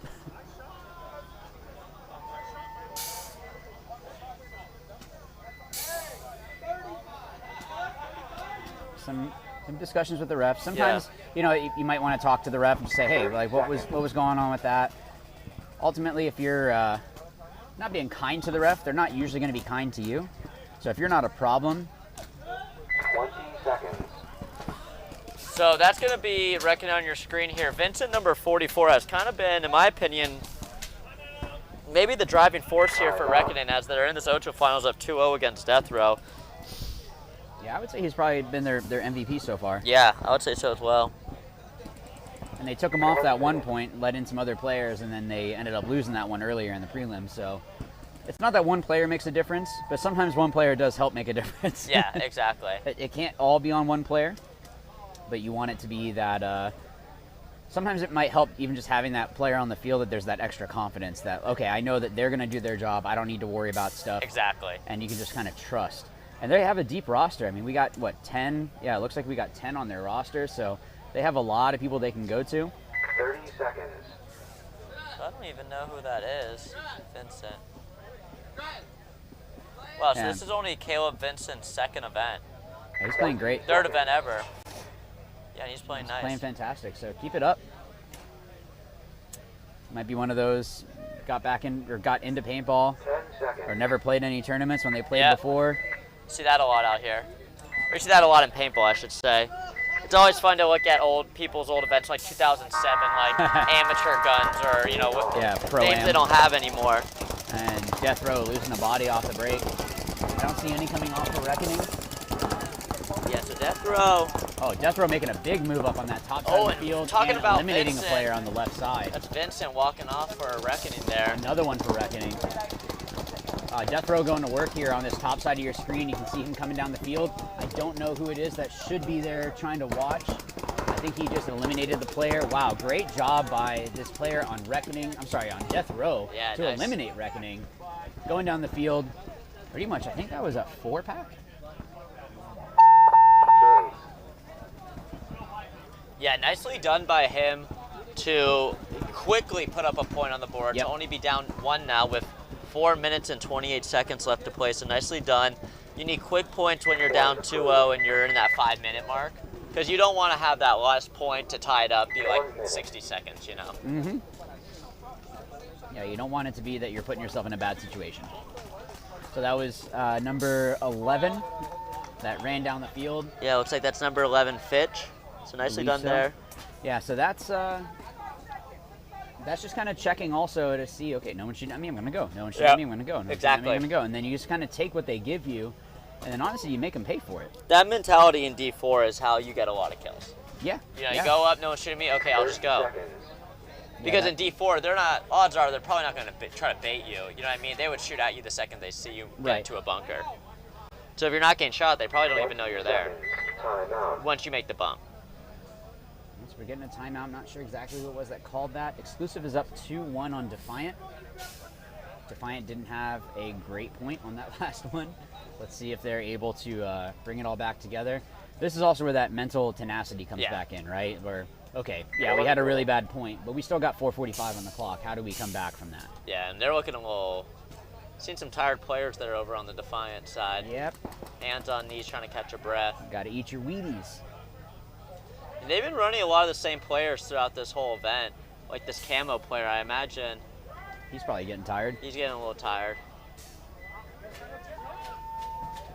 So guys, if you're in the chat, you're watching this MVPS Summer Rumble D4 X-Ball Ocho Finals, let's get some predictions in the chat. You know, talking some great teams out here, like some Dynamics and Ragtag Red, you know, past championships of this series this year, this event this year. So who are we cheering for? Someone was asking about when does Damage Control play. They're going to be playing at 3:30, but on field 2.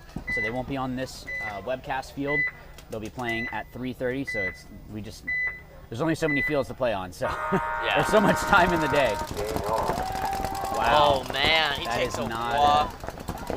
Yeah, on your screen there, Exclusive takes a walk out of that home. That's not the first player you want to have go down. Yeah, those are the ones that it's a surprise when it happens, and it really should never happen. Yeah. I've seen that player out here a couple times, so I think it could just be who's going to survive the Florida heat, right? So it looks like Ragtag and Defiant has their Dorito side players walking off. They give each other a high five. Yeah, sorry, Defiant Exclusive. All right, Defiant making moves down this bottom Dorito side as Exclusive tries to fill out to help stop the bleeding, but ends up getting shot.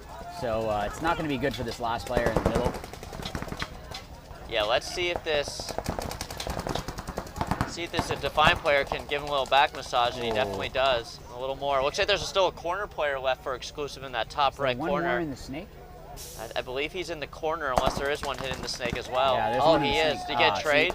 Okay, all right. Nicely I'll done. give him the trade. All right, at first I was like, no, if you got shot by that, that would not be good. Because why would you not run straight at the pin and then go bunker him? So it looks like there's a Defiant player taking the walk off. So does it come into it's a 2-on-1? Okay, we got one for Defiant in that brick, another in the Dorito. It's a 2-on-1 in favor of Defiant, I believe. Yeah. And Exclusive is playing this well. I mean, this is where you have to really have faith in your player. Because if you don't concede and they end up winning, you've burned off time, but now you're tied, right? So, yeah, so they should probably concede right now. They're up that point. They're up that point. So maybe they're hoping for a dirty hang. Possibly. That's or all maybe, you can hope for. Maybe they're trying to just push it into overtime. Yeah, this is where if you're Defiant, you want to hang that flag as soon as possible. Well, I guess it's 2 minutes and 44 seconds, so I don't know if they're not really playing for overtime right now. It's basically 0-0 again. So they're able to go through, okay, let's just go play our game, 2 minutes and 40 seconds on the clock. Let's just go win. That might be what they're thinking. So 2-2, it's a good match here. Yeah, this is good. Yeah, they're throwing sluggers, trying to knock one of them out, someone out, but Death Row here is looking to crawl back on Reckoning. So we'll have to see, can Death Row come back, or is Reckoning gonna continue their run here? Death Row's down only by 1, so there's 4 minutes and 28 seconds left on this. 30 seconds. Thank you again to our sponsors. You can see them down at the bottom of the screen there. Of course, there's others as well, so you'll see a bunch of commercials for all that later on after these sets are all done. But thank you so much to them. Please go support those that support the MVPS. It cannot be done without them. Absolutely. 10 seconds.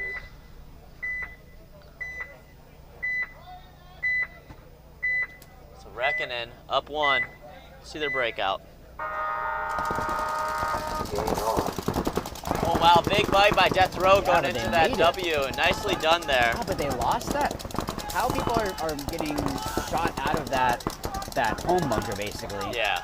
is kind of surprising. So either someone is getting very quick shots off the break or they're not playing tight enough. Well, so that's 2 players walking off for Death Row. Yeah, but they're further up on this side, so it's a 3-on-5. 3-on-5, yep. And that's a tough 2 bodies to lose that early. That gun's humps. Yeah, that marker sounds a little bit off. That's why you want to take care of your stuff, guys. You don't want it to go down in a tournament. It's not that it's down, it just sounds really weird. I guess as long as the ball's getting out. Now it's down. So that marker that was sounding strange is now not working. That's so. never good. Maybe got it back. Oh, maybe he just got shot. So nice move here by Trying to call for a Breckenin. paint check. Oh, the ref called him clean.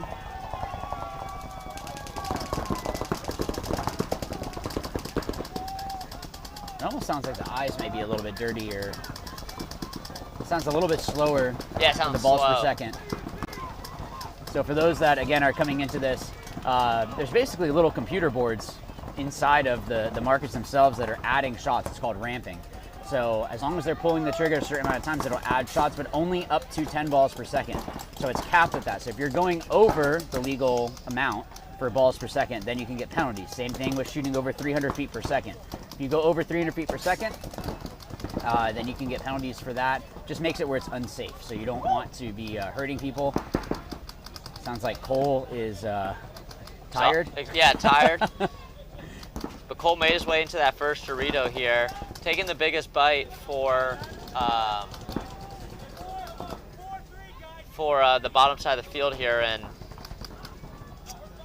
today we're celebrating 10-year anniversary for the MVPS. So shout out to Alex Zudel for making this possible.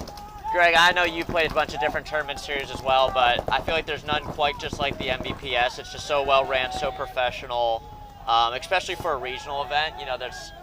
It's rare you show up to a field at an event and the grass is pristine and the staff is helpful and the refs do well. So yeah, it's very well run. So congrats to the MVPS for 10 years is kind of crazy. That is kind of crazy. That's a long time. So that's very, very good for them, for the MVPS, for Florida paintball, right? Yeah. Like this is something that there's leagues that kind of come and go, and this one's been very stable and gives a great competition for the players here in Florida and in the Southeast to come down and prove their worth, show the world what it is that they have to offer.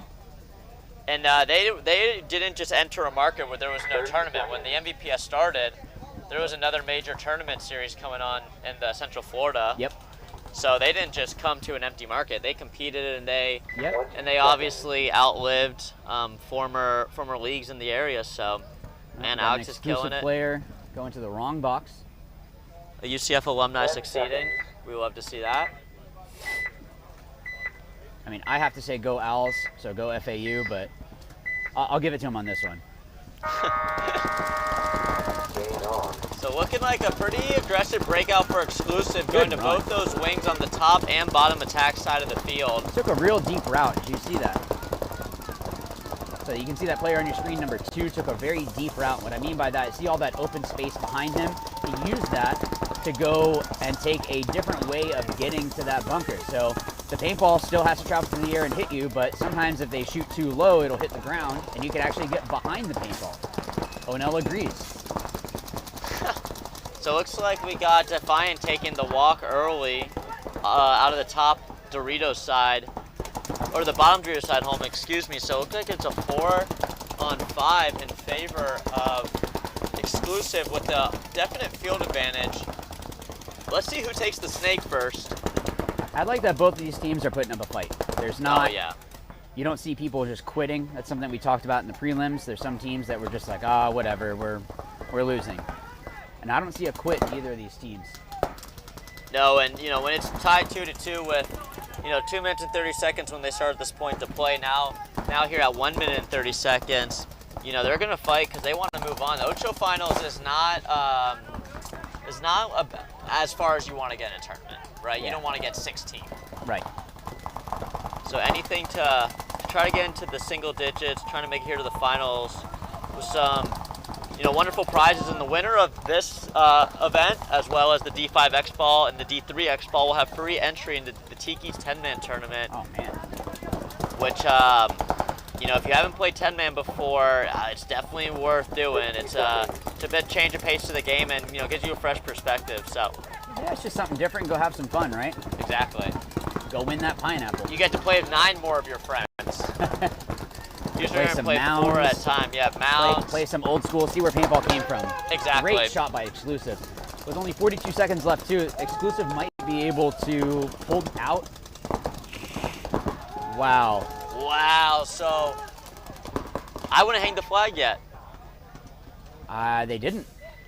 Don't hang the flag yet. Yep. You might as well slow down. Slow down. Towel. Yep. That's all right. That's smart by Defiant. They should have toweled it, so that was smart for them. So they're pumped up. 1 minute.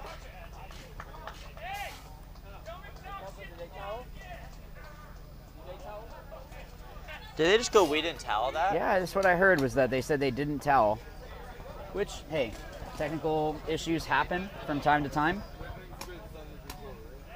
Well, man, I would hope they'd want to towel that. I mean, that This would is have been the right Defiant, decision. the same team that had a couple lagging towels the last match we saw them, running about a minute off. 30 seconds. So this is, what was this called? Motocross? It's not even playing on. You got the staff slacking off over here. Look at this ridiculous. 10 seconds. This tomfoolery. So 2 minutes left, 3-1. Death Row needs to make something happen here with the little time they got left, down 2. Oh, Reckoning did not get all their bodies out. But they were able to even it up 4-4 right away. Well, let's see this Reckoning player on the top of your screen. Oh, he made it out clean there, so nicely done. I mean, it helps when they don't have an extra body to shoot at you. Yeah, Death Row has a field advantage for sure being into the snake, and looks like Reckoning, as I say, that matches up, but Death Row's going to get into the middle snake first, that 50 snake. But they also have the top attack D-side W, and then Reckoning fills into the Dorito 1, so on the bottom side. And it's able to clip out the W player. Yeah, that's Vincent again. Yeah, so Vincent having a... He took a little breather and then coming back out and doing work. Like, hey, we got to win this one. You can hear him talking. I'd like to hear more from him, though. I think he does great moves. Yep. I think he does, the fundamentals seem to be pretty good, but you need to get that communication in there as well. Yeah, that is where he can improve, but with Division 4 kind of getting that taste into the X-Ball, plenty of time to improve. Looking here, you got Death Row's player walking down Vincent as he's trying to, I guess, mitigate the damage, but when you're down 2, you want to be, applying the damage. Yeah, this is, Death Row is going to have to get some crazy stuff happening, or this is going to be it for them. I think Reckoning's going to take this one. They're doing a great job just locking it up, making it real difficult for Death Row to be able to do anything, even if Death Row wins this point. Death Row making the run through and getting chopped up. Great move, trying to do something. Yeah, too little, too late, as we're ticking down right under 10 seconds now, and yeah, these two players that aren't moving, if I was the coach, I'd probably be pretty upset. Yeah. Like, look, guys, you need to go out dying on your sword. Sitting there is not going to help. We're down by 2. Yeah. So, congrats to Reckoning for moving on.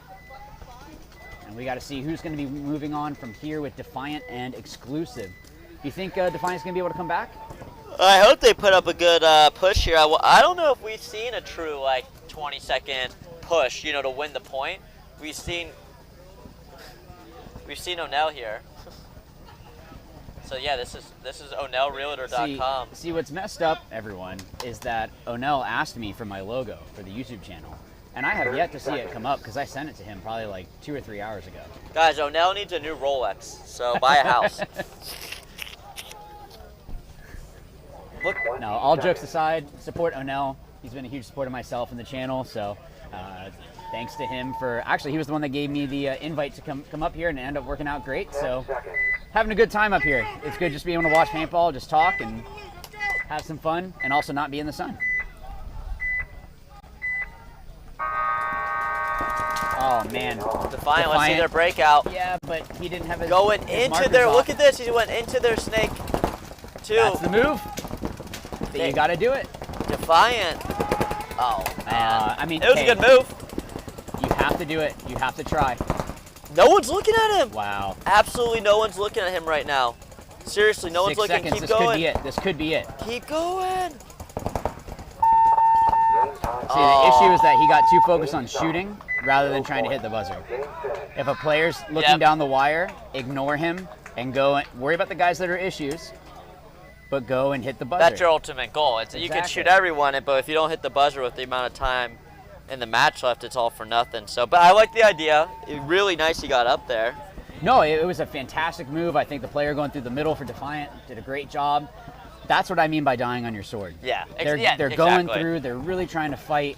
How is it that we can make it at least a chance? So Defiant shouldn't be upset with that. They did a great job fighting to the very, very end. So Exclusive is going to move on. Yep, we got Exclusive moving on as well as Reckoning. And not sure who we're going to see on this next match here. It's looking like it's going to be a Ragtag and Dynamic versus those two teams. Not sure how it's going to get seeded, but we'll find out here soon after we hear a word from our sponsors. Die Paintball, Living Waters, Tiki's Paintball Park, DLX Lux, Kinetic Paintball, GI Sports, and Carbon Paintball, and Ruthless. See you guys in a bit. Thank you, sir.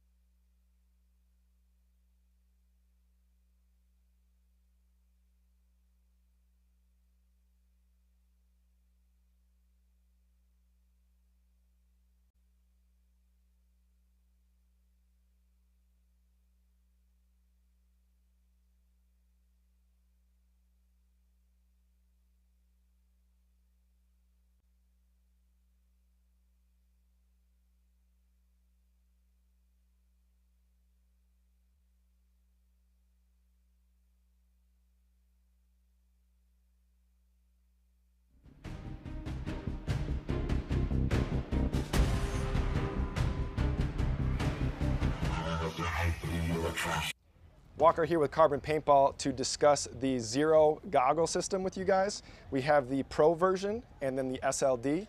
What you're going to notice first is the color options. The Pro, it is a semi-translucent Airflex bottom. That's the mask region. And then with the Solid series, it is just a solid color. It's opaque. They're both exactly the same durometer. They're both the same softness or squishiness. Other than that, you're actually going to get a clear lens with your Pro goggle. They both come with a case. And another cool feature of the Pro model is a dual silicone strap versus a sublimated strap on the SLD. And last but not least is another cool highlight is the Pro has some orange accents versus the SLD comes with black. For more features and information on sizing and pricing, visit carbonpaintball.com.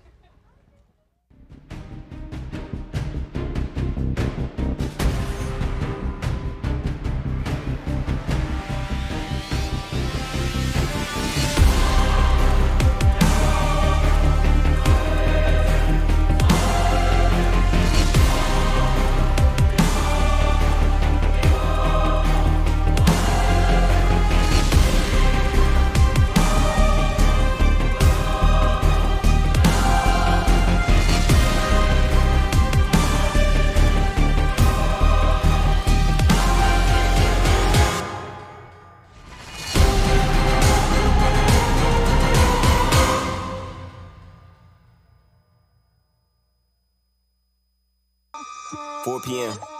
Texas, Fort Worth. Top 5 iTunes, no promotion. And you know I had to do it big, no Samoan. Finna wig out, I ain't talking about a sew-in. Got a lot of pool, I ain't had to use both hands. Raw, no Trojans, still don't give a fuck. Whole crowd full of sluts, and they finna give it up. Hands on robbery, yeah, they finna stick them up. If you ask what they bump, do a litty in the truck. Yeah, they thought that I was sleeping, that's a semi in the tub. Yeah, they thought that I was tweaking, ain't no Remy in the cup. Had to shake the haters off with a shimmy and a brush. Little nigga, I'm a boss, Oprah Winfrey with some nuts. Monthly listeners should be my verse price. Hot 97 every day, that's my word, right? On month 11, you heard go to word, right? Bring it back to neutral, that's a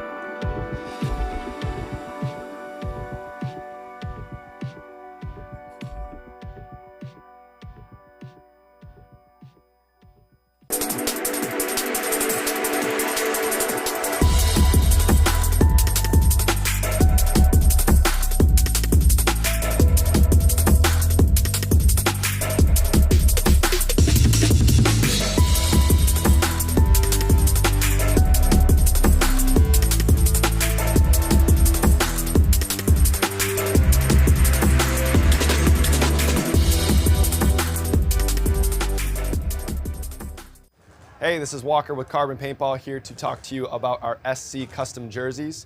To start your team's design, head over to crbnpaintball.com, fill in some team information, including what colors, what template you want to base your jersey off of, upload your main team logo and any sponsors, enter your name and your number, and we're going to kick you back a 3D image of your jersey. The custom jersey is built on a 5-panel design that's all customizable. The jersey features a DWR coating all throughout the jersey, so it is water resistant. It also is stain proof, and it has side mesh venting. The jersey is also very fitted, so it has a compact neck collar, and it also features elastic thumb loops to keep the sleeves in place while you're sliding or running. To start your team design, head over to crbnpaintball.com.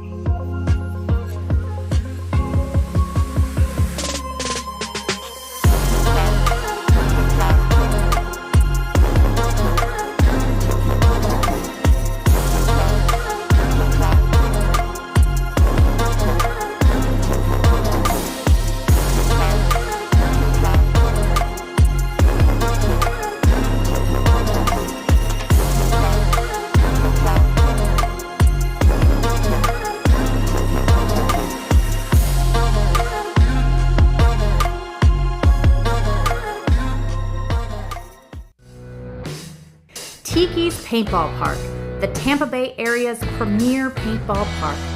Enjoy lightning-fast check-in and all-new rental equipment, including dual thermal lenses to eliminate any mask fog.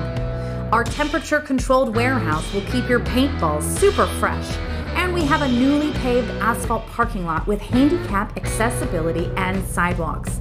Our air stations at every entrance use filtered air for perfect 4,500 PSI fills. We have multiple hand washing stations for all customers and family-friendly, low-impact paintball to tie it all together. With our 5 fields to choose from, we have traditional speedball, close quarters combat, city field, old school mounds, attack and defend on Bunker Hill. Relax in our tree-shaded 2-acre staging area with plenty of picnic tables and hammocks to choose from. Cheer for your friends and family with a perfect stadium view of all of our fields. Located at 210 Pruitt Road in Seffner, Florida. For more information, visit us online at tikispaintball.com or call us at 813-571-1300.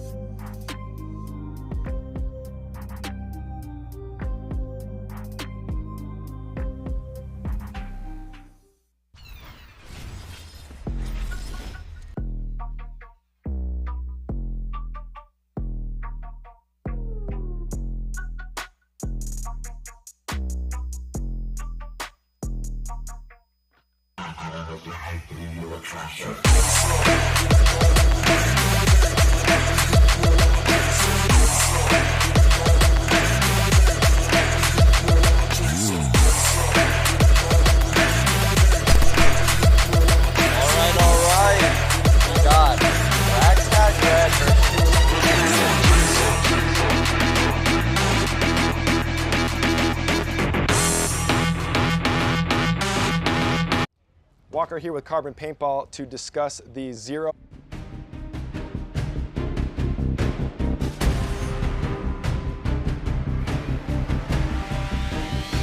Want to know who else is playing? Invasive is playing Panda Express in the quarterfinals on the other field, and Damage Control is playing Rat Kings on the other field. So the winner of these quarterfinals will be advancing to the semifinals. So we will see, and the semifinals will be hosted fully on this field. So if you're cheering for teams that aren't playing on this field, you better get your fandomship up, because if they win those matches, we'll be hosting the semifinals on this field. Right. So I think between the two of these teams, Exclusive and Ragtag, I'm putting my money on Ragtag. I think I have to agree with that. Also because Ragtag got to sit back, they got to relax a little bit. See if they come out swinging here, Alexis and squad. Although, I don't know, Exclusive just came out real strong right in the middle, dived straight into the snake, went out into that top right corner. This Exclusive player definitely just got shot in the hand and wiped it. That's okay. So I think we have a 5-on-5 situation. Yeah, 5-on-5 situation with the field advantage.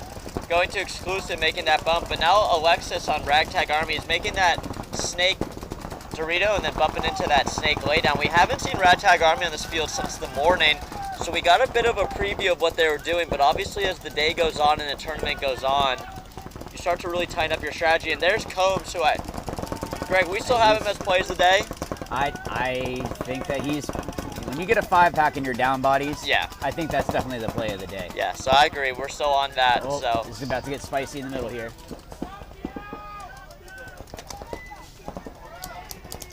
Oh man, and Combs taking the walk early here. Yeah, so we don't see a lot of double up in the snakes like this. Yeah, neither of them know that the other guy is there, or else you know that they'd be going through. So once they find out the other guy is there, you know that they're going to try to go through.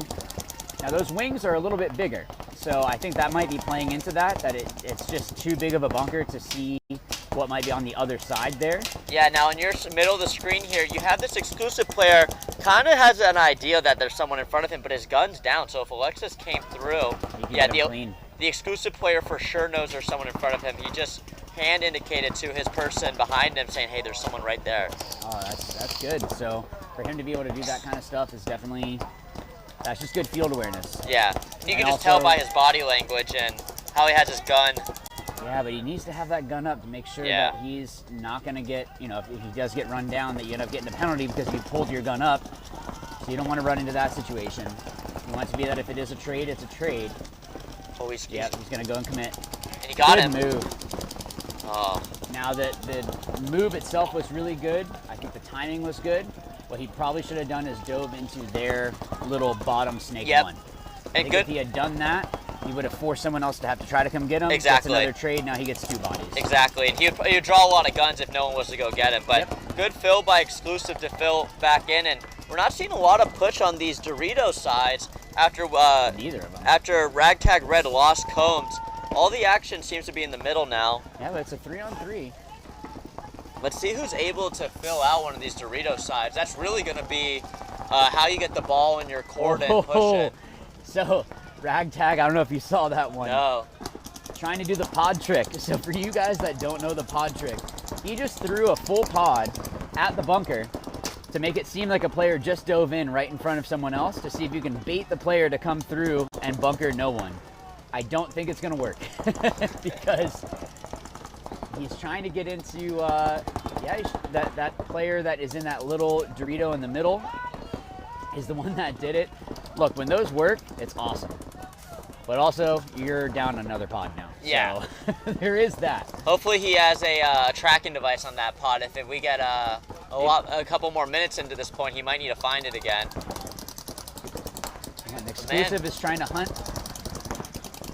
We're seeing a lot of action in the middle right now, which is kind of not what we've been seeing. Finally, someone's getting into a Dorito. Oh, let's see. This Ragtag player really wants to stick it. And they're gonna. Exclusive moved. Oh my God! Did this Ragtag player just try to get the middle player and not commit? How did they not hear each other? It's like another trade up the middle on this point. Oh, and that Ragtag player falls and then takes one of the ear. Exclusive, that player in the middle is definitely getting eaten up. Like what we talked about earlier. When you're playing the middle, you gotta expect it when you go through. It's gonna happen. You can't show any weakness with that because then they're gonna want to just keep bunkering or keep bonus balling you. So now we're doing a 2-on-2. Oh no, I'm sorry. We have a 2-on-3. I didn't realize that Exclusive had that top right player still.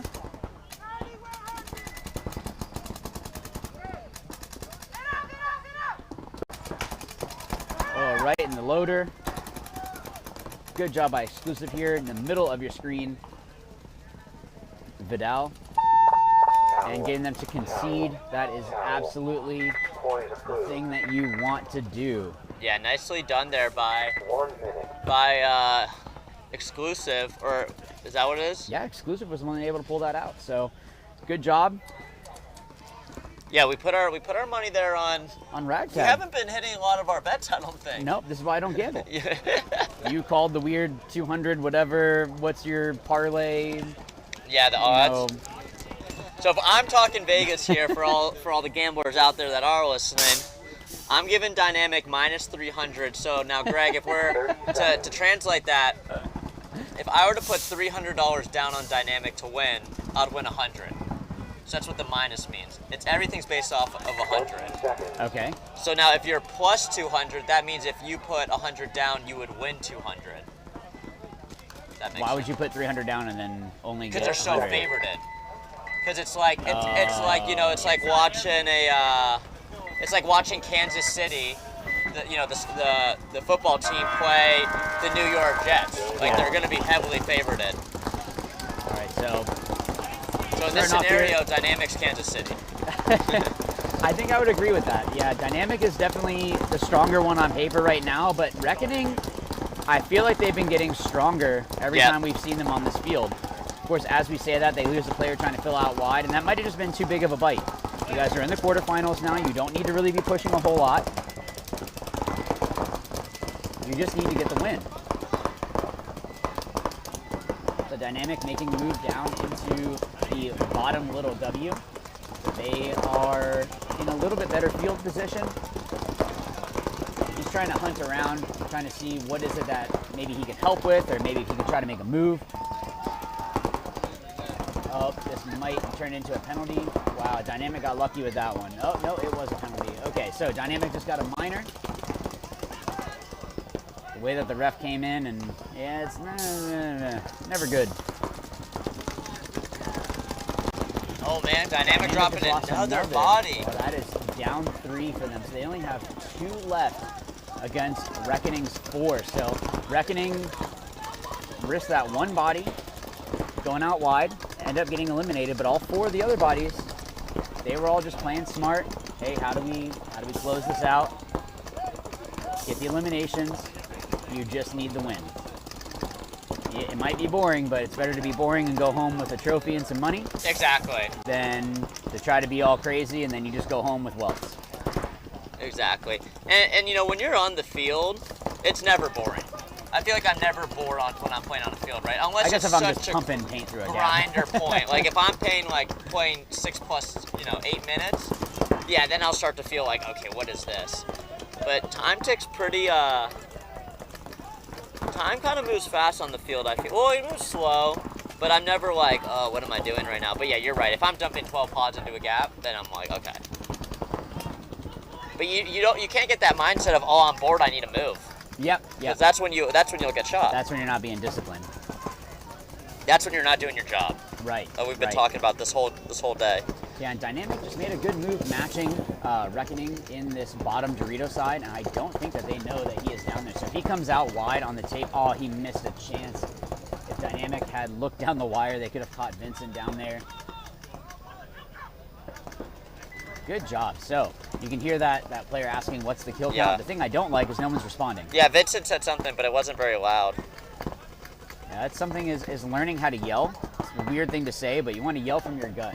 Yeah, and who cares if the other people can hear you? It's across the field. Right. Yeah, if they don't repeat it, they didn't hear it. Oh, and a nice job by Vincent. And he knows there's a Dorito player right in front of him. He's able to get both of them. Man, Vincent's having a game. Yep, he traded with that player. That was a great closing. And you said this is Vincent's 3rd event. 3rd event. It looked like. Sometimes this new paint, you know how it used to be APPA paintball? Yeah, but it's still all transferred over. It's funky. Sometimes, let's see. It should still show all the other matches, or I'm sorry, not matches, the other teams that you played for. Yeah, I've had it. Let's just double check. Let's go to Legacy P and. Oh, are they not doing it anymore?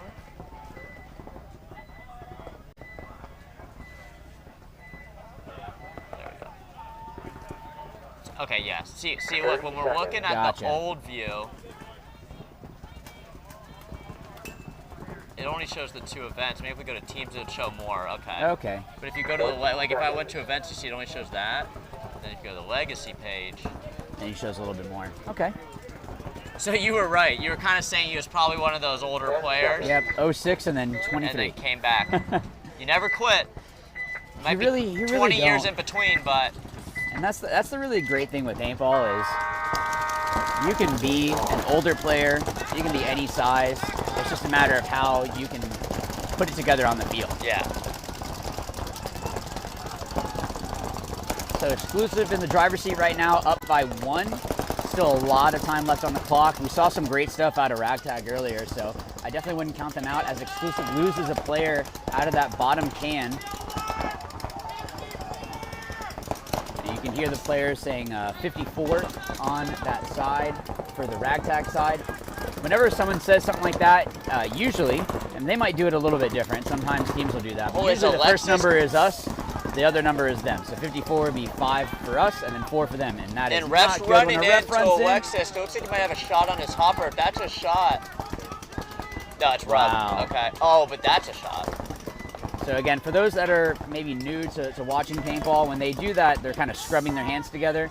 Sometimes you'll see the players will shoot the bunker on accident, or when they're snap shooting, there's paint on the bunkers.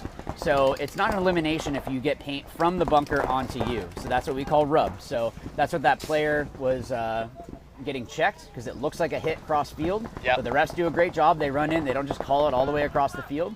They want to make sure that the elimination is a legit elimination. And that's what that little hand scrubbing that just tells the other ref, hey, that's rub. Don't worry about that. I came in and checked it. So the refs are just a team like anyone else. Oh, they have to work together. Launches, and I don't know which player he got a major. Got a major. So, but he got interesting. The home player. But there's. Oh my gosh! He got shot on the move-in. What just happened? So does Exclusive have any other players? He just got shot. Wow, he just got bounced. That tower player just got bounced by Exclusive. It's a one-on-one. It's a one-on-one. So this Exclusive player actually bounced the ragtag player as he thought he was out, so he was standing wide open. Wow. That's lucky. So one-on-ones are.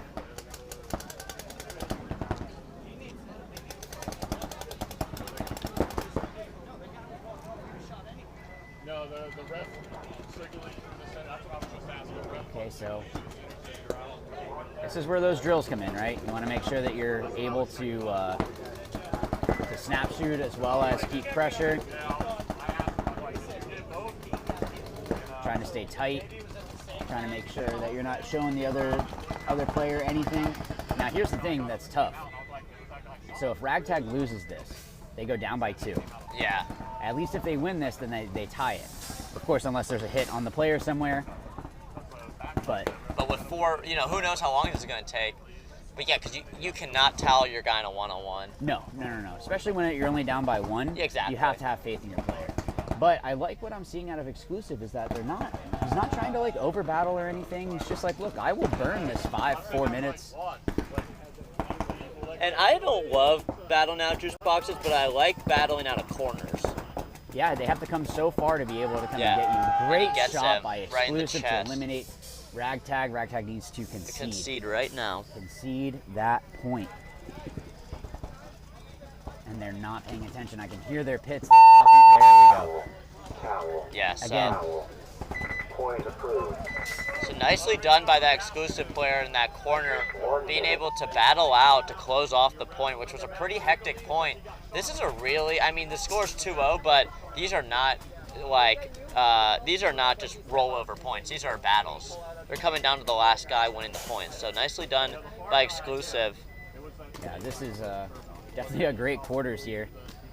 Let's see, for those that are wondering, right now we're looking at the live view, so damage control is down 1-0 against the Rat Kings. And Invasive is down by... It's like they're tied. Oh, they're tied. I'm sorry. So Panda Express and Invasive are tied 1-1 on the other field. So if you're looking at that, you can also go over to pbleagues.com. They have a live view, so you can go ahead and click on that. And it's not as exciting because you're just looking at a timer going down and seeing if there's a point or not. 10 seconds. So go ahead and cheer your team on. See how Dynamic and Reckoning are going to pair up here. I'm not sure if that player on Dynamic started early or not. So there was an almost mental error on Reckoning. They had 6 players on the box. And one was Has that been the 3rd time they've done that? I think so. So that's a pit issue. Yeah. Making sure that, okay, whoever's calling the line, just hold up 1 finger at a time. Oh wow, looks like a Reckoning player on the far side. He looks like he's eliminated, but he's not feeling good. He's on a knee. On that top left of your screen, I hope he's okay. Yeah, you see that player taking a knee over there? He's probably just hot. He needs to It get could out. be that, yeah. You want to make sure. I mean, Florida's hot. It's No, not this always is the no most joke. fun. This is no joke, this weather today. I mean, I'm sweating buckets just sitting here under the shade. Yeah, so I mean, making sure that you're taking care of yourself, making sure that you're drinking enough water. Wow, so Dynamic making a very aggressive move, trying to get into that top 50 Dorito, but making too big of a bite. So I don't know if they just weren't checking off and just trying to play too aggressive, or maybe he thought that he had the move, Yep. but got caught right before he was getting into that Dorito. And that's another one of those players who usually plays on this side when we're playing on the left, but he is playing on the far side on the right because probably his dominant hand. Yeah. Or it could be because another player came in and had a, might be right-handed or whatever. And Yeah, want to but play that's on this something side. that with paintball you need to practice both hands. Oh, you yeah. need to be able to play with both hands because you don't want it to be that you're super weak on one side. You want it to be that you're even on both sides. So practicing that and forcing yourself to practice that way is super important. So good move by Dynamic to still push up that top Dorito side. Looks like Reckoning got a check in that top left. Top left hand. Yeah, Dynamic has the field advantage in terms of this Dorito side. Pretty much field advantage overall. They're able to go wide on this closer side, Dorito side on your bottom right of your screen, as well as having the Dorito one in that top middle, like right center of your screen, this 40-yard line Dorito. And it looks like we have a 3-on-4. So Reckoning with 3, Dynamic with 4. So Reckoning has that center brick, the top left tower, and that center snake structure. Yeah, look for Dynamics back right Dorito players to try to push off this side. It looks like this can player is trying to... Yeah, one of them needs to make this move into the tower to then push up into the other, into that little W. I believe it's going to be this... I wonder if they're worried about, well, I wonder if that was a... he got bad info is what happened there. Did he try to bunker someone up there? I think he must have thought that there was someone there. So Reckoning just went through and bunkered no one and then gets eaten alive trying to work through there. Reckoning having some mental mistakes here. Yeah, it's tough because you have to trust your teammates. So if they said there's someone on the other side, you have to go and get that guy. You're the closest one. Well, if you go through and there's no one there, again, that's a situation you go, guys, we have to confirm these positions. We can't just assume that they're there or assume that they're not there. Oh, and looks like... And, thinking of Dynamics play, I don't think they use the snake that much. It didn't seem like it. Yeah, now they're getting into it later in the game, but I haven't seen a lot of, on the break go into the snake. But let's see what this Dynamic player does in the snake here as this other player's pushing the middle with him instead of trying to go into the Doritos, which is, I mean, the point's over now. Yeah, Dynamic's gonna pull this one out, bring it back to an even 1-1. So, like we had said, there's shooting his own guy. Again, pad those stats. Yeah, exactly. Get all 6 kills. Yeah. I shot 14 people. How is that possible? There's only 10. If you want to shoot all 10, you go to the buzzer and then just start shooting refs? Yeah, exactly. Yeah, they might not like you for that one. Maybe shoot your foot right after you hit the buzzer. Point approved. So nicely done by Dynamic to tie that up 1-1. That was a hard-fought point. I mean, that was not just a rollover by Dynamic. So there's 5 minutes left in that match, and we got 3:45 left in this one, with exclusive up 2-0. So we'll have to see how this plays out. Got exclusive in the driver's seat 2-0, which, yeah, we shouldn't go to Vegas because we would lose a lot. We've been losing all these bets, yeah. But that's good. We still have Dynamic. Dynamic is still... Yeah, but they just tied it. They just tied it, but don't count ragtag out. I mean, when Absolutely you got not. a ragtag squad and then you call it an army, those are some scrappy guys, Can make their comeback. So Alexis and Ragtag Red wants to try to push it to Daytona Beach exclusive. I'm sure they play each other a lot, being from the east coast of Florida.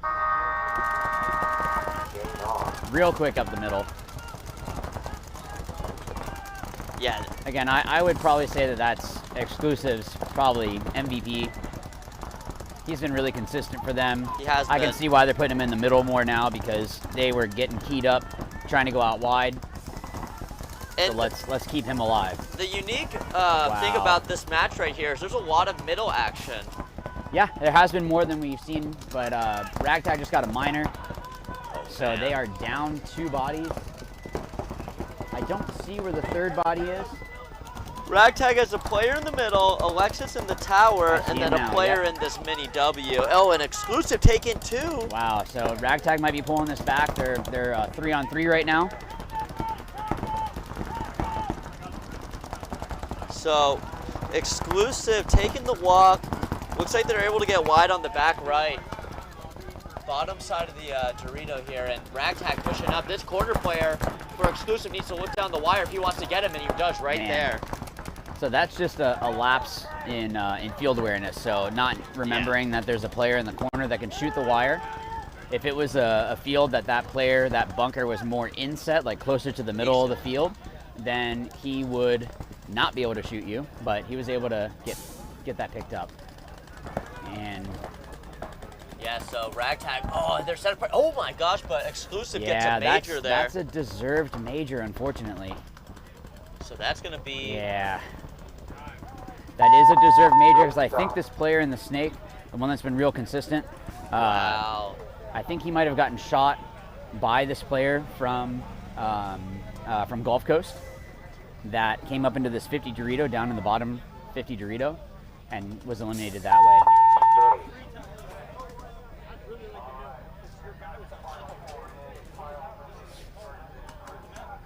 So that's going to be exclusive getting the major, and they didn't have a last body to pull. So no, they did. They were able to pull the 2. Third? Yep. Okay. Yep. So this player that came through, that's actually Jeremy. He works with or runs Templar Nights. Okay. I've worked with them before with the How to Play Paintball and all of that, and we did some drills last week on this layout actually. So I know that he could have pulled that out. He was a very smart player, but there's nothing you can do. Yeah, so the ref here the coach or owner for exclusive is trying to plead his case here, just saying that he pulled the players too late. But if the major is going to happen, it needs to be. So I'm not sure if the mic's picking this up, but there's some upset coach. Yeah, it's tough reffing out there because, you know, you're trying to make the best case that you can. You have to go off of what you saw and be confident in what it is that you called. It is definitely not easy to do that. So Dynamic on the board right now. Both teams on the board waiting for this point to conclude. Yeah, waiting for the confirmation because they did have enough bodies to pull. So actually, I don't know why. I don't know if they did though, because I think it was we're gonna have to listen in. Tower. Yeah, so we're gonna pause here, folks, and just listen in.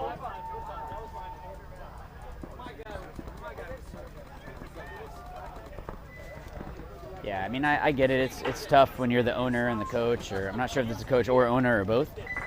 But you have to try to make the best case that you can for your players. And then, you know, Greg, what you'll learn about being up here is they always look to us to review the footage or ask our opinion, and I'm just here talking about the game. I have a pin blocking me out. Are they starting 4 or 5? Okay, so they're starting 5. Yeah, because they had enough to fulfill the major. Major kills the last guy, stops the point. Okay. So 10 seconds. So we'll see. Dynamic. 5 minutes basically left on the clock here for Dynamic and Reckoning at essentially a 0-0.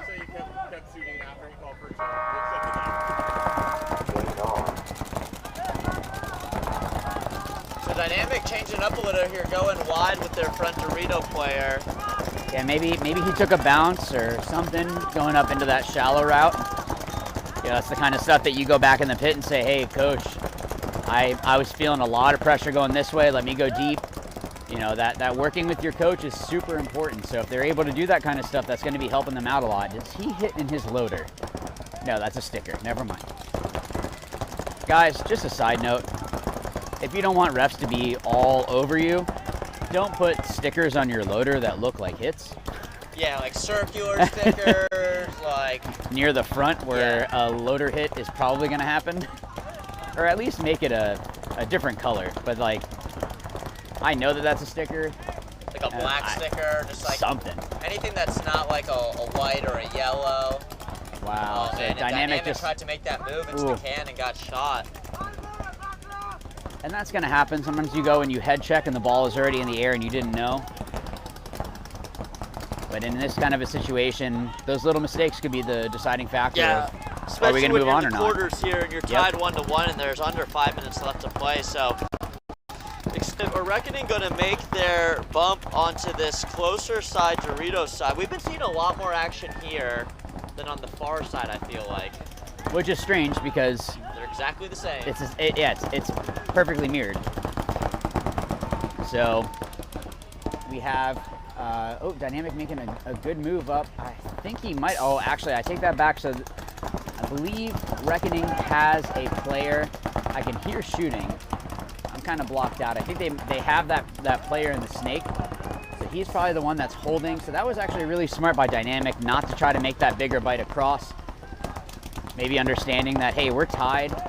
Let's just kind of slowly flip out players and make it where, yeah, we can win this. Yeah, I believe Reckoning does have that 50 wing, and someone's blowing up this pin on Reckoning. I believe it is that player. Yeah, those are those bounce shots that we're talking about. I don't know what bounce shot he's trying to get because the tower is on the outside of the field. So he's on the wire. So it's not going to bounce, do like a backspin.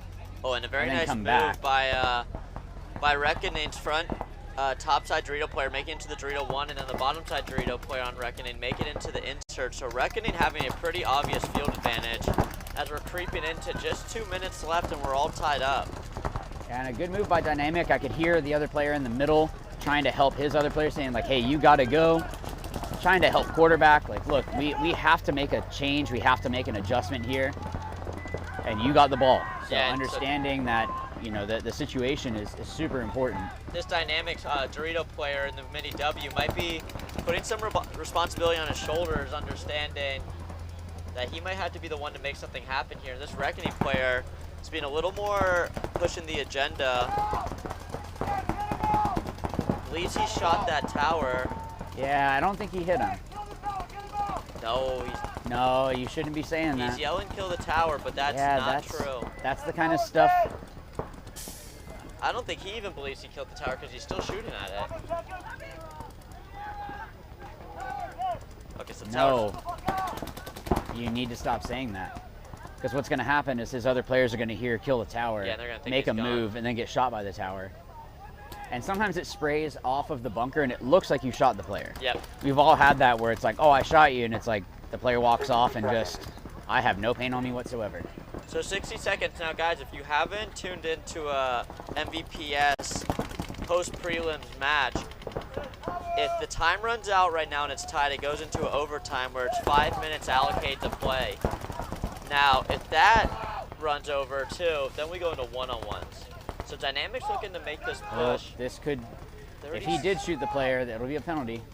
Nope. 36. A smart play by this tower player for Dynamic. Just pushing in and staying alive. Just staying alive, because the second he dies, it opens up Reckoning to do something, but if he's still alive,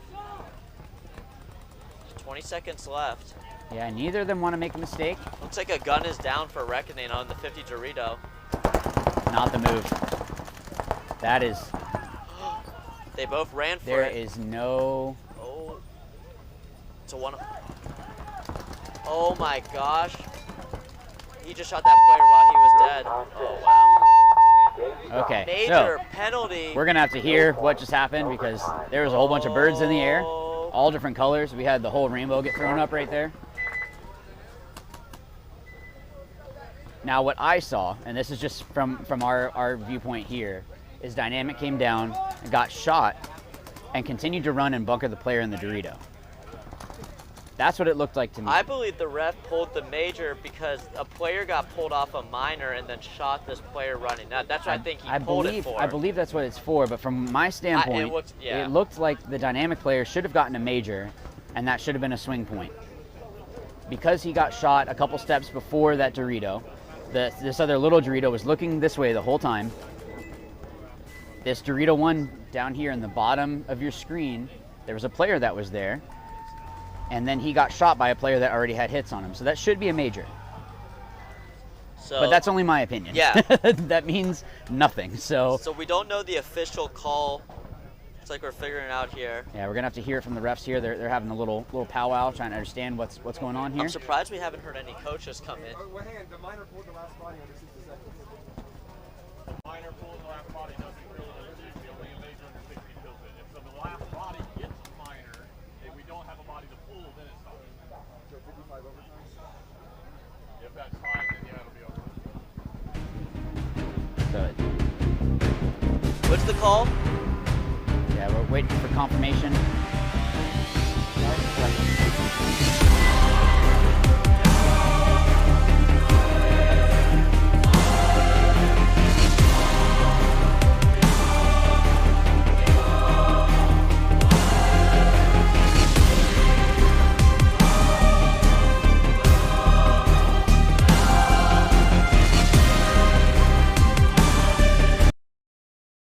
So they're gonna go to overtime. Overtime, 5 All right, on so it'd be 5. overtime. That's the way that I would like it. So your boy Joseph just ignore that major. It got reversed. They will be going to overtime 5 on 5. All right, so exclusive trying to go hard here and getting shot off the break.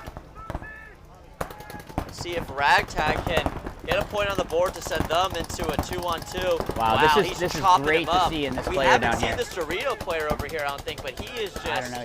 He's going to work, but if he doesn't, He has another gotta be careful. This corner. guy, yep, gonna shoot down the wire. This corner. Oh. Yep. So that's kind of on his back player. His back player should have seen that. Hey, we had a player going out that wide. You need to not wrap, or at least hold that player in. So what do we have left? Oh, let's see if this. Oh, this Wow. Ragtag player Oh, they was able to traded. trade. So there's at least Oh, one man. person left. At least one person left for exclusive, and it's going to be that corner. Oh, he's dead though, actually. Yeah. Wow. All right. So Nicely Ragtag, done. Ragtag, good job. We might see 2 overtimes, and as Ragtag came to this point, I want to give you guys an update. Rag Kings will be moving on to the semifinals after taking down Damage Control, and then it's looking like Invasive beat out Panda Express to also go to the semifinals, beating them 2-1. So, as we wait for these matches to conclude on our field, Yeah, we'll have to see how everything kind of shakes down. This has been a great layout. I know some people are like, what is this? But this ended up being a I good think it's been layout. some fantastic Yeah. matches. Good back and forth. It's one thing, Zudel, he is not scared to put out a weird layout.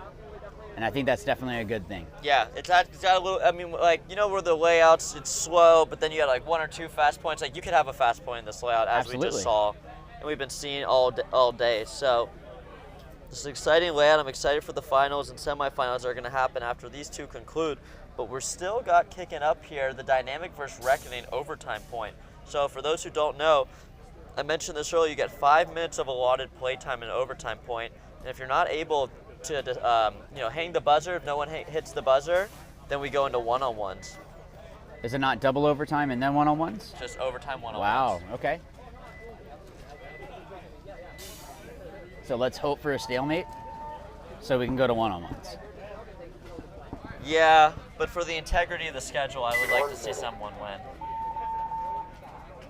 Now, I haven't heard one complaint about the air. Yeah, Air Station has been real solid.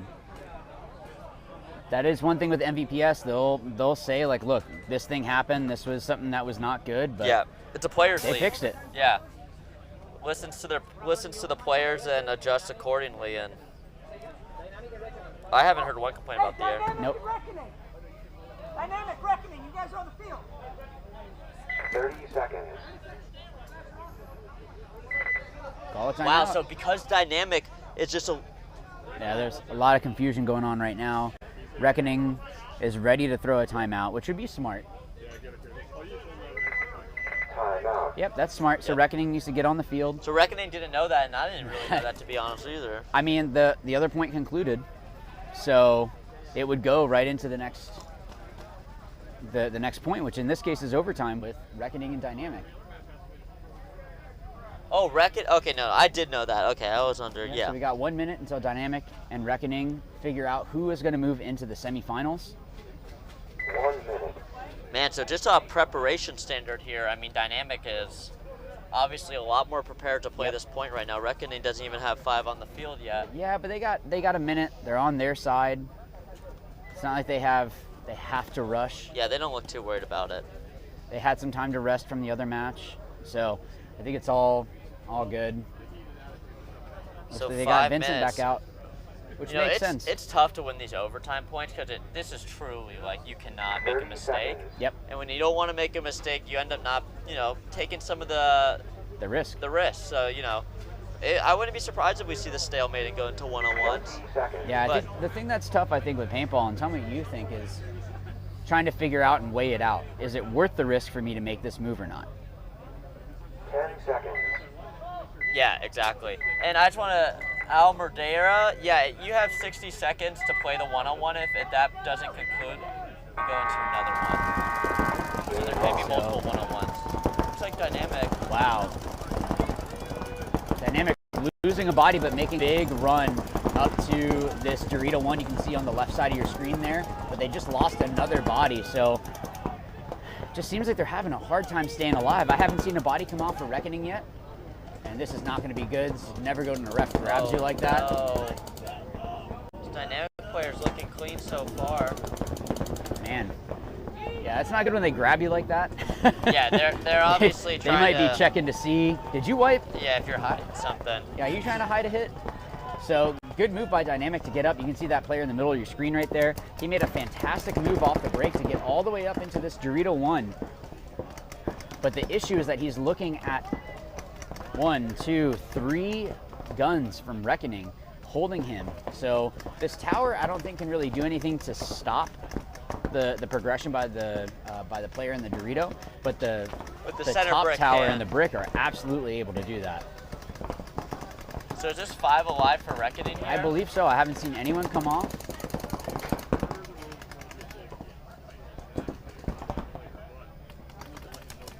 Wow, so this is trying to see if there's another player that I'm just missing, but looks like a 3-on-5. I could be wrong. What I like to see too is Dynamic isn't making any like really big moves or anything. Neither team is doing that. They're understanding the situation. Yeah, and they get a minor. Oh wow, that is probably going to be it. Unless this player here in this Dorito has an amazing point, which, hey, if he can do that. Man, if Dynamic loses this point, they're going to go home and look at losing a player off the break and getting a minor, and that's all it took for them. All right, so double check, make sure that everyone is clean. You got 3 minutes to check yourself. Yeah, they didn't have the kill count, which I think if Reckoning, because they are going to move on here, unless they try to like walk on their hands or something. So another lost bet by the crew. Yeah, but we did mention sometimes. I think his own player just got shot. Oh my gosh. Is this going to be a dirty hang?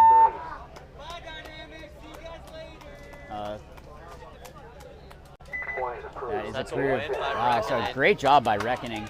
Definitely fighting against the odds. Definitely. And here we got our next potential overtime point. Ooh. What do you think? I think exclusive, but that might mean that they're going to lose that now because I just said that. I think it's going to go into overtime. That's all I think. I Yeah, don't know who's gonna maybe win. both teams have the same mindset of, all right, let's just see if we can get a kill or two off the break. If And we then don't, assess hold. From there, yeah.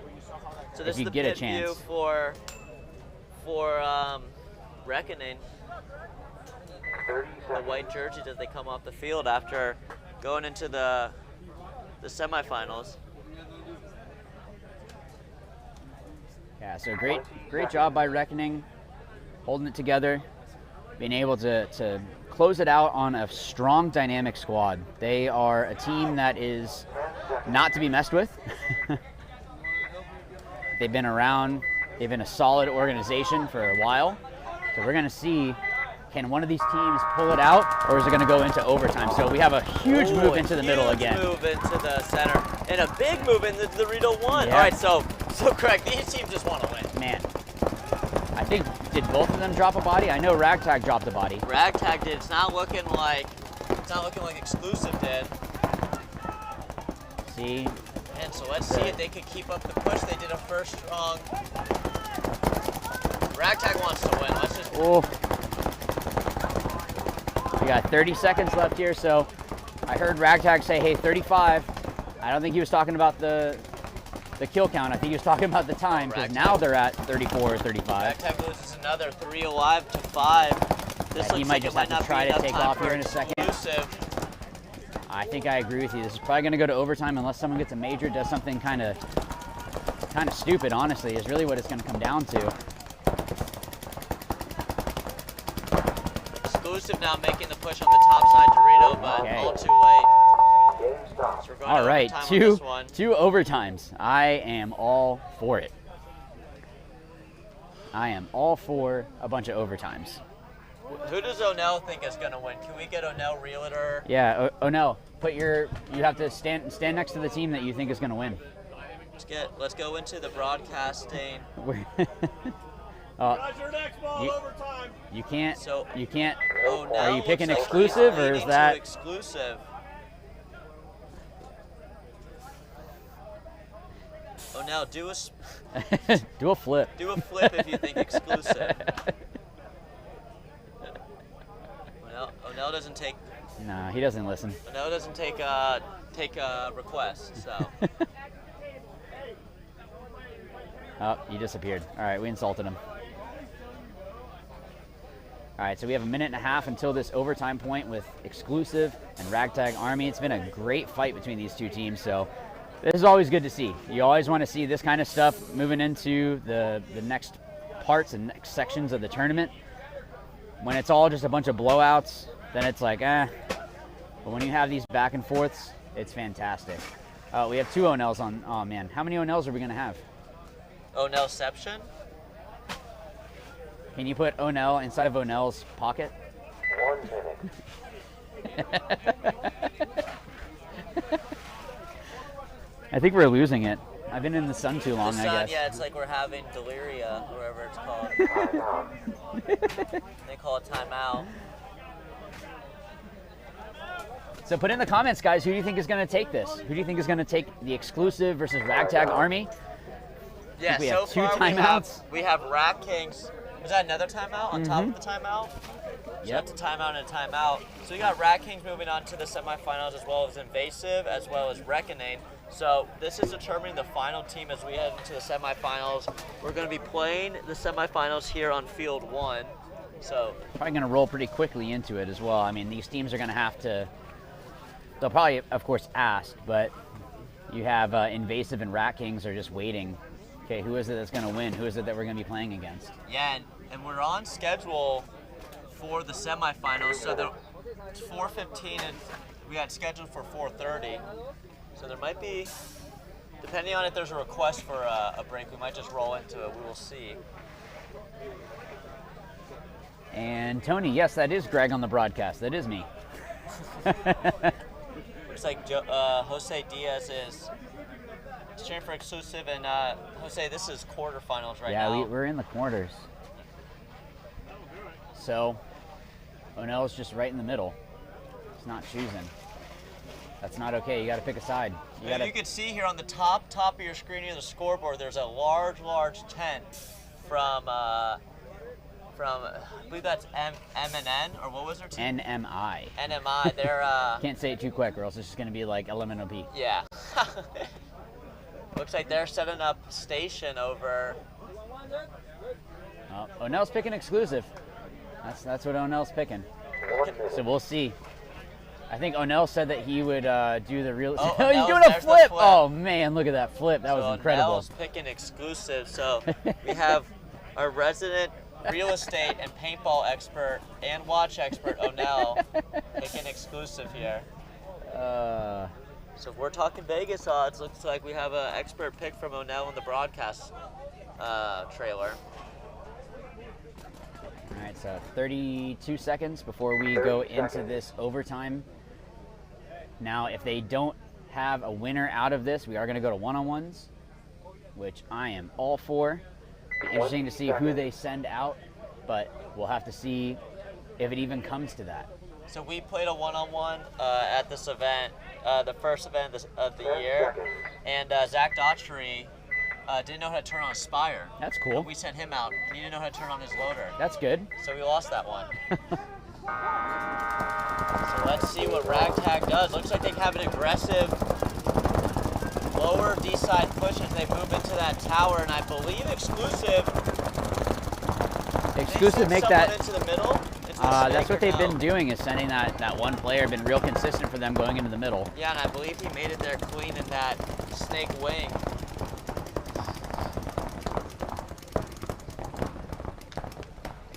So this is just going to be, man, we got 5-on-5. Again, we're looking at a war of attrition here. Both these teams are playing real hard. It's tough to come out and play this aggressive and to play this hard in this heat. All day long. Already tough. Yeah, I mean, this is their 6th match, some of them. 6th, yeah. So to do that, some of these guys have been playing almost every point. This is why you got to be doing working out during the week, making sure that you're conditioned for it, because and showing up deep with a solid roster. You know, yeah. You come out here 5 solid guys, I promise you. If you even make it past prelims, you're gonna be exhausted. You're gonna have a different game plan. Yep, and you have to have trust in your other guys too. So even though someone might be, quote unquote on the bench, they have to be ready to step up. Yep. And to have those kinds of players go in is really, really important. So again, just looking at teams, both these teams just locking things down. New hat for O'Neill too. New bucket.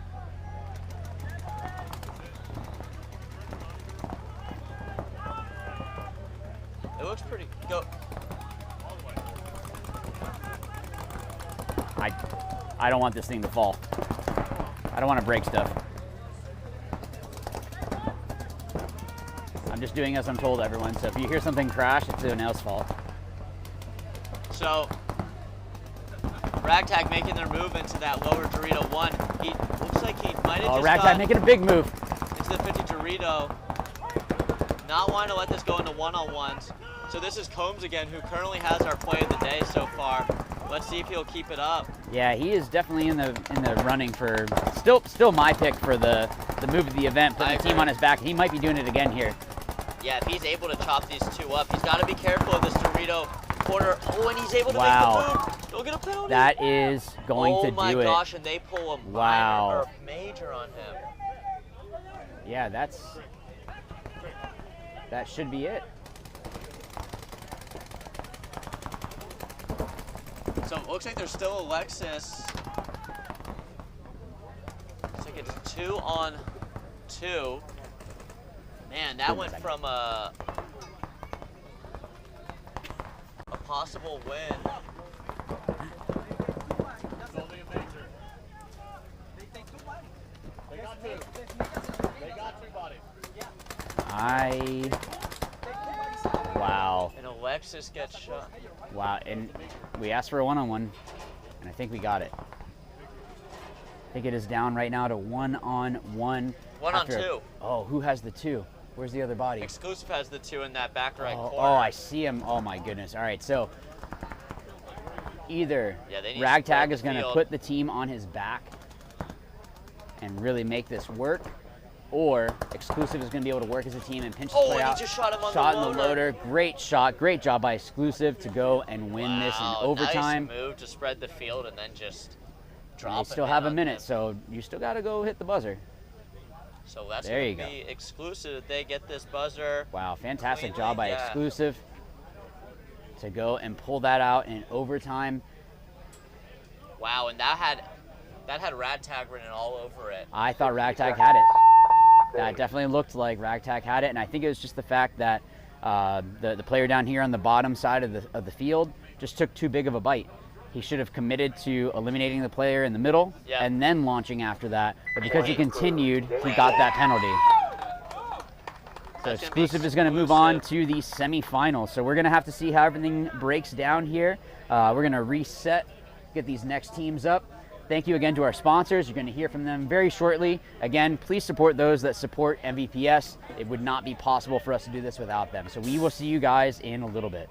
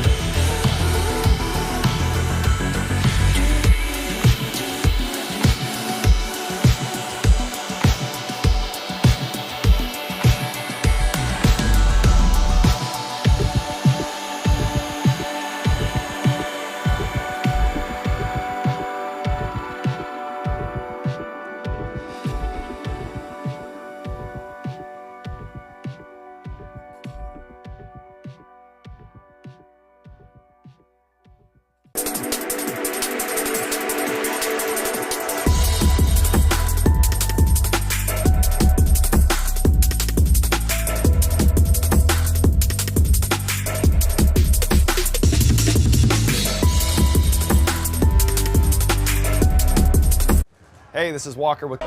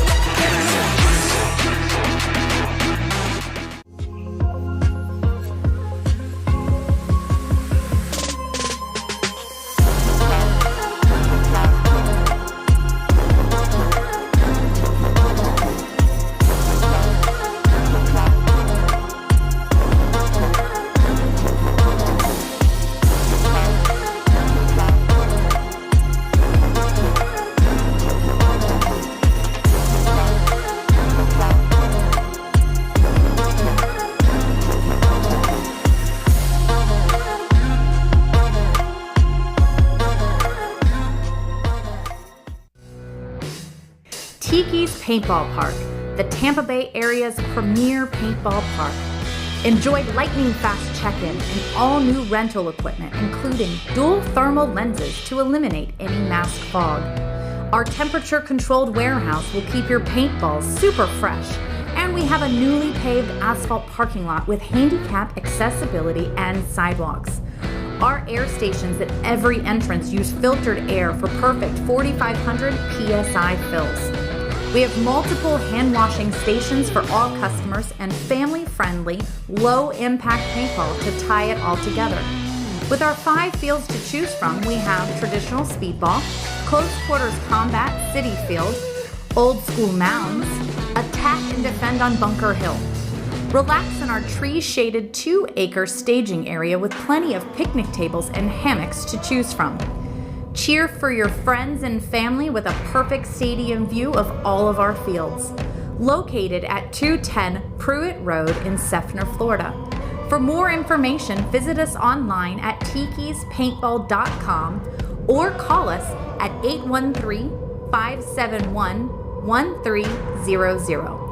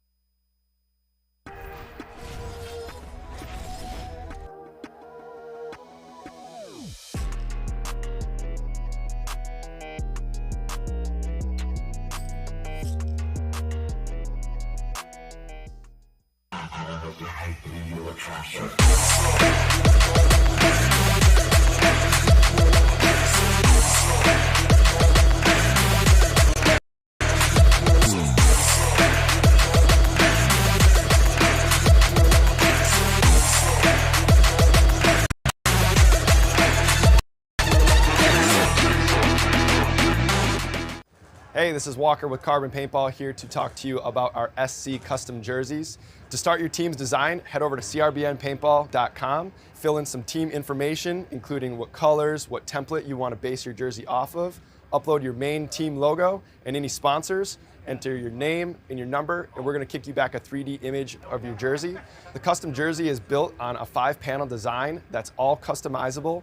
The jersey features a DWR coating all throughout the jersey, so it is water resistant.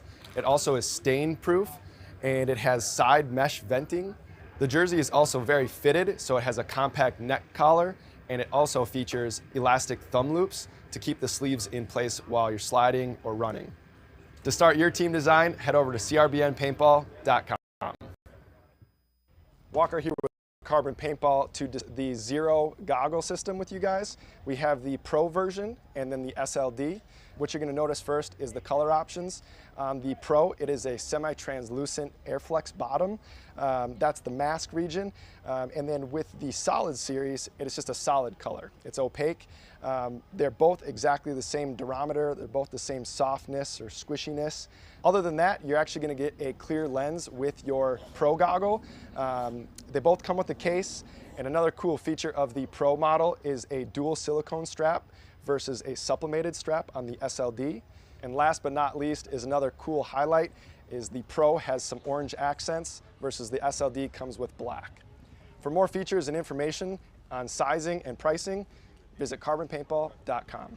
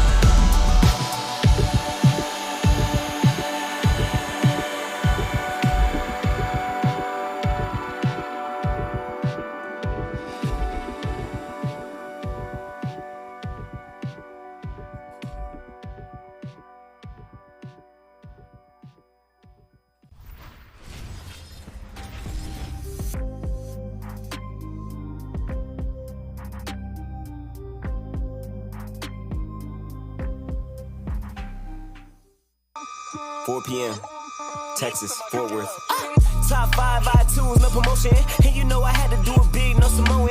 Finna wig out, I ain't talking about a sew-in. Got a lot of pool, I ain't had to use both hands. Raw, no Trojans, still don't give a fuck. Whole crowd full of sluts, and they finna give it up. Hands on robbery, yeah, they finna stick 'em up. If you ask what they bump, do a litty in the truck. Yeah, they thought that I was sleeping, that's a semi in the tuck. Yeah, they thought that I was tweaking, ain't no rip me in the cup. Had to shake the haters off with a shimmy and a brush. Little nigga, I'm a boss, up a roofie with some nuts. Monthly listeners should be my verse price. Hot 97 every day, that's my word, right? On month 11, you heard go to word, right? Bring it back to New Jeru, that's a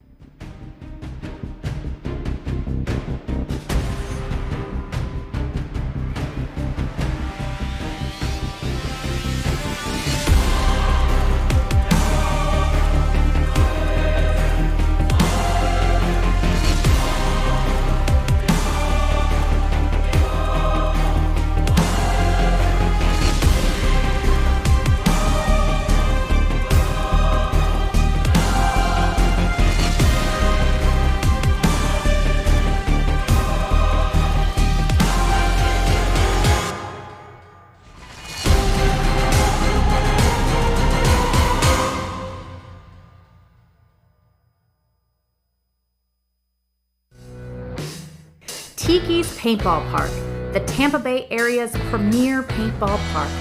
Enjoy lightning-fast check-in and all-new rental equipment, including dual thermal lenses to eliminate any mask fog. Our temperature-controlled warehouse will keep your paintballs super fresh, and we have a newly paved asphalt parking lot with handicap accessibility and sidewalks. Our air stations at every entrance use filtered air for perfect 4,500 PSI fills. We have multiple hand washing stations for all customers and family-friendly, low-impact paintball to tie it all together. With our 5 fields to choose from, we have traditional speedball, close quarters combat, city field, old school mounds, attack and defend on Bunker Hill. Relax in our tree-shaded 2-acre staging area with plenty of Rat Kings takes on Exclusive. We've seen both these teams. Exclusive has got a lucky draw of a... Oh, we're going to need to adjust that 50 cam for a show. Exclusive has gotten so many points on this field. If I'm playing, I'm jealous right now. Yeah, but Exclusive, I mean, we were talking about it earlier. Rat Kings got to take a break. Yeah. Exclusive had to run pretty much back to back. They've been grinding. Yeah, so they are making some adjustments here. Hi, everyone. Can almost see us.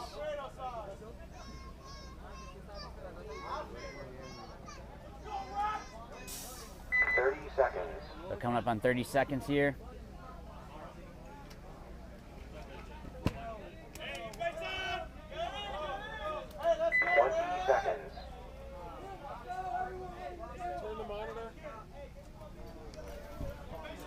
Try not to break stuff again. So again, if you hear a crash, it's someone else's fault.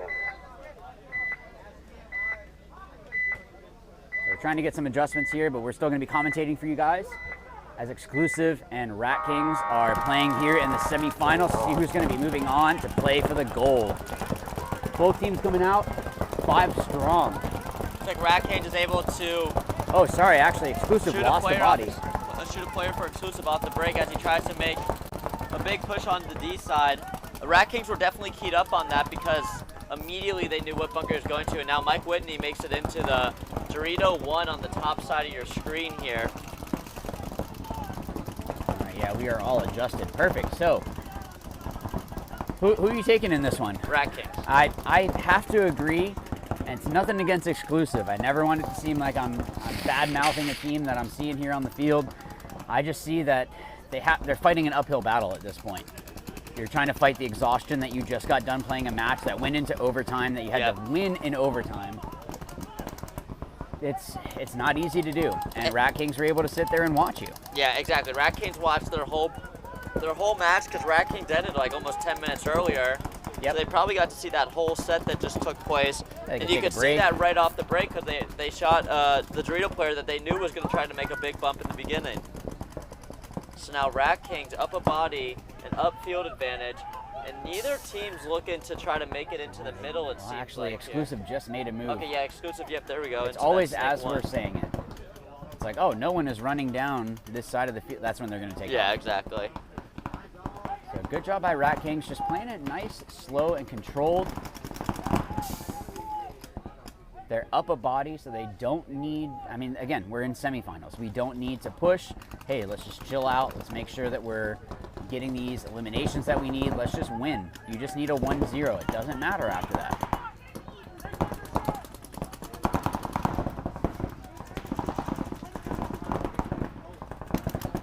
But also, Rat Kings, something that you're going to start seeing, you can see the shadows are starting to get a little bit longer. So just like we saw in the beginning of the day, they're going to, as they play, are going to have to start dealing with these shadows as the sun starts to begin to set. Try to make it where, hey, do I need to put my visor on? Do I need to make it where big move by the Rat Kings. The run up.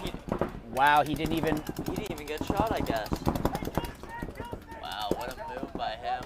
Wow. So that is not good for Exclusive, that they just dropped 2 bodies because of that.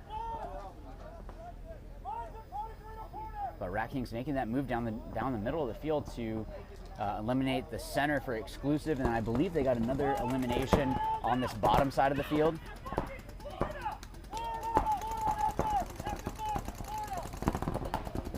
So is there a topside Dorito corner there for Exclusive? Because they certainly think there is. Yeah, there is definitely one. So we have a 2-on-4? 2-on-4, yep. It's going to be So that top home and that top corner. Yeah, Rat Kings in the driver's seat here. And they got both eliminations, so they're going to win this first point here. So good job by Rat Kings to come out strong on that first point. Yeah, that was a well-executed point there, getting the kill off the break and then slowly picking them apart. Nothing too crazy. That run up the middle was very nice, though. That definitely broke open. I think he got lucky because he thought the player was in that middle. Yeah. 1 minute. So he thought he was further up, so that's a miscommunication. They need to get back into the pits and say, look, if you don't know 100% that guy's there, don't tell me. Because what if he got eliminated? Yeah, that would have been a thrown body away, and it would have exactly. Yeah, and now we're pretty much back even. I think it would have been a 4-on-4 at that point, or 3-on-4, rather than being a 2-on-4. So you actually, yeah, it would have been a 4-on-4. Yeah, because he got lucky there. He was able to get 2 eliminations out of that. So 30 seconds here with Reckoning and Invasive. Both teams playing real strong.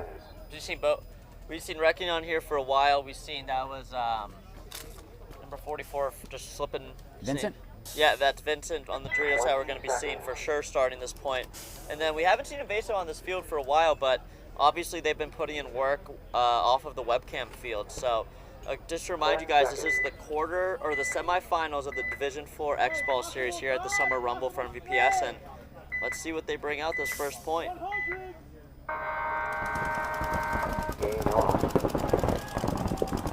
So the only risk out wide for Reckoning was the that bottom side tower. He was able to get in there clean. Ref running in though, again, that's never good when they run in like that. Especially checking the inside like that, I don't know. Yeah, it looks like he's clean there. Maybe the ref saw a hard bounce. Possibly, I don't know. But we're still 5-on-5 here. Invasive trying to get out wide, and they were able to, so that is going to help to turn the field a little bit.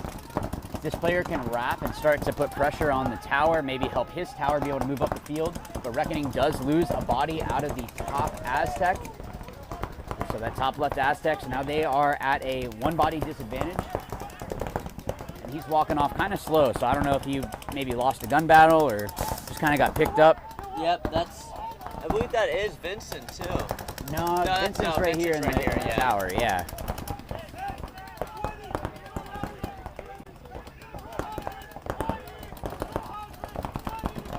Actually, Invasive is doing some surgery. If you see the top Aztec, oh, got it back up and running.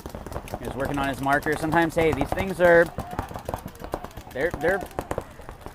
it's a bunch of technology in there. So yeah, a making lot of sure things have got to operate in synergy. So looks like Invasive making a move into that top side Dorito tower, mirrored up with the bottom side Dorito tower, and Reckoning makes a move into the mini W. Yeah, and seeing that we're 4-on-5 here. So Invasive is doing a good job communicating. I can hear them here in the booth, and that's something that is, when your voice carries like that, you can even see this bottom side tower trying to turn around even to talk to his guy. Sometimes that's good, sometimes it's not. But for him to make sure that his back player is getting that communication is real important. But Reckoning is not going down without a fight. Even though they are down a body, they're still pushing. They're the ones that are really pushing the issue right now.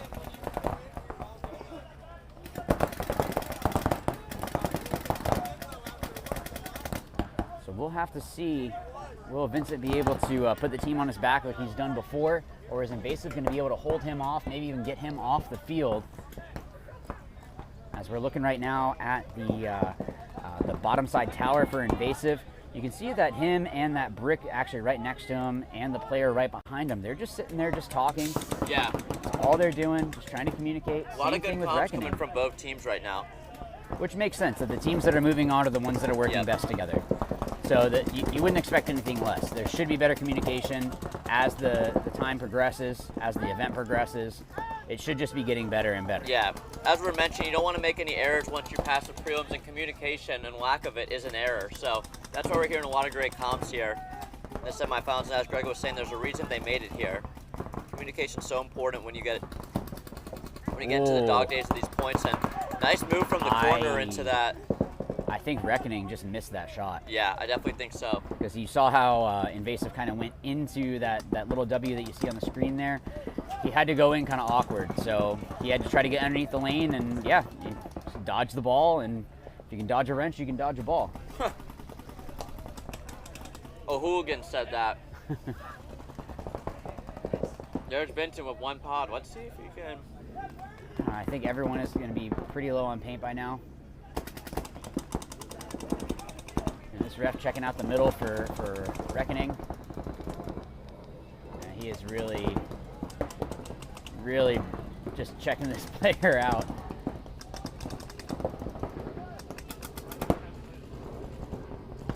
Wow. Vincent's being smart. I mean, if you wanted to, you probably could put him in a go, but you know, you just need the W. You just need the W. So there's no reason, and also I'm sure that these guys are tired. Yeah, that's true. So let's conserve our energy. Let's just make it to the finals. You can be cramping up on the while you're getting the gold, right? Exactly. Yeah, and you know, all their steps are probably 2 steps slower than they normally would be when you have all this heat. Yep. Now the grass this morning was kind of Vincent slick. makes the move. Great move. Oh, or maybe he didn't. He's asking for a check, so at least he did that. So that was smart that he didn't get a penalty. He did make the move. It might not have been necessary for him to try to make that, but I also actually no, I think he probably did have the ball in that situation. He was the one that was able to get wide, but Reckoning does have 2 players in the middle of the field. And now it's just those 2 players in the middle, and it is not going to be good for either of them. And, Invasive doing a great job talking. Hey, that's the 2 that are shot there. Let's just go. That was a great point by Invasive. They just played it nice, slow, and controlled. Even when Vincent got into that 50 Dorito down here on the bottom Dorito, it wasn't anything. They didn't freak out. They were just like, hey, the guy's right there. Yeah. Just watch out. And honestly, you see these better teams who make it on like Invasive. Like, you notice they didn't make one move, right? They just waited until Reckoning got kind of antsy and started to make moves, and Invasive just had their guns up ready to shoot whoever made the move, and you saw Vincent fall victim to it. So nicely done by Invasive, just playing smart. Like, they know it just takes one body to walk off on the other side, and it opens everything up, and they waited for it. Yep, absolutely. So Rat Kings and Exclusive come back out. We'll see if Exclusive is able to have an answer for that, being down a point. Hey, it happens. Just because there's 1 point doesn't mean that it's over. Absolutely not.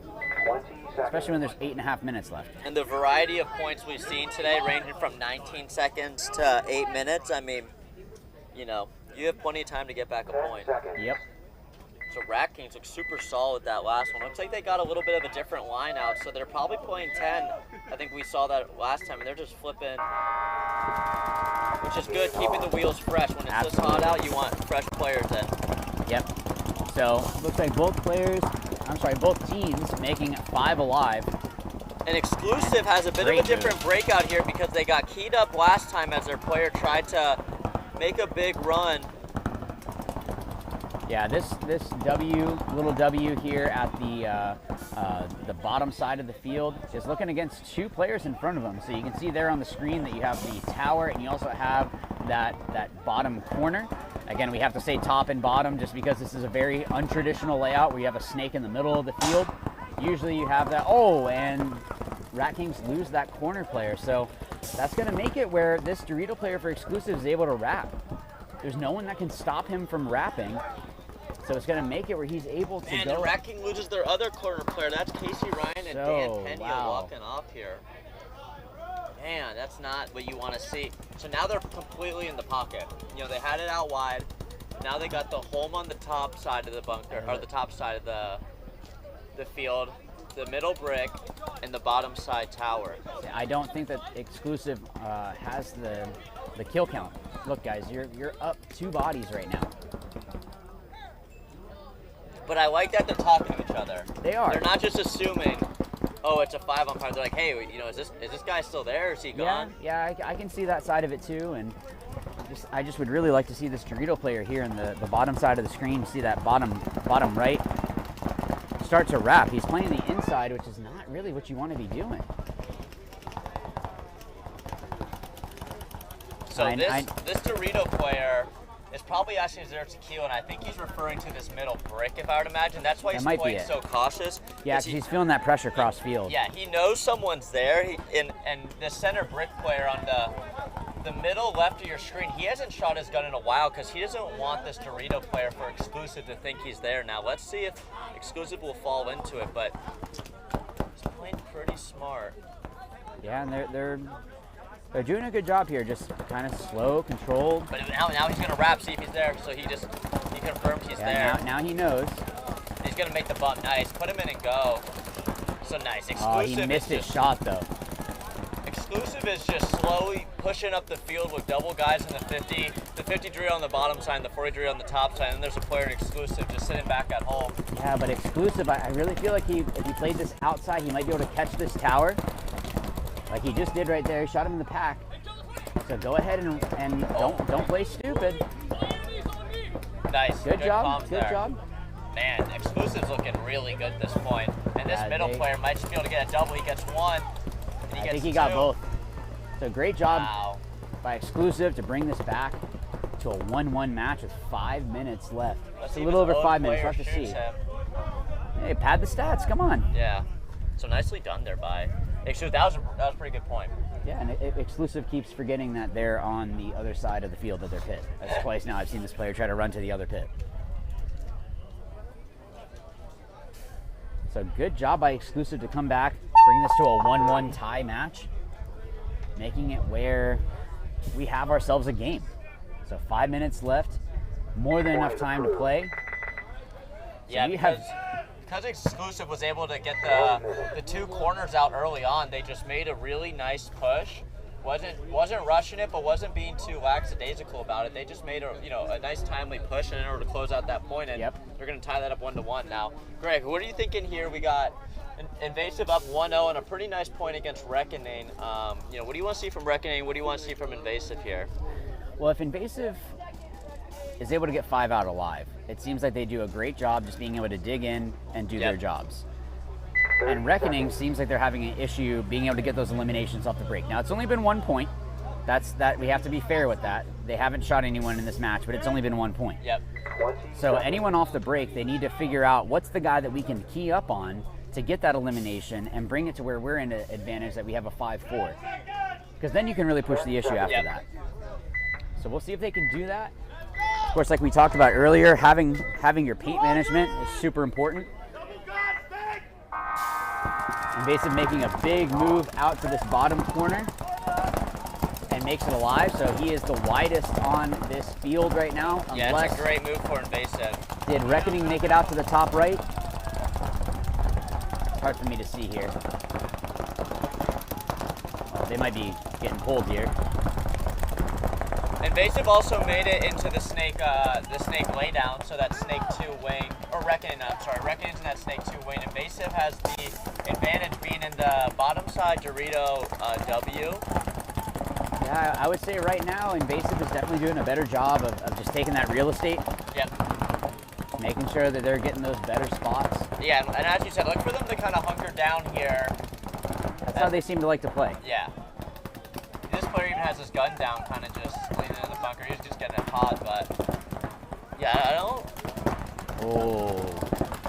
Again, thought this player was hitting the can. The hopper, I was just looking Take at that sticker off, man. Yeah. So good comps here coming from the Reckoning side. You know,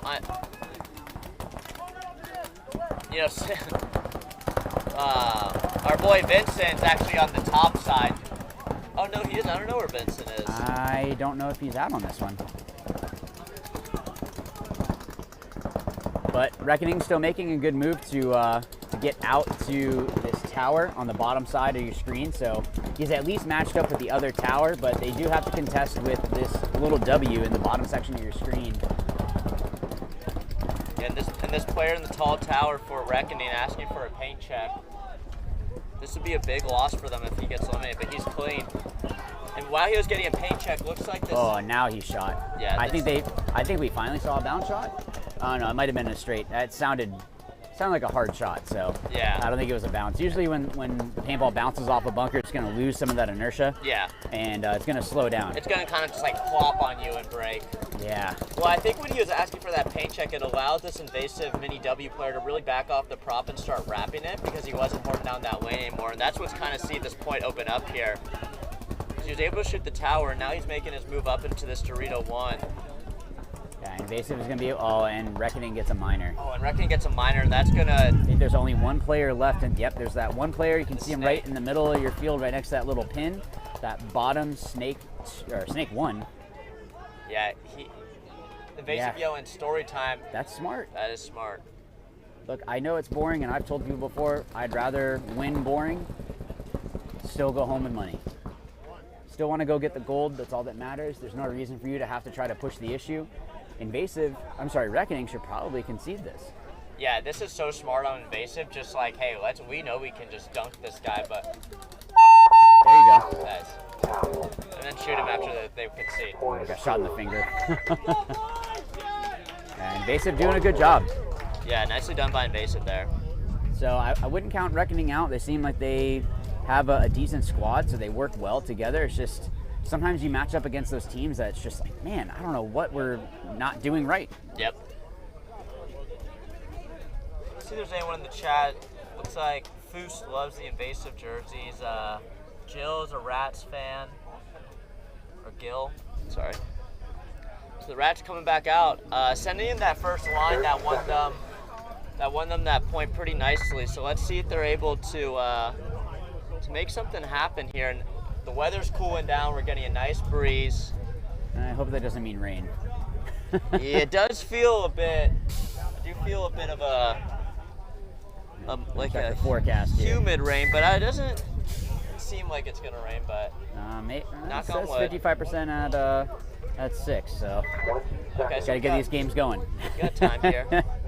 This is the enjoyable weather now of Florida summer when the sun's come in, or when the clouds come out and it covers the sun and we get a breeze. But Rat Kings bringing out their first line. Let's see if they're able to take a point back from Exclusive as they kind of got picked apart at that last point.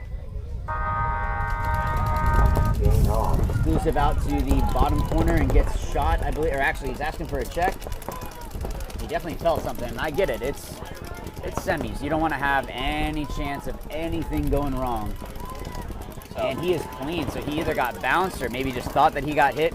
So it's kind of like when you feel like your phone buzzed and it's like a phantom buzz and no one actually texted you. That's a disease, I feel like. I get it all the time. It's a new one. So looks like number 12 here on Rat Kings is able to make it into the Dorito 1, and Mike Whitney on the top side of the Rat Kings screen to make it into the little W. So this is that first line we saw where Rat Kings took the point, and they're looking pretty solid here. Although Exclusive still has 5 up, and they're in the snake. Rat King looks like they have really no desire right now to get into the snake, whereas Exclusive doubled up, and they just lost that player from the Dorito. And another player off that. Oh, man.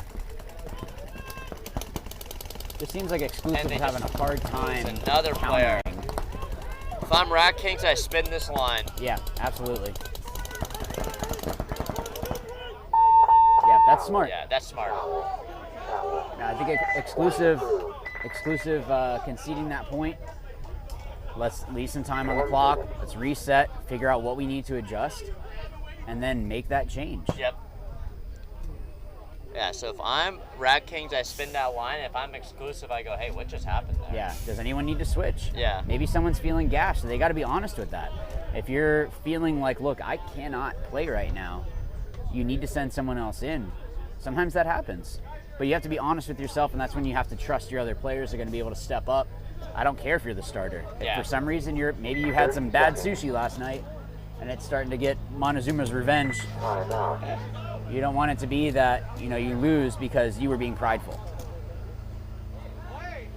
So timeout here for, I believe it was Reckoning did that because they're not even out on the box. Invasive is walking out confident.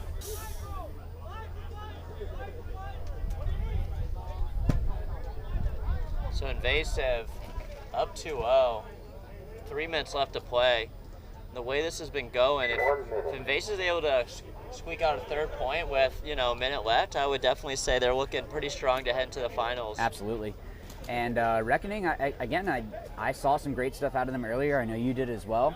So I wouldn't count them out just yet. If they can come and get this point and make it a game where they're only down by 1, then it's still there. But if they go down by 3 and Invasive knows that they don't need to do anything, it's already going to be tough enough to go and get that point to tie, or those 3 points to tie.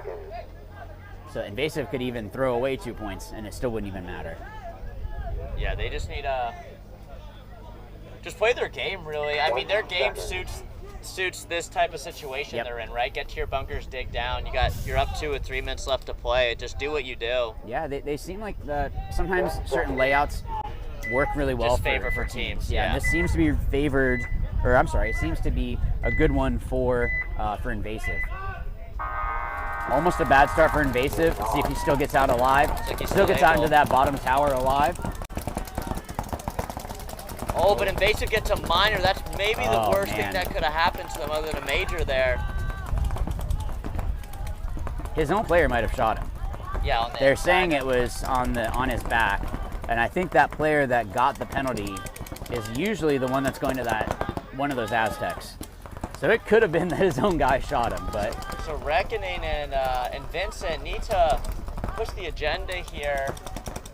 Although, man, you just don't want to be in a situation where you have to get a 40-second point. Yep. You want to kind of split them up here, and with just under 3 minutes left to play. They lose a body in that top corner though. That top left corner ends up getting eliminated by someone. I'm not sure where those drop shots. Maybe There's a lot of coming blinds. from that Dorito tower over there. That's all I can think.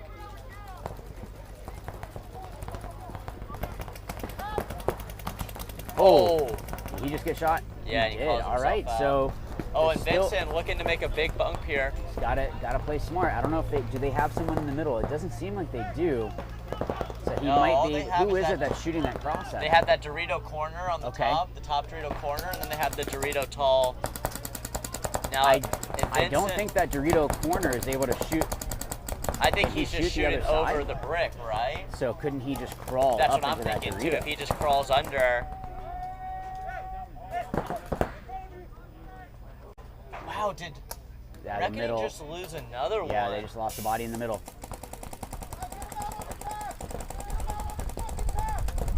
And Vincent's trying to call a hit on the player in the top corner. There's a ref that's standing right there, though. Yeah, there's multiple refs looking at him, so they... Oh, wait. And if they find this hit... could be a penalty. No, he's clean. Or is he already eliminated? No, looks like he's clean still there. Hello. The way that ref came off kind of made it seem like, oh, you're already shot. Yeah, so Vincent needs... This is a test. Needs, as we were saying, like right here, you just make the bump. Yeah. The guy comes off of you, you dive real low, use that Dorito in front of you to block you out, and then just go and bunker out this tower. And like, I feel like when you're cross field this far, those paper. There you go. All right, give him a little bit extra. I like it. I like it. All right, Vincent. All right, but now you got to get on your horse. There's only 1 minute. You need to push the agenda. Invasive did exactly what they should have done. So now they're able to go ahead and. Ooh. Okay, so they were able to get that point, but we're gonna have to see what happens with regard to 43 seconds is very, very difficult. So 43 seconds is not easy. Invasive is doing a good job at being able to lock this field down. So I don't know what is going to be happening. I don't know if maybe Reckoning is just feeling kind of gassed. They're just having a hard time being able to fight back. Invasive is looking real strong. They burned a whole bunch of time off that last point. So, you know, they're still up by 1, and Reckoning has to come back. They only have 43 seconds to do so, and it's not impossible to do, but it's going to be a tall order, especially deeper into the event. Everyone's feeling tired, so who is it that can really dig deep, find out what is it that they need to do, make those adjustments. So thank you again to all the sponsors of the MVPS. You can see all of them on your screen right now. So thank you so much to them. It wouldn't be possible if we did not have their support. So whether it be, you know, soft goods like from Ruthless, or if you need a great place to go play like Tiki's, you need equipment, so you have your DLX. You also have dye. You also have great paint from GI. Living Waters is going to help make sure that you're staying hydrated. So thank you so much to all of the sponsors here. Make sure to support those that support the league. So some of the bunkers are getting reinflated a little bit. You don't want it to be that someone has a disadvantage just because. Hi, I'm Ricky Smith reporting from Austin Tyndall Regional Park. So just making sure that everything is all set. I'm here with our first place winners. So we're still at 25 seconds. Just a technical timeout. Exclusive is probably happy about this, being able to like, okay, let's figure this out. And we're gonna run from 11 seconds. It looks like. Hello. Ref is asking if both of them are good. And both are ready to go.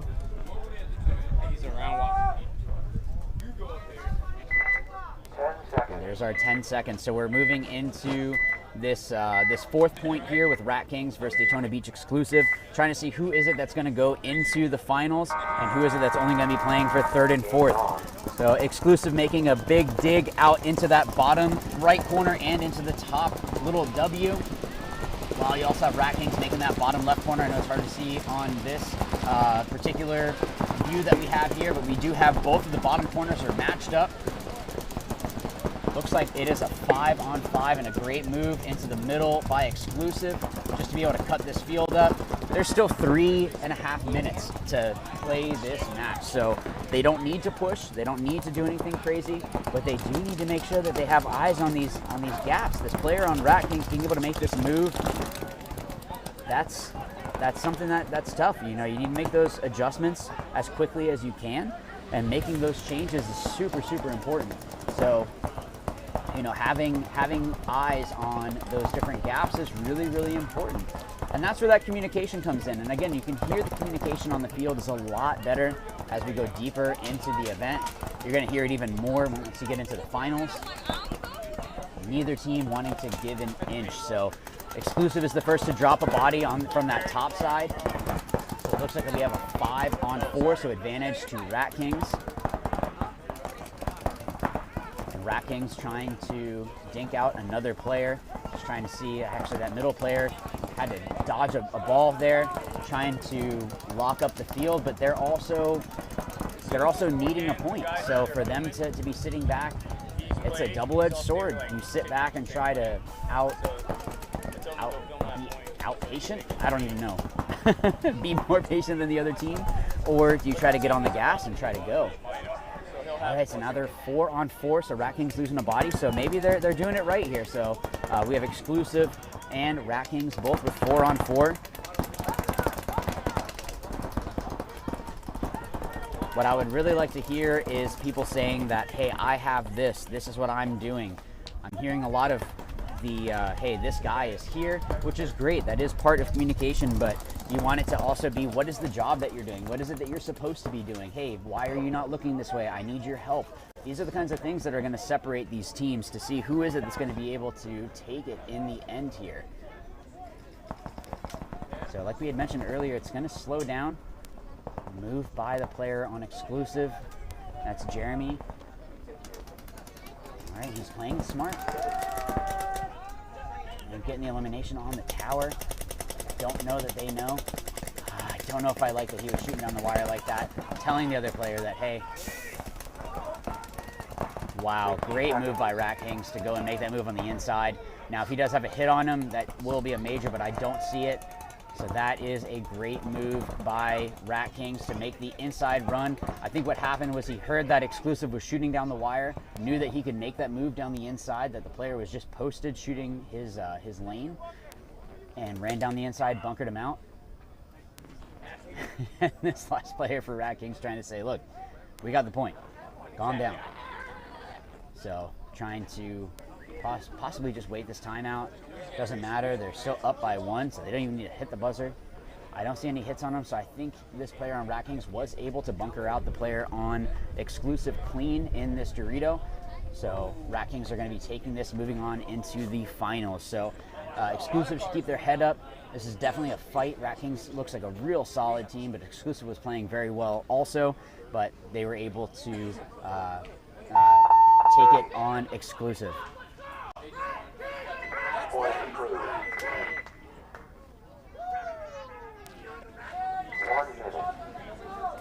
So Rat Kings are going to be moving on. We're going to see what is going to happen here. There's 43 seconds left, so with Invasive and Reckoning. Invasive is up 2-1 right now on Reckoning.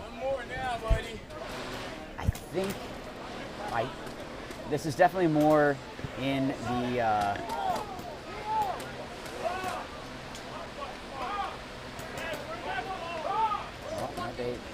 no, it's a minute the first time, and then it's 2 minutes. So Invasive is going to need to go ahead. They're being real slow to the box. We're in the show, boys. They never should have gave us money. It ain't over yet. Hopefully Invasive. So the winner of this next. Yes, sir. I know Invasive is up, but Invasive versus. you should be able to get onto the box just fine. But yeah, you want to make sure that you're focused on playing. You see him hustling out to the box. This is definitely Invasive's point to lose. They seem that they have a really good job of being able to hold those gaps, and this player is going to get a major on Reckoning. That was not smart. So that's an automatic swing point because of that major that happened. So the player on the top side of your screen ran around, had gotten eliminated, got shot, is what I mean. Continued to run after the ref was continually calling him out. So that was a justified major. That is a swing point for Invasive. So that is probably going to do it here. Now they're arguing something. So I don't know if maybe there was another call on the field. We're going to have to see that. But what I saw was that it should be a swing point for Invasive.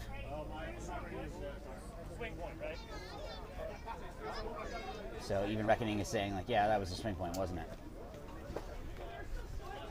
I'm just trying to listen in.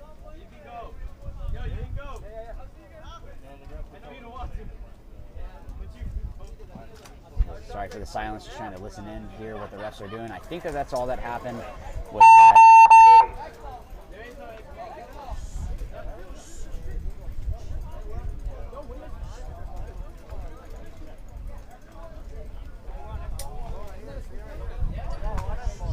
So this should be a swing point, because if you get a major under a minute, that is a swing point. Just trying to get confirmation of what it was that happened here.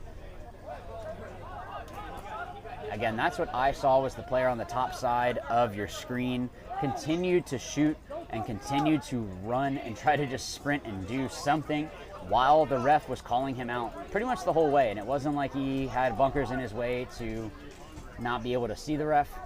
But it definitely looks like that is, yep. So there's our confirmation. So Invasive gets that point because of the major.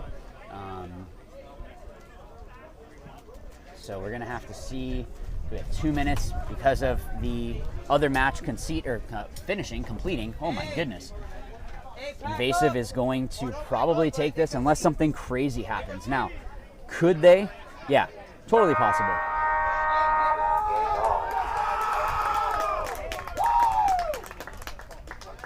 And it looks like Reckoning, I think, conceded. So Reckoning conceded. Invasive is going to take this one. I don't know that I like that. So for Reckoning, guys, fight to the end. Go for pride. I know it was going to be an uphill battle, but you should still try to go and get that. So I don't know why. I'm not in their picks. Maybe there was some injuries and we didn't know about it up here, but that is, oof. So it looks like it's going to be Invasive and Rat Kings for your finals match. You're going to have Reckoning and Exclusive for 3rd and 4th. So we're going to see you guys in a little bit. Get a word from our sponsors.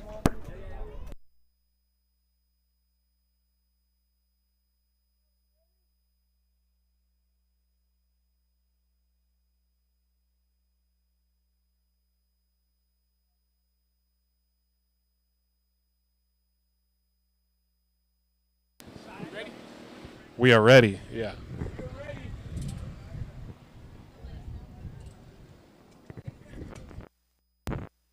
All right. It's hot out here. We're at the MVPS Summer Rumble. First award ceremony of the weekend.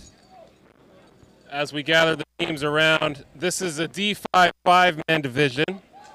D5 5-man, very competitive. And we had a lot of teams out today, so I think they're here. So in 3rd place, come on up, Florida Plague. They get some MVPS bronze medals and the bayonets. Just throw it at them. Just throw it. Here. You dropped it. There we go. Go ahead. Give it up for Florida Plague, D5 5-man.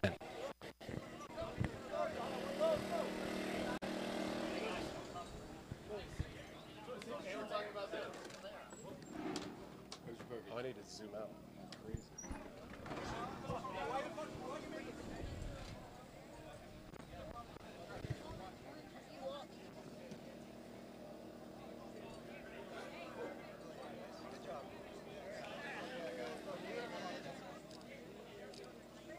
Boom, there we go. 3rd place, D5 5-man. All right, do better next time. I might give you something.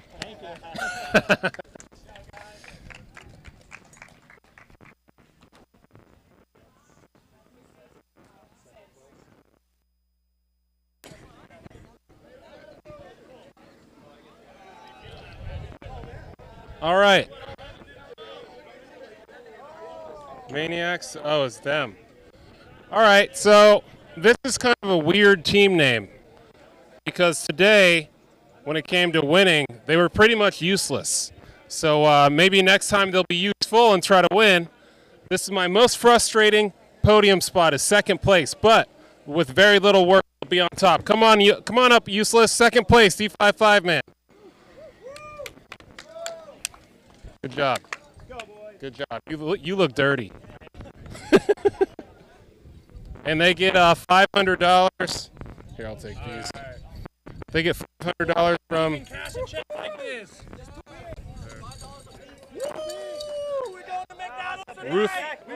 Ruthless Paintball. $150 to Ruthless. This out front, baby. What are you, afraid of money? Man. Hey, keep it that way. Keep it that way.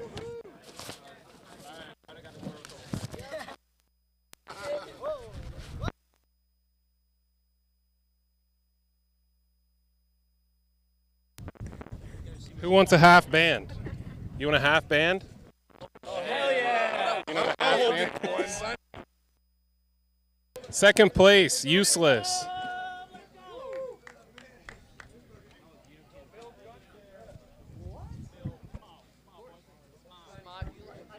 Nobody's taking photos of that? You guys don't have family? Family, no fans, no moms, wives? That's scary, dog. They are useless. All right. No, good job, guys. Win next time. Hey, we'll try. We're better. I make fun of second place the worst.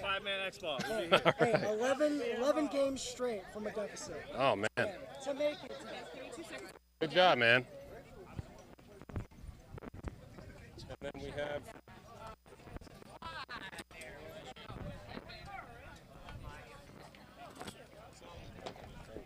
I'm sorry?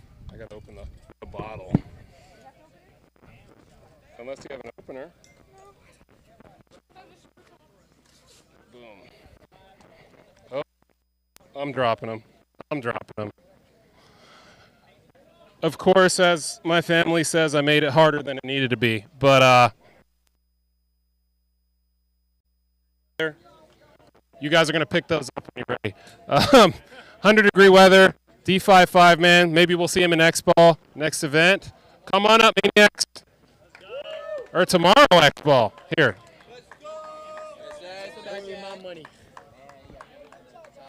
Take a few of those. I'm about to drop more. I love how you already have one. Somebody. And they get 10 free cases of paint to the next event. It's cash. $150 a roof paintball.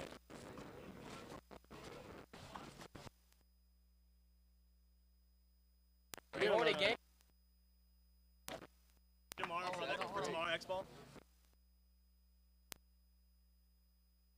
Use it tomorrow. Whatever you want to do. Hold on one sec for the checks. One sec.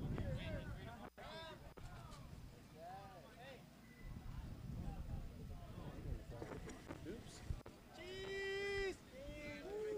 Here, I shorted you. There's more. Hold on, dog. Oh, there's the medals. Hey.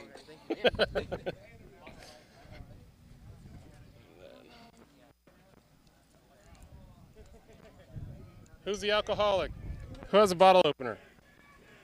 No alcoholics here? Now I gotta get a screwdriver. Everyone got one? Four and change.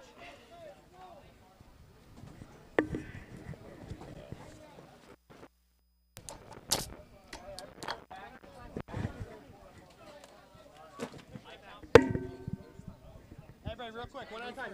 Yo, hold on, it's fresh. You guys got to do the check too. Don't shake it yet. It's open. And the champagne. Yeah, so Here, let me just get him this one.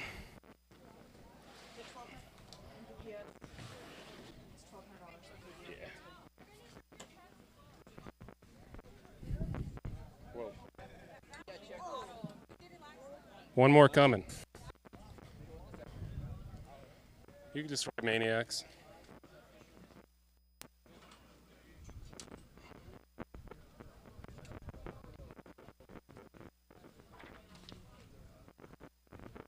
Thank you.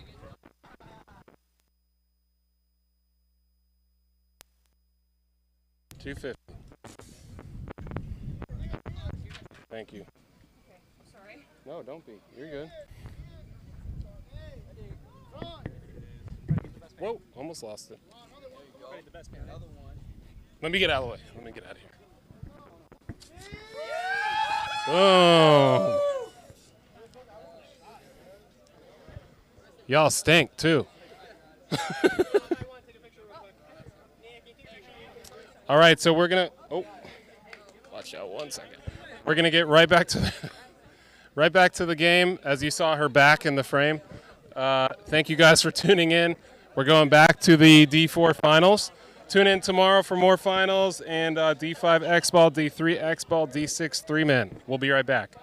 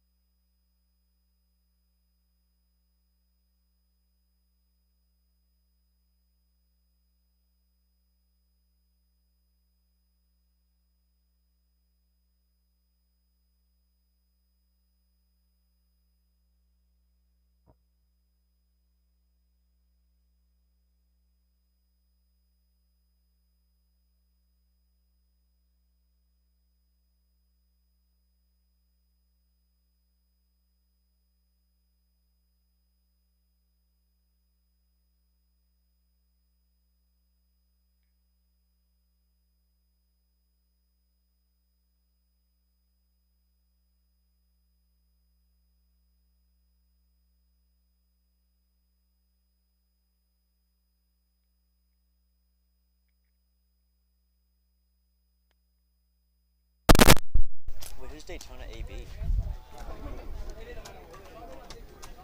So we are under a minute here. Daytona Beach exclusive is going to be taking on Reckoning.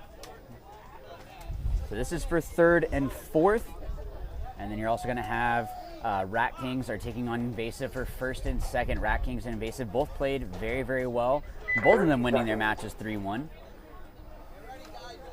So Reckoning is, it was definitely a weird thing to see them that they just conceded at the end. They were down 3-1 and then they just said, that's it. So I'm not really sure that I agree with that. Maybe they thought, look, we're already going to go for 3rd and 4th. Let's just have some paint. I'm not really sure. So let's see if they're coming out for pride here as we go into our finals for 3rd and 4th. Reckoning getting shot off the break. Yeah, Vincent might have took one off the back there off the break. Let's see. I didn't. It looks good, but they lost their home player. Yeah, and the way that he came out seemed pretty upset about that. You can also see the shadows are starting to get longer. We talked about this before, so seeing that the shadows are getting longer is going to mean that any team that's looking from right to left on your screen is going to have to look into the sun a little bit more. So I would say that the team that's looking from left to right is probably going to have more of an advantage. And maybe Reckoning is starting to see that because they just had 2 eliminations coming off right there. Yeah, Reckoning's looking sloppy right now. This is not the same team that we saw earlier. Yeah, no, they're not crispy right now. And honestly, this is the worst match to lose right here. Because not only did you shoot just as much paint as the 1st and 2nd place teams, yep, but if you get 4th place, you go home with nothing. You just get a 4 next to. So if you're not gonna try to convince the other team just to do rock, paper, scissors, shoot for 3rd and 4th, then you better come out here trying to win. Yeah, I don't like to see that. I'd rather see the teams come out and really fight. Exclusive seems to be playing more paintball. Just kind of hate to say it, but they seem to be doing more of, hey, let's just figure out what we need to do and make these adjustments and at least go home with something, right? Yeah, like at least you go home with hardware. Yeah, they're treating this like a finals match here, playing smart, tight, good comms. Whereas it feels like Reckoning's just disappointed they didn't make it to the finals, so they're just out here playing. Well, Reckoning also just gave up. Yeah. So I don't. That speaks to their mentality right now. Yeah, I don't know if, I was saying earlier, I don't know if maybe there were some injuries that happened and they didn't want to continue playing and they're still going to be playing for 3rd and 4th, but yeah, Reckoning's going to throw the towel here. It might be too late. Oh, he just got real lucky. All right, so we're going to start off our 1st and 2nd finals here. We have Rat Kings versus Invasive. This is exciting. Who are you taking? I don't know anyone on Invasive, but I know 3 guys on Rat Kings, so just by complete bias, I'm going to go Rat Kings. See, I know a lot of those guys that you know on Rat Kings. Yeah. At least 2 of them. I kind of feel like Invasive is just playing more team ball. Yeah, they did look really solid. Rat Kings, that first line they have looks good, but it seems like if they stray from it, they had some difficulties we saw in that last match. But no, we were talking about this before, and this seems like if Invasive style of play, this is their layout, just from how they've been playing. Like get in, dig in, but not like just sit behind and shoot your guns. Like make strategic moves. They're not making moves because they feel like they need to. They're making moves because it's the right thing to do. Yeah, so if I had to pick a team right now, I'd probably say Invasive, just strictly on the fact that it seems that they're playing a tighter team ball. And of course, this is the finals, so both the teams have earned their spot to come here to fight it out to win that 1st place. So, looks like we got 5 up for both teams as both teams went wide on this closer Dorito side. It looks like Rat Kings decided not to go wide on the top Dorito side, but rather elected to go for the bite on the tall tower there. And I think you had mentioned this earlier, there seems to be more people on the pit side, this bottom side, that they're pushing that side more than the top side. Yeah, I definitely I'm not really sure why. That. Yeah, I don't know what it is either, but it's mirrored. We've seen a lot more points won from this side than from the other side. So maybe there's something that we're not seeing over there. Yeah, I really don't know. I haven't walked this layout. I mean, when I saw it, it's mirrored on both sides. The only changes are in the middle is that little zipper snake. It's a little bit different. That's the only difference that I've seen. Everything else is mirrored up. So yeah, and here on your screen you got the Rat Kings closer side of the Dorito side tower. Looks like he's just holding down, make sure no one can cross into the Dorito. They have it pretty well locked down, considering the furthest player on the Dorito side here, closest to the pit side, is going to be, I guess, that corner. Yeah, it looks like it's just the corner is the widest that they've gone. The Rat Kings lose a body. Oh man, Rat Kings lose Mike Whitney out of the Dorito side. And there, did he might have got a hit on his knee? No, it must have been slid because the Yeah, ref just just ball. called him clean. So that's definitely a common spot for something to look like a hit. Yep. When it's just a broken ball. yeah, sometimes when you slide across, you roll over some paint, Yeah. it pops on your knee. But that's why the refs are out here making sure everyone's playing clean.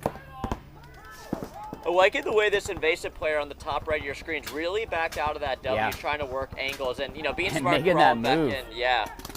Oh, and nice shot by the Rat Kings there. They needed that badly. Evening it back up. This is good. It's going right back and forth. This is what you want to see in a finals. You don't want to see it where it's just a blowout. Of course, when you're playing, you want to have that blowout. Yeah, you want to have the blowout. It's always nice to do that. Oh, and he's able to get another. So this Dorito Wow. side player for Rat Kings, number 12, Tom Brady's number, is really quarterbacking the Rat Kings in this final, and that's his third kill. Yeah, great job by Rat Kings here to bring that back. Yeah, nicely done. Spin this guy. He doesn't even know he killed him yet. He's even apologizing for shooting the guy. Because it was blind. So I'm guessing maybe these teams practice together. Is that they play out of the same field? Invasive's definitely from Miami, I think. Okay.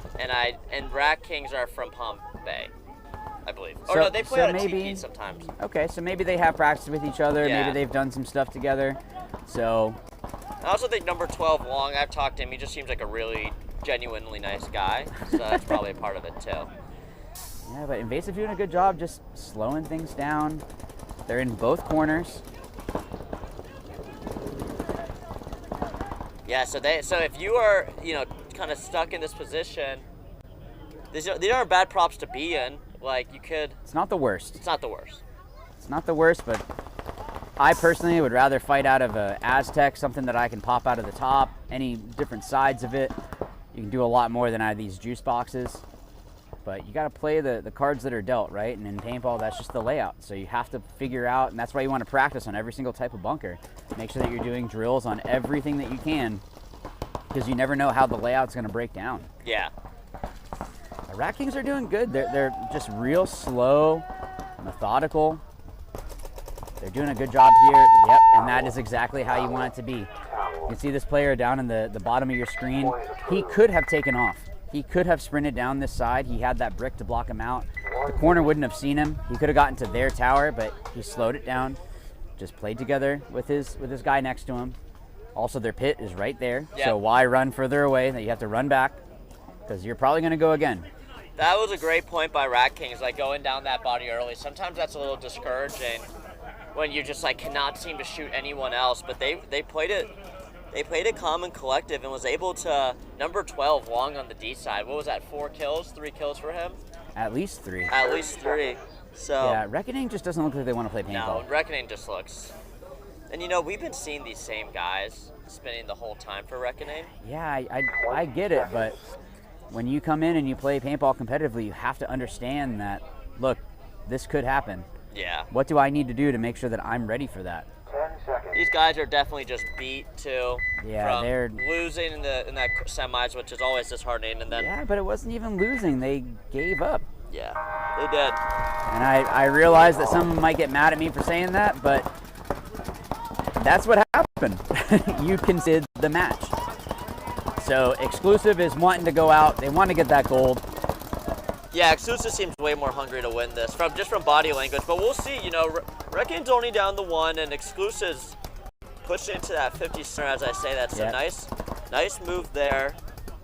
Yeah, Trying and to I- get to that 50 snake before Reckoning does. Yep, and he was set up to get that elimination, so that was perfect. You should not switch. Why are you switching? Stop the guy from being able to fill out. Yeah, it looks like he shot that Drooper. Let's see if he kills. just missed that. He just missed his shot. Let's see if he got it though. Yeah, but I don't like how he came off of his job. He had that elimination on the first player.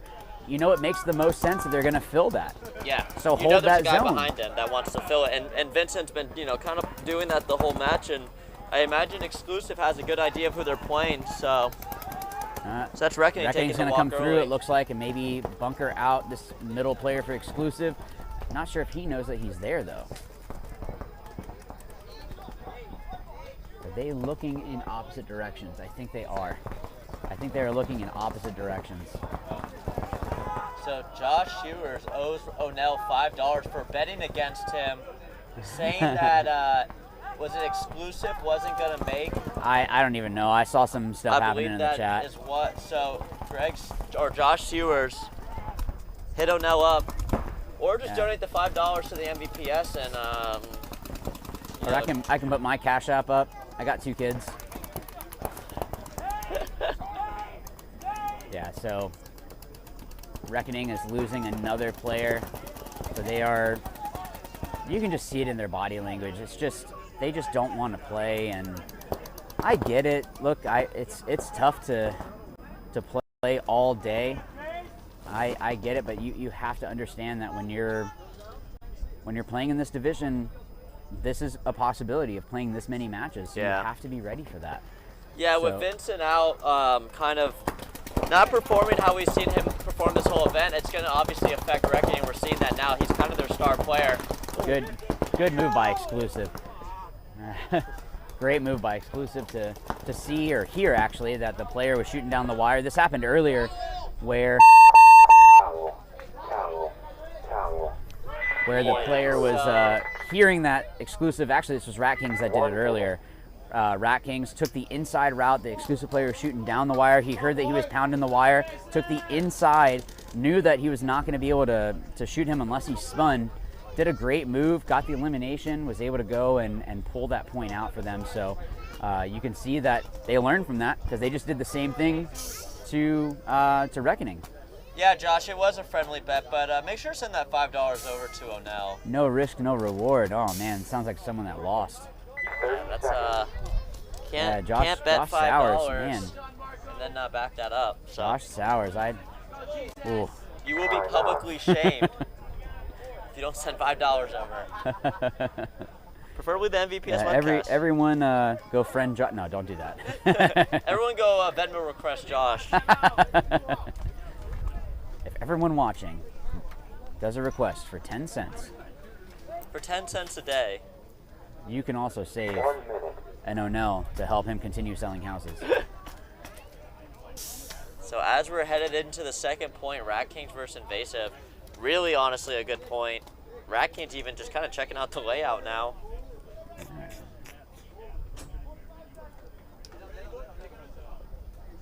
I'm not really sure what Invasive is doing sitting in front. Oh, he's sitting in the shade. Okay, I see. It has cooled off a little bit. All right, so Josh got the $5. I mean, O'Neill got the $5. We'll wait for confirmation from the booth. Oh, I don't know. He's saying he has $5. Oh man, Josh is getting a little salty here. Sounds like a sore loser. Yo, let's go, boys! All right, so so Invasive down 1 to Rat Kings. So 10 seconds. Rat King sending out that same line, it looks like. Invasive is, yeah, you can even hear Rat Kings are calling it. So it looks like Rat Kings puts a different Dorito player over Mike Whitney, and he takes a interesting run. No money in O'Nell's Cash App yet. Oh, man. Just, okay. I ain't calling you a lie, but I ain't calling you a truther.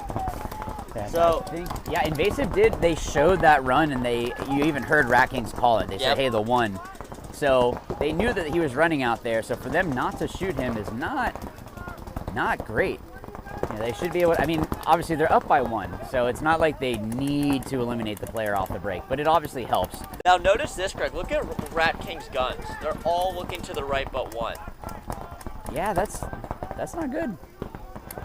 But you see on the top right, left of your screen, Invasive hasn't made it past what I believe is going to be... Oh, and Invasive takes a walk up the brick. Oh, man. I'm not sure who eliminated and then that player. Another middle player got shot. I'm not. Who do you think shooting that shot? I don't know if it's a bounce shot coming off of something or a drop shot. Maybe having 2 players in there, they weren't able to stay tight. Yeah. They couldn't get out of the way of the paint. That could have been a possibility. Whoever just shot those 2 players have completely, you know, opened this point for Rat Kings. I really don't know who would have shot him. But nicely done. Maybe they're bouncing it off that corner. I don't know. Yeah, that's like we talked about earlier. This layout has a lot of blind shots, a lot of drop shots. So clearly, now, Rat Kings did their homework. Yeah. So now Rat Kings pushing into this Dorito 1 on the side. You can hear on your screen you're looking at the Dorito corner player backing up. They're both looking on the inside again. It looks like this invasive player in the corner is looking inside as well. So there's really looking like there's no pressure for anyone to make a move on invasive onto this Dorito. Rat Kings must have heard us because player finally looked at the wire. Yeah, for everyone to be looking to that top part of your screen is not good. That's not something that you want to see. That just opens it up for a player to run through and get a bunch of backs and turn the tides of this match. Now there's still 5 minutes and 50 seconds, so there's still a lot of time. No one needs to do anything crazy. Invasive is only down by 1. This is also for everything. So you don't want to throw anything away. You want to play smart, take those extra 1 or 2 pods, put them on your back. So Rat Kings making their way into the snake as well. So Rat Kings just slowly being a pest to the an invasive species, an invasive rat. Invasive? I think they only have 3, right? Am I counting that right? Yep, It's 3 because they lost the 2 players. The back they got line. the back. Yep, the back line exactly. And invasive is looking like they're content to just kind of sit. I don't know. They are down bodies, so they're probably just trying to wait out Rat Kings to see if they make the mistake.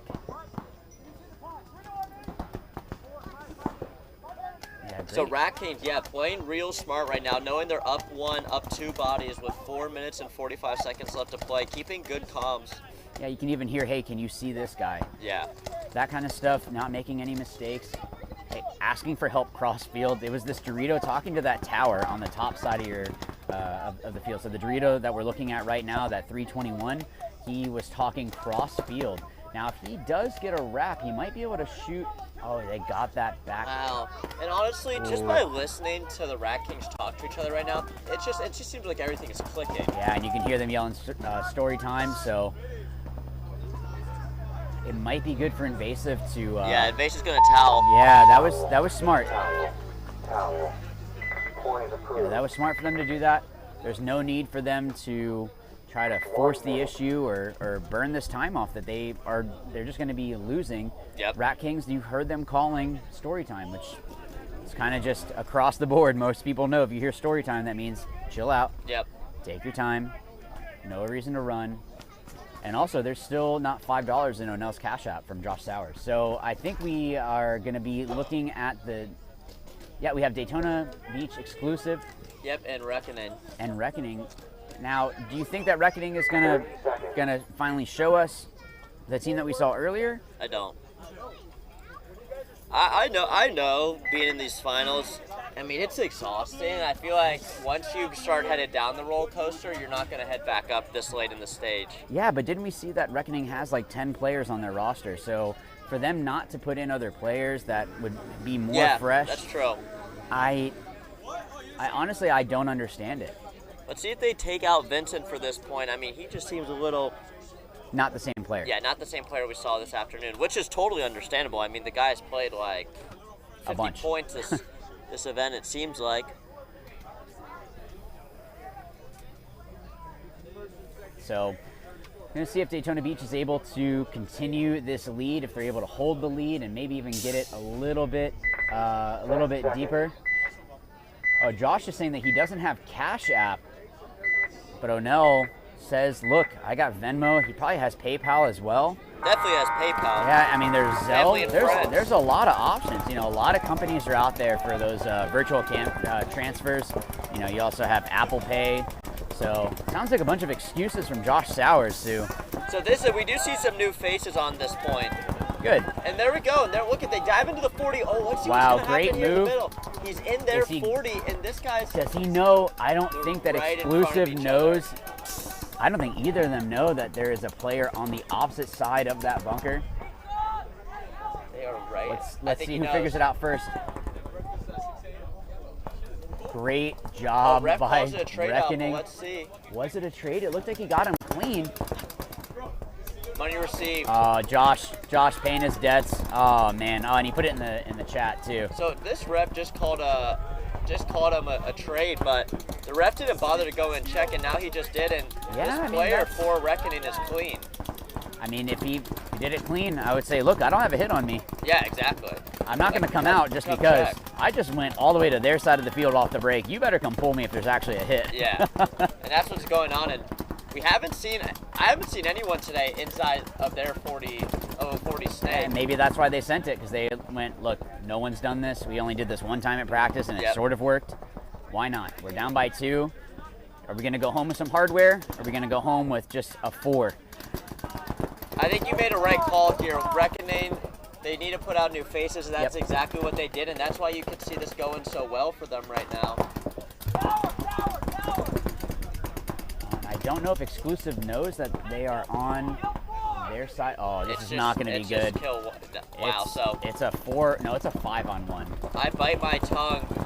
Reckoning obviously came back with the newfound energy. Yeah, but I give it to Exclusive. That was Jeremy there, guesting with Exclusive. He was still fighting. Understood that, look, we're still up by 2. I'm going to run around and try to do some stuff, and maybe it works. Try to shoot someone. Yep. So, yeah, you can see Reckoning is definitely feeling it. But, yeah, again, if they have those guys, I don't know why they're not putting them in, and clearly that one just worked. So maybe these guys were just waiting for their time, and the coach was like, all right, well, step up. Yeah, and that's what they did. And they did. I mean, that looked like a whole different team. Absolutely. So we have ourselves a game, so it's going to be 2-1. And Rat King's up 2-0 with 4 minutes and 11 seconds Still left to a lot play. of time. Invasive needs to do something here. Yeah, this is both starting to be good matches, both of them. Because initially, that Reckoning one was not a good match. But I like what I'm seeing with Invasive and Rat Kings. It just seems like Rat Kings just is able to just be that little bit more patient. There's getting the edge on them. Yeah, that little bit more IQ, right? And it's nothing like Invasive, like they got shot double out of that big prop. I mean, that's rare. I feel like that's not like something, you know, that like you did wrong. It's just, for whatever reason, Rat King's got the drop. And that's just that little bit of edge that we're seeing them to be up 2-0 in the finals here. All right, so they only put 1 in the middle. Yep. And they are 5 alive. Talking about Invasive. This camera angle is showing us the other field, but yeah, looking at people walking the field. If we can turn that, that'd be nice. So I believe we're 5-on-5. I haven't seen anyone come off. As I say that, Rat Kings lose 2 bodies. So Invasive is clearly adjusting to something. They figured something out. Invasive is up 5-3 right now, and they have that whole upper side of the field open. Invasive, as you say that, loses one up the middle when he was filling up his loader. Let's see what side Invasive decides to push here. See, what I think, and you tell me what you think. If you were that player in the brick, I feel like him going up that top side, going into the little Dorito, and then crawling up would have been the move. We have 5 bodies. We already killed 2. Well, especially if you've gotten shot out of there multiple times. Yeah. Why gun battle? They obviously know how to shoot you. And that's okay. It's almost like in football. When you have a team that has a good, the quarterback has a good arm, well, make them run it. Yeah, why would you give them an opening? Cover their wide receivers and make it where it's really difficult. So paintball's the same way. You want to try to play to your strengths and what's their weakness. How can we exploit those weaknesses? And this is the do or die. As Rat Kings lose another body, so Invasive might be getting this one unless Rat Kings pull something out. Up, and Rat Kings lose another body, so this is going to be a... Oh, it looks like it's a 4-on-1. It's going to be number 12 long in the corner for Rat Kings, the remaining Rat it's in the corner. Let's see if he can chew his way out as Invasive looks to just take over the Rat's nest with 4 of their players. He's saying caution, so that just means that they don't have the comms because they already called the... Oh! Wow. If this Rat Kings player is able to pull this out, So once you put a rat in the corner, you know they're gonna try to chew their way out, and it looks like he got one. Just needs 3 more. Yeah, and if this Rat Kings player pulls this out, I know that ragtag went. Invasive is, they're all pushing this other side, so this is a good prop for Long to be in right now. If any prop on the field right now. Invasive is not playing this like they're down by 2. This player is walking real slow. There we go, they get him. Now they better sprint and hit that buzzer. I don't know why he's waving off like that. You still got 1 minute and 47 seconds, and you're down by 1. So that's just. I'm all for being confident, but when you're up. Yeah. When you're down, you can't. You should be sprinting to You can't wave at the pit when you're down. That's when that team just looks and goes, "Have you seen the score?" Yeah, so that's going to be Rat Kings up 1, losing that point, but it was a longer point. It was longer than how much time's left on the clock for Invasive to get a next point. Invasive has a large support team, hyping them up. Yeah, they got that support, and that's definitely goes a long way. Looks like Invasive might be getting a little bit tired here, because seeing how slow they're coming off the field. But Exclusive and Reckoning still fighting it out for who's going to get 3rd. 20 seconds. 5 minutes and 22 seconds. So this is a different match than the other one. Completely different. Reckoning only being down by 1. They could still come back. Who did Reckoning put on the board here? I hope they spend that same 5. They should. If they didn't, that wouldn't be wise. Oh. Looks like Are they going to try to go all the way through again? Oh, no, he stopped at the 50. Let's see if he tries to make that quick move. I don't know who would... Yeah, I'm not sure. Maybe he saw something that made him a little bit hesitant and he had to pull up short. Well, I don't even remember how he got there to begin with. Did he go there off the break the first point, or did he I believe crawl so. in? Okay. It looked like he just went full send. Yeah, he got there quick, that's for sure. Yeah, and tried to do it again, and they worked. So, of course, you're going to try to send that again, but maybe they're trying to bait the players on Exclusive to think that they went into their side of the field again. And play cautious. Yeah, try to bait them to come through, get that elimination, and then go through to their side. So we'll have to see. Sometimes it works. It's kind of like that pod throw. Sometimes it works out, and you get that guy to come through. Nice, but it looks like they trade out here. Daytona loses their top Dorito. Their top Dorito, and Reckoning loses their middle player. But Exclusive loses another player. So clearly, this Reckoning group wants to win. Yes. They're fighting like they actually want to play paintball. And spin this line. Absolutely. There's no reason to put in guys that are just completely gone. That's just showing that you don't have faith in your other parts of your roster. Yeah, you don't put 10 guys on a roster to have. It looks like they actually might have put, I wonder, is that Vincent over there they put on the other Dorito side?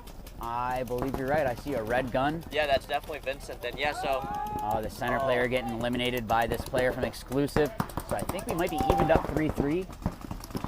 I think we're 3-on-3 right now, unless there's a player in that back corner that I can't see. But I believe right now we're 3-on-3. So that's Vincent on the top left here, making his way up. They just need a different look at the field. Making his way downtown, walking fast.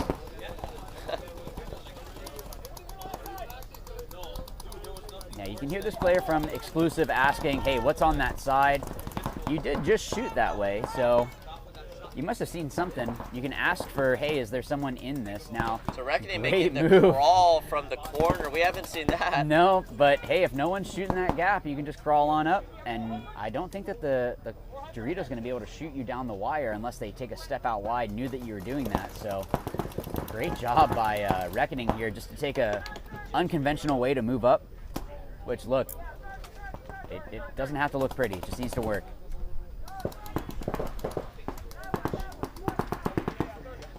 So again, we talked about this field slowing down. You can hear people are starting to run out of paint. You can hear there's not as much shooting going on. There's still communication, which is exactly what you want to hear. Great job. Yeah, and Exclusive doesn't know exactly where Reckoning is right now, and it seems like Reckoning has a pretty decent idea. This could be real bad for Exclusive. This player on the Reckoning in this Dorito, you can see that now they know that he's there. Oh, but he hasn't called it yet. He called it. There, finally. It took a little bit longer than it should have. And And Vincent got shot out trying to make a move to that 50 Dorito. I get it. You're down by one. You Gotta try have to it. do something. But it's the 2-on-3. Oh, that was not the move. He does not make it. Yeah, maybe he was just trying to do something. I never understand why people de-air their guns after every point. Yeah, I don't agree with that. Your marker's going to be fine. Leave it aired up all day. I don't understand that. I hear it all the time here too. Yeah, I don't think I've done it. Well, you know, since you remember back when it was like die, and you just had to screw it in and like really screw in the ASA. Yeah. Now since we have all these, you know, easy release ASAs. What? Did this Reckoning player stay alive? I think he just made it into a one-on-one. If this player stayed alive, no, he did not. So that is, they should. There you go. Okay. Might as well. Okay, I'm glad that they conceded and that they didn't just say. They didn't just let the time run out. Rat Kings are trying to get hyped here. So Rat Kings up one with 1 minute 45 seconds. This is, if you're just tuning in, the finals match for the first and second place of the D4 X Ball here at MVPS Summer Rumble. And then this is the point. The match you just saw right now was exclusive versus Reckoning for the third and fourth place. So again, Invasive, Rat Kings first and second. Exclusive and Reckoning third and fourth. So. 30 seconds.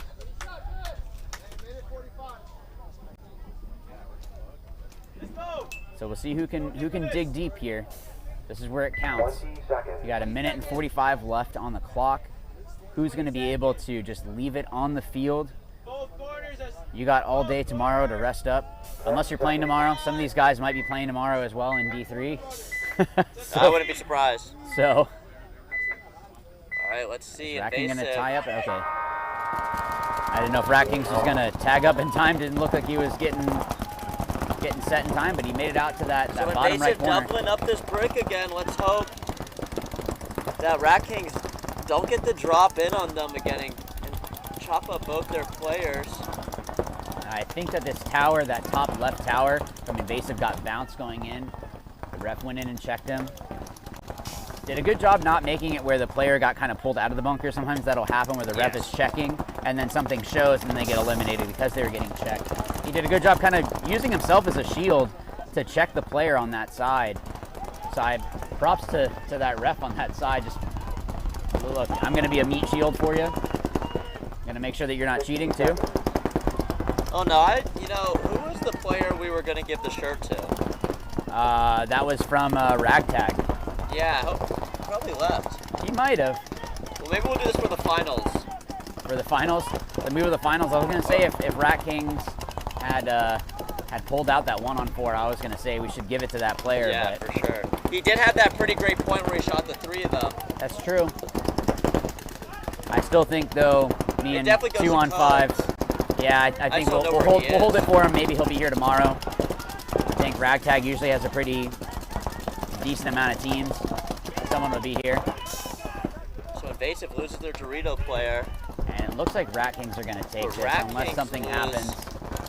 Yeah, Invasive is doing great, dying on their store. They are just pushing, trying to make something happen. The only thing with this top left corner finally taken off. That's the end of the Wow, congrats to Rat Kings. Congrats to Rat Kings for pulling that one out. That was a hard-fought battle by both of these teams. So good job to both of them.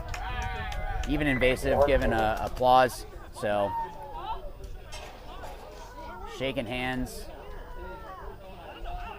So good job. Congrats to Rat Kings for getting first. And also, Invasive did great getting into the finals. Yeah. Second place. It's not what you want, but the fact that they're going in, yeah, that's still a good thing when you get into the finals. Of course, you want to win, but 30 seconds. Yeah, nicely done by Rat Kings to take the win. Mike Whitney, Dan Pena, Casey Ryan, Lewis, Samantha Wong, number 12. Number 57, I don't know. What number was Ragtag for? Oh, what was his number? Was it 17? 41. Was it 41? 41.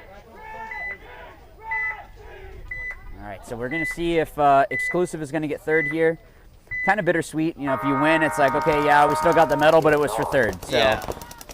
Well, Reckoning it's not impossible. Die on their sword here. They're gonna have to. If they want to have any chance, they have to push forward. Yeah.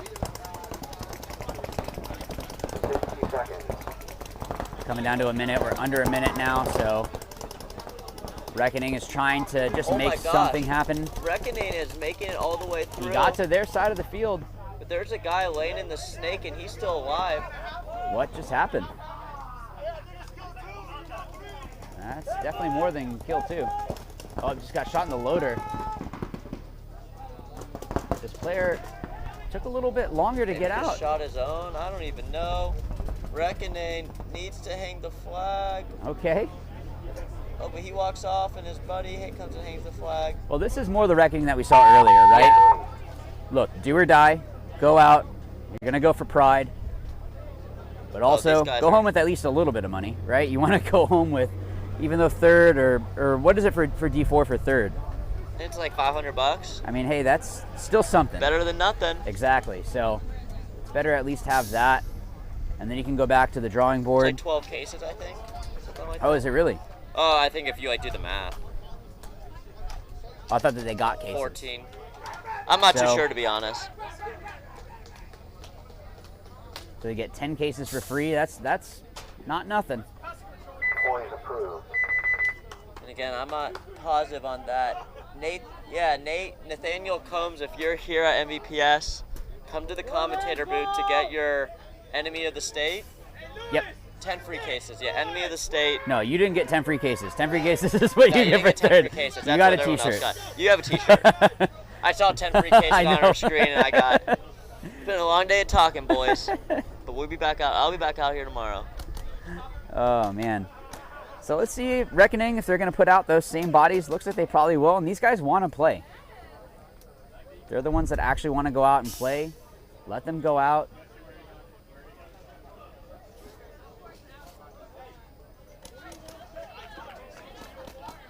So, yep, 21 seconds for Reckoning to try to tie this up. You think they'll do it? I hope so.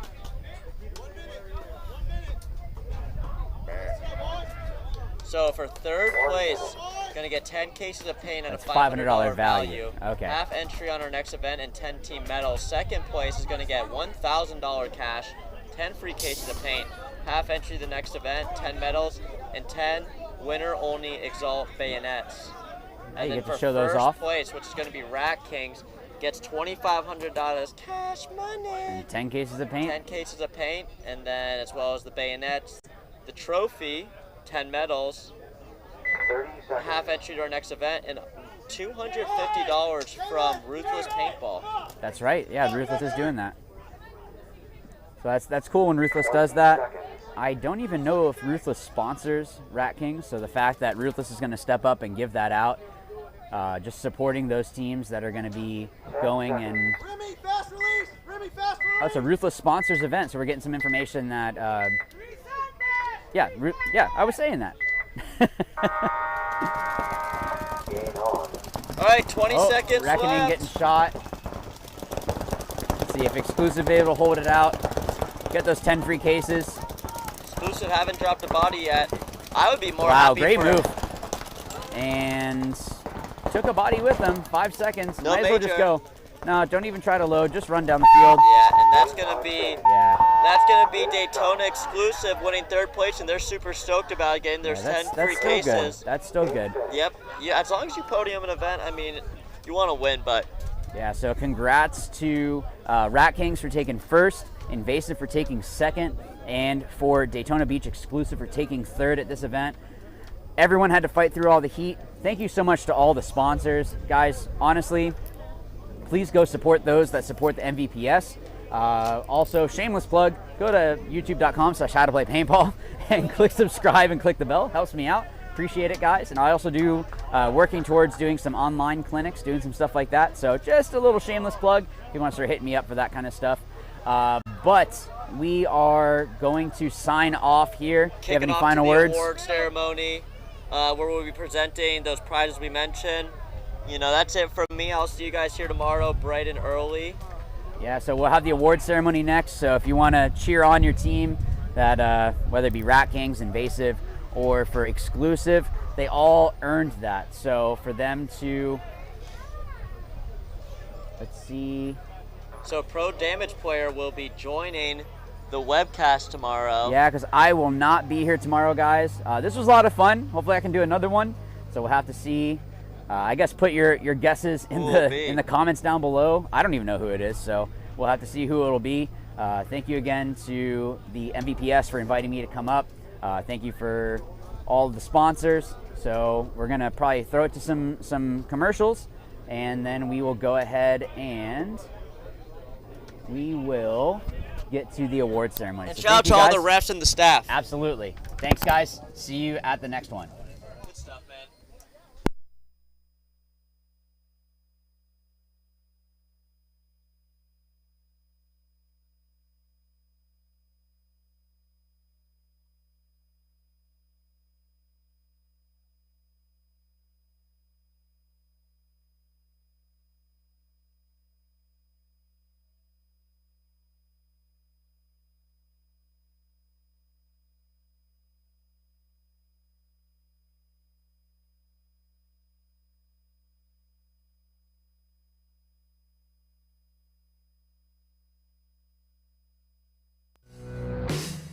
Tiki's Paintball Park, the Tampa Bay area's premier paintball park. Enjoy lightning fast check-in and all new rental equipment, including dual thermal lenses to eliminate any mask fog. Our temperature-controlled warehouse will keep your paintballs super fresh, and we have a newly paved asphalt parking lot with handicap accessibility and sidewalks. Our air stations at every entrance use filtered air for perfect 4,500 PSI fills. We have multiple hand washing stations for all customers and family-friendly, low-impact paintball to tie it all together. With our 5 fields to choose from, we have traditional speedball, close quarters combat, city field, old school mounds, attack and defend on Bunker Hill. Relax in our tree-shaded 2-acre staging area with plenty of picnic tables and hammocks to choose from. Cheer for your friends and family with a perfect stadium view of all of our fields. Located at 210 Pruitt Road in Seffner, Florida. For more information, visit us online at tikispaintball.com or call us at 813-571-1300.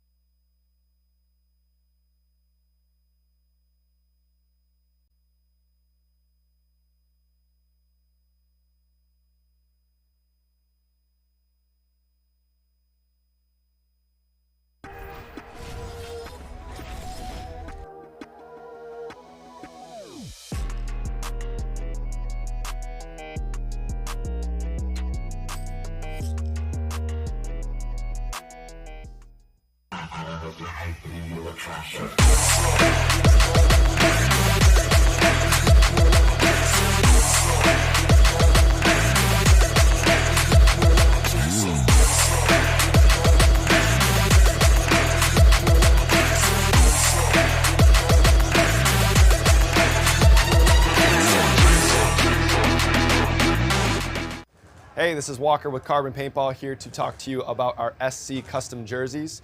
To start your team's design, head over to crbnpaintball.com, fill in some team information, including what colors, what template you want to base your jersey off of, upload your main team logo and any sponsors, enter your name and your number, and we're going to kick you back a 3D image of your jersey. The custom jersey is built on a 5-panel design that's all customizable. The jersey features a DWR coating all throughout the jersey, so it is water resistant. It also is stain proof, and it has side mesh venting. The jersey is also very fitted, so it has a compact neck collar, and it also features elastic thumb loops to keep the sleeves in place while you're sliding or running. To start your team design, head over to crbnpaintball.com. Walker here with Carbon Paintball to discuss the Zero goggle system with you guys. We have the Pro version and then the SLD. What you're going to notice first is the color options. The Pro, it is a semi-translucent Airflex bottom. That's the mask region. And then with the Solid series, it is just a solid color. It's opaque. They're both exactly the same durometer. They're both the same softness or squishiness. Other than that, you're actually going to get a clear lens with your Pro goggle. They both come with a case. And another cool feature of the Pro model is a dual silicone strap versus a sublimated strap on the SLD. And last but not least is another cool highlight is the Pro has some orange accents versus the SLD comes with black. For more features and information on sizing and pricing, visit carbonpaintball.com.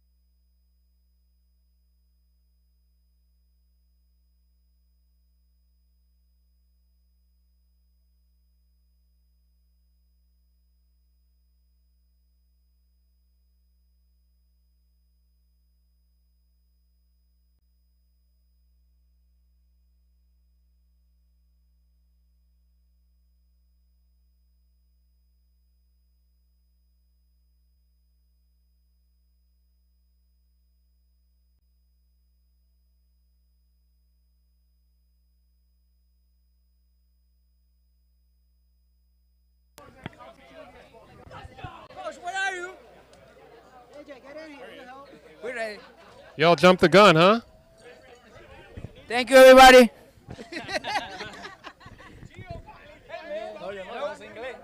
Now you have to give me that. Now you have nothing to say. Hey, man, I'm back. What do you have to say? I am pro of this fucking team. We play. You had to curse? Fired. What do you have to say about third place? It's not what we came for, but that's not exciting enough. What do you have to say? Exclusive kicked ass. Thank you. I knew she would say it. Perfect. All right, so D4 X-Ball, obviously, they're excited to leave or they're excited for a podium. But proud of these guys. I've watched a lot of these guys come through the ranks. I've played with some of them. They've been on my teams, and super happy to see them up here. So Daytona Beach exclusive, third place, D4X ball. Give it up. Oh, and you got your medals already and your stuff. Get out of here. Hey, somebody's wait. Those. This is for invasive. Which you probably already know. I'll grab the checks. You have it. You got it? Yep. Boom. Hey, that's Ricky Smith, Garbage Man Ricky Smith, walking through live. Garbage Man Ricky Smith. All right, so I've said this name a lot too. They're no stranger to the podium. I like those Miami Marlins, right? I like those jerseys. Give it up. Second place, D4X ball. Almost won, but didn't. You guys failed. You guys failed. Second place, biggest failure. Come on up, invasive.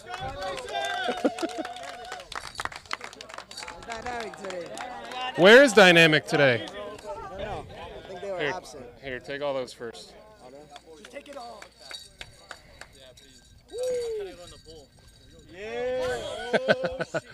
So, these guys get 10 cases of paint, half off entry to the next event, $1,000, $150 from Ruthless,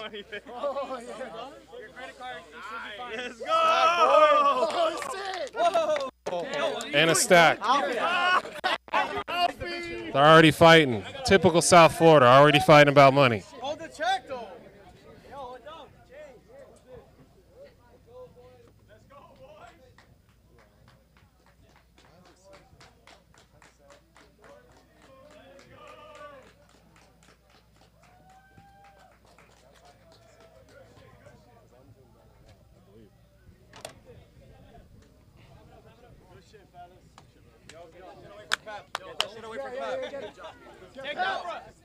Take all the money and go penalty.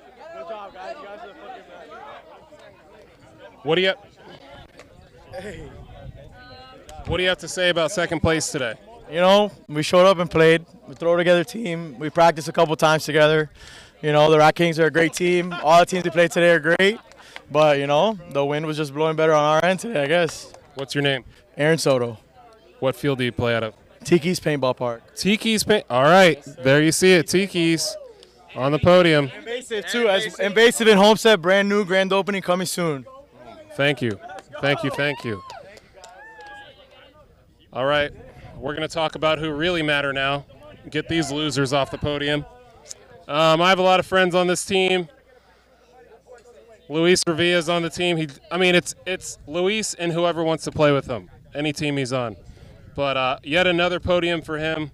Proud of these guys. I've seen a lot of them work. My buddy Casey, Matt Swiss, Luis, all you guys. The staff behind you too. Come on up. D4X ball winners, Rat Kings. And Dan Pena.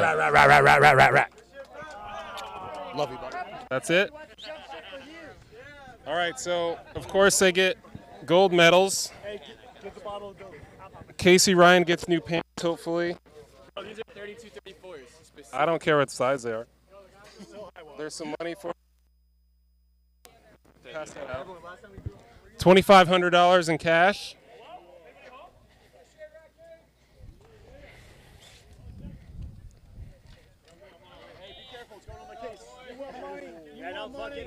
There's some hundreds in there too. A big check.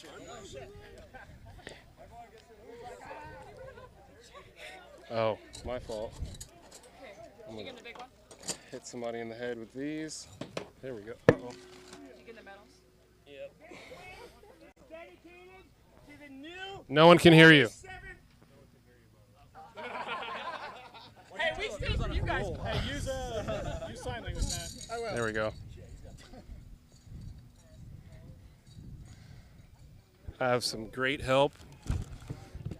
Okay, here we go. Crackhead got a hold of the wrong stuff. Oh, some more? Yep. Some more? I'll pass it around. Thanks, Petey. We got more coming. More coming. You're okay. A big trophy with one of the dynamic players on it. What's on a big trophy? It has a dynamic player on it. Look at this guy. Look, it's got a dynamic player on it. Not anymore. Can't get away Next from event, it. not anymore. Next event. Next event. And I'll open the bottle.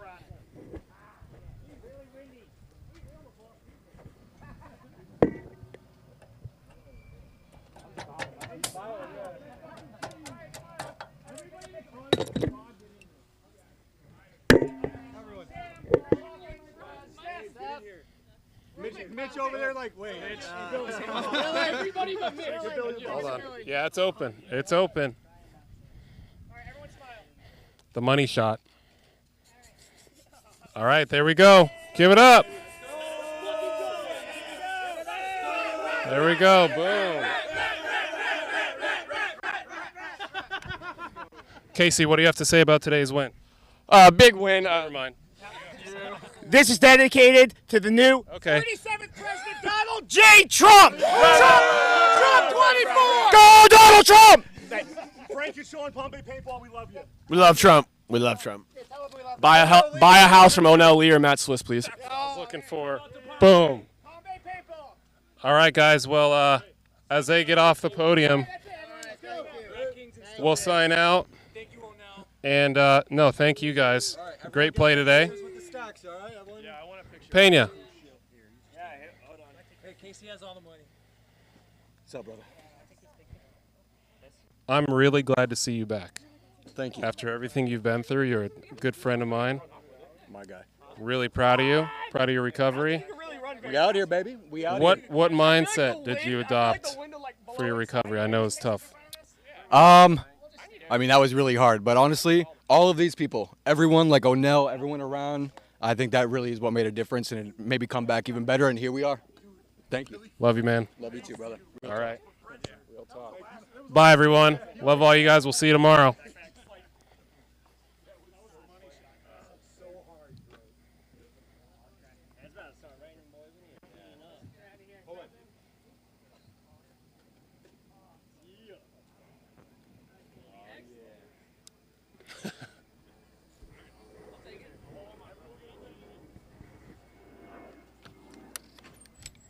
Nicely done, nicely done.